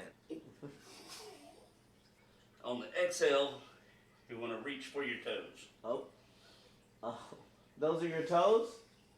They look like 10 small feet. I didn't know Longer toes again. could look like. Hey man, one of your foot is bigger than the other one. Did you know that? I didn't. Long. Hold it in the pose. You look like you got Then gout. you're gonna feel. Like it's gout in both of them, but more gout than the other one. Your right foot is double gouted. Next two poses are some floor poses. So you just want to drop down to all fours. Same way. You on all twos right now. Well, I find it helps. You got two more to get to. Stretch your thighs out by sitting down on your knees like that. You want to center your energy as best you can and arch as hard as you can. And then on the exhale, you want to drop your heart and look up to the sky and try to arch your back the other way. It's kind of like really slow twerking. Ah. You don't feel weird being bent over like that? Well, I didn't until you walked in. I mean, I can get rid of this boner, but I'm just saying. Trey, shut up! God, I just need to film this one thing, man. You the one got all these curves and shit. Like I'm supposed to just sit here unerect as you curvy going in and out. Namaste, right? Ain't that y'all do? Namaste the hell away from the Namaste. Maybe we're gonna be the next comedy duo, the next Wilder and Pryor. You already look like Gene Wilder. I usually like to close my session every morning with a move they call it's a hip opener. And especially if you got some damage to your hips, you got damage to your lower back, this is one of those things that's going to help your posture a lot and help you lock. Hip opener. Yeah, hip opener. Penis? Jay, I don't think you do this every morning. We want to lock it in. You want to try to keep your feet as straight in line as possible. And then once you get in position, try to straighten your torso up as best you can and make it as tall as you can. Yeah, you know what lotion is? Are you finally leaving? That's great news. Maybe I can finish all this stuff. Why don't you just have a wonderful afternoon? Like you practicing for a riot. This is insane right now. No, it's just a good hip opener, a good stretch. Get a You know? still shot of this, him kneeling with this sweatshirt on. This is perfect. So it's supposed to help with balance? Yeah, man. I bet. Oh my God, you so chubby. So y'all saw Jerry earlier trying to give y'all an example of yoga. So I'm gonna give you some real yoga. Now he did all standing poses, which is wrong. He also did not wear a loincloth. Yeah, Jerry did not wear a loincloth because he has no loins. Every pose you want to start off sitting down. You want to start off down. You want to center yourself. This is like you center yourself. And there's a phrase that you can say that helps center you. Always helps center you. I chose Malcolm X. It's a good one. You look like Malcolm almost. Pregnant auntie. Baby's delivered. I miss when you used to wear that giant clock. Right here. It's amazing. Y'all try simultaneously looking at both cameras.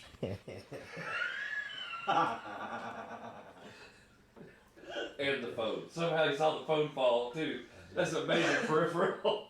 You're like a goldfish.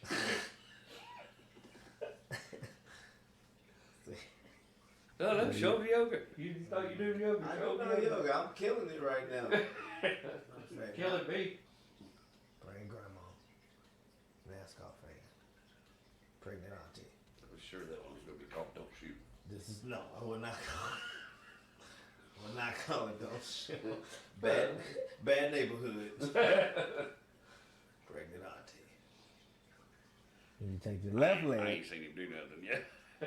What are you talking about? I'm yogging it up. I'm doing what you did. This was you, just blacker and skinnier. Pregnant auntie. Starving African. These actually go together because sometimes. What if a starving African causes you pregnant auntie? Well, most times the starving African lives with your pregnant auntie. That's why these poses go together.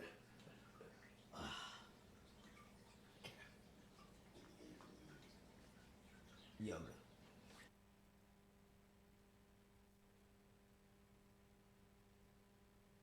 Oh, starving African. These people are done. I just love the way he ends up by going, yoga. Oh, Trey Tutts and Jerry Wayne Longmire. Jerry will be back on. He'll be on the podcast at some point. We'll pop him in. There's always going to be an empty seat, right? Earlier, when I changed shirts, because we were talking about bands like Kiss, how they don't sound like what they look like. Right. One of the guys in the comments goes, Slipknot. There's a band who sounds like exactly what they look like. Yeah, that's true. Until you take the mask off, and then you don't know. Yeah, dude, and I love the fact that they still, other than the lead singer, they still really had that anonymity. Yeah, like isn't that cool? Yeah, and I don't know if I told you, but like Spotify, they give you your year in review or whatever. They're like your most listened to band of 2020 was Slipknot. Top 3% of streamers worldwide. What? I listened to Slipknot last year more than 97% of the people on Spotify in the world. Was I not with you, or does no one listen to Slipknot? I turned Ariana onto it, and Ariana logs into my Spotify. Your daughter's on your Spotify, and she's in Yes. love with Slipknot. She's in love with Slipknot, which This is it's probably hilarious not to something me. that you want to give your 12-year-old. This is hilarious to me. But yeah, between the both of us, apparently top 3%. Dick Rosebar's Suicide Boys top 1%. Now 3 was the most I got. I think I was like top 20 for Motorhead or something. But Okay. yeah, they were like top 3% of Slipknot listeners. And then I screenshotted that, and I tweeted it at Slipknot and got no response. And I was like, well, but watch, I'll be in the top 76% next year, motherfucker. Oh, they over there catering to their top 2% and your daughter. That's what, you're They're getting like, we want ignored. to talk to the kid. You're getting ignored. Somebody, you know what? No, Scarface is not going to play black, white, or Mexican with us. That is, No. go No, for it. no, I am going to call him. I'm going to call It's him. going to be black shot and shot. We are also asked, we should get into the comments, asking if we played Racehorse. No, we have not played Racehorse or Sex Act yet. That will be deep into the nighttime, I believe, somewhere in there. Rob may That's or may when the not be sun awake to goes host down. it. Nah, he'll be up for that. But we'll be doing a game of Racehorse or Sex Act. We're going to be giving stuff away, including this Jack Daniels guitar. We have picks from Marzi. We have picks from Jeff Canada. We'll throw those in the bucket. We have some. We'll throw some shirts and some hats and some Whiskey Brothers DVD. We got a bunch of swag. Yeah. To give, I'm waiting on that stupid fly to come back so I can end it with this stupid. I You went got over the and prepped racket? up, bro. I go, prepped up, baby. and I was already not even gonna left hand it, so I hit you. I was gonna right hand it. Making sure you Yeah, Yeah. I got this. If I may, if we can delve a little bit into the spoiler room. Just for an instant, I was reading online. Michael Keaton has arrived in London to begin filming Batman. Oh, I in thought the it Flash was movie. Rob to film Atlanta. What?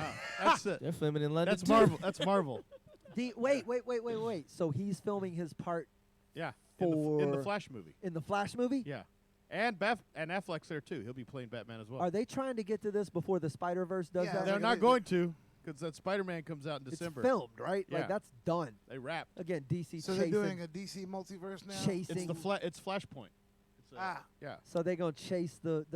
Yeah, but Affleck and Keaton, I'll see that. I don't will give a see fuck. that. I would fucking. Those are the that. two best Batman. Yeah, I don't give a fuck about. Agreed, but all. If it. Who your other Batman? No, Who's they're the the other best. They're the Batman? best. They're No, great no. Batman. No, No, look, the I'm other not Val Batman was Kilmer. Christian Bale. Christian Bale was great. Christian Bale was. I didn't. Bale I is hated the bad. voice when he put the suit on. Swear to me, where are the drugs? It's like, motherfucker, are you fighting crime or are you fronting guar? Yeah. When'd you get throat cancer? That's. All that money you can't fucking buy a voice modulator, motherfucker. Yeah. I ain't seen none of the Batmans. I seen Joker, and I found out that shit was connected to each other when I was watching Joker. Yeah, when he walks up to the fence, he's talking to Batman. Yeah, and I Because it's go, called the Joker. That's how you knew it I was connected. apologize. I'm just a big time Joaquin Phoenix fan. My apologies, Rob.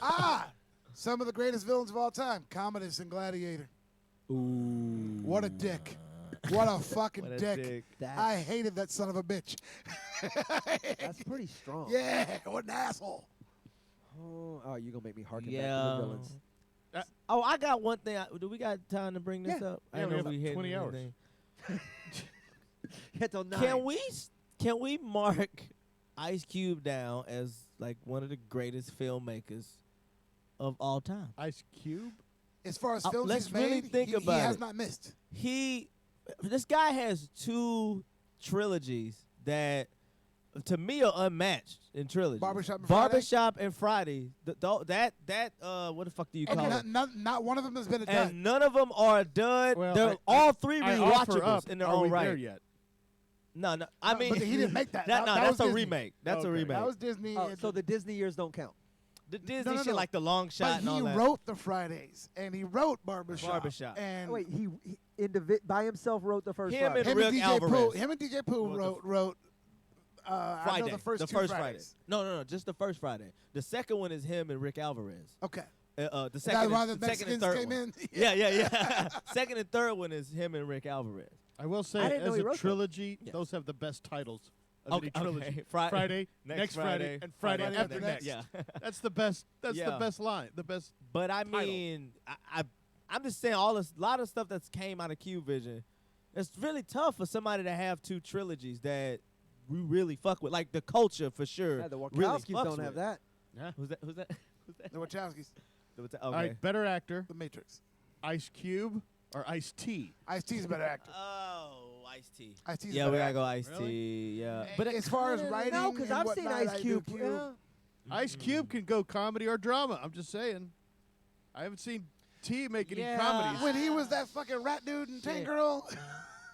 How many different? So how many different people? Give me. And Give me Ice get, Cube- hang on. Ice- Hang on. Let's go. Top 3 Ice Cube roles. Top 3 Ice T roles. Well, Ice T's just got 20 years of That's my fucking point. Law and Order. That's my point. Yeah. That's yeah, my and point. that and Got the yeah, I'd active have to range go of a Cube. Daisy air rifle. I'd He's have to got go nothing. Cube for sure. Yeah, Cube has Because- tried something different other than Yeah, he has. There's snakes out here this big. Yeah, Yeah, and then you him and know what Anaconda. Yeah, cop killer to cop. Then he did Triple X, which it wasn't his fault. It was bad. It was written bad. yeah, 100%. Oh, we're talking about Cube. Yeah. Cube. It was written bad. What was trying it? The to next think. Triple X or Triple X2? I think it was was it? it was Triple X, and then it had some subtitle Yeah. or whatever. Triple X State of the Union. State of the Union. That's Triple what it X was. State of the Union. Yeah, I think we gotta put him up there as a film. I mean, just as a filmmaker. if we could put Woody Allen, just as far as all the shit that Woody Allen's, I mean, obviously one of the And see, greatest. like they just brought up like New Jack, man. Ice-T and New Jack was Yeah, fucking he's great. dope. He's great in that. That was when we were like, oh my god, he can actually fucking act. I think that was his first film. But Ice It was. Cube. No, and- Colors. Colors. Actually, was no. first. His first film was Breaking and Entering. Okay. It was an old breakdance Wasn't movie. Colors? and he's- He was in no, Colors, right? It was way. I'm talking like in the days of breaking. Oh god. He was a fucking breakdancer. That was his first No film. It's way. called Breaking and Entering. There's clips He? of it on YouTube. Yeah, he can dance his fucking ass off. Okay. God. He can do anything. I still can do anything. He just won a Grammy for his fucking metal band. Yeah. That's awesome. Like, Cube also has a little bit more memorable characters. okay, now let me ask you Him this. and Boys in the Hood. Let me ask Go- you go- this, and you're old enough too. I wish they was in here for this. All right. Discography. Out of those two, Who wins? I say T. It's painful, isn't You know it? what? It's painful, isn't It's it? Ice-T for the same reason Cube is a better actor. He's got a variety of things. Ice-T's got metal. He's got rap. He's got a lot of shit. yeah, but So- Cube has. Okay, wait, Ameri- hang on. Go ahead, go ahead. Let's back this up. I'm talking about just hip hop. Oh. If you're Okay, just okay. Going, Oh. If you're just going rap, If it's just put hip Ice hop, Cube versus Ice T. That's Cube. I'm going Cube Yeah. because NWA. I man. don't know. Not even that. I just don't know what could fuck with America's Most Wanted and Death Certificate. Those two albums Death back to Certificate. back are just Death like Certificate. and Death Certificate is The invention of the diss track. it's literally like I mean it's a whole other like that's a replayable. For I don't me. know. I die harder than Bruce Willis. That's a good line. That's a good line from T. But T had New Jack Hustler. He Yeah. had like Hustler. he had Hustler. colors, and then like bro at hip hop's genesis, the 6 in the morning police. Yeah, at my 6 in the door. morning is a classic. Yeah, it's so hard, but I mean, just me sentimental value. I'm always gonna say Cube, but I'm just Yeah. like it's not easy.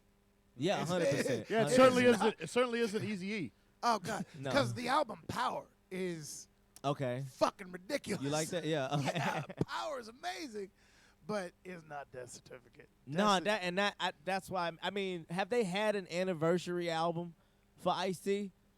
I think they did one for Power actually. Okay, because they for sure did one for Death Certificate. That's what I'm saying. Like, they for sure did one for Death Certificate. So, No, but you're right. America Most and the Death Certificate back to Back- back. So he left NWA. He made America Most and just like number Took one over the album out world. there. Yeah, and then these dumb motherfuckers made the decision that they were on the next album gonna Yeah. diss Ice Cube, and he just walked in the studio, and then Death Certificate was just a.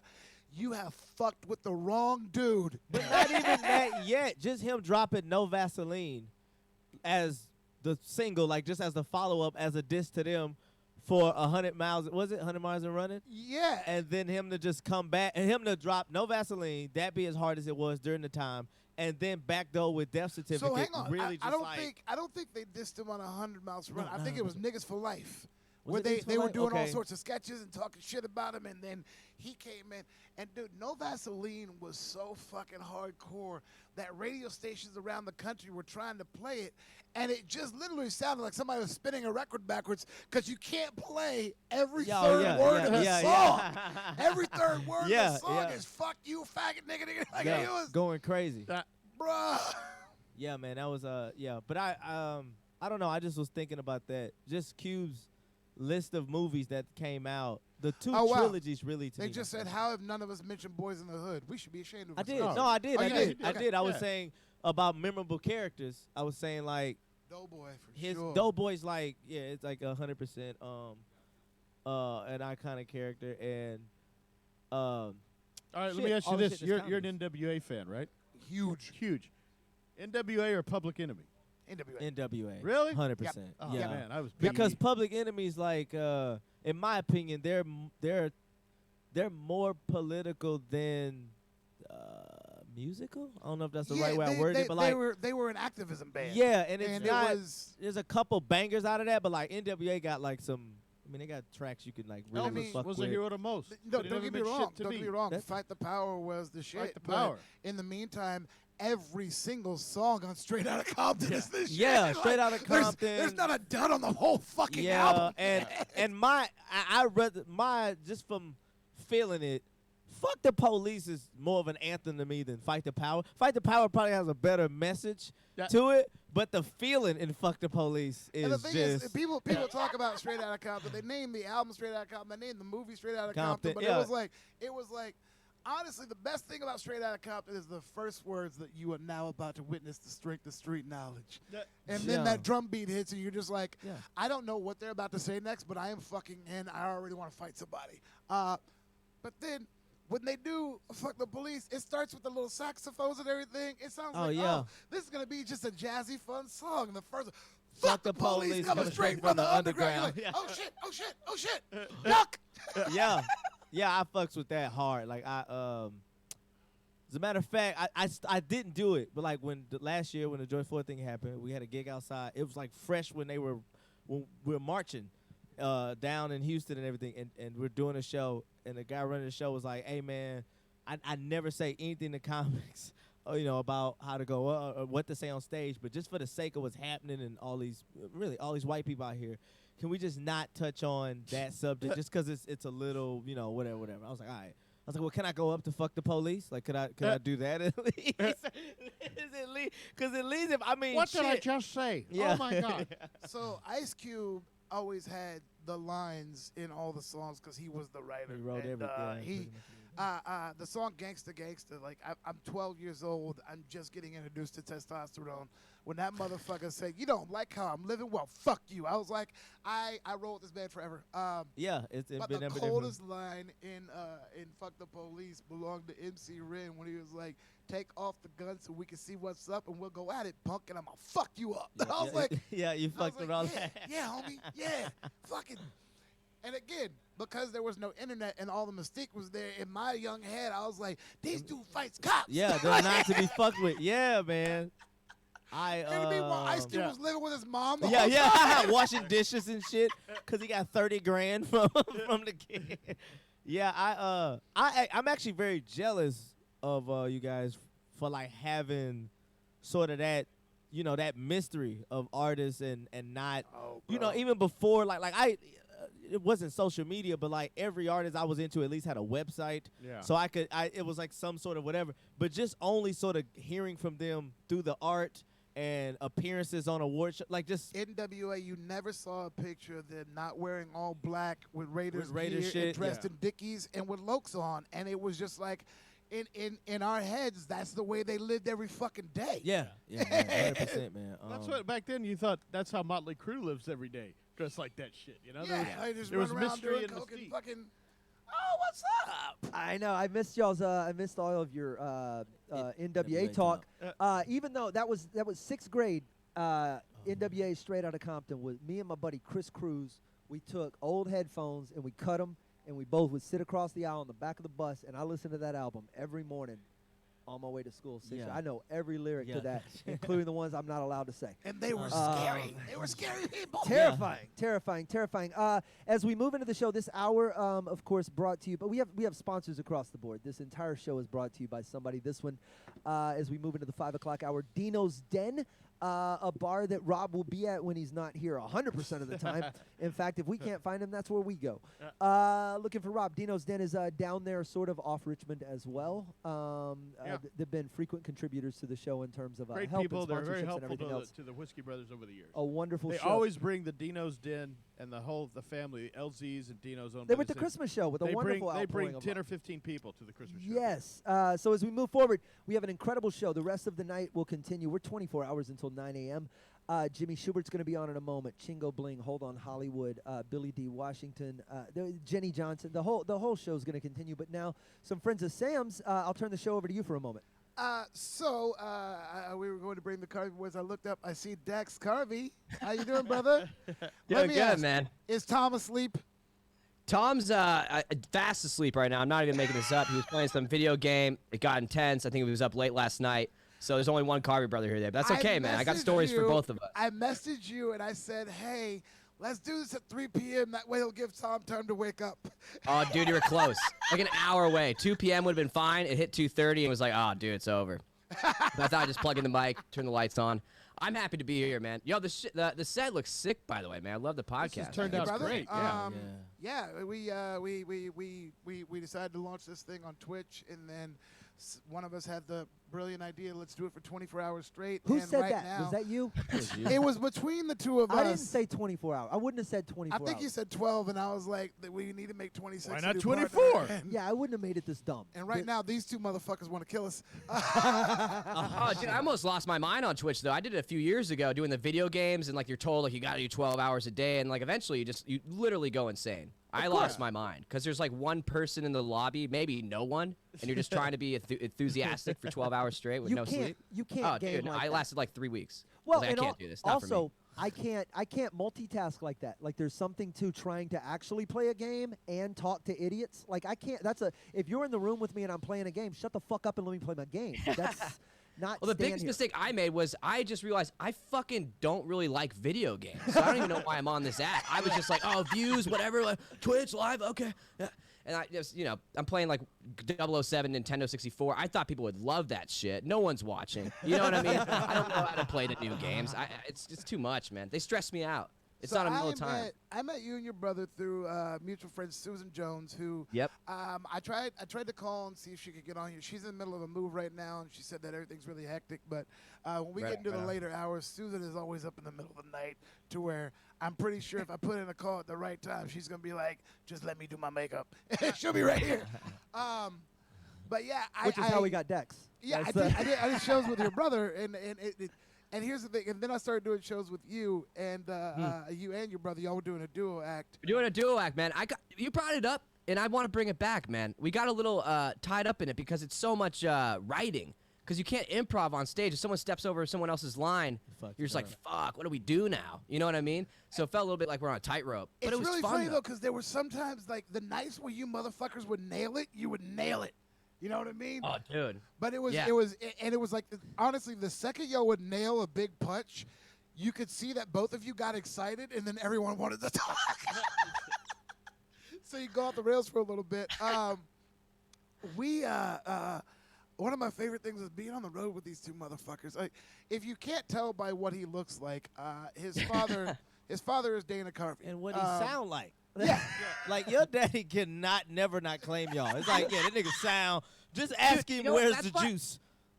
That's why I'm glad he's doing a podcast, man, because my dad had this weird thing. He thought his voice was boring, and, that's why he did all these characters and stuff. I think he has a good radio voice. By the way, plug Fantastic with Dana Carvey on Spotify and iTunes. Want to check it out. I pressed the red button. Nobody on the planet likes their voice on tape. Like, if James Earl Jones sits at home and goes, why do I sound like this? Love me.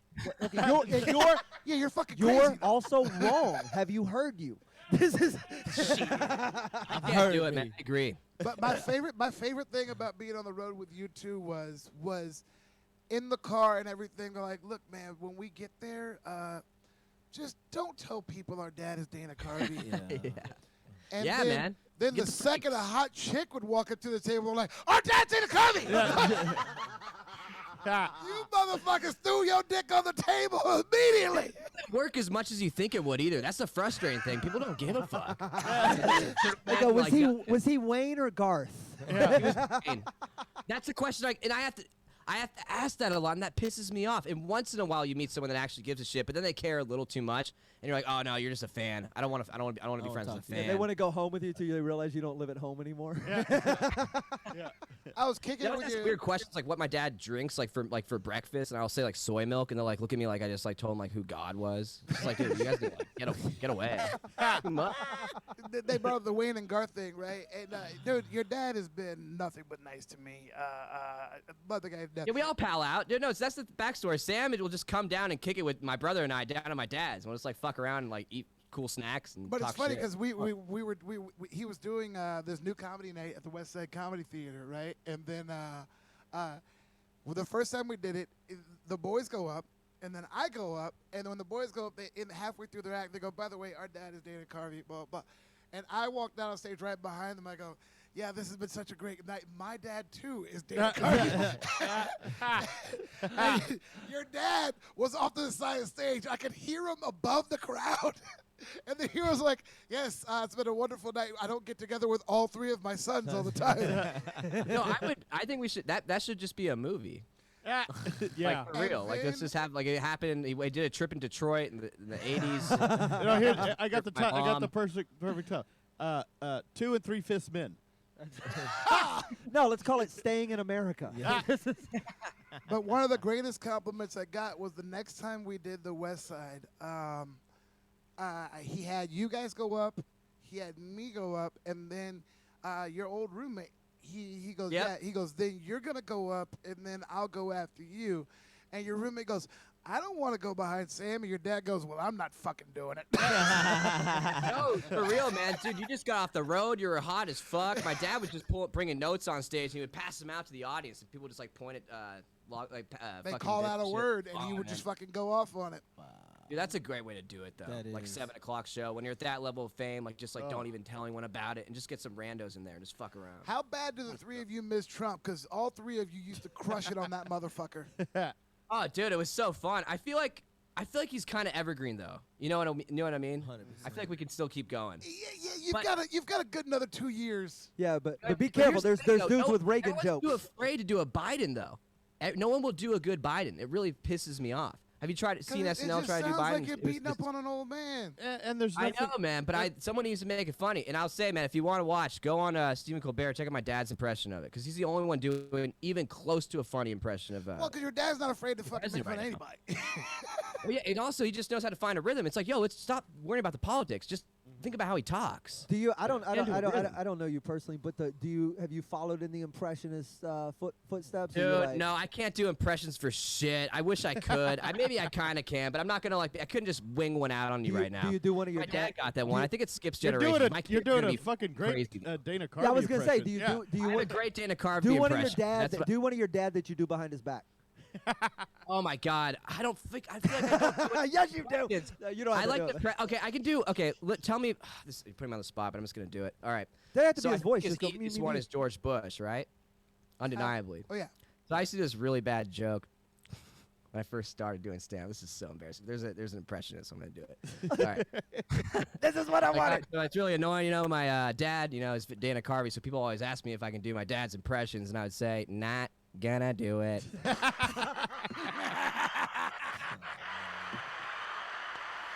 Did you just play your own applause break, motherfucker? He's I have a fucking board here, dude. I have all sorts of things. Yeah. Okay. Brought a roadcaster. He's to the doing desk. this from a morning show. What the fuck?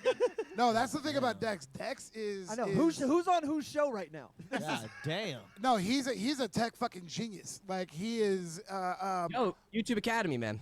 Yeah, For brother. real. Yeah.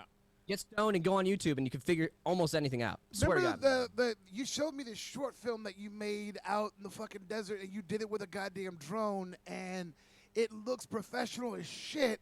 And I was like, oh my God, when did you shoot this? You're like, yeah, we just kind of did this from my phone. And I was like, Yo, are you dude, fucking do kidding anything. Just me? rent a fucking car and go in the desert and just fucking drive an SUV around the desert. Just like Dex, borrow someone's car. It'll look dope. People, you don't people have to go don't understand. Drones will make you look so much better. I took one out to White Sands in New Mexico, and it Oh, looks dude. like one of the most epic National Geographic shot things you've ever. And it's just a drone following me. It's just a cool location. You want to hear something really crazy with the drone thing? So, dude, you guys probably remember watching this. It fucking sucked. But like on ESPN, when there was nothing to watch during quarantine, they would do like the drone races. You ever see those things? Like, the little goggles and the so boring. But what's cool is those kids now are getting hired by production companies to operate the drones and do all sorts of crazy shit for movies. I'm like, oh, that makes total sense. There's a really badass short film out. It's like I forget what it is. It's done in the one bowling the alley bowling one? alley. They take a racing drone. And this guy flies it through a bowling alley and is following the It's ball, insane. but it It's follows the insane. ball down and then zooms around and goes between people's legs. It's all done in one take. It's all no special effects. And those guys put it out, and they got hired by Marvel to do part of the SFX stuff for some upcoming things just based on it. Yeah, it's the coolest. That's how it's supposed to work. Yeah, I'll Yeah, send check it to you, out bro. the It's film. like 60 seconds long, and like you've got to watch it on your phone or a small laptop. If you put it on your TV, you'll get fucking motion sickness. Like they Yeah, I get it. This I get motherfucker it. is moving. It's just so dope because it's so much better than CGI though. Like if you can get someone with a drone, it looks so much. It just And looks you can better. tell the difference. It's you Oh, can 100%. really tell the difference between a CGI world and a drone that almost wrecks. I want to And then, see like, a little bit of a. Dude, Yeah. I don't want a perfect shot. I And, want to know a Nah, I dude's don't want to behind look the them in a wheel. video game. Yeah. Even more so than a crane, though, is that you can move that drone at like insane speeds, and that camera stays steady. And that's the cool thing about it is that camera does not fucking lose Well, focus. they figured out all the tech. Back in the day, it had to be counterbalanced, and people with this and that and over your shoulders. You had to walk real slow and move, and now it's. Do you all think the- you still need to go to film school? Like I'm starting to think like, do you just need like a little bit of money No. and just go I to was Best just Buy and thinking just that. go on I'm YouTube? Like fuck You film just school, said, right? like It you costs just so much said, you money. go to YouTube and you can get a degree Well, in anything. Right? Yeah, you know? I think it's dumb. Like what you're going off of, though. I get it when the cameras were like $1 million and you couldn't get one, but now it's just like, dude, you got a fucking camera right here. an Like, app. Yeah. you know, just Film have a school cool is story. obsolete. You could just pick up everything you need to know about editing and all that shit. Well, and you but can the learn it all. problem you think you can't. You can make really mediocre stuff really easily. Yeah, that's 100% true. It's making really good stuff suddenly require. You've seen all the videos where the audio just cuts back and forth in the very clear. You're Mhm. like, you Yeah. guys aren't even in the I same. know. This was shot 3 days apart. You aren't even wearing the same shirt. But Yeah. you need someone who understands that. No, and but the point is, you can, if you have the talent, The tech is there. time, and you can go on YouTube and get all that shit. You can learn Yeah, all the meet a tech lot of stuff. badass people, dude. That's like the only reason I realized if you go to USC or any of these like rich ass film schools, it's just to meet like fucking Steven Spielberg's kid. You Yeah. know what I mean? Like that's the main reason you go. And you can It's get just to make a just connection. spend You know 50 what I bucks mean? and get a master class, and you can get fucking Some people- Scorsese to tell you. some how to people make are a on movie. YouTube happy they met Dana Carvey's kid. It's it's just a bit. Well, when you talk about like a school of YouTube or YouTube universities, I come over to y'all's crib once. One day there's a couch and there's a living room or whatever, and we're all sitting in there fucking eating pizza or whatever. And then like I come over 2 weeks later, you've got a set built in every corner. This is when y'all started the Twitch channel. You have a huge fucking gamer chair with all this shit. You're just like, and there's little fucking webcams everywhere. You're like, yeah, bro, we're just beaming shit all the fucking time. And the beauty, these motherfuckers had no schedule. They just be sitting around at one point and they go, hey, you want to go on? And fucking.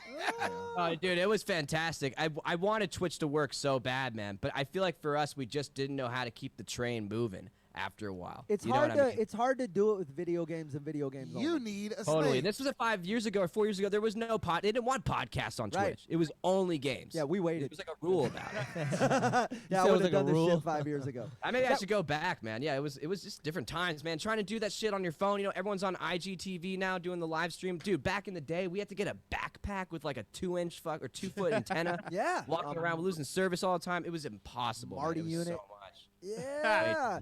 Do you still Dude. moonlight on Twitch? Do you play games every now and again just for fun? Dude, so I still have the account. I need to get the password from my brother. I feel like he has it in his computer somewhere. I'd Wake get back him on up. there. You know what I would do? I would only play games I like. I realize I like snowboarding games. I like skateboarding games. I like BMX. I like action sports shit. Remember Okay, but SSX see- Tricky? Did you guys remember that yeah, I game? remember Bro, that. I play. It's even Skater, better bro. though when you have a niche. When you have Yeah. a niche, that's better. It's I like, play yo, these are Final the games I Fantasy do. VII just for the snowboarding. Like that's who I am with us. So, what if you get back on? Let us just co-host your channel. You put it up, and then Dude, we'll that'd be put you fun on as as fuck, one man. of one of our little players, and let you go on underneath, and we'll And I gotta do it right this time. Like, do you guys call your fans like a nickname? Like, I have them call like Dexicans or Dexaritos. Like, We're I called like whiskey. They're called whiskey dicks. Whiskey Dicks? Yeah. You need that. And I need an intro and an outro that you do every single time. People love that. Even if it's like, what's up, Twitch? What is up? Yeah, And we then- don't have that. I do a long drawn out welcome, and then we're here. And, No, we have an intro. Well, we have an intro video, but Dex, we, do the intro You have again. to say Dex. one little thing every time. we don't have a That's how they do catchphrase. it. where Dex, it's do like- the intro again. I got What is up, YouTube? What is up?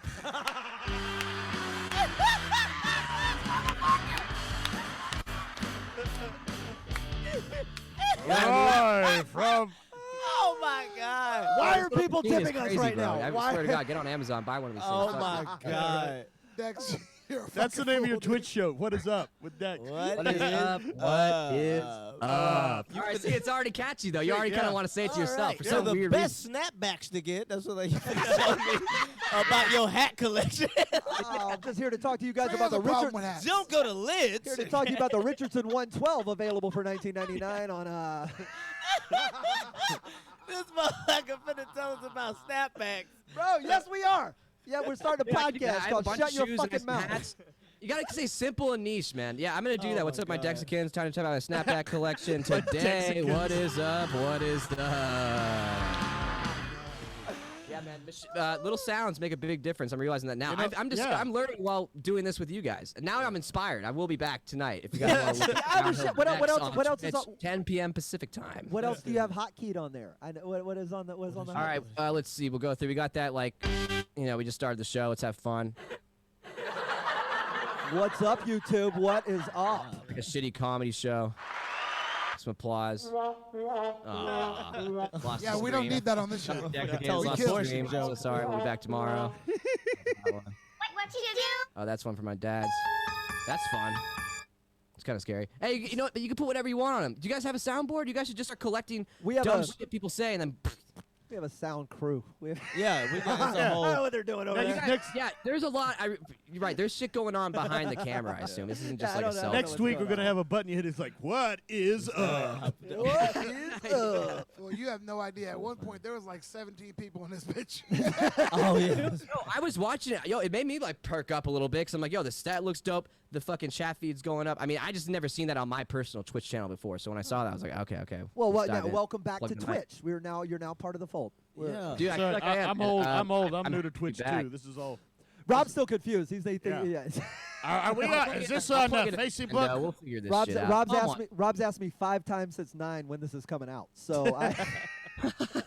Okay, I'll do it for real though. If this actually happens, next Friday at 10 p.m. I'll be playing SSX Tricky with all my Dexaritos on Twitch, and we'll make it happen. We'll Dexaritos, try. I love I have a that. computer. I can plug it in. Dexaritos, I love. We're gonna link that up. That's Next 100. Rito, How many old whiskey brothers and hoes are gonna be on today? Solid Gomez wants to know, dude. This is gonna be. I don't know. Over the next however many hours, so many people are gonna be in and out of this studio, and we're just happy to be talking with any of them at any given Brother, time. we're 8.5 hours yeah. in. We're approaching delirium. A third of the way.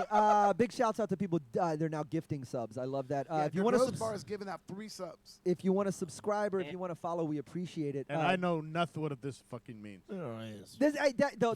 The whole landscape's changed, Dex. We're learning along with you. Yeah. So, Yeah, man. Well, dude, what's on tap for the rest of the show? How long have you guys been going? We started at 9 o'clock this morning. Central. Jimmy Schubert's going to step up. He's going to be on right after you. Nice. I'm looking at the lineup. I don't know who's positive, but Mark Norman, Chingo Bling. We have Hold On Hollywood, the Whoa.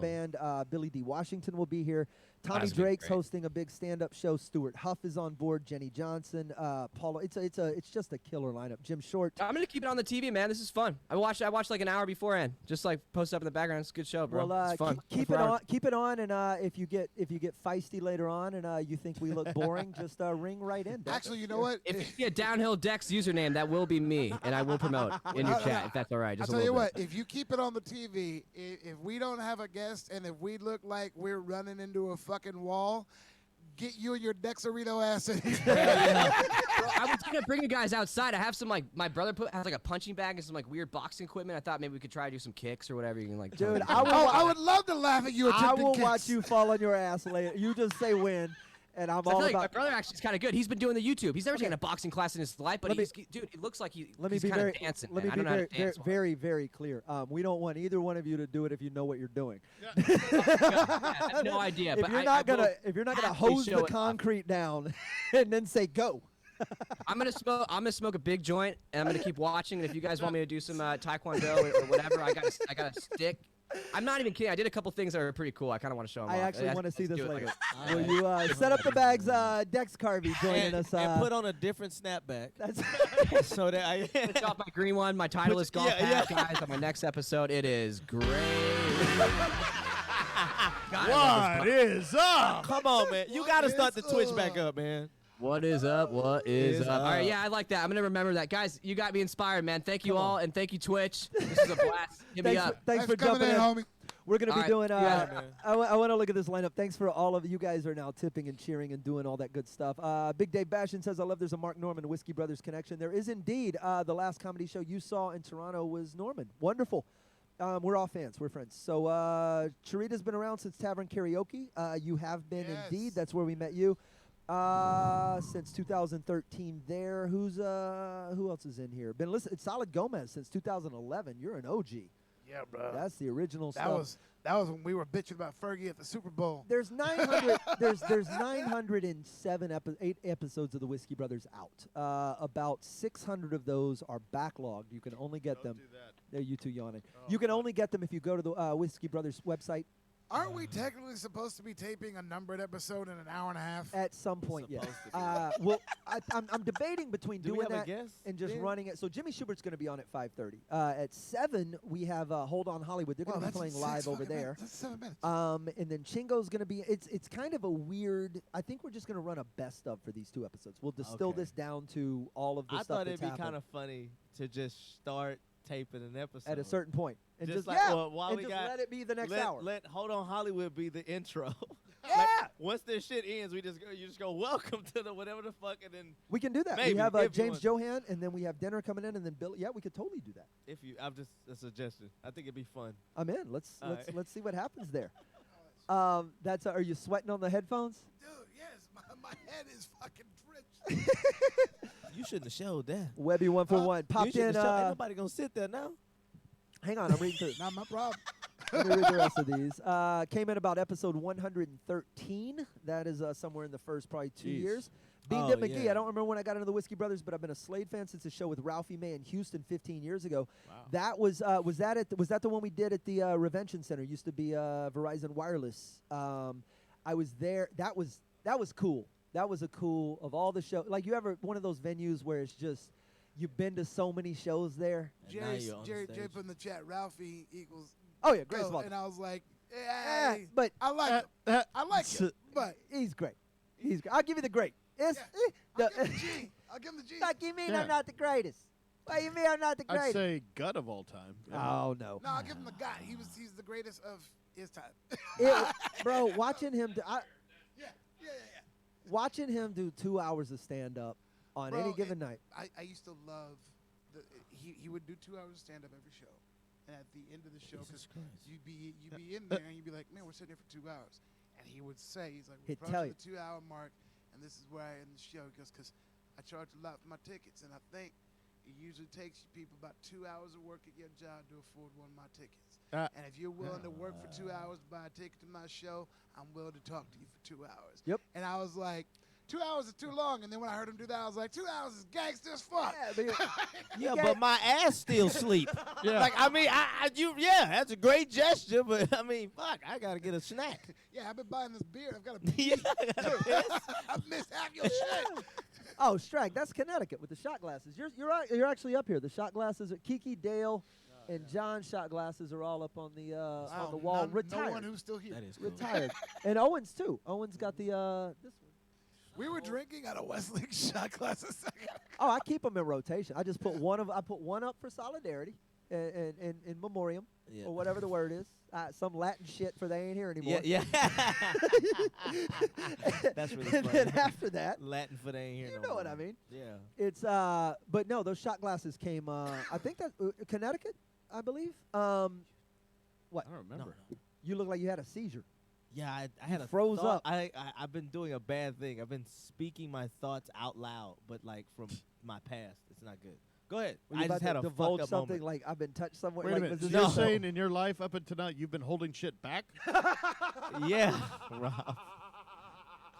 Yeah, There's a Rob. wellspring of unheard bullshit. That's what I loved in like the past couple episodes. He's like, I gotta stop Oversharing. oversharing. I was like, what Yeah. the fuck are you talking about? I'm keeping track of our winners. While we got a quick break here, we should give some more stuff away. Over the course of Type in the ones. the night, fire your ones up. We're gonna pick one here in just a moment. We are giving away, not right now, but later on, a Jack Daniels guitar. They were happy to give us this to give away. We should throw in a harmonica with this next one. They gave some. There we go. Harmonicas. A shirt and a harmonica. Yeah, yeah. You got a shitty blues band. Let's make it. In a washboard. No, we don't have a washboard. But we'll put a package together. Throw up your ones, and we'll pick somebody out of all these ones here in a moment. Should we do a signed one? Signed what? A signed T-shirt. Yeah. You lost those markers? No, we got all this stuff. Okay. We'll sign all kind of stuff. Pop those ones up. Ones. You put a one up, you're automatically entered to win whatever we're giving away. And then all of those people go into the big deal for the Jack Daniels guitar later. We're going to throw in picks from Marzi. We're going to throw in picks from Jeff Canada. We're going to throw in a bunch of stuff. Daniel, you can only press one once, buddy. It's not multiple entries. I'm watching you. You're you having a stroke? He's just pressing one. Yeah, you can stop. Cha-cha Nola. Oh, look at here. Let's give her a little lovely pack. Super easy. If you will do us a favor, copy the link and go post it on your own social media. Yes. And tell people you're hanging out here. Yes. It's kind of cool. We want to bring them in, and if one of your friends wins, make them give you the guitar. It's this only ups your chances. Yes. We're gonna get into this hour. This hour is sponsored by Dino's Den. How would you describe Dino's? It is one of the finer. It's a dive bar we all love. Yeah, it's a one dive of the bar we all finer love. dive bars in town. So the last sponsor we had, LZ's. Dino's used to be LZ's. There you go. And it's all so you can tell the kind of places we enjoy hanging out. We invite you to go hang out there with us somewhere off Richmond. Rob doesn't know the exact address. Dino's is between Richmond and Shepherd Kirby and Shepherd on Richmond. Okay. They That's always all forget it in to the me. same general vicinity. Later. And they're all part of the Dino's family. LZ's, Dino's, Lizards. They're all. There's like 4 bars. As in the we family. as we move on into the middle third of this, which feels kind of good to be into, not the second half, but getting closer. Lots to do, lots of people to bring on. We have live bands, we have live comedians, we have good conversations, we have food coming up. I told Trey, I was like, when the stand-up portion happens, I go, that's when we the go halfway this. point. That's exactly when we can. That's when we can relax. As soon as the stand-up's over, and then we kick into phase 2, and then it's overnight from there, and it's just us doing this for. But I told him, I go, man, that's usually our power hour anyway. Anyway. We're doing anything. So I was like, fine. We're not made for this daytime stuff. This Yeah. is the part we're not Yeah. supposed to be doing. Once the lights go out. 3 a.m. to 9 a.m. is going to be where we earn our fucking pay. Gentlemen. I'm very interested in seeing And what we're gonna do while you're happens. sleeping. Yeah, Probably not I'm gonna curious. sleep. I'll have it on in the car when I'm sleeping. That's gonna be fun.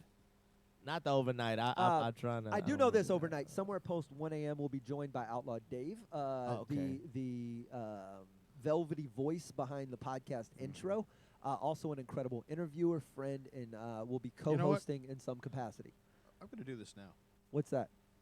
I have a friend who, and we all have. Are you coming out?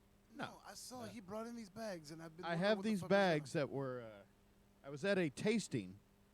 For something called Desert Door. Okay. And that's not that. No, this is a bottle of it. Okay. They gave us a bottle. Ooh. What the fuck? That's pretty. That is pretty, and it is a. Oh shit! This is what you were telling me about Spirit outside. made from Soltol, handmade and matured in Driftwood, Texas. This you was telling me outside, right? Yeah, and they gave us each a little gift bag. What? Oh wow! All right. Oh, I'm all about. Desert I'm Door all about is a gifts. circle made in Texas. What? And here you go, Trey. I hope mine's is. Now that is a Little that Topo is Chico Topo here. Chico. Yeah. Wait, are we gonna make cocktails? Yeah. And look at what it comes with it. It comes this Whoa! Yeah. Check this out. Yeah, and there's the topo. And there's a little bitty look at this. Be careful with this. Okay. There's a ceramic thing. Why am I getting an echo in here? I don't know why that is. Ah, there we go. Yeah, this is a ceramic cup, a glass for doing shots out of. Okay. That you mix it in. What? Hang on? I feel like on Shark Tank when they bring their product out and they're all like, so what is this? Okay, this is a ranch water. An ounce and it's a a half ranch of water. Desert Door Original Texas Sotol, Topo Chico, and a lime wedge. I'm in this. All right, let's see what this. Okay, so Here's an opener for perfect, your. oh, wonderful. So let me see here. Wild harvested, handcrafted Texas Sotol. I don't know what this is. Made by hand in driftwood from wild harvested Sotol plants. Desert Door Sotol is a premium spirit that tastes unquestionably of the land. The sweet citrusy and herbal flavor is reminiscent of a desert gin crossed with a smooth sipping tequila. Yeah, it's kind of a cross between a. So now, which one of these are we doing? Are we doing the gold one or the silver one? So if we're gonna mix, let's mix. One of them gold. is the more expensive. So I'm guessing this is the gold one because I think it's the gold one. 50% alcohol. It's 100 proof. So let's to pour 80 the proof. silver. I'm gonna keep the gold. I'm gonna pour a little bit of the silver and some Topo Chico. All right. And see what happens. I need this. The opener for my topo. Yeah. Got you. Hang on. You look confused, Trey. We're doing this now. Yeah. Here you go. Well, hey, we probably just split one Topo Chico. We don't need to pour them all into I guess so. Yeah. Let's. What did you take? The gold one? No, I went silver. Silver. I'll take the gold one. All right. There you go. Little Topo Chico for you. Rob did bring party favors, and we got a flight of, if you will.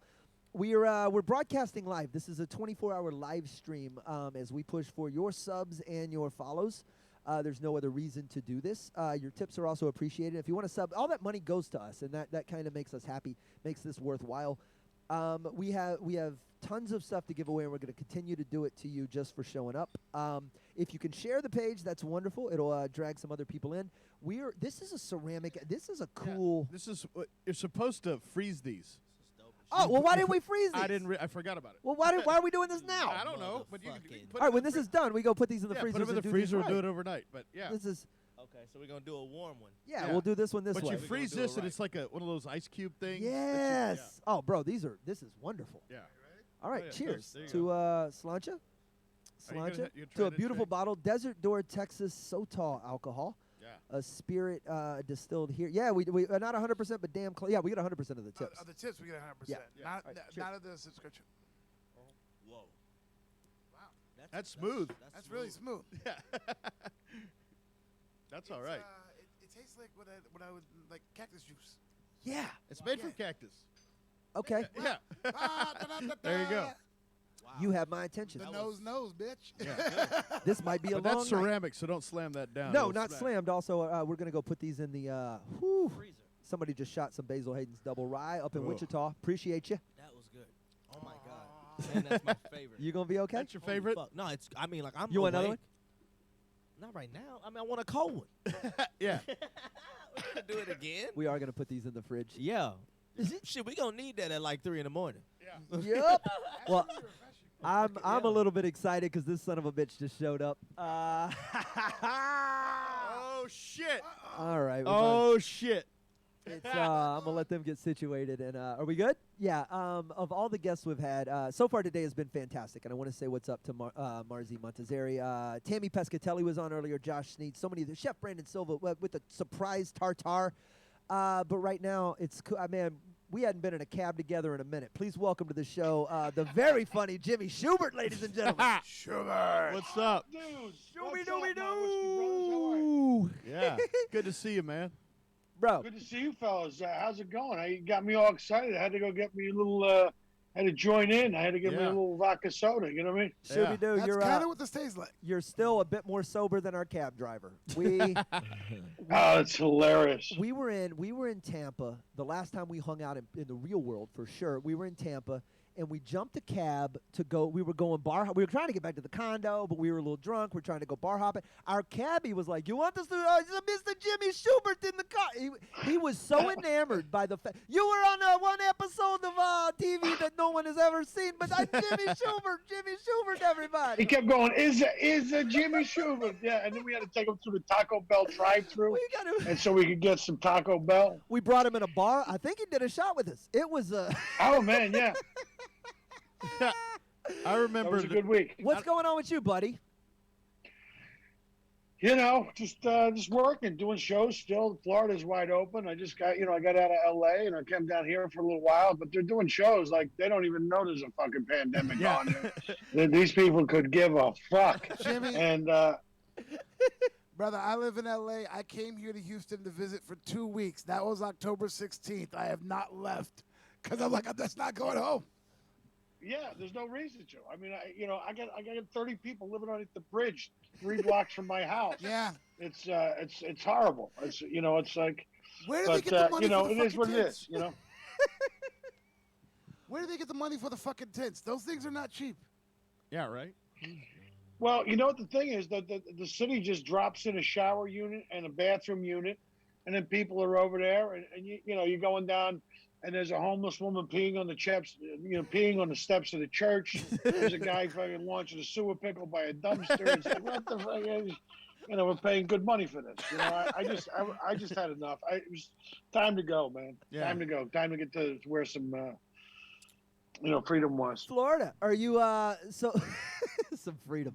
That's what is are you happy to be off the road in terms of travel? Are you we were airports every fucking day up until this pandemic hit. Yeah, that's true, man.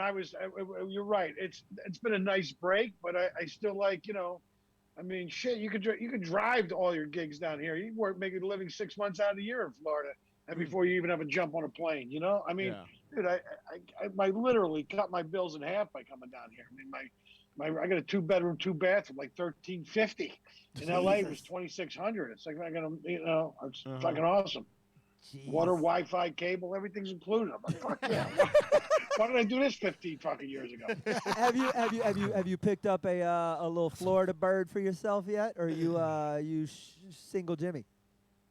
Yeah, you know what, man? I don't discuss my personal life on podcasts. But, Okay, that means he has 3. That means he has 3, and they don't know each other. No, man, I'm good. I know dude, you. I just, dude, you know what the funny thing is? I don't care. No, I'm just working on me. I'm just working on myself. It's the best place to be right now. Like it's there's so many people. It's this year should be just a rebuilding year. You shouldn't be spending it trying to make other people happy or anything. You should be in your own head trying to survive. Yeah, because now's not the time to fall in love. Everybody's wearing masks. You know what I mean? It's like it's not the time to be falling in love. And she pulls down her mask and she's got chicklets like a picket fence. You're like, shit. We were just helping each other get through it. I noticed that a lot of people that look like they get hit in the head with a bag of fucking nickels. They're the ones that you wear your mask. You wear the fucking mask, all right? You put the fucking mask on. You're doing everybody else a favor. I don't remember Jimmy. I worked with him at the Laugh Stop a million years ago, right? Uh-huh. And there was one night we were out and got a bit hammered, and he goes, "Come back to the hotel. Let's get some drinks. We'll fucking hang out." And we get there. And this is how long we could smoke in the hotel. Right? Oh, God. That's how long ago this was. And we're out of cigarettes. And I call down the front. He says, "Call down the front desk. Get some fucking cigarettes." So I called. And I was like, "Hello?" And they go, "I'm sorry, we don't do that at this hour." And Jimmy goes, "Fuck that. You call them back, and you're saying we're paying good money to be in this nice fucking hotel and get us some goddamn cigarettes."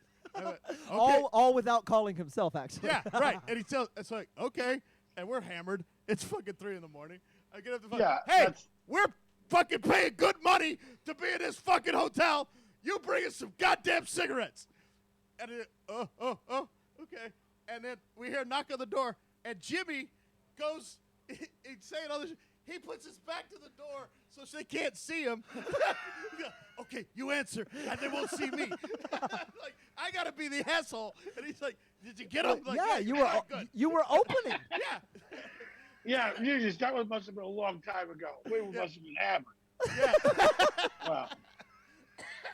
Among other things. You were always one of my favorites because one, like wildly funny, yes, but two, I was like, finally, a comic with a voice raspier than mine. Jimmy and I have hung out the last time, probably Tampa, but we sat around with that dickhead Bobby Jewell for I don't know how long, and the saving grace to that weekend for me, with his screaming drunk ass on one ear, was you doing magic tricks off to my left side. I think that might have saved me that weekend. Hanging out with you, watching. Well, that's the thing about That's the thing about doing side splitters. You got to go hang out with Bobby Jewell. Yeah. But he's since gotten out of the business. I used to call him Bobby Drool. You know what I mean? All the skeletons in his family closet are shaped like whiskey bottles. You know what I mean? The guy really, he likes to. I mean, he's a drinker. Yeah, but it's funny because I started doing magic when I was a kid. I was a kid magician, and like about 3 summers ago, I think it was like the summer of 2017, I auditioned for the Magic Castle to become a magician member. Really? Yeah, just because I was fucking bored, and I thought if I was good enough at magic, I should be able to go in there and audition for these world class fucking magicians and see if I couldn't pass. I mean, it's just something to challenge me, get me outside my comfort zone, and I passed. They made me a magician member, so that's part of one of the cool things about going to LA is that you could go. I could go to the Magic Castle and actually perform in the basement and just do shows. It was so bizarre. It was like, there's this guy I listen to named John O'Donohue. He talks about these unlived lives. Everybody has them. If your life is going in this direction, if you go in that direction, who knows what you become? Who knows? I could have been. The only thing that kept me from being a professional magician is that all my headshots would look like this. and I couldn't live with myself. I could not live with myself if that was the case. But yeah, I still do magic. Actually, it keeps me. When you're on the road, you got nothing to do. You're fucking bored. You go work on some fucking card tricks. You go work on some other shit. You're one of the best. Do you? You don't have a deck anywhere, do you? Or any? You have? You know what? You know what's funny? I was just working on this thing. I'll show it to you. This is a trick. This is like the classic cups and balls trick. Okay. One of the first tricks I used to go do magic shows at St. Christopher's Hospital in Philadelphia, and they wouldn't pay you, but you would just go down there and you would entertain the kids. Yeah. And this is one of the tricks I used to do. I'm gonna turn my can I turn my camera? So yeah. Let me chat. Yeah, we'll chat with these Let's see if we can get this down here. Let's see. Jimmy Schubert is our guest. He is a fantastic comedian. Please have on pants. He's got on pants. Okay. No. Yeah, bro. No. Look. I'm not the guy. I'm not that guy. Let me see if I can't get this thing down. There we go. Yeah, I got pants on. There we go. Whew. Otherwise, that view was going to be rough. Yeah. That's yeah, man. Jimmy Schubert, I guess. You get an eyeful of the Irish hammer, bro. You don't forget. No shit, man. The Irish hammer. Now that's a magic trick. This motherfucker. Okay, hold on. Let me get this shit. I had love this the thing all set up. black. Hold It's on. like you're like a member of the podcast. That is Hold on, the man. uniform. We That is is that the uniform? You got to wear all Let me just do black. this. Jimmy's setting up. He's going to do a little bit of. I'm so excited about this. I'm sorry about this, fellas. I thought I had this thing all worked out, but let's see if we can't get it up here. It doesn't. Hold on. Yeah, camera angles are tough. We're giving away a Jack Daniels guitar later on in the show, closer to midnight or Wow, so, that's probably awesome. 10 o'clock. Let's see if you can see this. He's taking his pants off. Fuck this. This is why we have rehearsal, Jimmy. Yeah, well, Well, you didn't think we were gonna ask for fucking magic. I'll just have to. I'll have to. Back up. No, I can't. Let's see. Let's see. Let me just try to get the thing so you can see the mat. Hold on. Let me move it sounds back like- a little bit. Give me this a second. sounds like my dad Give me a trying second. to How work- about that? How about that? Can you see the mat? I don't know. Getting there. Nope. I can see the table. No. See the table? I can't see this. I can see the chair. Yeah. I can't see the mat. Okay. Let me try it again, man. Let me just try this one more second. How about now? Our guest is Jimmy Stewart, professional tripod adjuster. He's been doing it for 16 years Bro, professionally. I got my iPad. You can see it right here? Yes, 2 you years. can. You can see the mat. You cannot see the mat. No. This is the best How trick about ever. now? Oh my There we go. God. Oh, I got a a little bit more. of it. Yeah. A little more. There you go. Oh, there you go. Yeah. So close. So I feel like There you go. I feel You like he's got gonna it? do all There this you and go, go. yeah, that's the trick. There we go. It's mad-ish. As long as you don't Okay. use the top part of the mat. I can see your Use the knuckles, top but right not here your or right fingertips. here? I can see I now. can see right there. I You're can good see right there. Okay. There we go. Sorry. My Shooby-dooby-doo. apologies. I thought I had it done. Anyway, this is a trick that I used to. It's the first trick I ever owned. It's my $6 cups and balls. All right, I'm gonna try this for you, but it's set to a. I used to do this because it was for the kids. I put it all to a rhyme. I would go rub-a-dub-dub, 3 men and 3 tubs when sailing out to sea. The first in tub number 1, the second in tub number 2, and the third in tub number 3. Now this boat was old, but the captain was bold, and he was raring to go. So he jumped on the deck and he fell to the wreck, and he wound up down below. Now, the second old goat jumped on the same boat, and things began to happen. He tripped on a pole, and he fell through the hole, and he landed on top of the captain. Now, it was easy to see that man number 3 was puzzled beyond comprehension. So what did he do? He, too, fell through. And what he said, I cannot mention. Now, man number 1 was feeling quite glum, but a clever idea had he.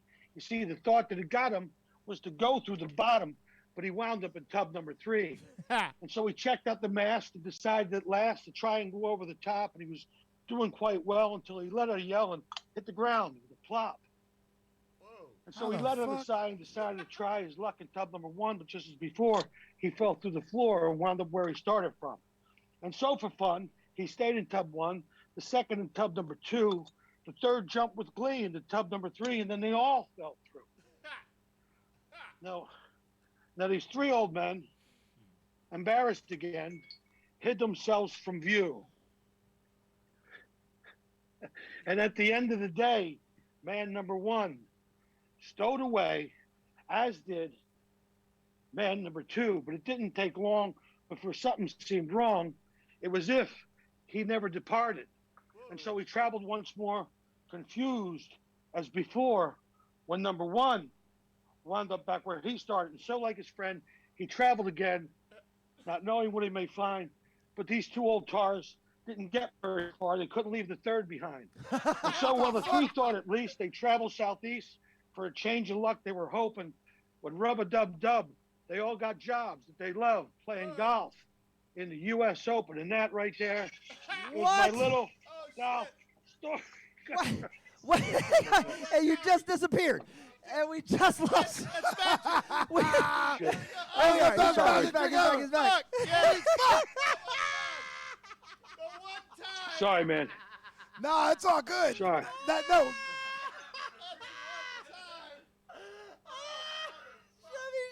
Someone called. Jimmy Shimmer got a phone call in the Prestige. Well, I thought it was going quite well. It was. For that shit happened. Anyway. Magic doesn't really translate to frickin', Zoom shows. You're killing it. They're calling it black magic fuckery, and then you disappeared. Yeah. You're Jimmy Schubert, ladies and That was the Magic Castle. Sorry, man. No, that was great. No. You were killing. We got to the U.S. Open. We saw the first golf ball, and we were all like, how the fuck did that happen? And then when you got the call, we were like, he just fucking puffed and disappeared. Yeah, we thought you Kaiser Sosa'd us on the way out. The greatest trick the devil ever pulled. Peace. Yeah, man. Sorry about that, fellas. I should have put it on mute. No, you're in the comments. You're quite the hit right now. That was fantastic. Everybody's like that was well, fantastic. I was trying to. Anyway, that's just shit that keeps me like I still practice a little bit and That's keep very doing it. It's impressive. actually better to see it live. It ends with like 4 different golf balls. It's a big kind of golf ball explosion at the end, and so. I never knew you did magic. Dude, it's uncomfortably good, and I say this having sat next to you at that at the bar in Tampa. He's so good. It took me a minute. I thought, like, I'm used to dudes that we know. I pick a card or whatever. Like, you learned a magic trick on YouTube. He's actually. I mean, you don't get into the Magic Castle in LA without being. That's not some bullshit. That's not some stuff you go in there knowing a casual double lift and look what I can do. He's so good. Trey now believes in magic. That's Well, it's funny. A buddy of mine, like I worked with about like 8 years ago, was doing some magic in a show, and we just started hanging out. And I just started going over some stuff, and it kind of got me back into it. And I just thought it's such a great skill set to have for so many reasons. But have you converted it into? I really like to. My nephews love it, and so I keep doing it. Have you converted anything useful like pickpocketing or armed robbery? No, I didn't do anything like that. Thank God. I would use these powers for evil. That's all I'm trying to say. You're incredibly adept with your hands. You're an incredibly funny human being. You're Hey, you think the hand's quicker than the eye? Good. Jerk me off. Nobody will see it. Listen. Now that's the Jimmy Schubert I know. That's right. That's the guy I watched at the stop. Somebody just tweeted Dice Clay's gotten weird. So What, Jimmy? Anything you want to leave these fine people with? Where are you on social media? Anywhere? Yeah, they can find me at Jimmy Schubert, jimmyschubert.com. And from jimmyschubert.com, you can follow me on Instagram. Everything's Jimmy Schubert. It's SHUBERT. They can catch me on that new documentary series about the Comedy Store on Showtime. Oh, that's right. They can go get my brand new special called Zero Tolerance. That's available on my website for renting or buying. If you want to buy it, you can rent it or buy it on the Vimeo platform. And or you can buy my new album, which hit #1 over the summer, which was Zero Tolerance. So if they want to pick that up, it's a great listen. I'm really proud of it. And yeah, just kind of there's a new movie coming out called Puppy Love with Hopper Penn and Michael Madsen and Roseanne Arquette and Cowboy Cerrone from USC's in it. It's called Puppy Love. It's a kick-ass fucking movie. It was I just saw it at the Fort Lauderdale Film Festival, and it was yeah, it's an interesting piece of work. But I'm kind of featured all throughout that film, so people can check out a couple different things. Dude, it is so good to see you doing good things. It's always good to hear your voice. We are. Yeah, good to see you guys too, man. Keep up, because I know this has been tough on our entire industry, and a lot of our friends and stuff are struggling. So, I mean, at least you guys got a way to generate some income, which is so bravo for you guys. But I was actually forced to do a reverse fans only account during the pandemic. I was sending dick pics. I was sending dick pics to people and charging them $19.95 to stop.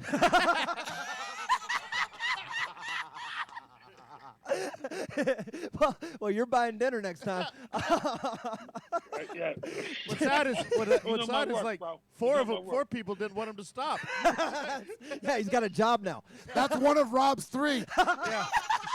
Jimmy Schubert, Shooby-Dooby-Doo, my brother, we raise a glass to you. Thank you for stopping in and hanging out I with raise us. a glass to you guys. Thank you guys for having me on. Yeah. Be well, stay safe, and hopefully we'll get back to telling dick jokes as soon as possible. We're going to see each other again. Jimmy Schubert, our guest. Yeah, you know we will, brother. All right, guys, be safe. Thanks again for having me on. Much, much love. This hour brought to you by Dino's Den, our very special, yeah, I know Reverse OnlyFans is genius. It is our special, our sponsor for this hour, also our Hangout. It's a good place to catch all of us when we're not socializing on the podcast. That's generally where we're hanging out in the real world. The next hour is going to be brought to you by Secret Group, and that's something to talk about. I'm going through all of these tags. People are just it's a bit of an online madhouse right now. People are messaging and texting, and I've had like 2 missed calls from people who I guess they thought I was going to answer. Yeah, or something. I've had 2 calls and they said, Yeah, "Oh, big in I text think messages you're all probably busy." Yeah, Probably. probably. We bet. Probably. We bet. I was getting them last night from people asking me like serious questions and stuff, and I was just like, "You do know that I have to be up in the morning and do this for 24 hours, and I got to set all this stuff up in the right." Okay, so cheers. You guys are putting the shot emojis up. I guess we should do the same. These are the 3. You now get the Bieber emote, which is pretty cool. The little Bieber head just went live while we were on the broadcast. Do this. Share this entire thing. Grab the stream. Just hit the little. There's a little triangular the share piece. I'm gonna put those in the freezer. Copy the it's here. Go stick those in the freezer. It's I bet it takes Rob 34 minutes to stick these in the freezer. Give him your ceramic dish. So as we get ready to move in, Rob's gonna go put this up. It's just gonna be the 3 of us for a moment as we get to talk. Our next guest technically isn't in the studio until 6:30 when Chingo Bling will arrive. Mark Norman, I believe, is now stuck in. He's in the air. He's in the air. So we're going to try and get him on at a later hour. But somewhere in the 6 o'clock hour, it'll be about the Secret Group, and there's some things I want to tell you. I want to call back to some other sponsors over the show. The Houston Improv, a big supporter of everything we've ever done. I need to take a call. You need to go. Okay. Go. I Hey, got this. Jerry. Grab a you wanna seat, get in brother. here? Let's bring the J-Dub in here. I like having you across from me, dude. It's a good energy. He's been working. JW Working his Longmire fucking ass off. has done an enormous amount of work in putting this show together, and then throughout the day, grab yourself a seat and some headphones, has been ushering our Zoom guests in and sort of playing liaison to them. You got yourself a Getting producer our credit. sponsors, just running. Checked a lot of boxes. Now, Jimmy Schubert was our guest previously. You just mentioned to me as I was over there, the Laugh Stop sign happens to be right there. Yeah. You and Shooby-Doo closed that. Y'all were the last people on that stage? At the old original Houston's Laugh Stop. It was great. The last week was me and Jimmy Schubert. I'll be damned. We were the last two comics on that stage, and about an hour later, I cut that sign off the edge of the building with a grinder off the back of my pickup truck. Ah, that feels good. That is the most Jerry Wayne sounding thing I have ever heard in my life. Of Your name course should you be did. Jerry Rig Longmire. Jerry Rig Longmire.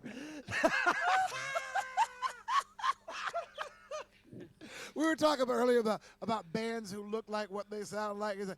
The name Jerry Wayne Longmire, I see a photo and I'm like, yep.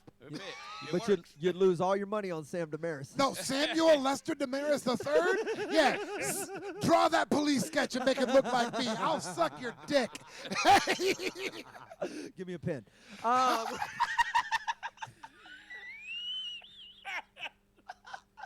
So we are in the midst of a 24-hour marathon here. We are on Twitch right now, and if you are on Twitch, we appreciate you. You can follow us. You can do all that stuff. The subscribes are very important. The more of those you give us, the longer we'll last. We're not Ludwig or any of these other people who just play video games for 24 hours for 250,000 subscribers. We will take whatever you give us.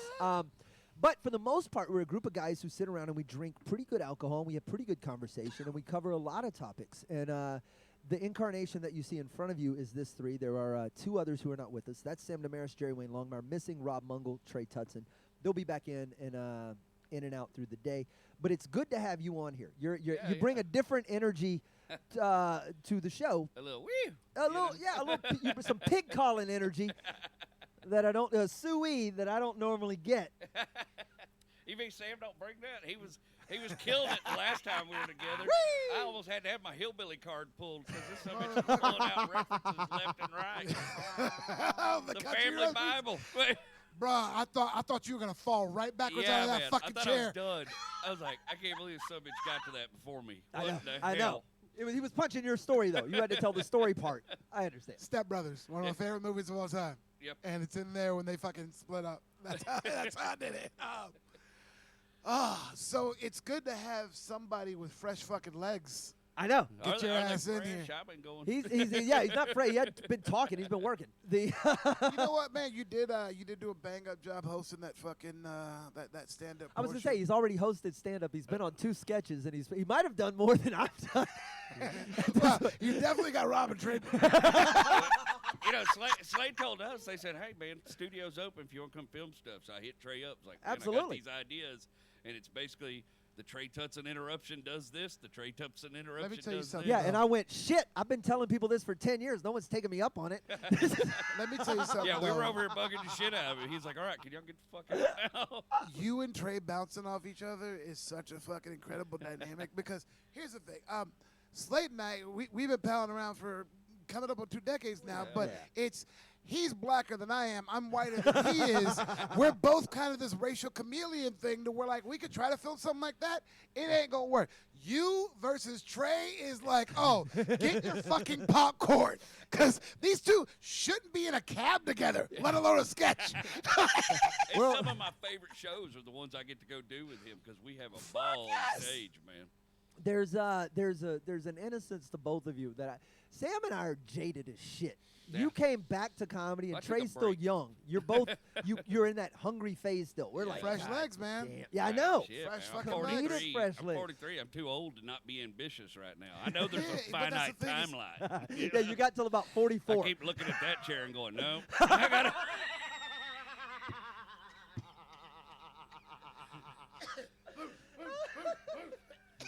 Where do are you still putting those in the freezer?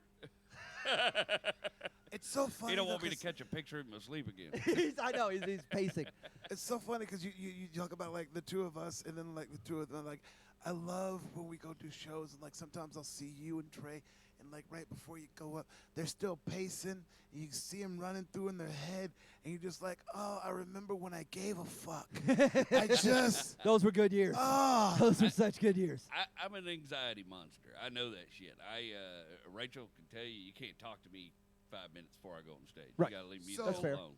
So normally I'm kind of at that point where I'm just like I'm on my phone, I don't care, whatever. But the night we taped the special, the first show, I'm on the side and I had my hands on those guardrails or whatever, and somebody was back there with face, and they were coming up there going to go, hey, Sam, go kill it.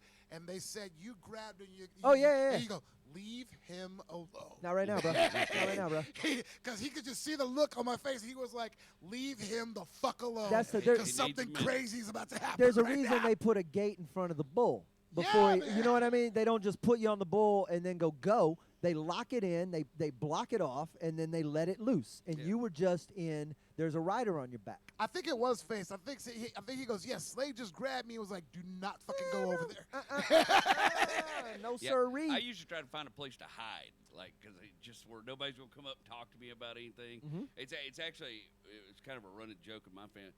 My mother used to call me, and it seemed like she had this magical ability.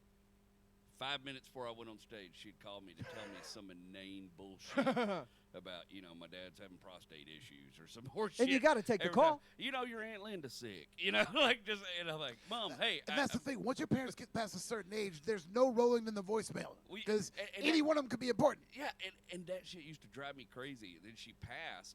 And the first time I did stand-up after she passed, I better sit there waiting for the goddamn phone call. And then it drove me crazy. I didn't get the bastard, Well, I'm sad Don't now. be sad. No. I mean, it's just Welcome back to the Whiskey Brothers just a Comedy thing. Podcast. No, I know exactly what you mean. That but is, when you say you like the places where you can hide or whatever, the only thing bad about those cruise ship shows is that there's nowhere. bro, when you get off, if you're on Nowhere. a ship, there are places to hide if you don't want to live. If you want to stay in a sardine can under the ship, you can No, but stay. I'm talking like right before the show. No, there's no green there's room. no- There's no nothing. There's nowhere to hide. You go stand off to the side of the stage. They're getting ready to say your name, and people are tapping on you, going, "Hey, can we take a selfie? Bitch, I'm about to go to work." I would show up 20, 30 minutes ahead of time, tell the host, hey, man, I'm here. I'm just over there. And then I would not enter the room until I almost heard my name. And then straight to the stage, bro, because you can't. Did you do the Cowboy Bill, don't break the fourth wall?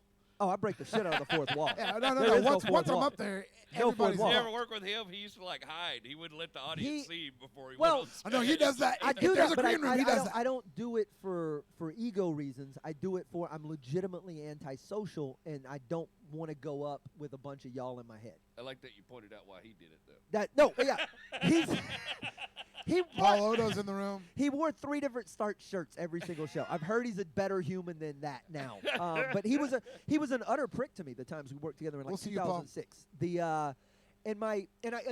He is on my list of people to make up with. Not make up with, but to if they made But up with me. He if the amends- apologized to you through me. and that's why He I'm did. that's why I'm comfortable with this. So I did a ship with him, and here's the thing: I had heard from Slade forever that he was a dick. I had heard from Rick Gutierrez that he was a dick. I get on the ship, I see the schedule. It's Sam Damaris and William Lee Martin. I go, why does that sound familiar? And then they were like, oh yeah, you're working with Cowboy Bill, and I was like, fuck. And I had the first show, and then I stuck around. I was like, I wanted to see the show. And he comes in all starched up, cowboy hat, this, that, and the other, whatever. And I watch him. And, it's that cruise ship crowd. Of course, he's fucking destroying with them. You know what I mean? And it's a Texas ship. He's good at what he So does. he's home turfing it. You know what I mean? He's just beating the fuck out of him. And I'm like, okay, you can say shit about him. I'm like, the guy is killing it, whatever. He comes right off stage and goes, you the other comedian? And I was like, here we go. Bring it, fucker. Bring it, Do the fucker. Jerry I'm Lee like, Lewis Chuck Berry thing. so I'm just like, I'm like, look, man, there's certain lines that I'm not gonna let you cross. They don't pay me enough to knock you the fuck out. But I didn't say it, but it's in the back of my head, and he just goes, "We're laying in Cozumel tomorrow. There's this place I go to for lunch every fucking time. Because meet me at 3 p.m. at the Bombat Gangway. I'm taking you to lunch." He's a good. And then he walked away, and I was like, I get on Facebook Messenger. I was like, "Are you sure Cowboy Bill's the guy you hate?" No. I mean, he's a good dude. I knew him for a long time, man, and we hung out. We did a small tour together. We had some fun. Uh-huh. We did the Cowboys Like Us tour back in the day, and Dude, I'm like, it I had a ball working with him until I didn't. You know, Yeah, and it was a clash of personalities, and I was young and immature and an idiot. We were too, talking you about know? that earlier. It depends on when you meet somebody. As Yeah, to man. that's the different versions I of was Jeff making Dees from bad Hold On nasal Hollywood. Or decisions Nick, and I'm sorry. stuff then. So here's the What's thing: up, we Nick? go to lunch the next day in Cozumel. And by the way, he was right about this place. I've gone there every single time I go to Cozumel. It's A little fucking place called amazing. Carlos and Charlie's. No, it's called La Cozumeleña. It's off into the city. You Senor gotta- frogs. It's very exotic. But They we're pour sitting tequila there. right in your mouth. We're sitting there, we're talking, this, that, and the other, whatever. And he, right when our margaritas get delivered, he goes, "So I hear your buddies with that Slade ham," and I just took a sip of it, put the glass down. I was like, "There's some things me and you just ain't gonna fucking talk about." And he goes, "Look here, Sam." He's like, "Over the course of my career, I've done a lot of things I'm really not fucking proud of." And he goes, "And that weekend with Slade, it just happens to be one of them. So I know he won't talk to me, but if you see him, just tell him, I apologize and I want to extend an olive branch." And I'm pulling up my phone. I'm like, "Are you sure it was Cowboy Bill Martin, Say, not Cowboy Comedian?"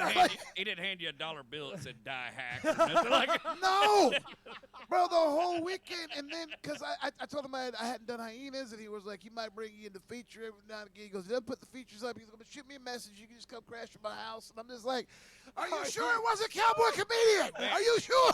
When I was in Dallas with Slade, we actually tried to connect. We were going to go eat breakfast or lunch, but shit just got hectic and chaotic, Yeah. and had to stay up all night making sure nobody broke into my car at the Comfort Ghetto Inn. But the thing was, I was like, clearly he can't be talking about him. And then when Bill just acknowledged, he's like, "Yo, I did a lot of shit." I was like, "Okay, then you are the guy they were talking about." Same guy. Dude, Same that's guy. that's a we've all And grown. then they fucked up our sound one night, and I saw it. I saw the diva tendency or whatever, to where I was like, "I'm not a sound guy, so I don't give a fuck." And by the way, him bitching at you about the sound is gonna make my show better. So I'm just gonna let the pit bull go off the chain because it's not directed at me. But I saw there. I was like, this is the tendency to where it's like There's the flash. it's in there. Yeah. yeah. But Did again, he just yell at the sound booth, "I did not starch my jeans for this"? Did he? But again, it was one of those. It was like, "Yo, this is show related, so your attitude problem is completely justified I turned here." into that dude. But when I saw the temper go up, I was like, "Oh, all those stories were fucking true." We all cocky youngsters at some point. Yeah. Sometimes it sticks. But he fucking owned it. He owned it. And I respect that more than anything in the world. Mistakes back then. Bro, you ever think about that? I think about that all the time. Like the dudes I don't know in the real world that like we met one time we were talking about earlier. They featured for you once, or you vice versa, or they were the MC in some show. Names you would never remember in a million years. But you ever think about like how many of those people's like you're their story? Like they're telling somebody something that you don't even remember. Well, that was the little show I was doing for a while, the Under Advisement.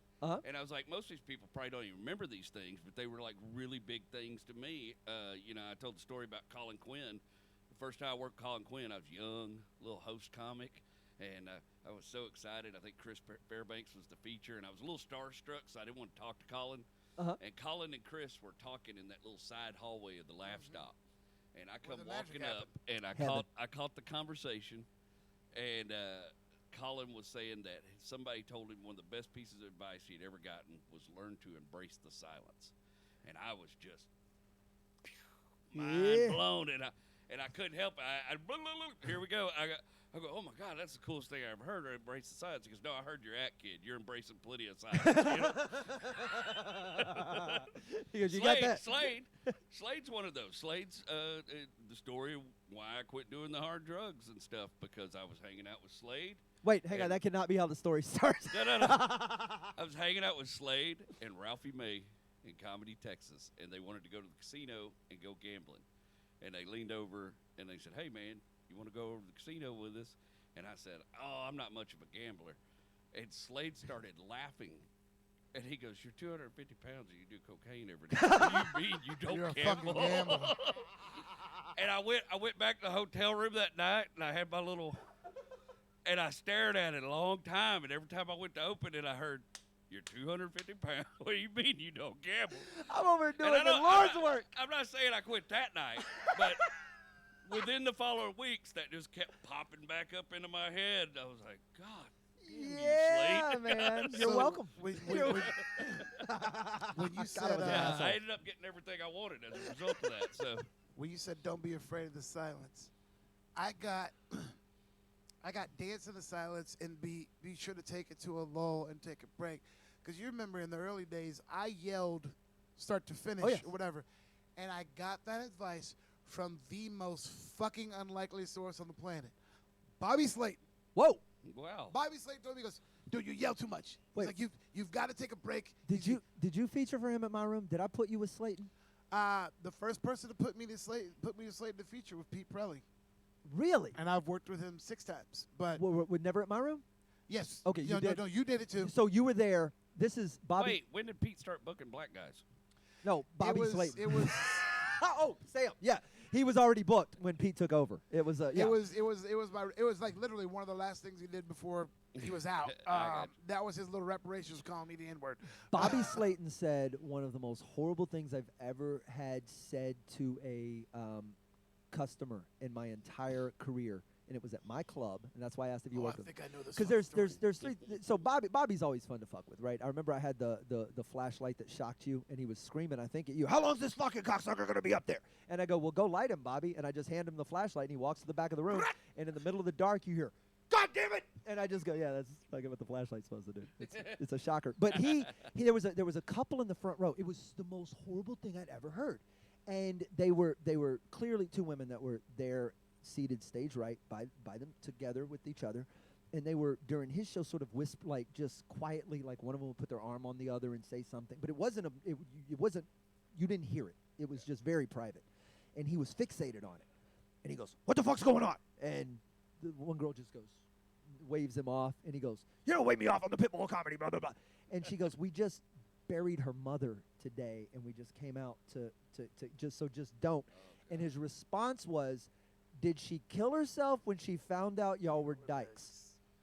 I've never heard anything like it in my life. And here's how quickly he said it. And I automatically turned to the cash register, opened it up, grabbed some money, and just walked over to him. It was just like, I don't know what you spent, but here.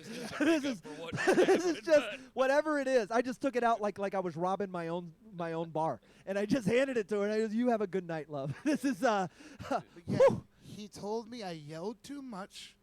He said, be fine to take a lull. He also said I talk too fast, which remember back in the day, that was your big criticism. And he said, he goes, you do it because you're scared of that time where they're not laughing. He was like, you know you've got another heater coming up. He goes, stop, take a drink, dance in the fucking silence, come back and pop him again. And I just was like, I'm getting this from you? That's and then amazing. later on that week, I fucking did it. And he was just like, yeah. He goes, feels better, doesn't it? I was like, yeah. I go, but you don't do that. I don't have to. Those who can't do teach. That's one of my favorite tricks is to use to use that drink as the punchline. Do what? No, he's not too late. Don't admit him. He's struggling with technology. Who's that? Tim Schultz. Yeah, he's on supposed to be late at night. 2 in the morning. He's been on since 11 o'clock. He's on late night. We got so many guests. Let's. I want to go back real quick. Let's give something else away. Did you? Who did we land on that last one? Do you remember? We'll have to go back and look. That was Chachanola. Oh yeah, Charita. So let's go there. Let's do. I know some of these old stories are really kind of good to get back to. Yeah, so we'll probably tell a couple more. Let's give something else away. Let's do another. I'm just marking all these off as we go. Type in the number 1. Type the number 1, and let's. No, you know what? Let's do something different. Dirty Type a number between 1 and 50 right now. Between 1 and 50. I'm gonna write a number down. There's a number between 1 and 50. The first one I see who gets it right, 'cause I see the number. That's what Number we'll do. between 1 and 50. So just run No. it. Number between 1 No. and 50, and let's see. Let him just type for a No. minute. No. And then maybe we'll pick the closest. Don't No. keep saying no. Make them keep guessing. Okay. Type all the numbers. Somebody just go 1 through 40. I understand. Nah, don't do that. No. No! There we go. Landry. You gotta Daniel win. Landry. We got to Daniel win. Landry 84. 27 was it. We got to win. Yeah. That's been hit. There you go. 49.555. So damn close. So damned close. Daniel's still guessing. Daniel, stop This guessing. You idiot. won, fucker. Is the volume on? This is Making sure, though. I ain't leaving anything unturned. 42. Adam, that's a damn good guess. It is the answer to Mr. everything, Blue, but you not got this it, question. But it was you were the second one to get it. We got a full band coming. This Oh, is hold exciting, on. Hollywood is loading in, and it's making me really happy. Dude, this has been like an entertainment festival all day. It's been amazing seeing everybody come in and out of the door. We have got craft services outside. We got PAs that volunteered to, I know. handle people. One of them got drunk and got lost and wandered off, but That other also than that- happens. Yeah, they're more fucked up than the cast. Well, they're out there with all the alcohol. That's true. We're in here with all this. We know we got to go 24. He called his wife. He goes, "We need another case of White Claws." No one on the show has drank a single White Claw, and he says we need another case of White. And I went out there, opened the cooler. It's full of LaCroix and White Claw.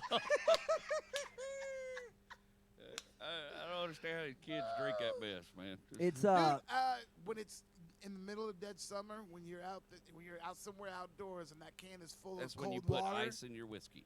Oh, That's thank what you. that Hey, is. hey, what's up, Mr. Blue? I got you, buddy. Yeah, you go highlight. Congratulations and fuck us. You're absolutely right. Right back at us. I'll drink for that. If you you can highlight your message if you tip us. I'm gonna pour myself a little. I'm gonna do this and then I'm gonna go get coffee at some point.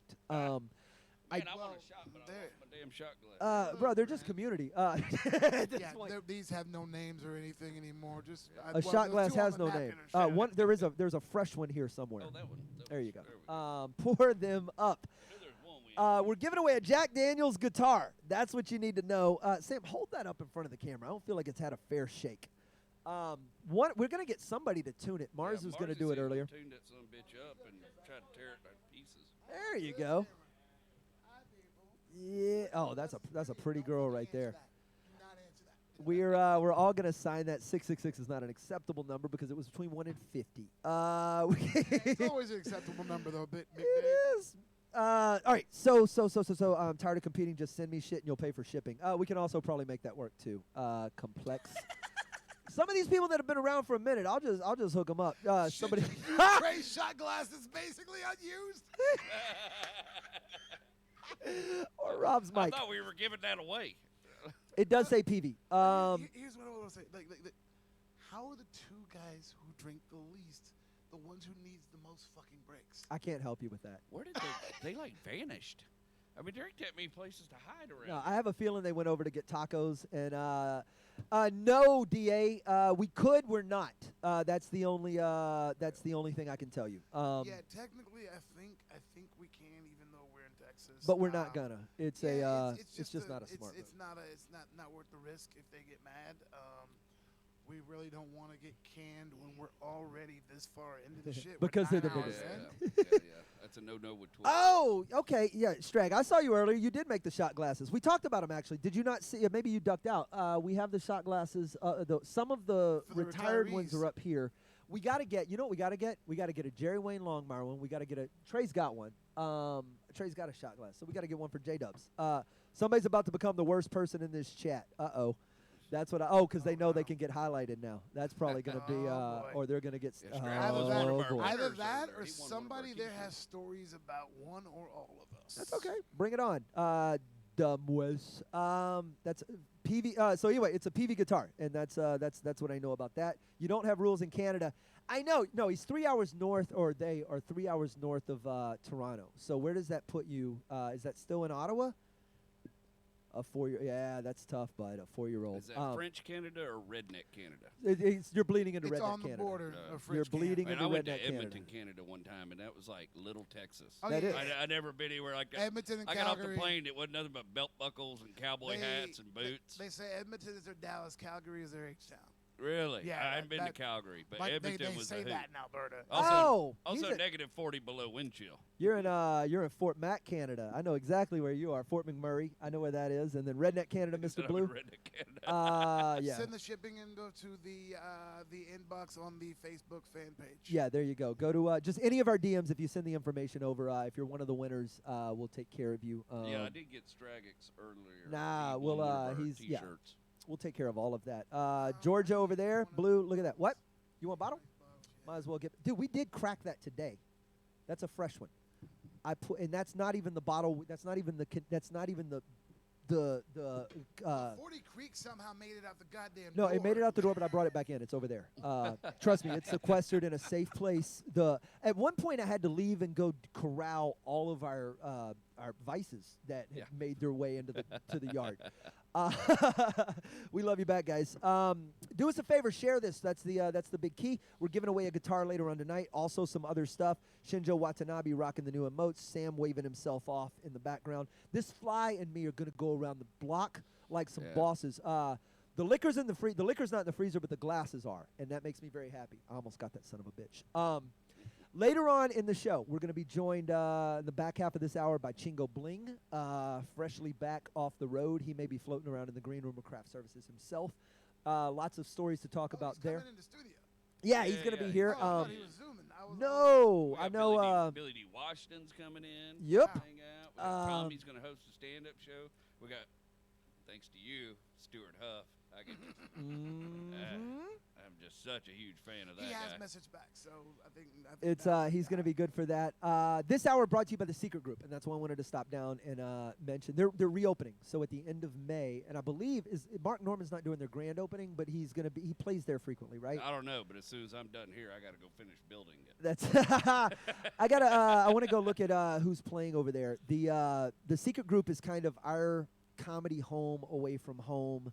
Now that when the stop closed and everything else shut down, is that more whiskey? Little bottle of tin cup. Ethan Wiki showing up. That's what I like to see. The Secret Group is a really kick-ass live music and comedy venue here in. Exactly what we need. Yeah. I was so sad. I was going to do my special at the Secret Group on my birthday last year. We had it ready, and they're going to be back open. COVID. That's the part that matters.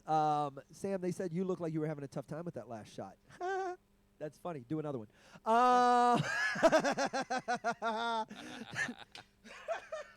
Adam Harmon is. I had a tough time with that motherfucker. Adam Harmon's on his way home, about to make some barbecue and crack the Eagle Rare. We'll see you through the late night stream.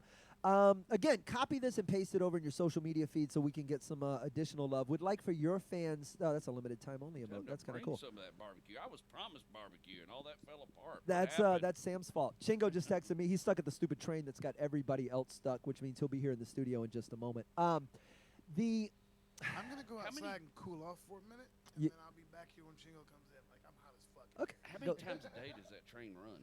All of them. Because I have been getting messages all day from everybody stuck behind that train. It is. It runs frequently enough to whatever it is you're doing, it will interrupt it. I started coming here a different way on Monday nights because if you shoot down, I don't want to give the path to the studio, but every way I came, the other ways, I get caught by that train every time. So I can show you a couple of little tricky pathways. What are you looking for, Mr. Mungle? A charger. Are you okay, buddy? Your head's bleeding. Yeah. Did you whack yourself? On what? How are we not getting this story? Will you please sit down and tell me what you banged your? What? That sounds like a story. Well, nobody can hear this. I was going to sit down and it came out at a funky angle and I hit it on that. Upside down? Oh my God! What angle? Okay. Well, you're sticking your head under more stuff. This sounds like a bad idea. That's just unplug from Sam's phone. Just right there. Just do that. Rob Mungle and all the technical savviness of. Does he get out of the 24 hours if he gets a concussion? I know. I did this. We did this at the other house. I accidentally gave out my home address. So, Rob gets to get out. I'm feeling fine. We're in the middle of hour 9. What is the math on this? Hour 9.5, I think, as we plug our way towards hour 10. The boys in Hold On Hollywood are setting up equipment. I'm excited for their set. One, because it means a break. Two, because I'm a giant fan. So that's going to be fun. Let me tell you something. One of our fans made me a fan of them, who in turn you made her a fan of them. Bro, it is the weirdest so cool. circle Jenny of life. Posted a video of them doing that Eddie Money cover. It's a fantastic song, isn't it? Oh my God! I listened to it on the way over here this morning. It's tremendous, I tell you, man. I hit my head out there, But you get to an age, you'll get there, where suddenly you get cuts on your head. You don't know how you got them.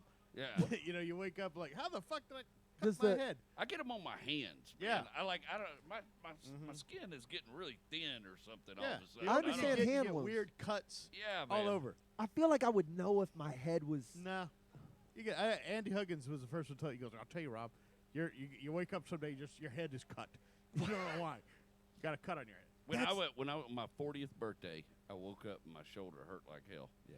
And I went to the doctor, and he said, "Well, it looks like you got a torn tendon in your shoulder and everything." He says, "It's pretty common, guys your age." And I said, "Well, how did I do it?" He goes, "Well, sleeping." And I was like, "Sleeping?" And he goes, "Well, you know, you're like twice the size of a normal person, right?" So there's like one normal guy sleeping and another guy normal sleeping on top of that shoulder. That's what did it. When you do put it that way, it does seem, like that's if I fell asleep every night with a guy on my back. I found a new doctor. Fuck it. I don't believe in I don't believe in Western medicine anymore. He can go to hell. Yeah. I started listening to the Chinese. I do yoga and shit now. Oh, you're in perfect health. You're in perfect health. Yeah, it looks like you got it figured out. That's what we used to call this. Is healthy. Oh yeah, you're a healthy, husky. That's a healthy boy. That's a healthy. Remember when they used to? Did they put healthy up? Or they always said husky in the stores. I remember that. There's a husky section. Yeah, that was them jeans you could drag yourself behind a car and not knock a hole in. Dude, they were made of like Kevlar. Wrangler tough skins. That's good stuff. They knew this boy was gonna be falling down a lot. Yeah. Like he is not built for balance. Those are the ones I was wearing when I got into skateboarding as a teenager, and I didn't realize how painful skateboarding was until I got back on one in my 30s. Oh yeah.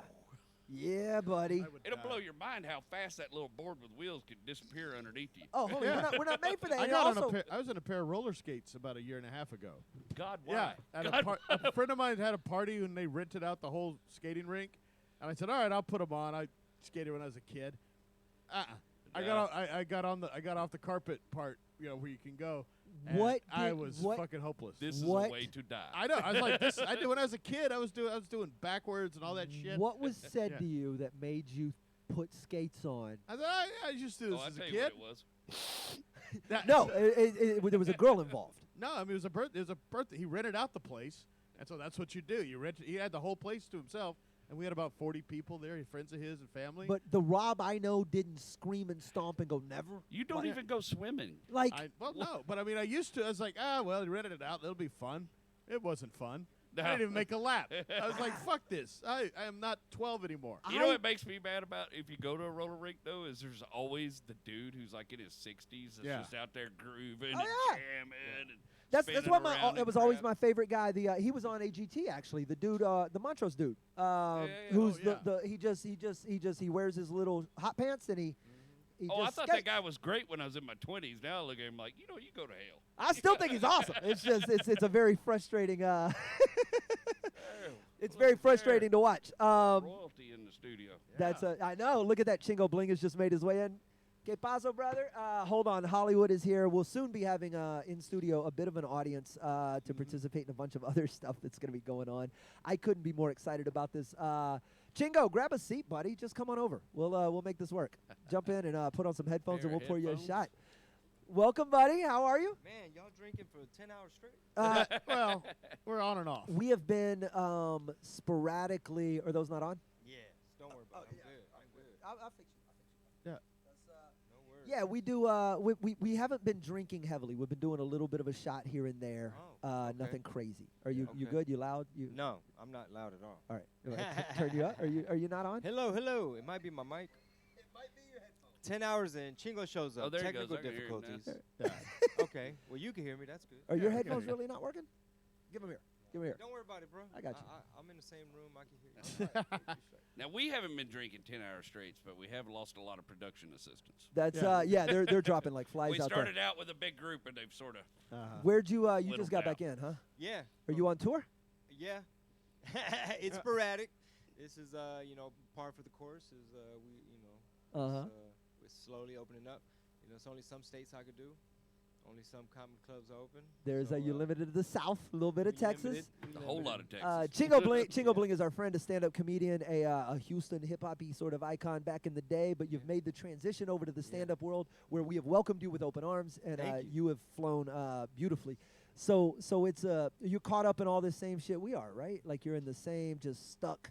Yeah, man. trying to exercise your right to A little talk. bit of freedom, just trying to have a little bit of liberties and stuff. Mhm. But yeah, if you think about it though, like stand-up comedy, Texas is like pretty much one of the only places in North America where you could do this because there's Canadian comics who are like trying to sneak into Texas to do stand-up. Yep.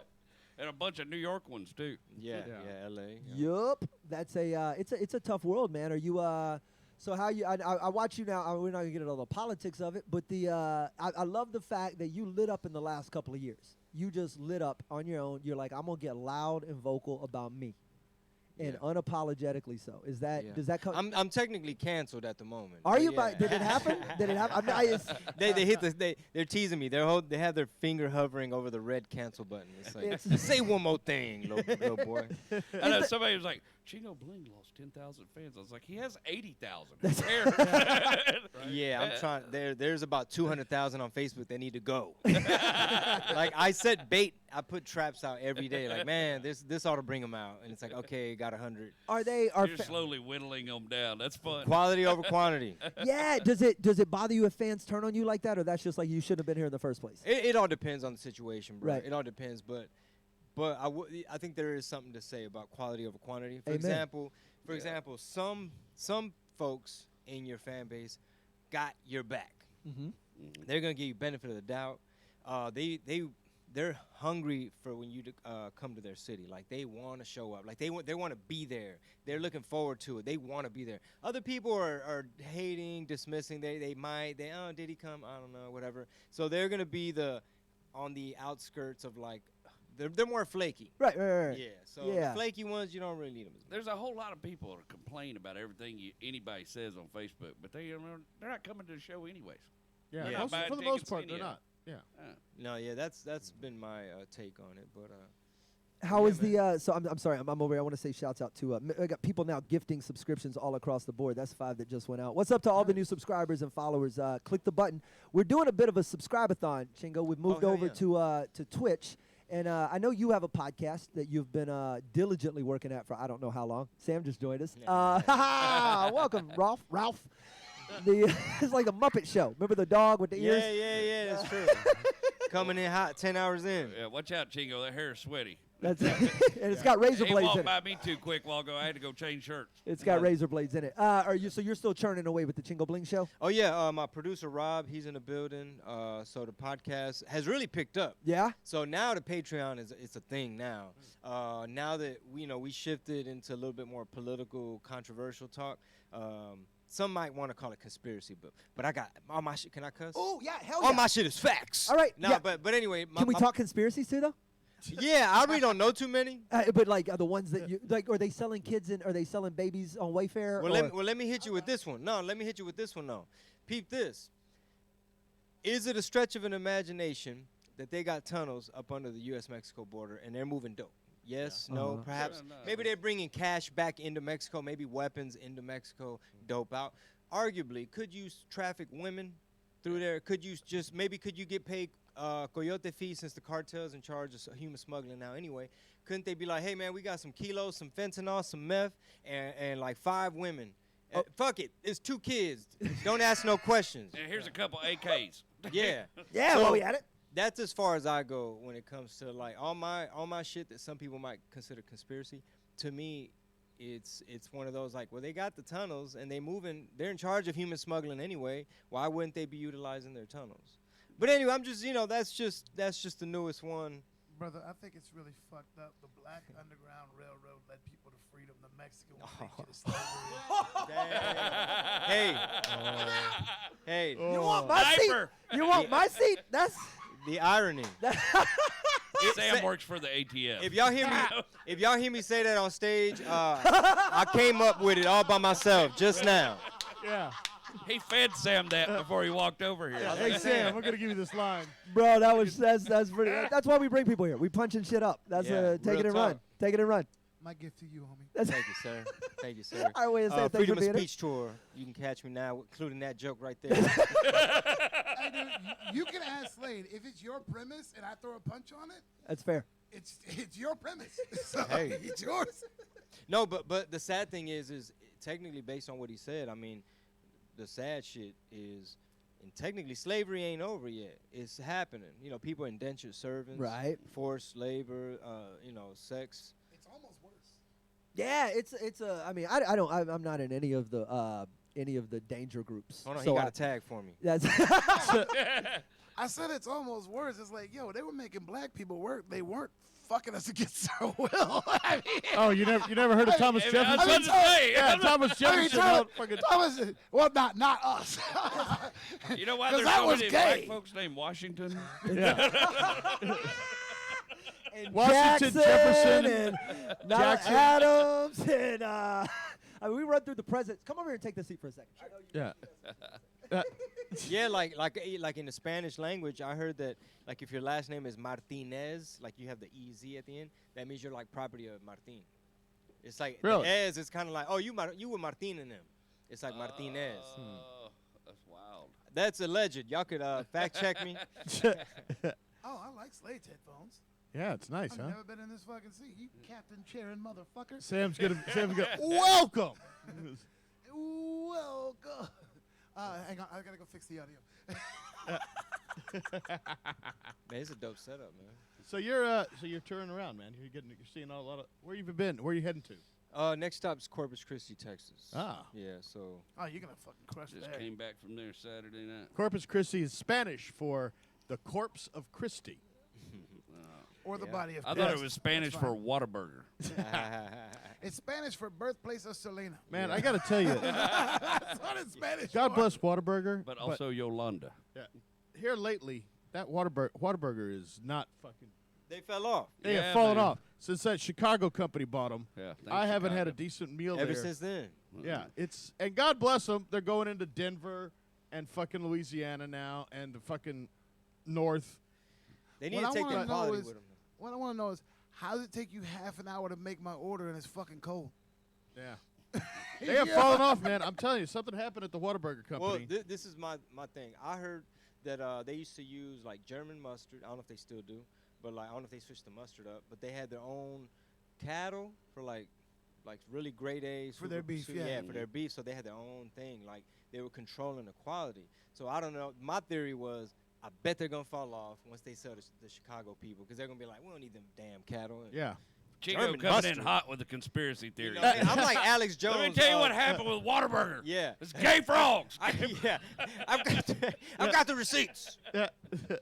I've got the paperwork. Ladies and gentlemen, it's crazy stuff going down to Corpus Christi 361. I just came down from there. Holy shit! Let me tell you what's happening right now, here in America, right now. Right now. Right now. If you care about the hamburger people, your grandchildren's burgers will not taste the same. They're trying to replace our burgers, ladies and gentlemen.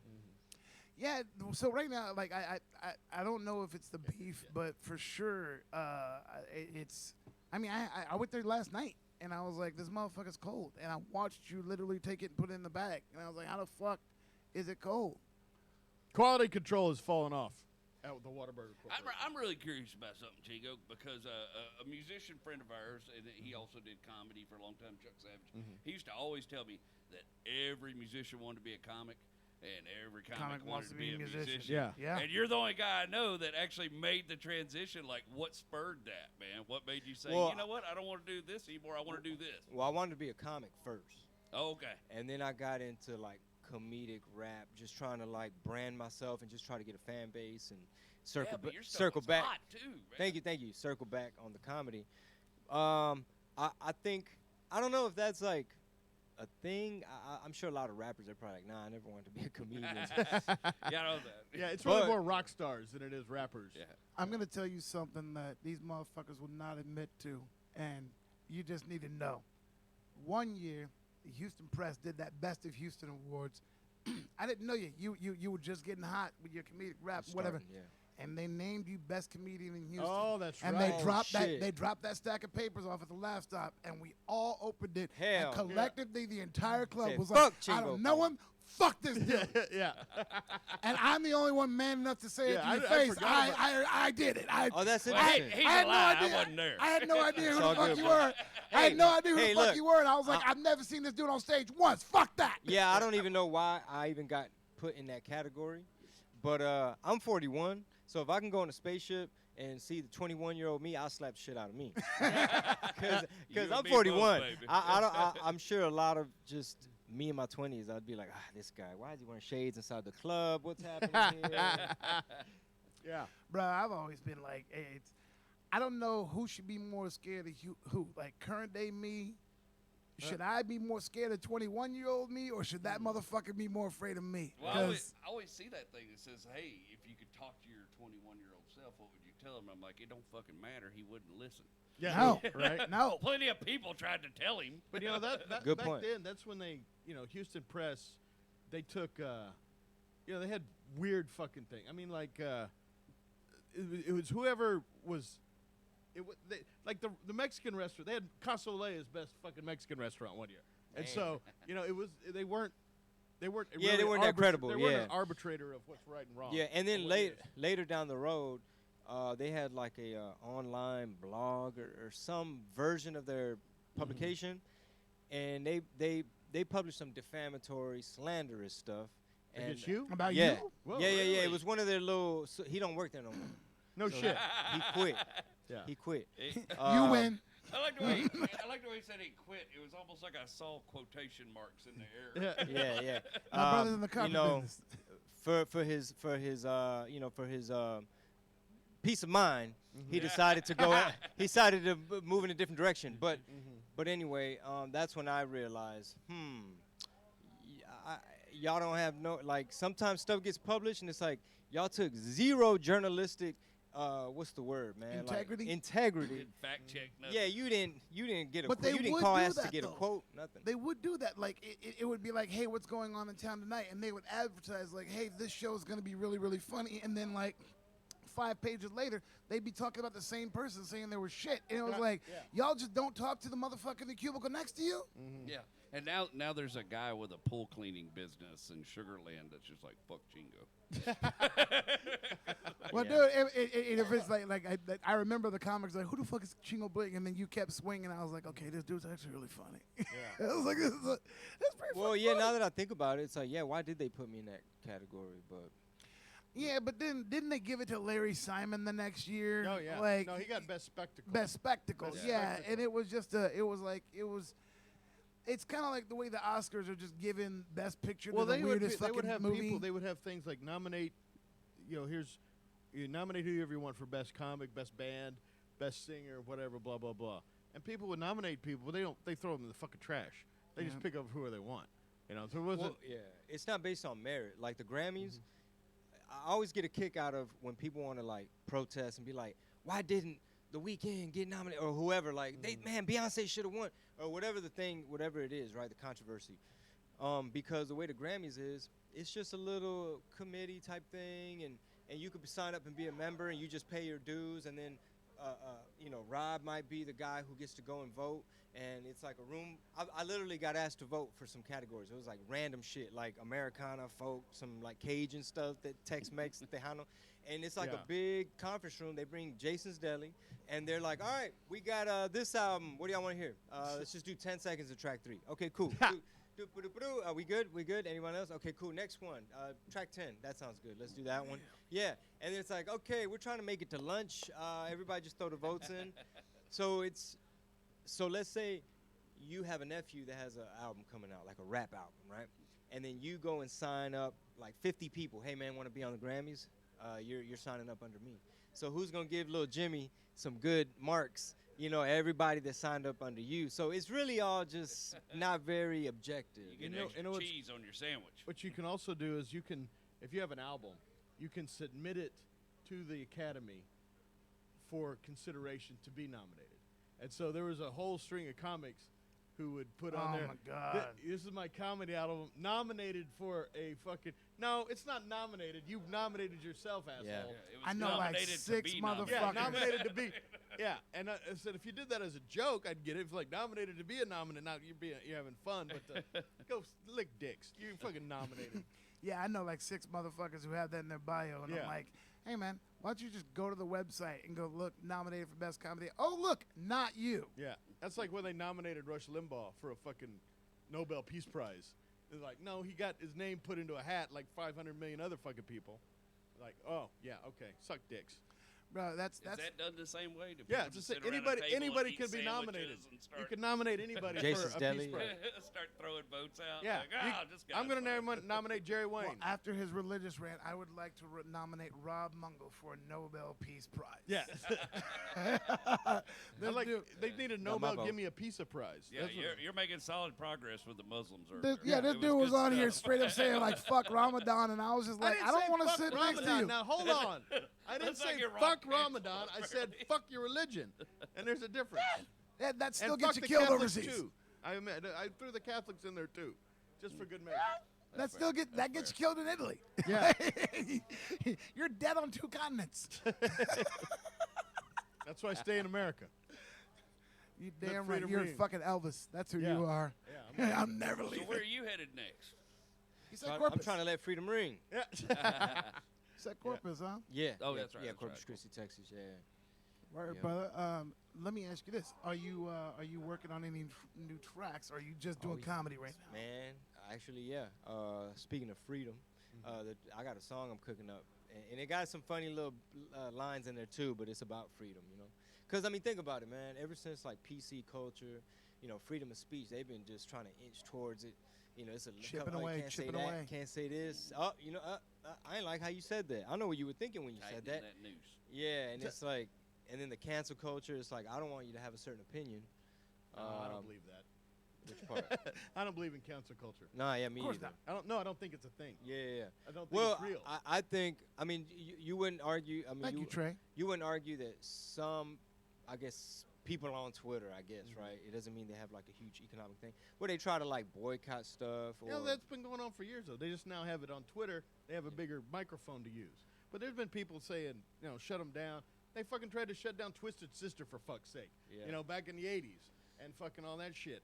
So people Yeah, are true. Always, Like people are always gonna fucking complain. People are always gonna bitch about something. now you just hear about it more. You just hear it's just louder, and there's nobody getting canceled. Some fucking college student in Berkeley ain't gonna cancel shit. You know, you're gonna go fucking do whatever you want. They tried to boycott Goya, and that shit didn't work. My album from '06 is on Spotify, and I was driving to Vegas with a friend, and she had never heard it. And so we played my album from '06 start to finish, and I was listening to it, and I was just like, You were I cringing. could not fucking drop this today. Yeah. I All the could stuff you were not- saying. Oh, God, yeah, calling motherfuckers faggots. Dude, like, he it just was, did. Well, I feel better about mine because I was trying to get mine pulled off iTunes from 2006. dude, that road trip, I honestly almost went to CD Baby and was just like, yo, how can we get this thing out of circulation? See, I take And that. then I thought about it. I'm like, yo, man, I've got that copyright 2006 on there. But fuck you. Middle one. It's all you gotta do is Google 2006, and everything I said on there was it. Yeah, I don't. That those doesn't words are on the sound. That show doesn't now? sound 15 years ago, does it? 2006. No. Doesn't sound like that'd be 15 years ago. But I mean, that's what I like. That I fucking times change, attitudes change, and that's okay. Fine. We can't say these words. Well, guess what? I'm gonna have the same point and make the same arguments, but I don't have to use the language. But here's the thing. So 2006, I was 5 years into comedy, right? Mhm. And that's when I dropped that album. And I'm such a better comic now that, like, even if you took that language out of there, part of me is like, I really don't want people listening to that because that's not me anymore. Yeah. But I kind of, the reason why I leave it out there is because I would love for you to hear that and then come see me now and be like, whoa, what the fuck happened? I was 5 years in. Right, there were two comics in this town who, like, 1 year in, remember they were dropping albums, and we were all like, don't, and they would not listen, and then they dropped them, and then 2 months later they were like, hey, can I get those albums back? And we were like, we fucking told you. Yeah. I'm not gonna name names, but I mean, you know. Well, I was smart enough to not put those out. Because I was also like, yeah, I'm new, but I'm gonna record it, just see what it sounds like. At that point, you should be doing it for fun, and you should be learning the timing, and you should be learning all of that, man. And yeah, 5 years in, and I still am like, I dropped that too early. Yeah, you don't want to. The first year of your shit, you don't want that recorded for anybody. That's all garbage. It's all crap. The first year is get up as many times as you can, and honestly, just toughen your skin for when they don't laugh at you. And the first year, you learn more from eating shit than you learn from good sex. buddy. You learn way more from eating shit.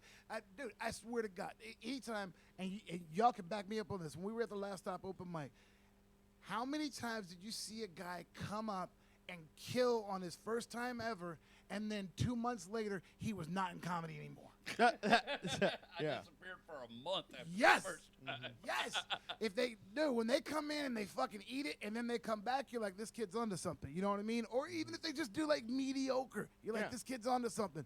But when that guy who comes in and brings his entire fucking college and does a bunch of inside jokes and then he fucking murders and he thinks he's got this thing figured out and then somebody puts him on a showcase show because they're like, he can bring 1 million people. But then as soon as that ticket costs $10, those 1 million people don't show up, and now that motherfucker's up in front of a room full of strangers and only thing he knows is killing. And he walks up there and he eats a bag of shit and you never see him again. Like, it's funny because some of those kids who come in, it's their first set, and they crush, and they're just like, dude, you were great, blah, blah, blah. Give me your number. We should hook up. I'm like, if I see you in 2 weeks, I'll give you my number. Right now, you're not even worth the 1 kilobyte of data on my fucking SIM card because I know you're fucking dead. I know you're dead. They don't all make it. They don't all make it. When they kill on that first set, they're dead. They're dead in the fucking water. That was my favorite thing about when you came into the scene, bro. You came in like a regular micer. It's like you'd bomb and you'd come back. Yeah, that was Dude, respectful. this motherfucker had songs in heavy rotation on the radio and was putting his name on the list. Yes, like a G, bro. One of the coolest things that we've done over the last several years, and we got to collaborate on this, is a little show called Just the Bit that we've been working on. And while we talk about all of the 1s and 2s and 3s and 4s and all of the things that go on behind the scenes, Adam Taylor, our director, who is currently outside, we've been working diligently on a project that he has been helming. And very, very excited. I don't think anybody's even seen this yet. You may not have seen it yet. It's the trailer for the show. I know. Are we running that? I put some out. Yeah, we're going to put a trailer out for the show and kind of let some people see. But, dude, your bit in there is hysterically funny. Man. I know I saw Sam's for sure. I don't know if I got a copy of yours. Yeah. So I've seen stills. You got like the birthday party. Yeah, and we had and then we did another good chunk with Dale Cheeseman. And dude, I saw stills of his and too. For a shout out to Adam Taylor, man, when we shot mine, I was like, okay, man, this is kind of cool. And then when he showed me the finished cut, and I was like, that joke is not as funny as this motherfucker made it. Oh, it's absolutely remarkable work, and it's kind of the. I love the fact that you tell stories too. So it's we all sort of lend ourselves to this kind of storytelling and the visuals that they put behind it. You haven't even seen your finished. Maybe you have. There's a. I saw like a rough cut a while back. There's a special effects scene that I know exactly what the fuck you're talking about. It's just. It's one the funny thing is, like, my wife is like she's probably like, yeah, they should have added some more detail. You know what I mean? Yeah. Like that's how she is. She'll be like, hell yeah, that's dope. Who thought of that? Fuck yeah. That's hilarious. Should be even more. You good over there? All right, we're gonna run this clip here in just a moment. This hour brought to you by The Secret Group, one of our favorite venues here in town. You're going to be playing there like we will be as soon as it reopens. None of us have dates, but that's like the only show in town outside of the Improv, so we might as well swing by. Chingo Bling, our guest, you can catch him on Just the Bit. Real Chingo Bling on Twitter and everywhere else? Pretty much, yeah. Just look up Chingo Bling. It should be me. Perfect. There's a lot of spam accounts on Facebook. So after you follow... Dude, I got one. Somebody spent, yeah, after you follow the real me, yeah. Yeah, I got it. Somebody said follow Chingo Bling and win $1,000. Oh, some shit. I was my like, God. This motherfucker's not giving me $1,000. Brother, that's how you know you made it, baby. Man, nah, they just trying to spam, crazy people. But look, my homeboy from Corpus Christi hit me up. He's like, hey man, it says I won the 5K, and I'm like, and I was like, no man, that's not real. I was like, nah, dude, that's not real. And he's like, oh okay, because I was thinking you could just have picked me as the winner, and I'd have given you half the money. And I'm like, damn. Well, nobody moved this hour, not this hour, but later in the show, we're giving away a Jack Daniels guitar, and then Chingo's going to be giving people $5,000. So don't move. You stick around. We're gonna grab a drink and just hang out, and then maybe some more mic time. I want to move to this and look at the clip for just the bit, and then we'll be right back. Hold on, Hollywood. Later on in the show, this hour brought to you by The Secret Group. More Whiskey Brothers podcast in a bit.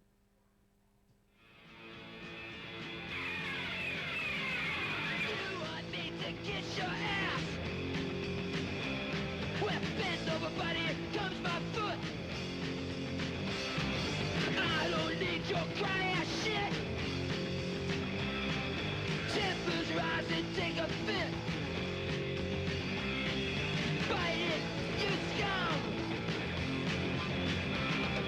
Bite it, you scum! Here I come! Bite it, bite it, bite it, bite it, bite it, bite, bite it, you scum bucket sucking whore! Bite It, You Scum by Gigi Allen Yeah, and the Murder Gigi Allen. Junkies. That's some old punk rock there. Nice. Yeah, so it really fits our vibe, and it kind of fits the show. And that's your shot. I'm gonna end up taking it. That's danger. Hello to everybody, Shinjo Tiffin, Rachel Tiffin. We love you guys for that. Follow, subscribe, and do all of those things. Those subscriptions are what are gonna. It helps us do things down the line. We appreciate you guys gifting all the subs. If you follow us, that's just going to get you a notification, letting you know when we're back on live. Trey over there doing that. We're going to pour some drinks for some folks. I'm going to let you guys chat this here. fucking musical chairs thing that is. I know. Will you three chat for 2 seconds? I'm going to go grab some shots and drinks and go over there and say hi to the Hold On Hollywood guys before they play, because we're due to do a shot together, and I want them nice and loose for the show. So we'll be right back. You guys talk. Awesome.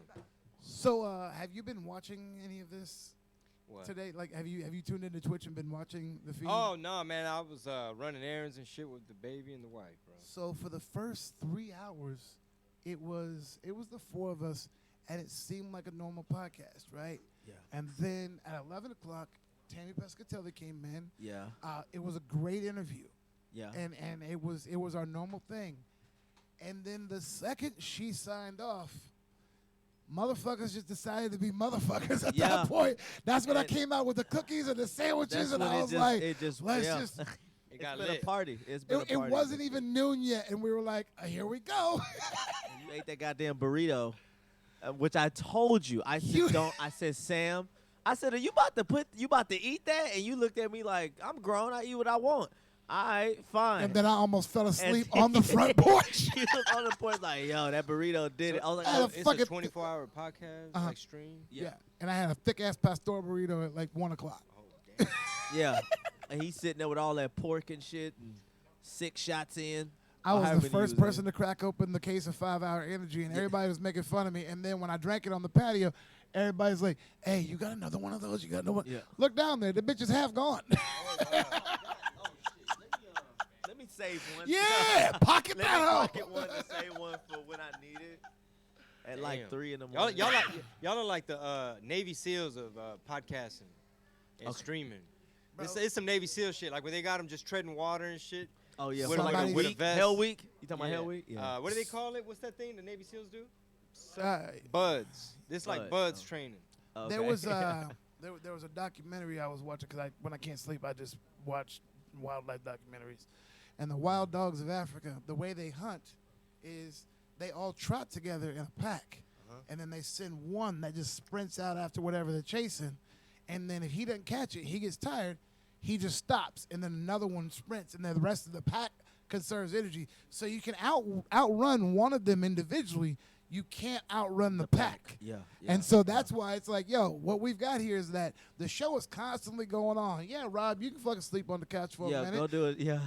The pack is going to still keep fucking slinging jokes. 100%. You know what I mean? 100%. This fool, he had to go and handle shit with like his lawyer and his family and Yeah. whatever, and we're just like, go on and go, Go ahead, homie. man. Yeah, and I felt bad. I'm like, man, yeah. Like the pack's still running. Yeah. You came back, you're like, everything all right? Like, motherfucker, we hitting. Yeah, we're hitting. And matter of fact, right when he said everything all right, somebody dropped a big punchline in here. You could hear laughter in the street. I was like, if you listen, the show is going. Show's going. Yeah. Damn. Perfect, man. Perfect. Did you So how you you know, 'cause y'all just had the baby, so the baby's like 2 now? Yeah, she's about to be 3 in July. Yeah. And then we got another one on the way. Oh, Due my August. goodness. Got a little factory. All right. Way to space them out. Way to Yeah, space them yeah, out. all girls. All girls, Well, I huh? have a 12-year-old too, so that's a big space. Yeah, that's the dream for me. No, all it is. girls. I I mean- want all daughters. Well, I mean, you know, that part I don't really care. It was, you know, I mean, we kind of wanted a boy this time, but it's all good. We ain't tripping. It's kind of whatever. My dad, he's like, mijo. Like he always wants Yeah. a son, like a grandson. Let me from tell me. you something, man. It's you think you know what you want. I wanted a son more than anything in the world, right? Boy, the second my daughter was old enough to say the word daddy, I was like, I that's don't give a it. fuck if I ever have a son in my life. I don't give a fuck. Papi. I just be hearing this, Papi. Yeah, the second little girl goes, daddy. You're like, yeah, fuck that. Boys suck. I don't want one. Don't need one. Now, Yeah, all girls. you in a house with 4 women. Yep. That's a little excessive. My cycle about to line up with their cycle. Let me tell you something. That beard's about to get a lot fucking wider. Oh, homie. yeah. I ain't got no hair left. Are you thinking so? If it does get whiter, are you gonna die, or you just gonna go? You gonna pull a Rob? If anything, I might like do a little goatee and then maybe just keep it shorter. I don't know what the fuck I'm gonna do. I'm but- about to die, Trey. Black. Okay. Oh shit. I just want to see what it looks like one more time. One last time. black? One last time. Yeah, just all black. Give and me then, one like, last when ride, yeah. when it grows back out, I'm gonna just own my shit, but just once. You I know, just it's wanna gonna be see what some it looks like. hijinks once you do it, cause it's like it sounds like that, like a movie plot, right? Like one last job, like you gonna go and steal Yeah. some diamonds, creep into the museum and take the Jack Daniels guitar. Yeah. Here's the only thing that makes me hesitate. It's coming in this bitch on Monday doing the podcast. 'Cause I'm gonna walk in with an all black beard, They gonna and roast I'm you. gonna have 3 assholes just going, "Motherfucker, what the fuck is you thinking? You ain't fooling nobody. Look at your dreads." Slade will probably notice before I would. Well, look, I just did a music video with it was a feature I did. It's these cats named Heavyweight Music, and my homeboy Rob was like, "Hey man, the beard was looking sharp in the video." I was like, "Man, I ain't like it because my wife put some of that black shit on there. It looked stupid fake. It looked hella fake." You had the Beijing I on look, the yeah, I look like beard. genuine. I look like genuine, but he's Yeah. like 50.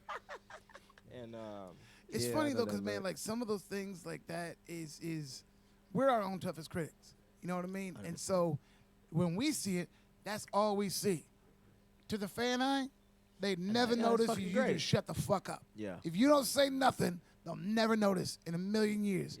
But when we watch it, because I'm always like, our special, I was like, man, my fucking beard was lined up higher on this side than it was on this side. If I didn't say nothing, nobody would have caught that. Nobody would have caught it. Yeah. Matter of fact, I shouldn't have just said it on this goddamn podcast. Your seat back. it happens, man. My No. stupid crooked. No, he wants to go take a nap. That's what he wants to do. Sleepy ass Rob. And he ain't changing clothes. We at least taking our pants off later. He ain't gonna Bruh, I dropped the sleeves and put these dreads back. That's how you knew it was like, we got a problem. We got a problem. Oh, you got hot? Yeah. It's Well, that, you it's know. that little energy shot. Well, that and the stage lights and also being double digit in the shots. Like, I'm responsible for most of this. Damn. Yeah, this motherfucker. But put you dude, I back. drink more than the whole podcast every time. And 100%. I don't know. You think you'll ever cut the locks? Because you ever thought about it for real, for real? So I honestly, man, I've been 50-50 on, and I should not ask the fans because I don't. But really- why would it's you? not their head. Well, so the 2 options I was thinking of, one was taking like a foot off Like of a this trim, bitch. okay. If I took a foot off, I still have dreads to here. You know what I mean? That's true. That's true. In the back, if they're longest, I've got 3 feet. Right? Damn. Okay. He's kind of a little person. Yes. For hair. I have a 7-year-old kid on my fucking head. Okay. Yeah. The other thing I was thinking was keeping it long and going undercut and taking the sides and back out. Oh, okay. Okay. And that right there would at least reduce my body temperature by like 11 degrees every day. Got it. Yeah. That would help. That's one thing. Okay. And I don't know which one. And ever since I haven't been able to decide, I've just been leaving it the way it is and sweating my fucking ass off every day. Yeah. Guys, I hate to break up this beautiful chat. I want to clear this table. We're going to rearrange some cameras and pull some of these mics so we can get the band hooked up. Cool. Which means I'm going to chat on this microphone and probably this microphone. 4 can stay. You can hang for a second. Okay. I got to pee like a motherfucker. So yes, yeah. Thanks for having me, though. We're Thanks gonna for put, dude, Chingo, my brother. Do you need we need another shot before you leave, or we? Who's this me right here? That's no, there's something in here. That's Somebody's little back wall. man. All right, we'll go get. I'll give me a little a little red cup or something. What about this? Oh yeah, pull 2 of those. That's pull the black one and the other red one. Not the metal ones. Yeah. Just a little something for digestion. There we go. Yeah, a little aperitif, if you will. Adam, you can pull mics. You can pull this mic for sure, and you can pull 2 and 3. Said 2. Perfect. Perfect. Chingo, you may or may not be on mic for this, but we're gonna do a nice little toast, my brother. Well, I love what y'all are doing, man. I know the fans definitely gonna appreciate it.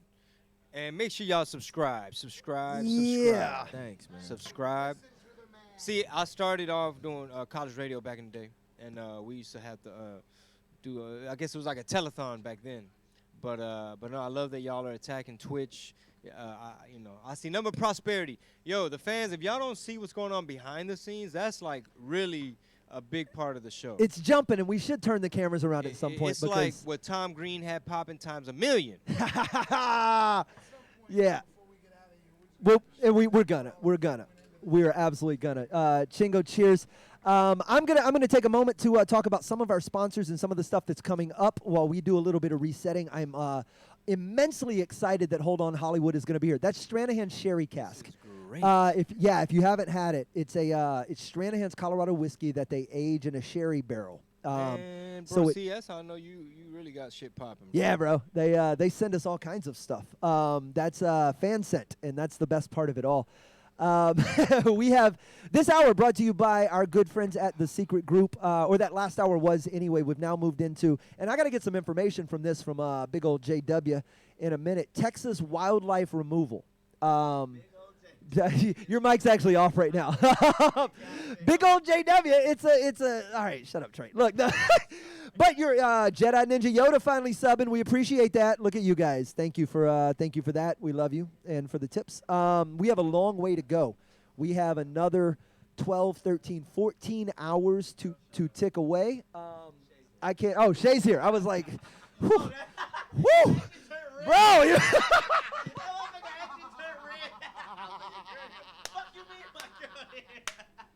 I was like, there ain't no girl.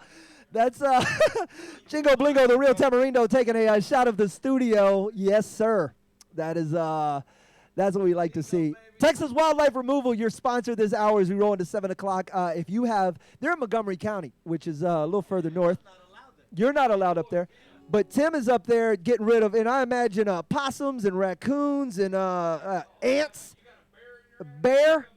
That's what I'm talking about. Get up, get down. We appreciate the cheers, and we drink to you. We're going to talk a lot more, JW. I'm going to put you on one of these mics later on, and we're going to talk about what they're doing at Texas Wildlife Removal because it's beyond my scope. Shay, it's good to see you, love. That's Trey's wife. We're going to put her on mic at some point.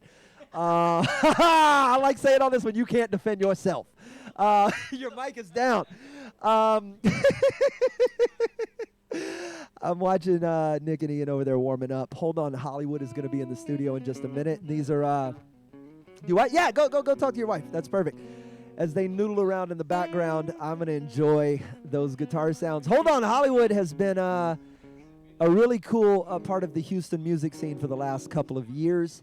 Some very cool things happened as they won, I think, a Battle of the Bands, and then they moved on to open for Bon Jovi. And they've since played Buzzfest. Check. Yeah. There we go. We can hear them. Hello. That's it is the halfway point, guys. We appreciate you for loving the show. The best is still in front of us. We have some amazing guests lined up. We have some cool things to give away. I'm going to do it. Let's do this. Let's, Chingo, you don't know any of these people. So give me, I'm going to let you pick the winner out of this. Everybody throw a number up, and we'll look at them here in the next 30 seconds or so, and we'll give another prize pack away. What it's going to be, probably some conglomeration of Jack Daniels gear and maybe a Whiskey Brothers DVD. We have some other stuff to give away as well. We're going to just throw it all in a big care package and ship them out. Put your numbers up. Come on, people. I'm looking at them right now. They're throwing them all out there. Chingo, I'm going to let you pick a number here in a minute. I'm just going to read them off. Here you go. You just look at my phone. And you find one that you like, and we're going to give a prize package to that. 88. 88. Perfect. Let's take a look at it. Did you see their name? Let's see. I got it right. I'll just scroll back. 88. That's Adam Harmon, a fantastic tattoo artist up in, I think he is Connecticut. That's what we're looking for. Congratulations, Adam. You're going to have a package headed out your way. Very cool to see you guys all participating. Share this on your social media feeds. Just grab the link and post it over there. We good to go? Are we still jamming? Perfect. Yeah, we can. We'll sort that out right now. Where can I get the link? So just go to twitch.com/Whiskey Brothers. We are pretty easy to find on there. We did it the most simple way possible. And as soon as I get the shot up for, there we go. If you guys are ready, I'm ready. Ladies and gentlemen, one of Houston's finest bands, dear friends of mine, please welcome to the show, Hold On Hollywood.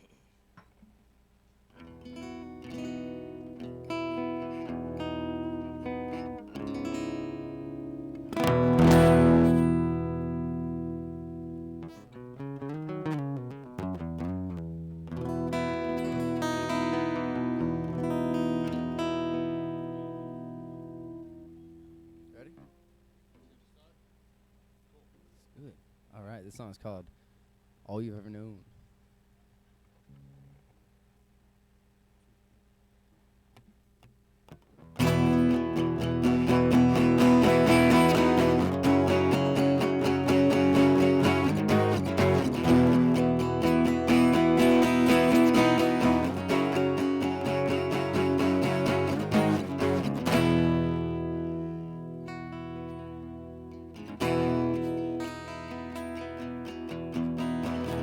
Jamie, I don't know what I'm feeling. All in all, it only gets me down. I feel like hell when you're around. Sure enough, you complicate my breathing. And practically existing wasn't hard enough. As it is.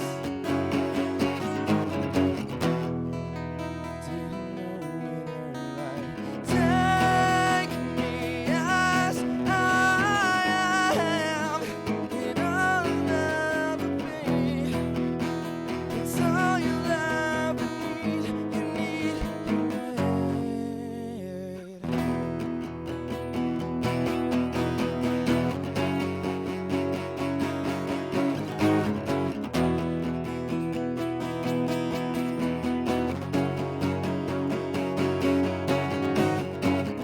I've had my share of hard times, but I know what it's like to feel down and out. And have my doubts.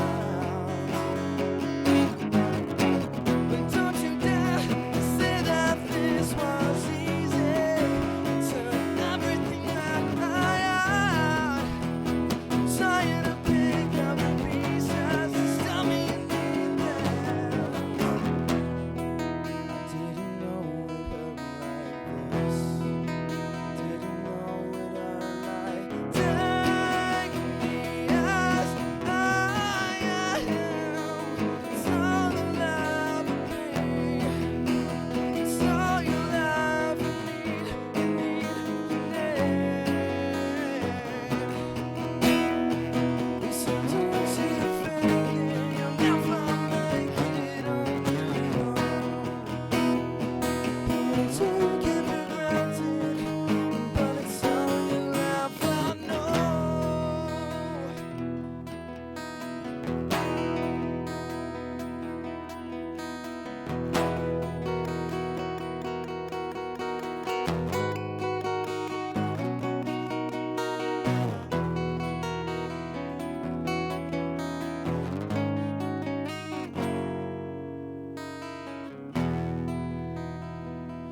don't you fake it, you'll never make it on your own.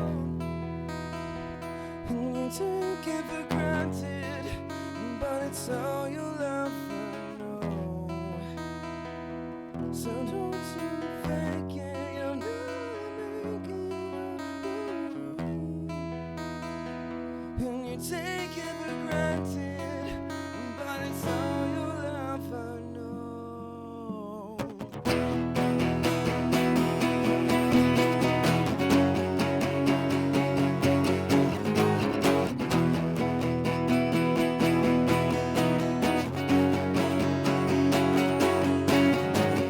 Take me as I am. It's all you'll ever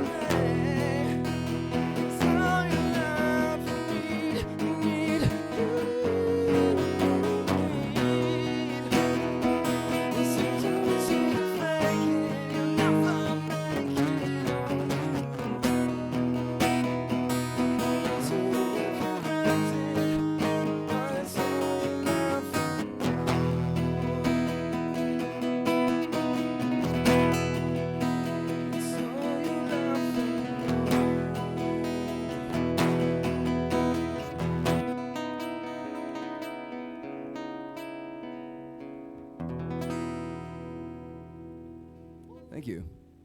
Thank you, thank you.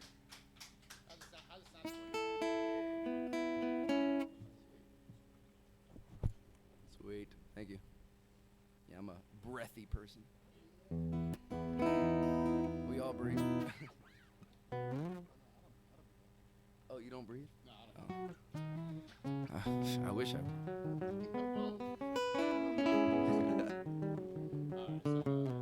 All right, this next song is a little dancey tune, so hope you guys like it. This song's called All Night. Let me know that you are there, and I'll run my hands through your hair till we fall asleep, and we're lonely for a week. Yeah.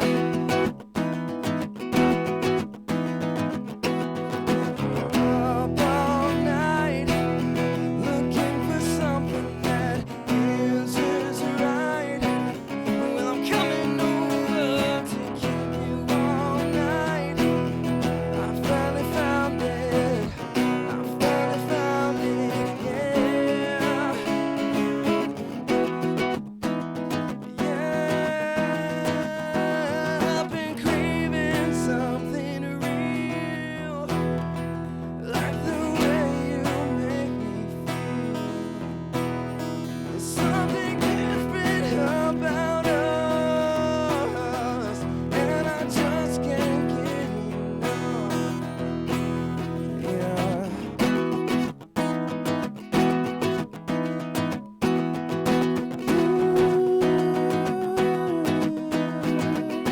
When we're up all night, looking for something that feels just right.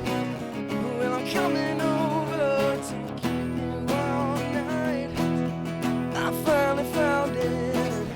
I finally found it, yeah. We're up all night, looking for something that feels just right. Well, I'm coming over to keep you all night. I finally found it. I finally found it, yeah.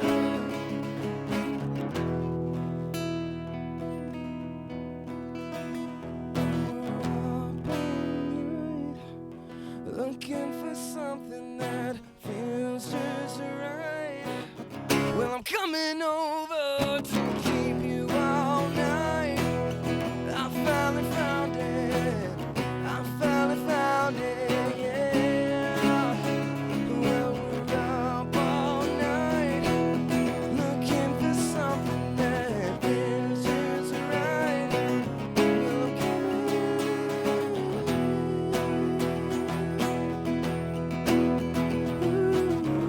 I'm I finally found it, yeah.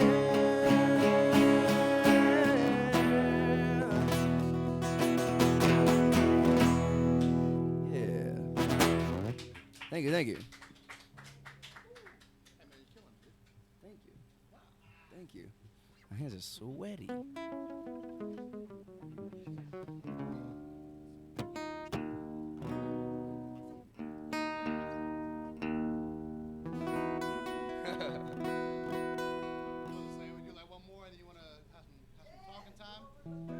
Because we got Devin here, and he's just like, well, he's like, I'm gonna stop on my knees a little bit, play some drums, I guess, you know.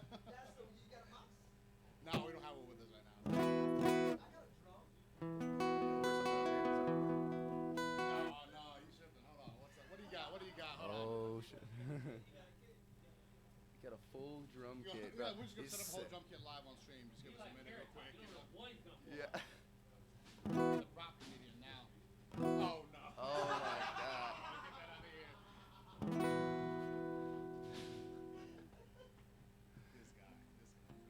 All right. Will be the last one? Yeah, we'll do this last one. All right, we'll play one more. The song's called Save Me. It's a little climactic kind of sounding song, so stay with us.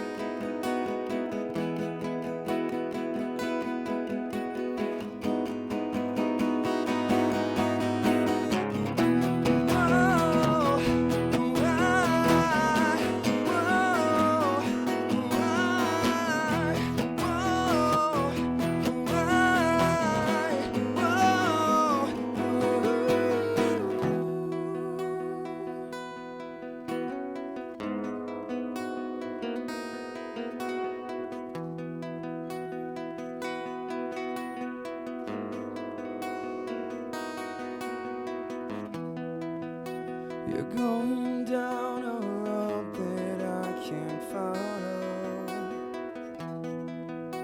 You're waking up now.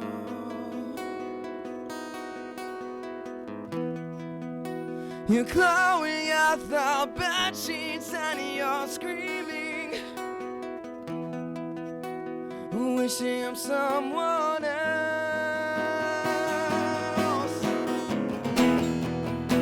You wish for me at all. You know I lost it all. You never gave me nothing. You never changed at all.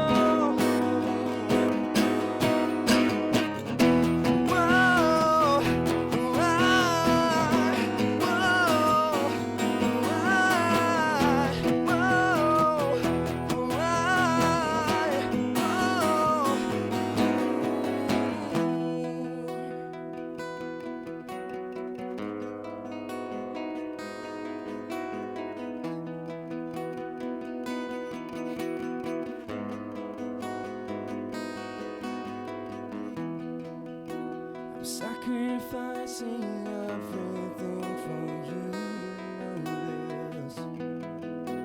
When I am around, am I dreaming of bleeding out? If I was yours, would you save me now? Save me now.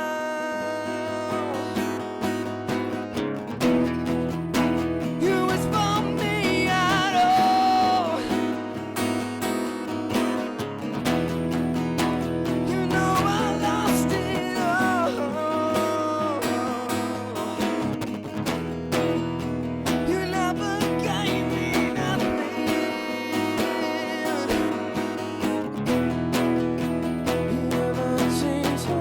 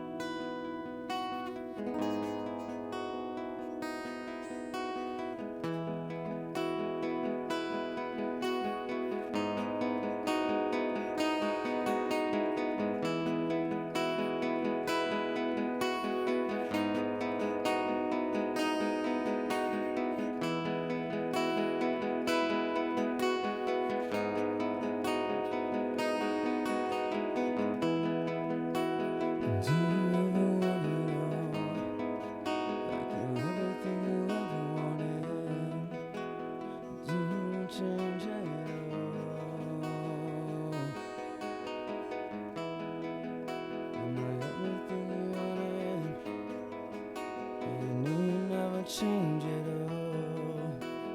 Do you ever change it all?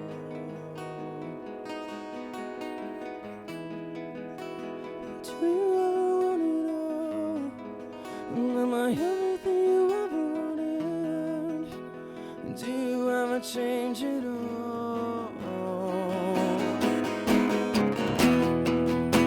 You wish for me at all.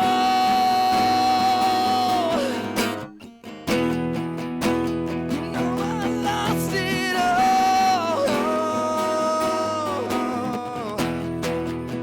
You never gave me nothing.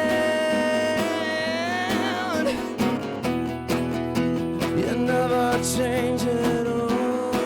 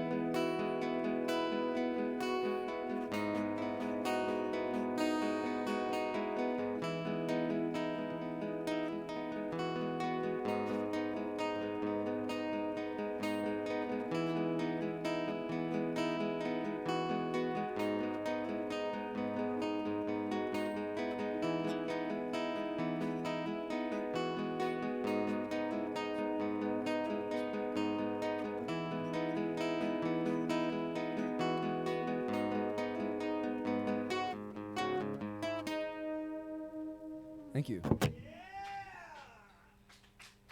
Turn me up, turn me up, turn me up, turn me up, turn me up. Hold on, Hollywood in the studio. You guys want to grab some shots and come talk for a little bit? I stacked you up. There's 2 whiskeys and a rum. Grab Devin, who I know has been sitting out there stuck in his, watching you guys play with no percussion, which is probably killing him. It's like, this is what I signed up for.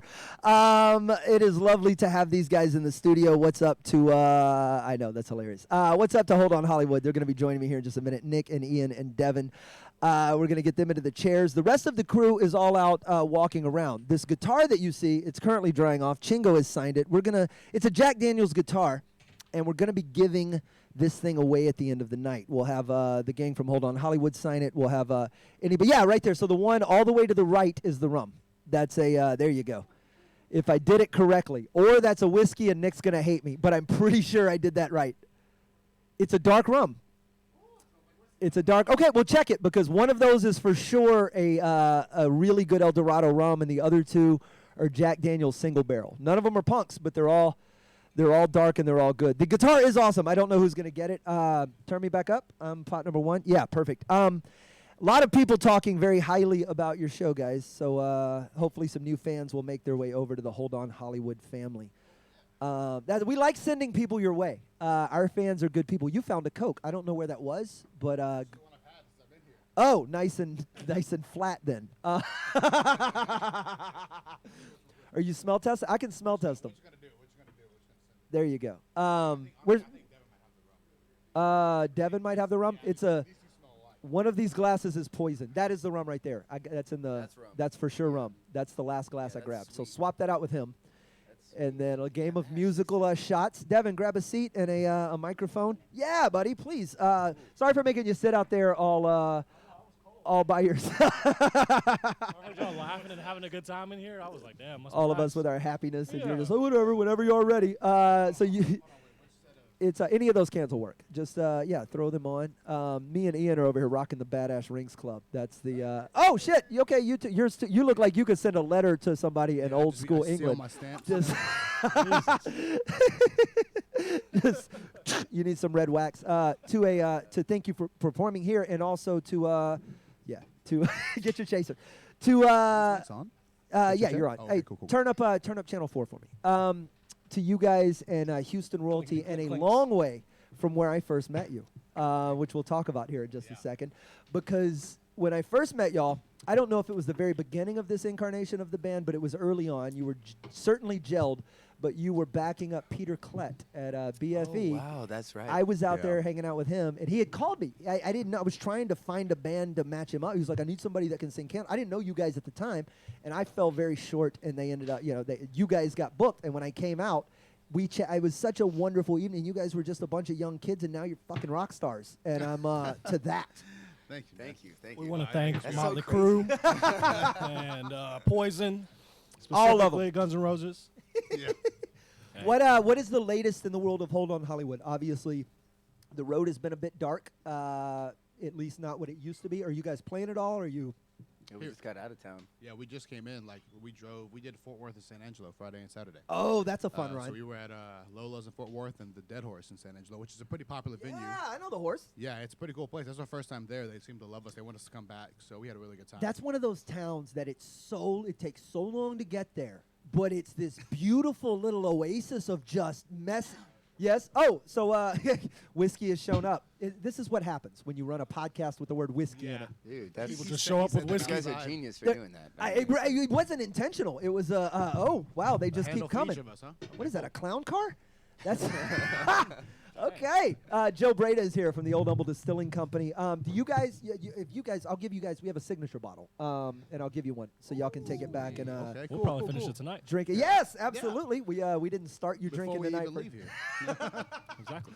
Who said you're going anywhere? We got 13 hours to go. man. That's y'all got a second set tonight. Yeah, y'all taking over the show for the rest of the time, actually. Are y'all working on anything new? Or are you just out there playing the old stuff, or is it?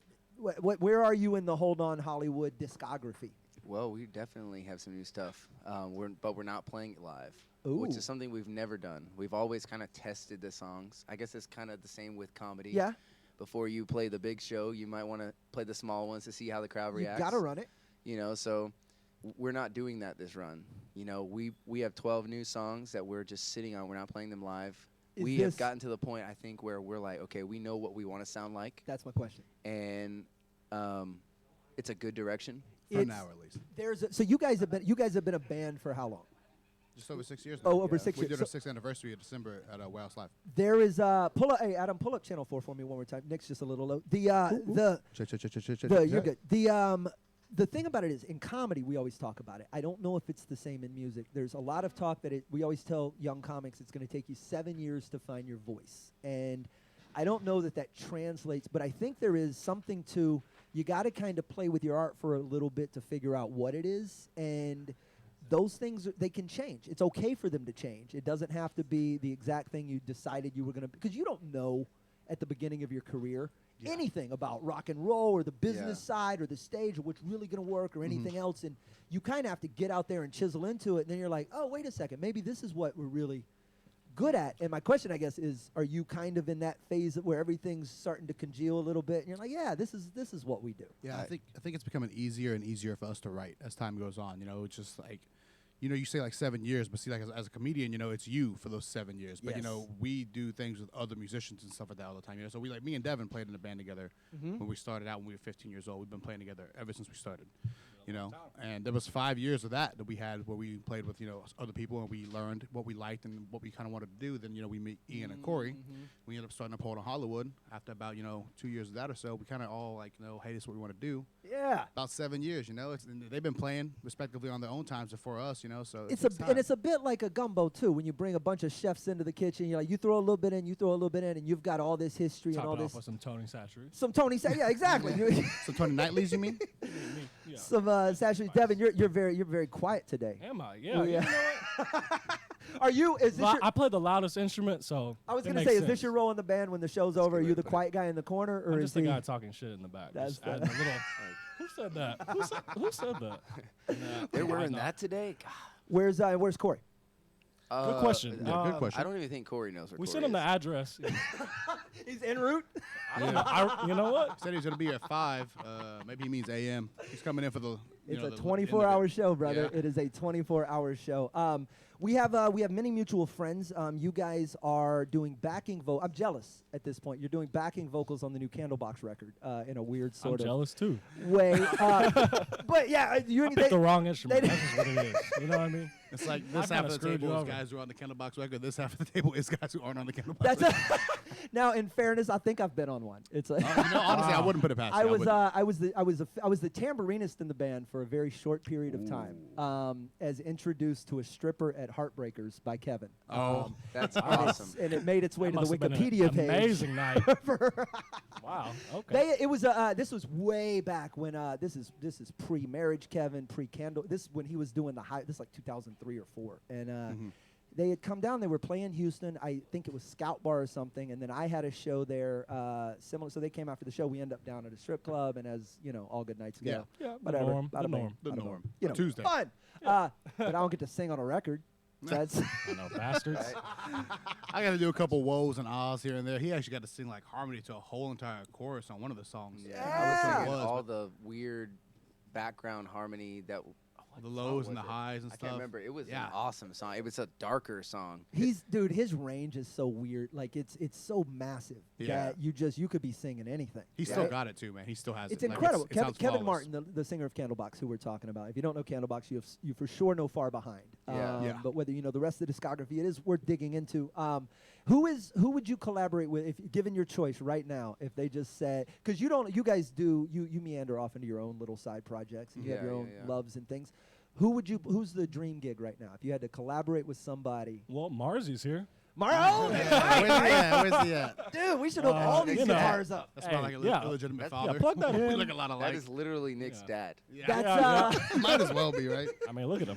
Yeah. So I broke into his guitar case to get you guys a cable. So that's really? I violated Yo, we needed some longer ones. I violated so much of music ethic there, but he wasn't here. Who would it be? So Marzi would be cool. Marzi for me. That's my answer. You know, we So, talked about you know. doing something like, you remember that song Porn Star Dancing that came out a while back, and it had like Chad Kroger from Nickelback on it. It had Ludacris and Zach Wilde did the solo and all that. We talked about for a while doing a song like that where we got like a bunch of like famous people, like maybe like Paul Wall and like, you know, Marzi doing a solo and do like a rock song like that, you know, with a bunch of people. That would have been H-Town cool. legends. Yeah, Houston, we are the world. Yeah, kind Right? of, sort of, you know. That'd That'd have been cool. crazy. And you? Right now, probably Post Malone. Yeah. Or The Weeknd. That or The Weeknd. Yeah, that would be I cool. feel like the weekend's like that's the That's easy the answer. legend. That's how you get the Grammy. Yeah. Right. Like that's I Yeah. want to It's do like it. you wanna yeah. make- you wanna make Well, money, apparently you wanna not, make money. because he got Oh, yeah, snubbed, he apparently. said, So Well, next I'm not year. submitting anymore. yeah, he's done with the Grammys, apparently. But you also said Post Malone, who I Yeah. think is one of the most under. I didn't like him simply because I didn't know who he was. I just Oh. saw one picture and heard the name. I was like, this is not But for he's me. great, man. He's great. one of the most remarkable musicians. Yeah, it's like unreal. across the board. That is not who I thought They that was found a going to gem be. in that one. That one's for sure. But that's rare, right? Yeah. The combination that he brings to the table of just actual musical talent, not giving a fuck, and still being a decent human being, which Yeah. is a hard Venn diagram. balance, yeah, but he To, does you know what I mean? There's You a know- lot of people who are good at two of those things. Yeah, it's like you can have two. We but know. you're- How many of those musicians come off? They're like, "How's he?" You're like, "He is a really nice guy."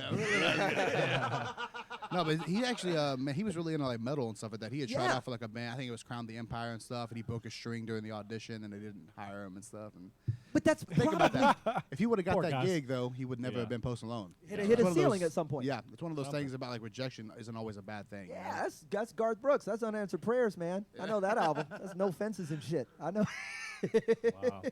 That's we have an obnoxious amount to get to in this show.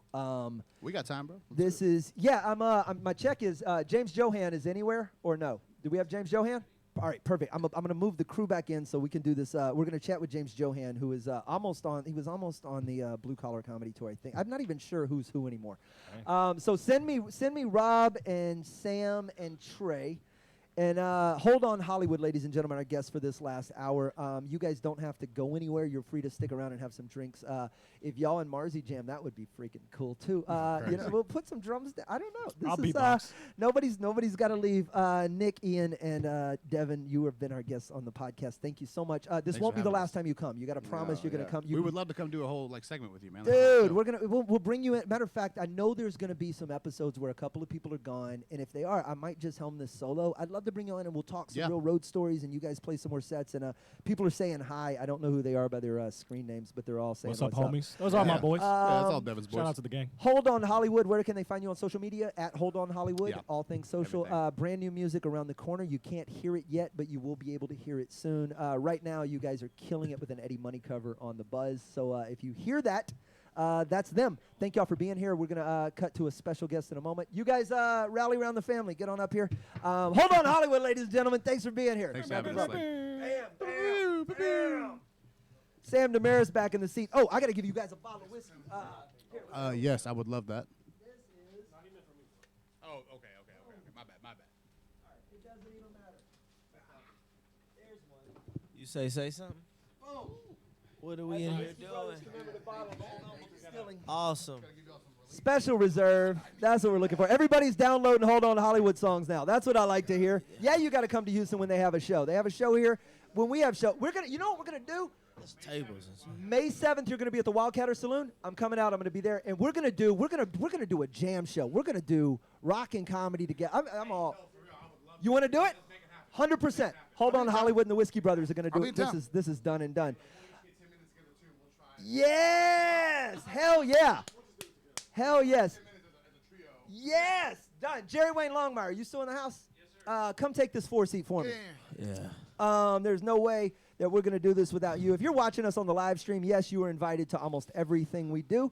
Rob, you can yeah, no, you're good. Come over here and take this seat because I've got to move out for a second. And Jerry, do you want to introduce our guest or should I? Go ahead, man. It's I haven't seen him since I don't even know if he remembers any of this. So we'll cut to some old stories without me in a moment. But ladies and gentlemen, please welcome to the podcast James Johan. James, let's go. Man. Hey. You guys hear me? Yes, Yeah. sir. What's going on, Okay, brother? good. Brother, last time I kicked it with you was on the front porch of this goddamn house. You were just on the last stop, and we all came over here afterwards and just kicked it and had a couple drinks. Yeah, well, that sounds like me. How you doing, How you guys man? holding up? You've been doing this since noon? You gonna go all night? We've been doing this since 9 a.m. Central, homie. Oh, man. And we're doing it till 9 a.m. Central tomorrow. Where are you holed up right now? I'm in KC. I'm home, Kansas City. Word. okay. So you're on the same time zone as we are. Yeah. Okay, cool. We've been talking to people in Portugal and England and whatnot. That's why I was like, we've been doing it since 9 a.m. Central. Yeah, they talk funny. Are you still cleaning out that house? I'm getting there, man. My dad left me a hoarder house here. If you guys need anything, I got what 5 house? toilets. I got 15 wheelchairs. I got anything you need. I got The hoarder I don't know house. why he collected all this shit, but Because that sounds like the most Kansas City shit I've ever heard A in my wheel- life. A wheelchair collector? I got at least 3 wheelchairs. I know I got 5 toilets. I got about I got a bunch of toolboxes, gas cans, whatever you guys need. Ask me first. God So damn. what's going on, man? I see you kind of get back on the road now and about to start beating it up again. Yeah, things are starting to pick up a little bit. You know, I was doing a lot of ships and stuff, and those all went away. And now, but the clubs are starting to get back to it, so that's good. Okay, man, cool. I once went into a pawn shop, and they had 3 wheelchairs in the pawn shop. And I just imagine somebody crawling out of there on their hands and knees going, I'm going to get some pussy tonight. I got $100 in my wallet. No, that's dog track money, bro. Yeah. That is dog track money. Do you fish? Man, I haven't gone in a long time. I used to really like to fish, though. I just haven't had a chance to. Why? Who's a fisherman over there? No, it's Trey just- likes to judge a book by its cover. Yeah, well, it's just in your shoulders. You look like like you fished a lot. What did I tell you? Doesn't it? But it just look like, I'm not judging by his cover. I'm looking at the posture. He's got like fisherman's posture. Like, No, like you're he's just fishing patient. for some weed or something. But other than that, You need to watch his special. His dry bar. He's got a dry special's bar? amazing. Rural Genius. It's tremendous. Okay. Actually, you look like that too. You look like the guy who's fishing for some weed. And other stuff. everybody says I look like they're a cousin they have. They're like, you remind me of my cousin or my friend from high school. Like all these we all look alike. These rednecks, you know.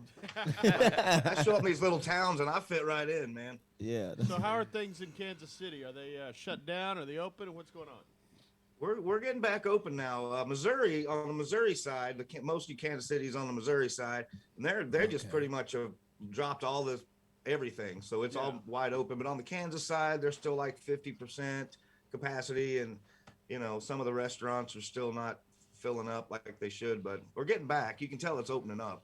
Now, have you been hitting the road or have you been laying low? No, I've been doing a lot of stuff. I actually was trying to help a few of these clubs get back open, like St. Louis Funny Bone and stuff. You know, I'd go in they didn't have a lot of money, you know, because they weren't getting much crowd. But They couldn't sell the room out.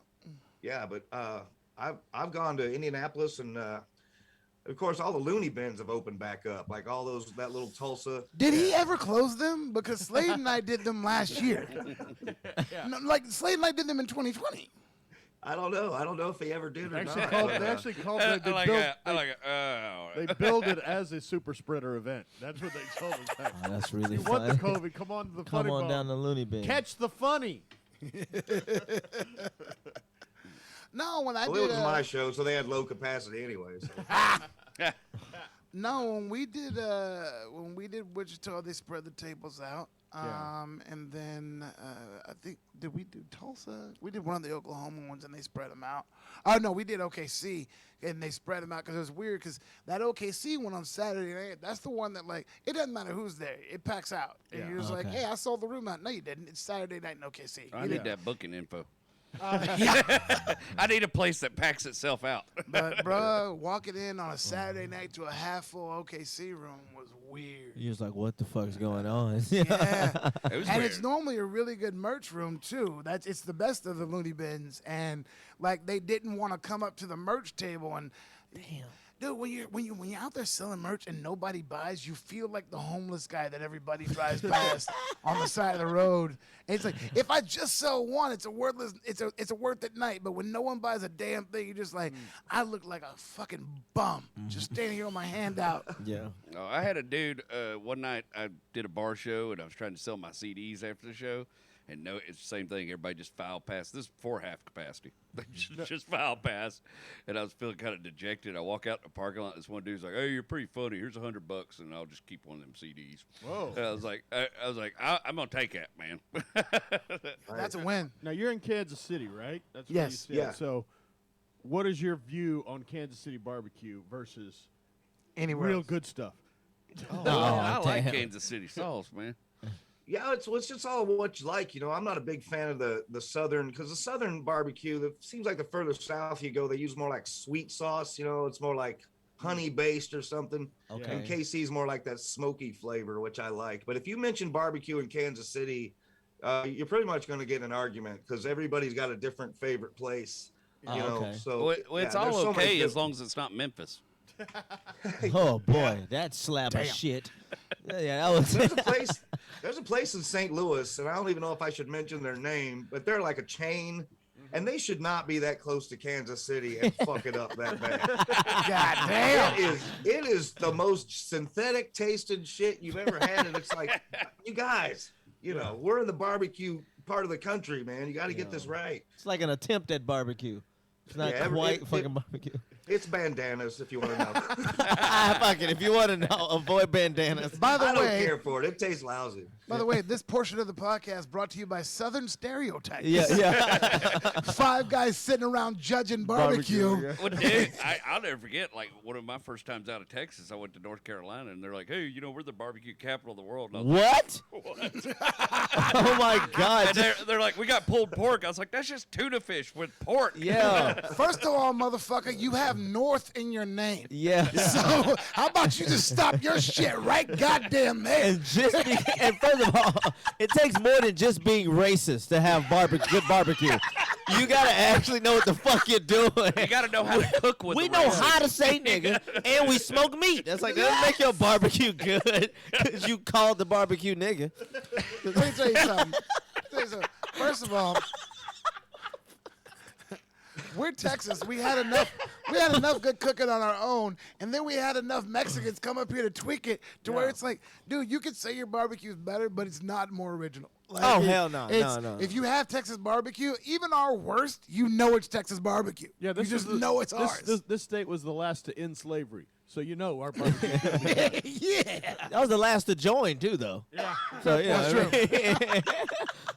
So what's you guys next ever for are you? up in Kansas City, man, you got to hit Gates. That's the one That's the one I would suggest. Gates barbecue. All right, I'm taking they're it. good. That There's sounds 3 or like a 4 of them barbecue around town, I place. think so. Yeah, they're that good. sounds like a barbecue place. How did you enjoy your dry bar when you got to shoot that? How did they It was do that? good, man. It's a little weird. They got 12-year-old kids in there and stuff, so you really got to be there's no religion, no drugs, no drinking. It's really scrubbed down version, but they do a really good job with it. Yeah. It took them about a year to get my stuff produced and edited up, maybe 9 months or so, but they look great. And if you have the chance to do it, I say give it a go, because the video that you get from it's almost priceless. You can send that straight out. They cut it up into clips. You can send it straight to clubs, whatever you want to do. Yeah. They kind of have the stranglehold now on producing specials. Yeah. The trouble I'm running into is that people will run those dry bar clips and then they come to the club show and want to see dry bar, and that's not what I'm doing in the club. What's up, motherfuckers? I know, these guys like, I didn't want to hear all them F-bombs. So Let me tell you about North Carolina barbecue. I don't know if you're aware, you're in Kansas City, you're required to curse. Yeah. Yeah. Pretty true. Do they do 2 shows? Do y'all tape 2 shows or just 1 show they tape when they do drop? Yeah, I did mine with my buddy Kevin Jordan, and the first show for him was, well, both his shows were great, but I feel like his first show was spot on, and then mine, I was a little nervous, so my second show was a little better. So you just basically wear the same clothes and do it twice, and then they can mix and match. So that works out good too. Now those things, they shoot those. They like light up the whole audience and everything. You can see everything, right? Yeah, they got 4 or 5 cameras, so they get audience shots. Yeah. The only thing is you're in Utah, and afterwards you just got to go back to your hotel because there's nothing to do. Yeah. Can't even drink coffee. Nah, you gotta take a red eye out of that. So motherfucker. wait a minute, wait a second. So you're doing that to a fully lit room? Well, it's not like lit, but you can see the crowd. I mean, it's not like a club like where a you club, can only see the yeah. front row. You can see the whole room. Yeah. Yeah. I like that dark shit where I'm the only thing with light on it. You know what I mean? Like I want to see some people. Give me 3-4 rows I can see, so I actually feel like I don't want to just feel like I'm doing this shit in my closet. No, like, I am the baby of the family. You're supposed to only see me, Oh, goddamn okay. it. Like it's mine. Guy got issues and shit. Yeah, fuck yeah, I do. I think people laugh more when it's darker. Yeah. Thank you. You know? Yeah. They don't feel so alienated. I have and said for exposed. years, sunlight kills comedy. It does. It Oh. kills Yeah. Corona and it kills comedy. You ever done Right. a show outdoors in the sun? Fuck that. No, there's nothing good to come of that. Yeah, you're right. No. You're right. And you're bad air conditioning. Yeah. God. Give me a low ceiling, dark, fucking 10 o'clock at night. You can do no wrong. That's you guys what was mentioned hard. Oklahoma City. I think the reason the Oklahoma City's, I think just about a week ago they finally made them quit smoking in there. They could smoke in that room till like last Thursday. Okay, so So wait. there's So a nice nicotine coat that So helps wait. keep the comedy in. are you pro or anti-smoking in comedy clubs? You know, I'm kind of pro anti-smoking. I do know that it seemed like the smoking shows were always a little looser. You know, like They the were non-smokers, they didn't loosen up as much. You know, Yeah. But I used and the to. smokers usually drink more. So I love the way the lights looked when they could smoke in there. It was like having a Yeah. fog machine, and like I mean, It's like a jazz club in the 50s. oh, it was fucking great. Yeah. And then like in video, you would catch that little wisp of smoke coming up right by you. It just, I don't know. I do miss it. Yeah. Now I don't even But smoke some of them rooms were real smoky. It burned your voice up a Oh, little it bit. did. Boy. You Yeah. go back to the hotel, feel like you smoked a pack. of Yeah, cigarettes. when the ceiling was low, and you're Uh-huh. just like, So where you turn to? What are you going to do next? Where are you going to? I got some stuff coming up. I'm going to be in Tulsa and Wichita again, and then I'm going to Chattanooga. I just got that this morning. Going to go to the Comedy Catch down there. It's a nice little room down in Tennessee. Nice. And I got some corporate stuff. I'm still waiting for a few to get up and running before I send my stuff over. You know. Yeah. by the way, Trey, all these are in between weeks of him going fishing. Oh. That's why he took the gig in Chattanooga. Hell Was good fishing. There ain't nothing else going on. I in know you Chattanooga. fish, man. It's just I'll it's fish. just I'm not saying I won't fish. I just don't do it as much as I should. But yeah, I got a nice pole and everything. Yes, because So- you're a successful comedian. You got other shit to do. you got yeah. No, I don't. Look, I was giving you a benefit of a doubt, motherfucker. Yeah, you gotta ride with that. So I'm are you just gonna lazy. I hit the don't go boats back anywhere, do when they nothing. open? He said, "You gonna hit What's the that? boat?" You gonna hit the boats back when they open again, or you gonna go back that direction? I might. I don't know. Those ships, I never really meant to get on them. You know, it's just kind of something to try, and then they keep booking you and they keep calling you, and the money's not bad. And I've seen a lot of the world. You know, they sent me to Italy and been to Damn. France and Germany, and you know, I never thought I'd get that far telling dick jokes. So it's kind of cool. Yeah. But yeah, they're kind of a grind. It's like a floating hotel, you know. Yeah. And That's they're a a nice little way of- weird, but I might. It just depends. But I heard Carnival sold like 8 ships because they were struggling. God damn. So there's Sold not them going to to be a- as Yeah, many but gigs. 3 of those were headed to the scrapper anyways. You know. They sold the other ones to a drug cartel. Yeah. And they just, Yeah, there'll be a whole new cruise line somewhere. Los with some Datos old- Cruises. Yeah. Don't ask, don't tell. Los Alamos. What are you guys drinking? There's a lot of whiskey on that table, man. Well, Yeah. It's not called the Scotch Brothers. A little bit of everything, man. There's a local distillery called Old Umber Distilling, and the master distiller is here right now, and he just walked in. He just brings us and he just gifted us 5 bottles. And I didn't have anywhere to put them, so I decided to dump them on the table in the middle of Slade's interview. Well, James, man, I really appreciate you coming on. I'm a huge fan of yours. I saw you years ago with J. Scott Holman at the Houston Improv, and you're the only dude I ever seen J. Scott give a run for his money. You know, Man, really he was a put it great on. guy. Funny dude. I'm gonna miss him. He was a beast. Well, thank you for Well, thank you joining guys us. for having me, man. Yeah, I got some 100%. guys showing up. We're gonna have band practice tonight. Make some noise. We call it practice. It's just basically pissing off the neighbors. So Yeah. That's what we're doing here tonight. Thanks for joining us. Plug it special one more time, Jerry Wayne. I know you know it. It's Rural Genius on Dry Bar, but don't go Yeah. to the club expecting to see Rural Genius. And what's your social media, James? you just get me on Facebook or Instagram. You know, I don't tweet much. I ain't Are you got just time for James all of it. Johan? James Johan, Facebook. See? Rural Genius. Simple. Plain and simple. All right, All right, guys, I'm going fishing. I'll talk to you later. All right, brother. James. Thanks for Come coming. to you, man. Fantastic. All right. What the fuck is that? I like when you're in this seat, you got to drive this fucking show. Yeah. Dude, I sat in it for 10 minutes and I was like, get me the fuck out of here. I'm just sitting over here getting dumber. Yeah, I suddenly know I where like things are on the Phil. map now. I know where Indianapolis is now. I don't know what happened. I know. And I think chicks want to fuck me. I don't know what's going on with that. Post some ab shots on Instagram. And by the way, how nice are his fucking headphones? I know, this fucking chair is comfortable. Oh, bro, his whole setup is way better than ours because he does that though. We're fucking back there like fucking homeless If I'm the people. captain, I'm gonna be comfortable. So he fucking sits over. Yeah, Padding, these fucking. yeah. This works. This mic I can hear. Goddamn. Yeah, it's just all clicking. It's all. Look at this motherfucker. Did he? Hey, are you still fucking going? What the hell? Did he? He's dipping off. I thought he was coming back. Okay. All right, there's a lot of moving parts happening right here. All right, you coming back in, brother? Oh, Captain, my captain is back. All right, bet. Welcome, Slade Ham. All right, cool. Rob swap with Jerry. Okay. Oh, so back to original positions. Oh, okay. Okay, That's called a what? back to one. Reboot. Yeah. Okay, back to one. But what's the other thing? Chinese fire. At bro. ease? Is it at ease? Is at ease like mean reset, like back to? No. At What ease is it means then? chill the fuck out.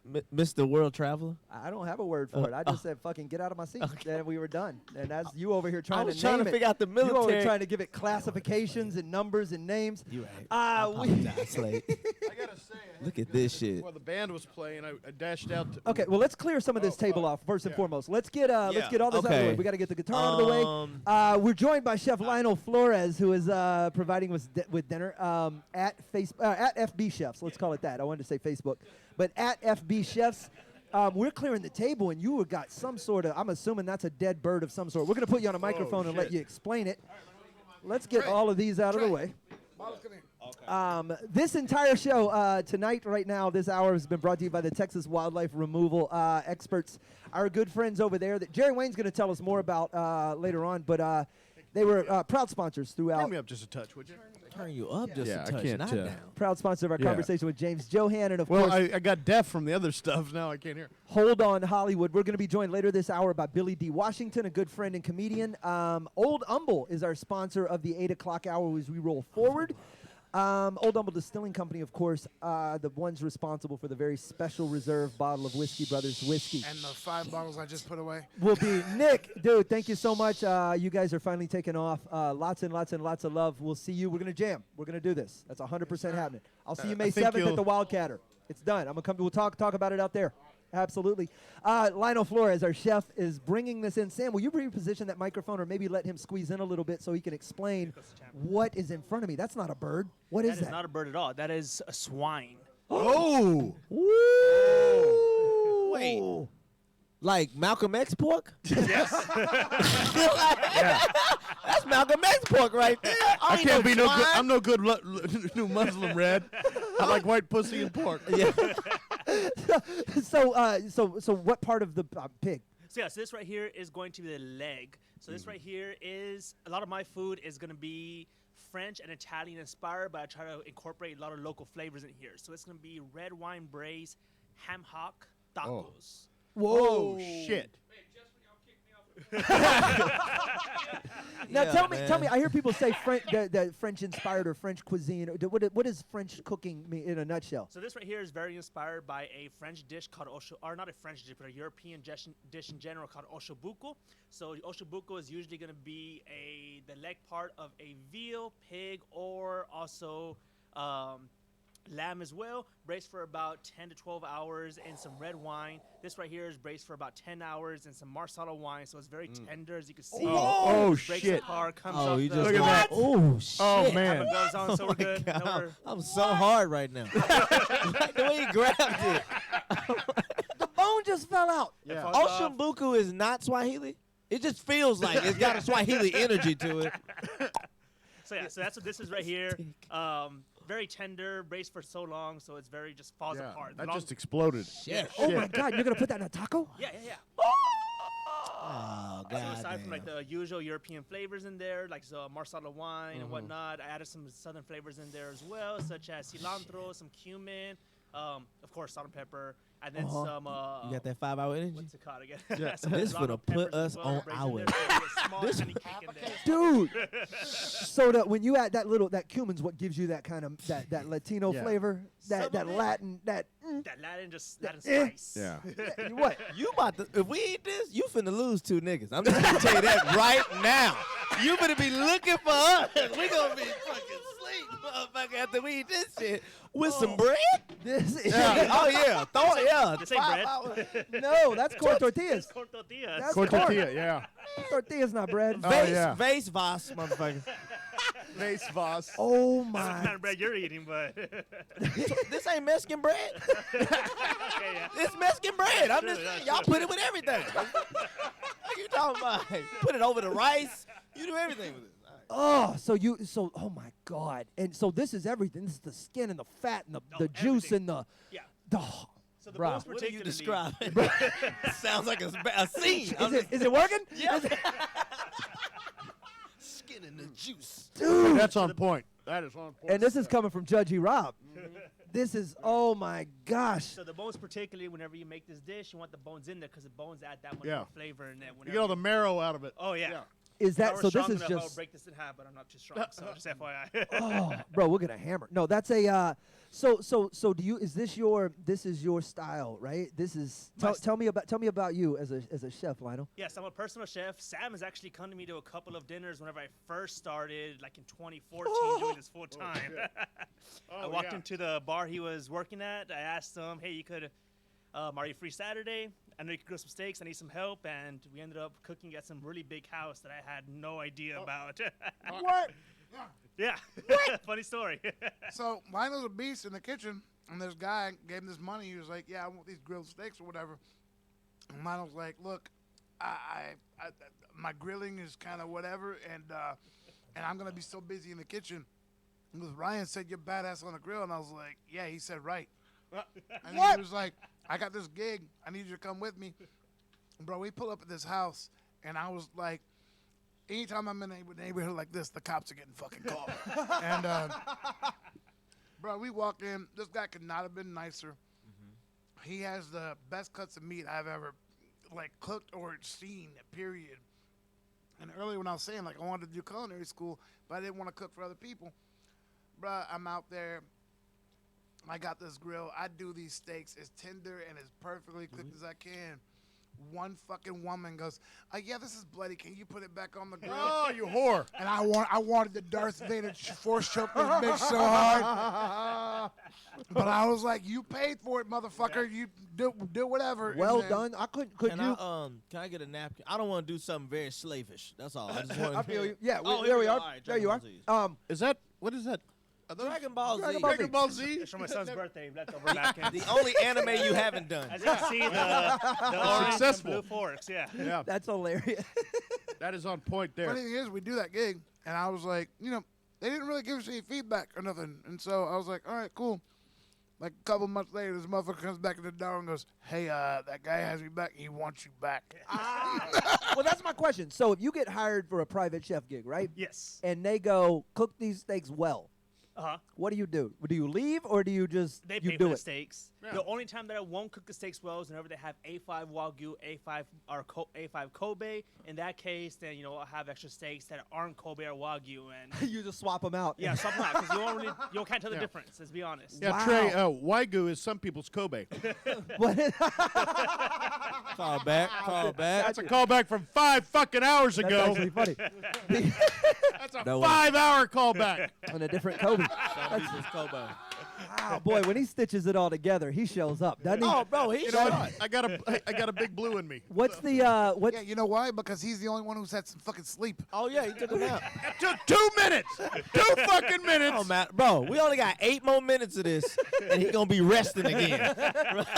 Oh yeah, I'm gonna blow my wad He here. fired all those cylinders. He gonna be knocked the fuck out. Gray beard, I'm- shiny. Yeah, I'm like a fucking space shuttle. You get all the heat out and fucking shut down the Burn engines. up on entry. Yeah. Has there been a nightmare where you've been asked to do something ridiculous like that, where you've just gone, I mean, you've done it and you've regretted it? No, there hasn't really been. The only time that I have, Mr. Hair? Yeah. He was Another a tortilla.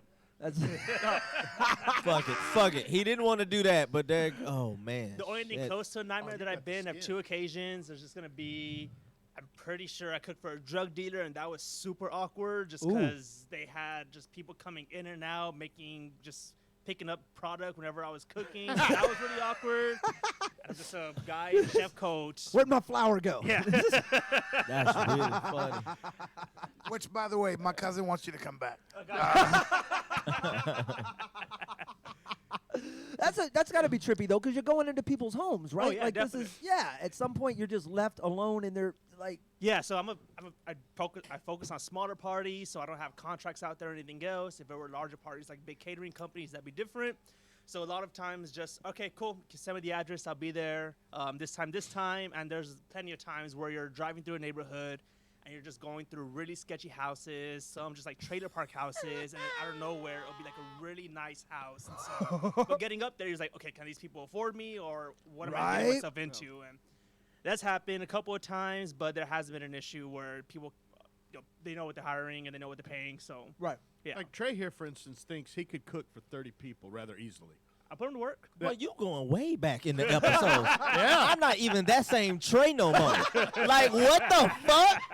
Can't be yanking that Trey out and be like, he thinks this. I've been listening to this shit. I've been saving it for fucking years. It ain't my beliefs no more. I can't even, if my wife say cook for me, I'm like, bitch, this is overwhelming. This is a lot. I can't, it's me and you. I mean, shit.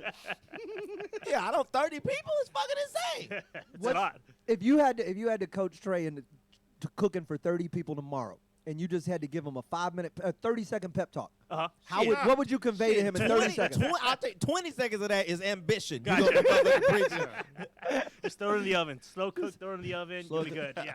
Salt, pepper. Whole leg. Whole leg in Whole there. leg, salt, pepper, wine, in the oven covered with some more water, and you'll be good.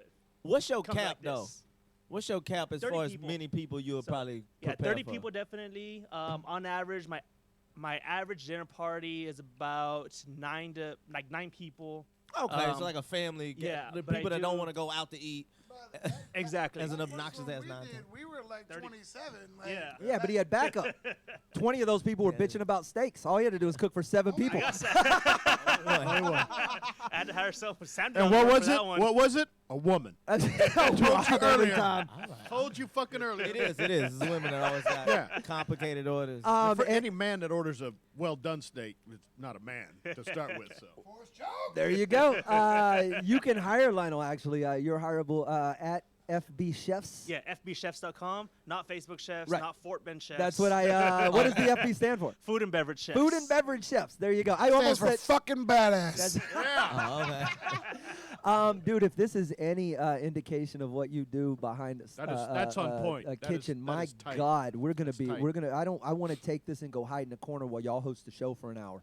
Okay, Hey, you see no, Trey's you face? left. Nuh-uh. We're gonna pair this up with some whiskey. Will you drink along with us? Oh, yeah. We're gonna grab some glasses, and I'm gonna clean this table up a bit. We're gonna bring on Old Umble. Will you guys chat about this while I straighten up? You the, know, chef means boss, right? There's Yes. All right, I'm just making. I just learned that right now. 5-hour callback. Yeah. You want us to talk to him or just us to talk to each other? I'll go Because sit I in could the- just, or one of us could slide or whatever the fuck. Okay. Yeah. What's up? Lionel, goddamn. It's been a while. FB Chefs. Yeah, we will send this around. Yeah, we got to. Yeah, because honestly, if you leave it here, like Trey said, Yeah. you're gonna lose. You're two gonna lose motherfuckers for sure. There's plenty. We gonna be knocked the fuck out. What's up, man? This is All right. Brian and Jenny Dracaris, two of our best fucking fans. Grab a plate and a tortilla and just So, where did you go to? Did you go to culinary school, or you just call yourself a chef? I didn't go to culinary school. Okay. I always tell people that being a chef or cook is like definitely a trade. Okay. It's like it's definitely a trade, and so you got to learn a lot of those kitchen skills, how to cook for 30 people, Yeah. how to manage the timing of cooking for that many people, Yeah. and translate that to going to someone's house and just getting everything timed out whenever you're cooking something. Because probably my most difficult or my difficult obstacle to hurdle whenever I was doing this is definitely just getting everything out on time. Getting everything out. Yeah. on time, yeah. Appetizers all at the same time, then the main course, because you don't have like the warmers like the restaurant does or whatever. So you have to have that. You gotta side have it. dishes, the main course out at this within 5 minutes of each other. If not, they go Now, cold. Cool. This is a question I want to ask you. So, like, somebody that's hosting, you know, like whatever, somebody hosting, they have a family gathering over, and you know, most times if somebody comes over to your house, you're responsible for preparing the food and everything like that. What's some advice you could probably give to people that's hosting, you know, a bunch of people that's coming over? Like, what's some things like if you, Casserole, slow cooked meat. The last thing you want to do is Okay. being too focused on plating your dinner, plating a nice meal, and not enjoying your time with the guests. Okay. Yeah, or hiring me. You know that. Or hiring you. That's That's funny. Yeah, you Hiring probably me. did it this way. No, just hire me. I'll take care of all the shit. That but, way yo, you the can just last- mingle. Just get like a casserole. You can just scoop everything out. It has people scoop out for you. Wait, before you go. Yeah. Oh, Okay, you now would goodbye. take that goddamn piece. You Yeah, it's definitely there's more motherfucker. tortillas in the back, by the way. There's more tortillas in the back. We just want the meat, just the meat to it. But God, that was delicious. Okay. I appreciate it. So yeah, that's my best advice to give people. Just something easy, one scoop, and enjoy the time with your friends. In the chat, they asked you, did you do the Iberico pork? Like that I Spanish do pork? that, yeah. So I have cured Iberico products that I get from Houston Dairy Maids. I get the jamón Iberico, the paleta Iberico, chorizo Iberico, and salchichón de Iberico. And I got a vendor who sells Texas raised 100% Iberico pigs. Say something. That's how you know a motherfucker ain't full of shit. When he's, Oh, like, when he's able to, he's like, yo, list it down. this is all my porks. Yeah. Yeah. So the Iberico pork chops, those taste very similar to a ribeye steak. Oh, okay. Yeah. Is pork your favorite meat, or is No. it just the thing you like cooking? It's one of those things that in Texas, a lot of Texan chefs don't work too well with pork, so there's not too many renditions of pork in high-end restaurants or whatnot. There are some great chefs that do that, like Chris Shepard, for instance. He knows how to cook pork, and he brought that to Texas. You know, amazing chef, and so Yeah. You fuck with the shoulder any? The what? Pork shoulder. Yeah. Yeah. Okay. All right. Yeah. All right, this is I crazy. fuck that shit up on the grill too. What's up? Pork shoulder. Yeah. It's very intense. I'm telling you, man. Like all that stuff you do in the kitchen, I'm envious of. Yeah. If it's in the goddamn driveway with a fire, leave me alone. I got this. Yeah, you can handle it good. But the shit he doing in the kitchen. Yeah. Golly. It's definitely a lot better doing what I do than working at a kitchen, like in a Okay. restaurant kitchen. Oh, fuck yeah. Yeah, restaurant kitchen, you have no interaction. Just you're cranking working 'em out, 10 cranking 'em out, hours, 8 cranking 'em hours out. a day, making 1,000 dishes of the same dish, and no creativity at all. Got you. Doing what I do is great. Even whenever the time that me and Sam worked those dinners, we were out 2 hours afterwards. We were drinking with the family. They had some really good liquor. Bruh, he opened his liquor cabinet. He was like, y'all come sit and chill. Y'all worked your asses off. And we were like, okay. Yeah. Okay.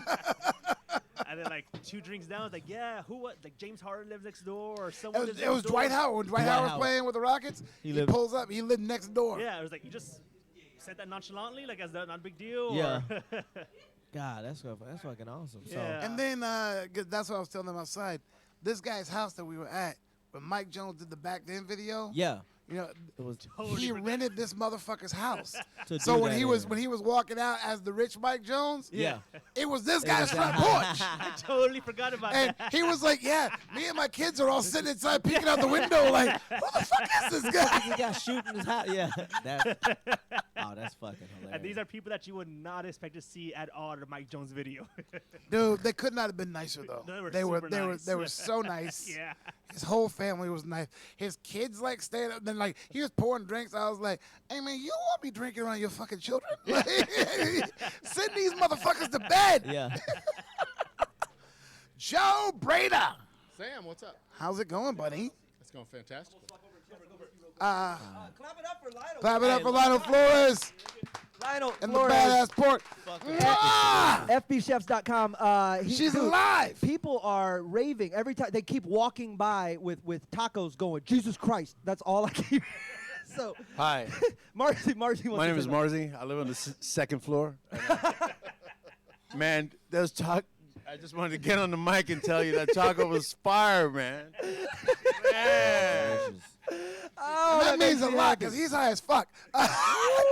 Webby141 just gifted out 10 subscriptions. Oh, look at you, Webby. That is what we're talking about. damn. Likes and follows are what we're looking for. Subscriptions more below. Yeah, this is getting real. Going great. We have got a long way to go. Lionel, our chef, we got Joe Breda with us now on the with the whiskey, and you were unloading some bottles. Absolutely. That I do not know what is in these. This is going to get very. You know it's fucked up when they don't have labels. That's well, which means that because here's what I know: Joe Breda, of course, the we sampling the, shit. yeah, the purveyor of all things whiskey over at the he Old brought Humble his own Distilling glasses, Company. thank Trey's gonna run and give his seat up because he's scared. No, I need a Coke. No. I thought you were running. No. But now, Joe, what I do know about you is that you are an experimental madman. In the warehouse, you have shown up with. You can pull that microphone a little closer to you. You've shown up here with some mad concoctions of various flavors, coffee, That sorts coffee of was fucking things. dope. So I don't know what we're about to get here, but I know that you've got 4 bottles in front of you. Yep. And each one of them has a letter on them. Okay. So that I know what they are. So you know what they are.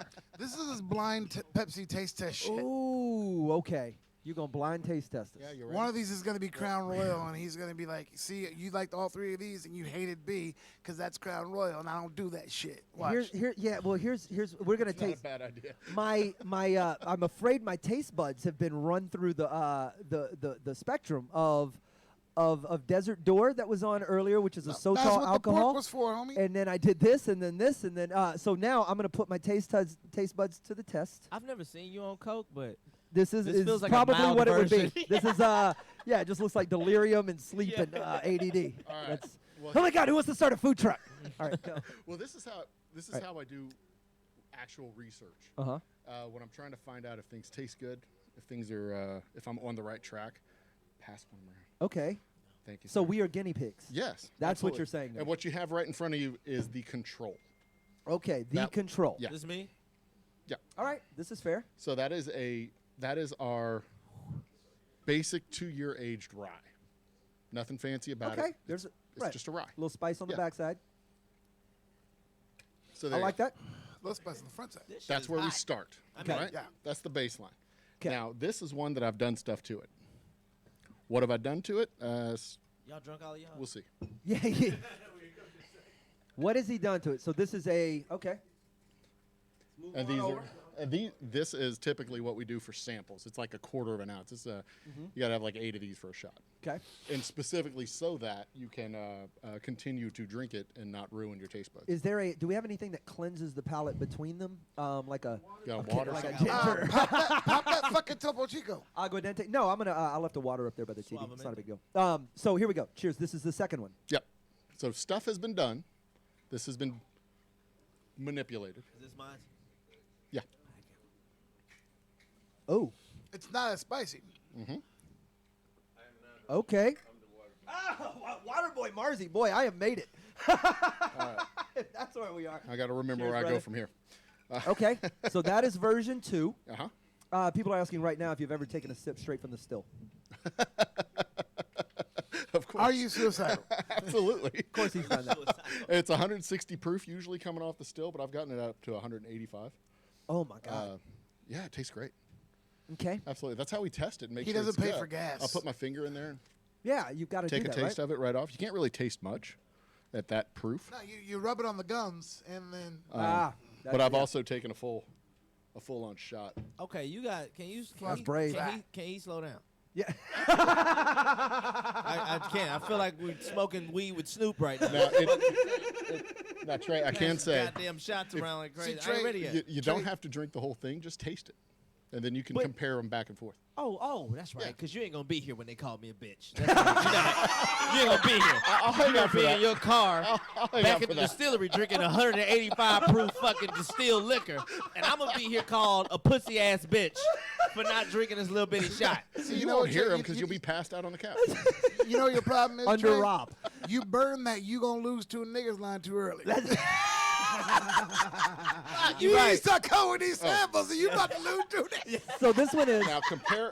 No, hang on. I haven't done this third one Well, yet. yeah, but you'll want to compare this third one and Okay. the fourth one. Okay, I got because these are going to be the finished.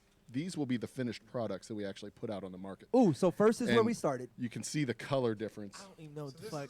And the flavor difference. So hang on. You've now put this in. I'm guessing some oak barrels. You can guess. Oh boy. I ain't gonna tell okay. you shit. Okay. Getting cocky little on bit me. more than All that. right. There you go. So there's one here and Compare one this here. This is 3, and this is 4. And feel free to compare the color and flavor. I of can. three Well, and I can four. already tell Or the you can color right look now. at 'em. I can tell you right now. This Yeah. left one is done in oak barrels and this one is not. Now from there. The number 3 has a much richer Can smell. you back me up? Mm-hmm. Because I don't really know how to taste shit. Yeah, fair. I just consume it. Right. So what am I looking for? The first one was hot as fuck. It was spicy. Yeah. Okay, then the second one, what was that? That's what you're looking for. You're looking for what it feels like, what it tastes like, how you experience The it. third one brings a spice There's back, but it's still got that little bit of kind of like a little chocolatey. Let this man finish explaining stuff to Trey. He's being educated. Finally, he asked to be educated for the first time in the history of the podcast. You gonna interrupt this man's first Oh, no, I education on asked for anything? help on a lot of shit, Slade. I just don't You listen just to you. let me This the fail. first- for the first time I've heard. It's the Damaris interruption. Trey is. All right, so let me try. So this one, what? Hang on. Give But me a mostly what you're looking for is just how it tastes to you. How it feels on your tongue, how it. You went very Uncle all Sam that right stuff. there with I the mean, fucking. it doesn't matter how if other people taste vanilla or peaches or whatever the hell they What taste do in I this taste? shit. What do you taste? What That's am what, I- that's what matters when you taste whiskey. That third one gets you in the nose. Uh-huh. I'm trying to place this flavor. Different, There's isn't it? something very distinct about it, Yeah. and it's well within my palate. I know what it is. It's not probably a molasses, reason but for it's that. something like that. No, it's on the back end. it's not molasses. It's I don't even think it's a sugar. It's a. No, I've never How had the the hell fourth you one before. tasting that? How the hell you pull molasses out your? How you tasting molasses? I'm narrowing it down. I said it's not. It's also not. Yeah. It's not cilantro. It's not basil. This is how I sound like I I know what I'm got doing. you. You know what I mean? This is a trick. It's When not you, table. Listen, bro, Definitely not this is ginger. a trick. When people ask you to taste some stuff, eliminate shit. Yeah, just That's throw all it. I'm Number saying. You four don't is have to my know. favorite. You don't have to actually know anything. All you got to do is You be like like, rye, well, don't you? it's Huh? not You shoe like rye, leather. don't you? You know what I mean? Yes. Yeah. That's the. leather. So Yeah. is there Number 4 is my favorite. vermouth in this? No. So this is the first time I've actually had the fourth one. What is this? Well, second time. Okay. Okay. What is I'ma what is taste. going on? So these are all rye. Uh huh. This is the starting product. Right. This one was aged on pecan wood. Okay. Which Just- mellows it out quite a bit. Just straight up pecan wood. Okay. This one was aged on charred pecan wood. Ah, that's the smoky. And Yes. this is extra God damn. extra time in the oak barrel. That's So okay. this is a double oak. This is an oak and pecan. That is. So how do you age something And in pecan? when somebody who likes rye tells me that this is what they're looking for, even more so than this, that means I did it right. There you go. So does that mean we're going to market? And when you say that this is different, that's exactly what I was shooting Yes. for. It's rye, but it's better. It's so that's not. I feel like I'm tasting an amplified, mellower version. Does that make sense? Yep. It's how do you make something? It's like you took the distortion out of it and then raised the volume. Yep. That's the only way I know how to explain that. It's funny. I looked over. I told him number 4. He goes, "You like rye, don't you?" I was like, "Yeah." And he goes, Because see, here's the thing: people who drink rye, they're like people who drink IPAs. They like it because it has the That strong heavy flavor. It has that. IPAs have that heavy, heavy hoppy IPA-y flavor, and I'm not a big fan of that. The same way I'm not a big fan of typical ryes. But people who like bourbon or like Bullet rye, Right. it has a whole lot of that rye flavor to it, and I wanted to put more of it in here versus what I had here. Dude, this is And, remarkable. Yeah. So the thing Coming is, this fall. when you All were right. talking about, Are they the, aging now? Yeah. All right. When you're talking about the IPA thing, when I drink beer, I want something that's actually refreshing. I don't want that bite in it. Like when I get to my whiskey, it's. Yeah. I mean, I don't know if it's part of the melanin, like, cause whenever I order rye, Slade's like, "Oh, Sam's on that old black man shit." Rye or gin, I just walk away. Yeah, he's like, "Oh, it's gonna be one of those." Yeah, nights. I don't want to hear these stories. That he's making Come here, right now in boy. front of me. Come here, boy. And see, that's the thing. People who like the craft beer guys, they love their IPAs and all the small breweries are making. Those things a ton of taste them. like flower wreaths. That's people like that. I know. And that's cool. I don't. but people like that. And it's tough to nail that flavor if it's not a flavor that you like. That's fair. Which this is a rye, and I'm just not impressed with it because I know what I'm looking for. Right. It's not exactly a flavor that I like. I know you have that. But you moved it, so you know.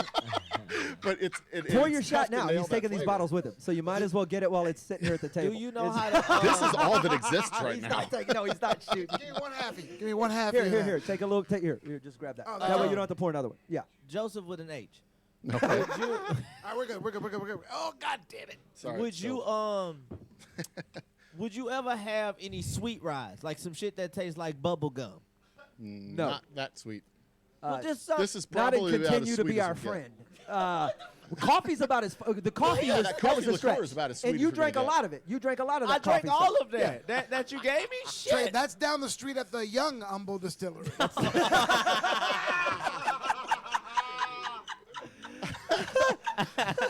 Now, 11 hours, I'm still shooting, bitch. When we open up the tasting room and we're doing, once we finish stocking the stores and we have our mass stuff going out, we're gonna do some other things like a honey rum, the coffee liqueurs and things like. We're I gonna know get a thing or crazy. two about honey. We're gonna get crazy. Yeah, this guy. Joe, That's, I love the coffee one. Me too. I love the one that you did with our label on it. But this might be my favorite thing that I've ever had you make. This is really fucking good. Dude, that's I feel like we should do some old Yeah, fashions that later coffee's tonight. my favorite. It's Black just Magic. kind of gonna have to Oh, happen. and you know what? I have other ryes to compare them against.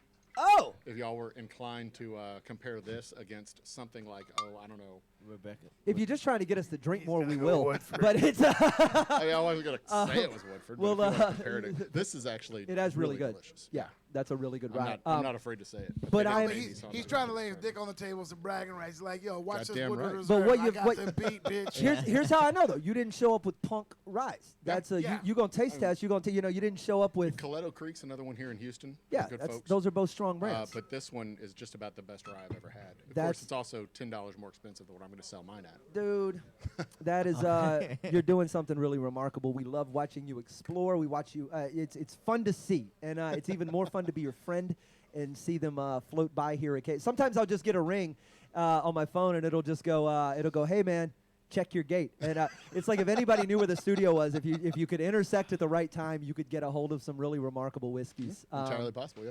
I am super grateful for you, Old Humble Distilling Company. You want Thanks to put for them up against the Woodford? I don't actually. I'm so content with the one that's sitting in front of me. I'm a judgy little bitch. I'm gonna try it at Old Humble Distilling. Where on social? Old Humble, old_Humble on the Twitter. We're on Instagram. We're on Facebook. We are 52 hours away from closing up our capital campaign. We have passed the $50,000 mark. Oh yes. And that is all over our Twitter and still happening. So yeah, people for can another contribute to that. 2 days. Outstanding. Before you go, real quick, I'm not kicking your ass because you're my friend, because he's my friend, and he'll tell you I don't do that. You got him beat. That's awesome. Oh man. That's awesome. You got brought a one for tear me. to that man's eye. You got him beat. Good. Give me that Coletto while I'm talking shit. That's There you Joe Breda, our guest from the Old Humble Distilling Company. Thank you for being part of this very special hour. It's my pleasure. The dinner, of course, from Chef Lionel Flores. He's still floating around somewhere, I Yeah. believe, at FB Chefs if you're looking for him on social media. I do want to say one more thing about this capital campaign. Yeah. We got 50-something hours left. We've passed the $50,000 mark. What that money's going to do is it's going to let us install better equipment so that we can make more whiskey, install our stage and our tasting room and build that out. Oh, hey. So we can have shows and live shows and all the cool stuff that we want to do at the distillery. And it's also going to give us the ability to expand our distribution deeper into the state and outside of the state into California, New York, Florida, Illinois, Wisconsin, Colorado.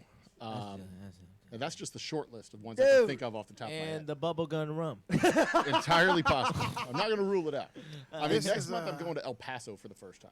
Dude, that makes me so incredible. I know. Dude, that's I've been out there a I couple know. times. I understand you Great own a place. stage out You there can that get some Rob teeth hasn't even fixed. performed on. He hasn't headlined there. He's performed there. But you can get your teeth fixed It's a lot of. It's right across the border. It's real simple. Trey's a fan. Old Humble Whiskey, one of our favorites. You got them beat too, dude. that one's more spicy though, and it's more like that. Like it's a different ballpark, like but control. and it's 90 proof. So, Oh yeah, these are all 90 proof, by the way. This motherfucker has them both beat. Sweet. All right. Perfect. All right, Joe Breda, our guest this hour. Old Humble, just keep that in mind. Thanks to Chef Lionel Flores, and we're gonna turn it over, dude. You need a second? Yeah. Okay. Cool. Before we cut over to him. About to turn it over. Well, we got. I'll briefly say. I go can ahead. say one more Yeah, thing. please. We're doing a thing right now. If we hit 10,000 followers on our Twitter account, we'll release a special Astros-inspired label that'll be available at the distillery. But we got to hit that number before the All-Star break. Okay. So go find us on the follow Twitter Old Humble and go contribute to contribute to our capital campaign. Minimum of $100, but you get that paid back over 7 years. It's not like just a not a Kickstarter. GoFundMe, You it's not a actually, of Kickstarter, you course, get paid back. it's an investment. Yeah. We have a couple minutes before we're ready over there. Uh-huh.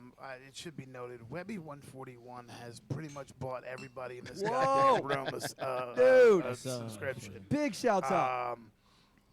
I don't know who you are, but you're fucking destroying shit right now. Dude, these are and they were pimping our links earlier too. So many of you guys. If I could rig the guitar giveaway for you, I fucking would. Everybody who has Amazon Prime has a free subscription, 1 month subscription through Amazon Prime that they can put onto the page. What? Yep. So if you're a Prime member, through you can Amazon just give Prime. it to us. Go into Amazon Prime where you have your Amazon Prime membership and go to the Twitch Prime. Really? And pick your subscription that way. The little stuff. And we don't also, know. you can find, you can find the Old Humble Distillery Company on Twitch as well. That's awesome. Joe over here giving us life hacks for Twitch. We're on Twitch and over on YouTube too. Perfect. And I've joined you on your live stream as well. You have? And you keep that going. I got you over. Yeah, absolutely perfect. Y'all keep ditching me. You got. No, you ain't. Just give me a time. Click follow or click subscribe. We appreciate you more for those subs than anything in the entire world. Stick around and chat up in there. We're going to cut over to, man, it is good to have this dude on the show. Went kind of viral with a song earlier this year, but that's like the least thing he's known for. A playwright, a comedian, a writer on many, many, many fronts, a dear friend of the Whiskey Brothers and a previous guest. Put it together for Billy D. Washington.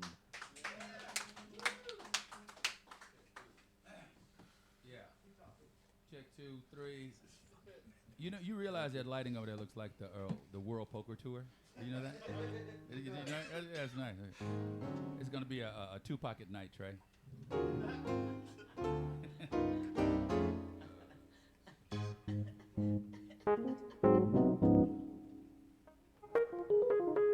Check 2. Let me know when you're ready, Adam.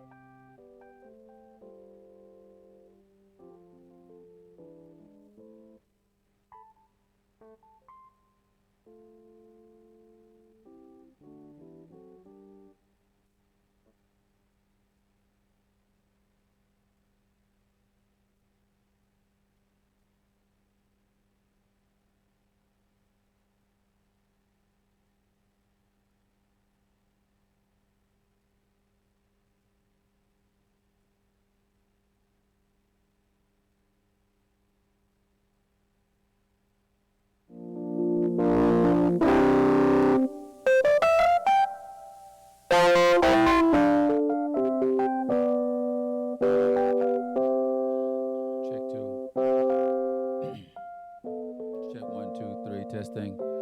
Right here, the Whiskey Stepbrother. Yeah. The Whiskey Stepbrother. Okay, I can't. Should I be hearing myself? Okay. Oh, I won't be hearing myself to this, so I'll play in the. Okay, cool. Okay, I don't know what I'm supposed to be doing. What am I? What? Any time limit or? No, I know we're live, but I just don't know.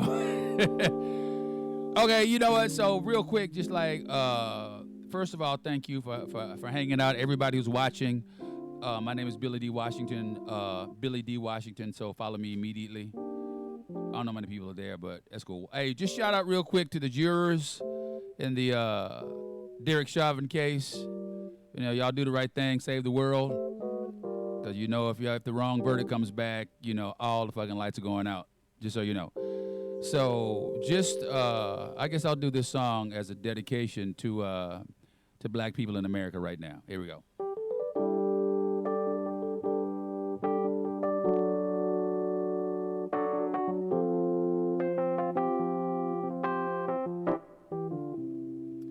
If I was white and I got in a fight, I wouldn't be the first one to go to jail. If I was white and I got on a flight, people would want to sit next to me.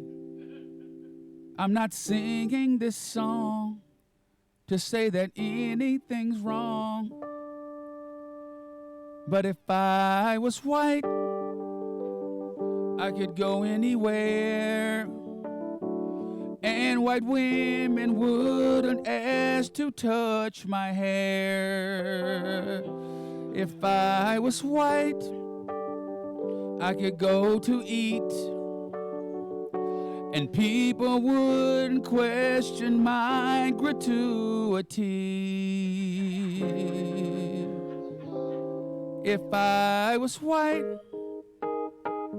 I could speak my mind and not be blamed for playing the race card all the time. If I was white, heaven knows this song would be on the radio. Okay, that's that one. That's cool. All right. Yeah. One more. Okay, so this one I want. So you know, in the same vein, since we you know, just I guess talking about the police killing niggas, so I want to do this last one right here and dedicate it to the police officer that shot that kid in Minneapolis, Dante, and her name was Kim Potter. And so her excuse was that she mixed her. She thought it was a taser, but it was a gun. It felt like a gun. I felt like a taser, but it was actually a gun. It's weird. I was a cop for a long time. It just doesn't happen like that. So the only way I would actually believe that is if there were some historical perspective to it. It's like if she had actually done it before, then I believe it. You know, like if something happened like I reached for my vibrator, but I grabbed my gun.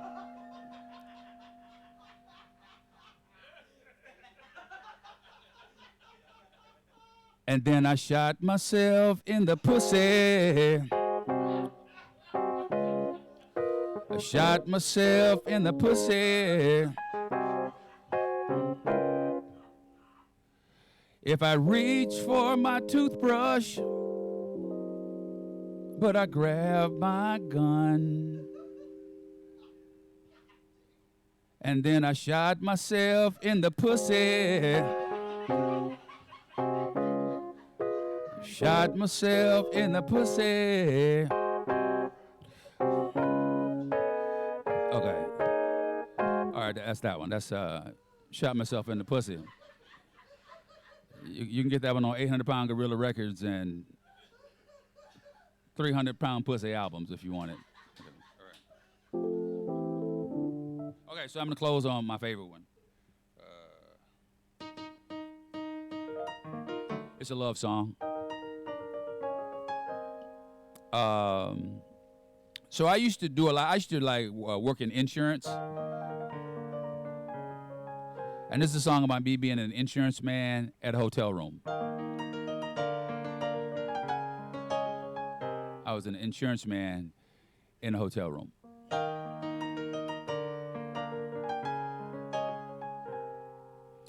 I was in Baton Rouge, staying in a handicapped room.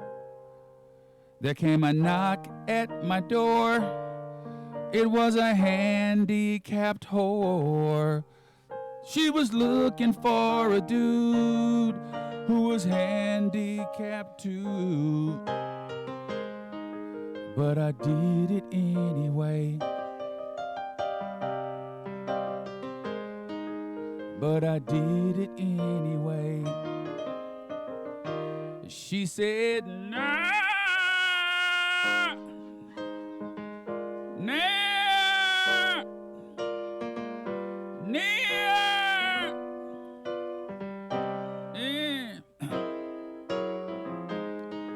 but I did it anyway.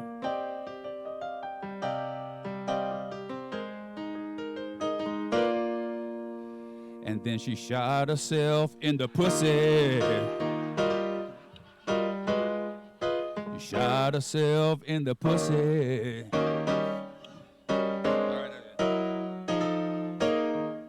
right, that's it. Hey, thank y'all, man. Y'all keep watching. It's a great night tonight. I appreciate it. Tacos are great. Whiskey for all. Appreciate the love, guys. Thanks. Billy D. Washington. That's Billy D. Washington. The comments are going nuts. Oh, my God, the faces. They're dying. That's wonderful. Billy, will you come join us? We got a seat for you, buddy. Can we get someone grab some of this junk, and we'll just kind of clear a space out. Billy D. Washington, his album is on 800 Pound Gorilla. You can listen to it, called The Washington Post. That, of course, stems from some of the thoughts. And as Billy sits down, we'll talk a little bit about it.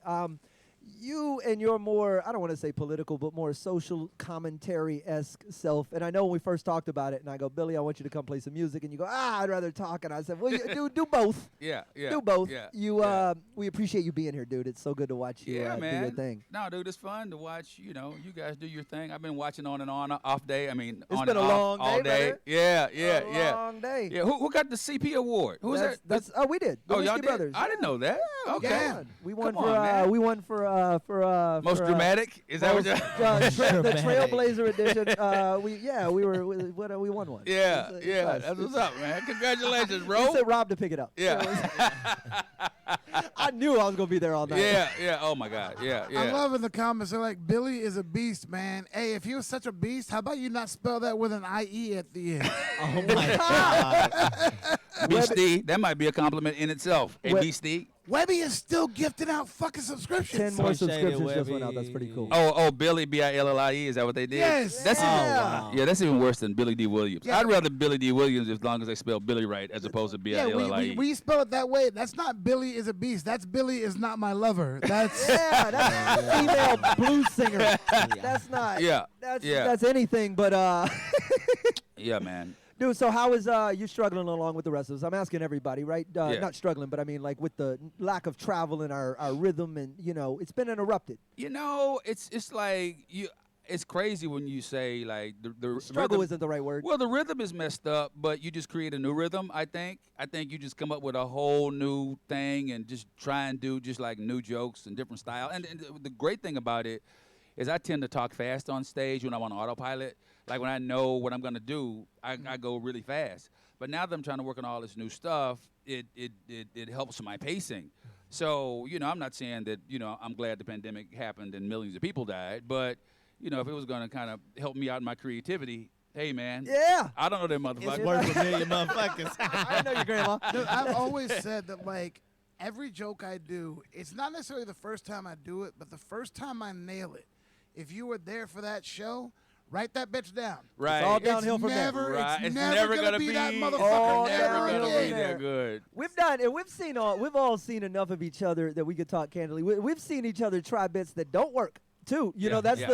But there you see the same guy 2 months later, you're like, he got it. Or he didn't, and you're like, I know why you let go of that. Right, That wasn't- right. Or you see it like in its infancy, and then you see it 2 years later, and you're like, oh, okay, that's it. That's what he was going for. Yeah, because that time I saw it, he did not get that. Just because you feel like, does he know what's funny about this? Yeah. Like, does he even?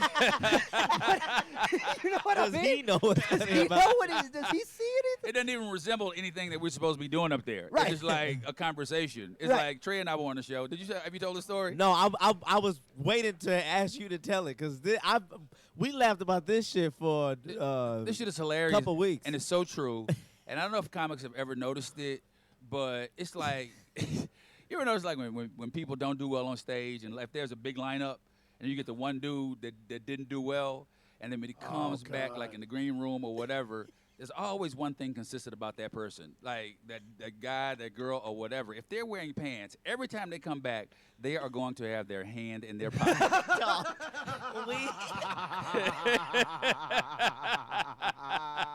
They will always, if they don't do well, and then I start to think back, I go, yo, I remember the time. Every time. And I'll do you one better. If you start paying attention, you can see it go in the middle of the set.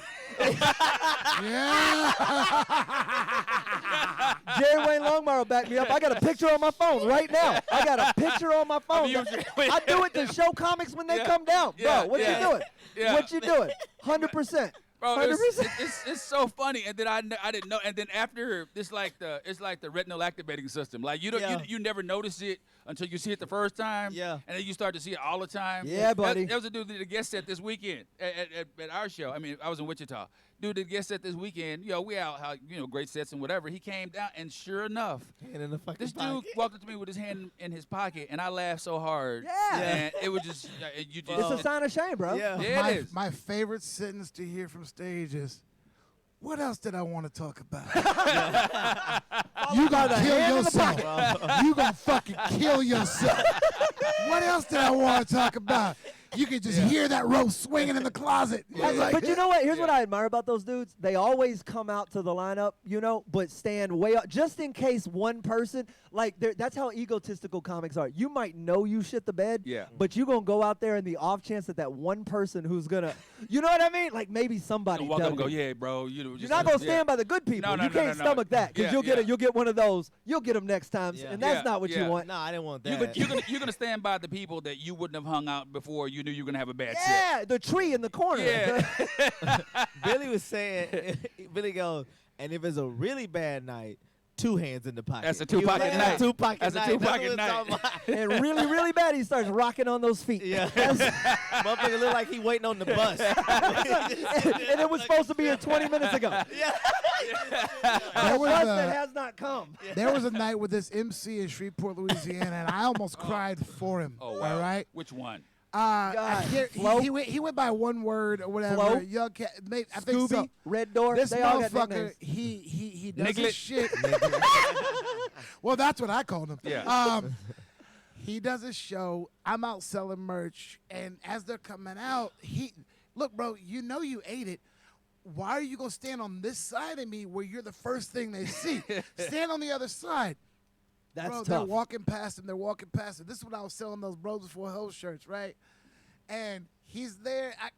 I'm pretty sure the hands were in the pockets. Because I never looked for that before you said it, but it's true.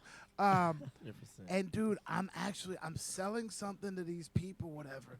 And somebody walks up, and when they do, they walked up to him, and he perked up, and I was like, good for this kid. Somebody fucking did something nice for him. He was like, hey, how's it going? Thanks for coming out. And they looked him right in his face, and they go, so how much are the shirts? And I'm literally signing this shirt to this person. I see you, and I Eddie. was like, this is the last time I'm ever going to see this motherfucker above ground. Like, he's going to die tonight. Yeah. That's a dangerous phase in your career when you're young enough to you're good enough to get work, like you've been doing it long enough to get work, but you're still capable of failing in that one spot. That's a terrifying place to watch someone fail. Oh, man, and somebody you had on the show earlier. I won't call any names. I'll tell you guys off camera. But That's he was a person that came on a cruise ship, and this dude bombed so hard until. I used to smoke, right? So I know what average smoker's breath is supposed to smell like. Right. But if you're super nervous and you're smoking like 3 packs before you get on, you know it. Like this dude was so nervous, he was sweating. He's good. He was good for like that hour and half of that other set. But then after that, he had to start repeating, and he started forgetting stuff. And then by the 5th show, it was tough. And if I recall correctly, he had 2 hands in his pocket. Billy D. Washington. So what else did I want to talk about? Shit is crazy. That is the death What else rattle. is going on? Shit is crazy. What else is going on? And Shit is crazy. This shit wild. Yeah. That's the death rattle. You hear it? You're just like, I want to say what's up to Webby Man. Share on the Facebook on top of that, and then you're kicking us some other coins on top of that. Marzi wants to sit at the table and play. Hell yeah, buddy. We can make that happen. Fuck. Dude.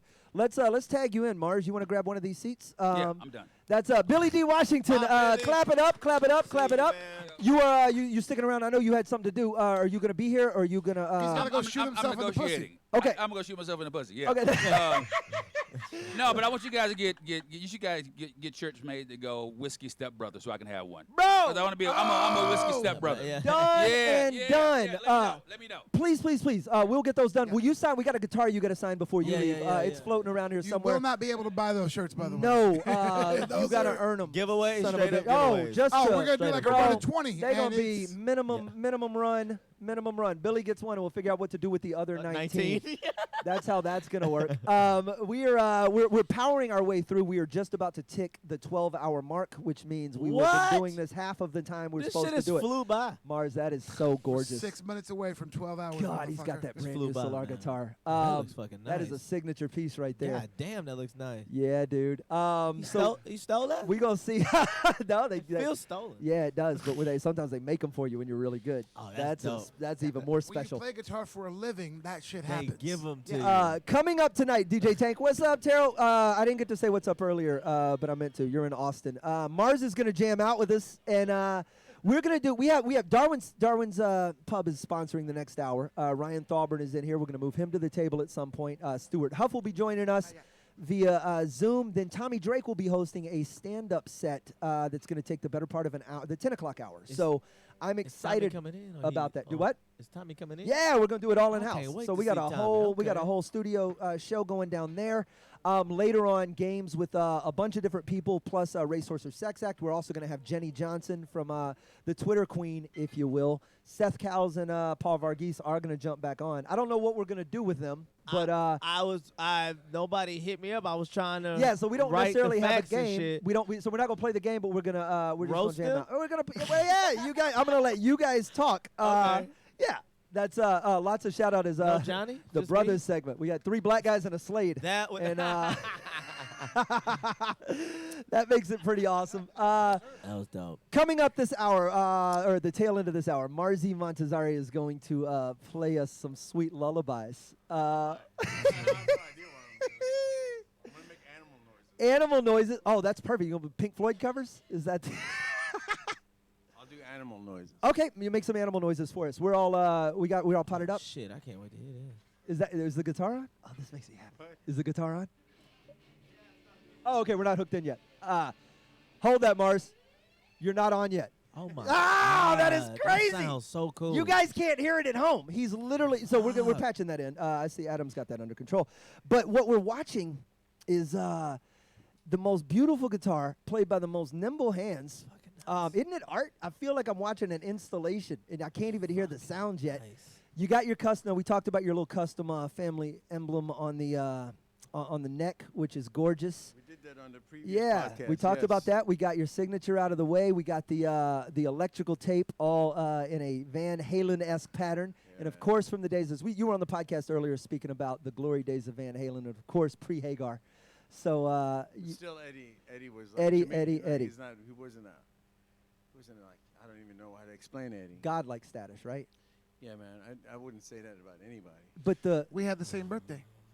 The absolute. I remember watching, and you might have been at the show, Mars. It was Hagar, but it was Van Halen at the Summit, and it would have been probably the last time they played the Summit here in Houston, and it was, to me, it was the last time I saw Van Halen live. and this was a million years ago, and I just remember being enamored. I was old enough to understand now what I'd been listening to, and when they put those hands on the big screen, bro, it's a blur. You cannot see the fingers move. It is a motion blur on the neck of a guitar. What he was doing with it, you know? It was, and it's making. It's like not even guitar playing. It's No. like a sonic movement, and it was not even that. It's not just his. He was a rhythm player. That he was like not just what he did in general, man. He played rhythm and lead at the same time. He wrote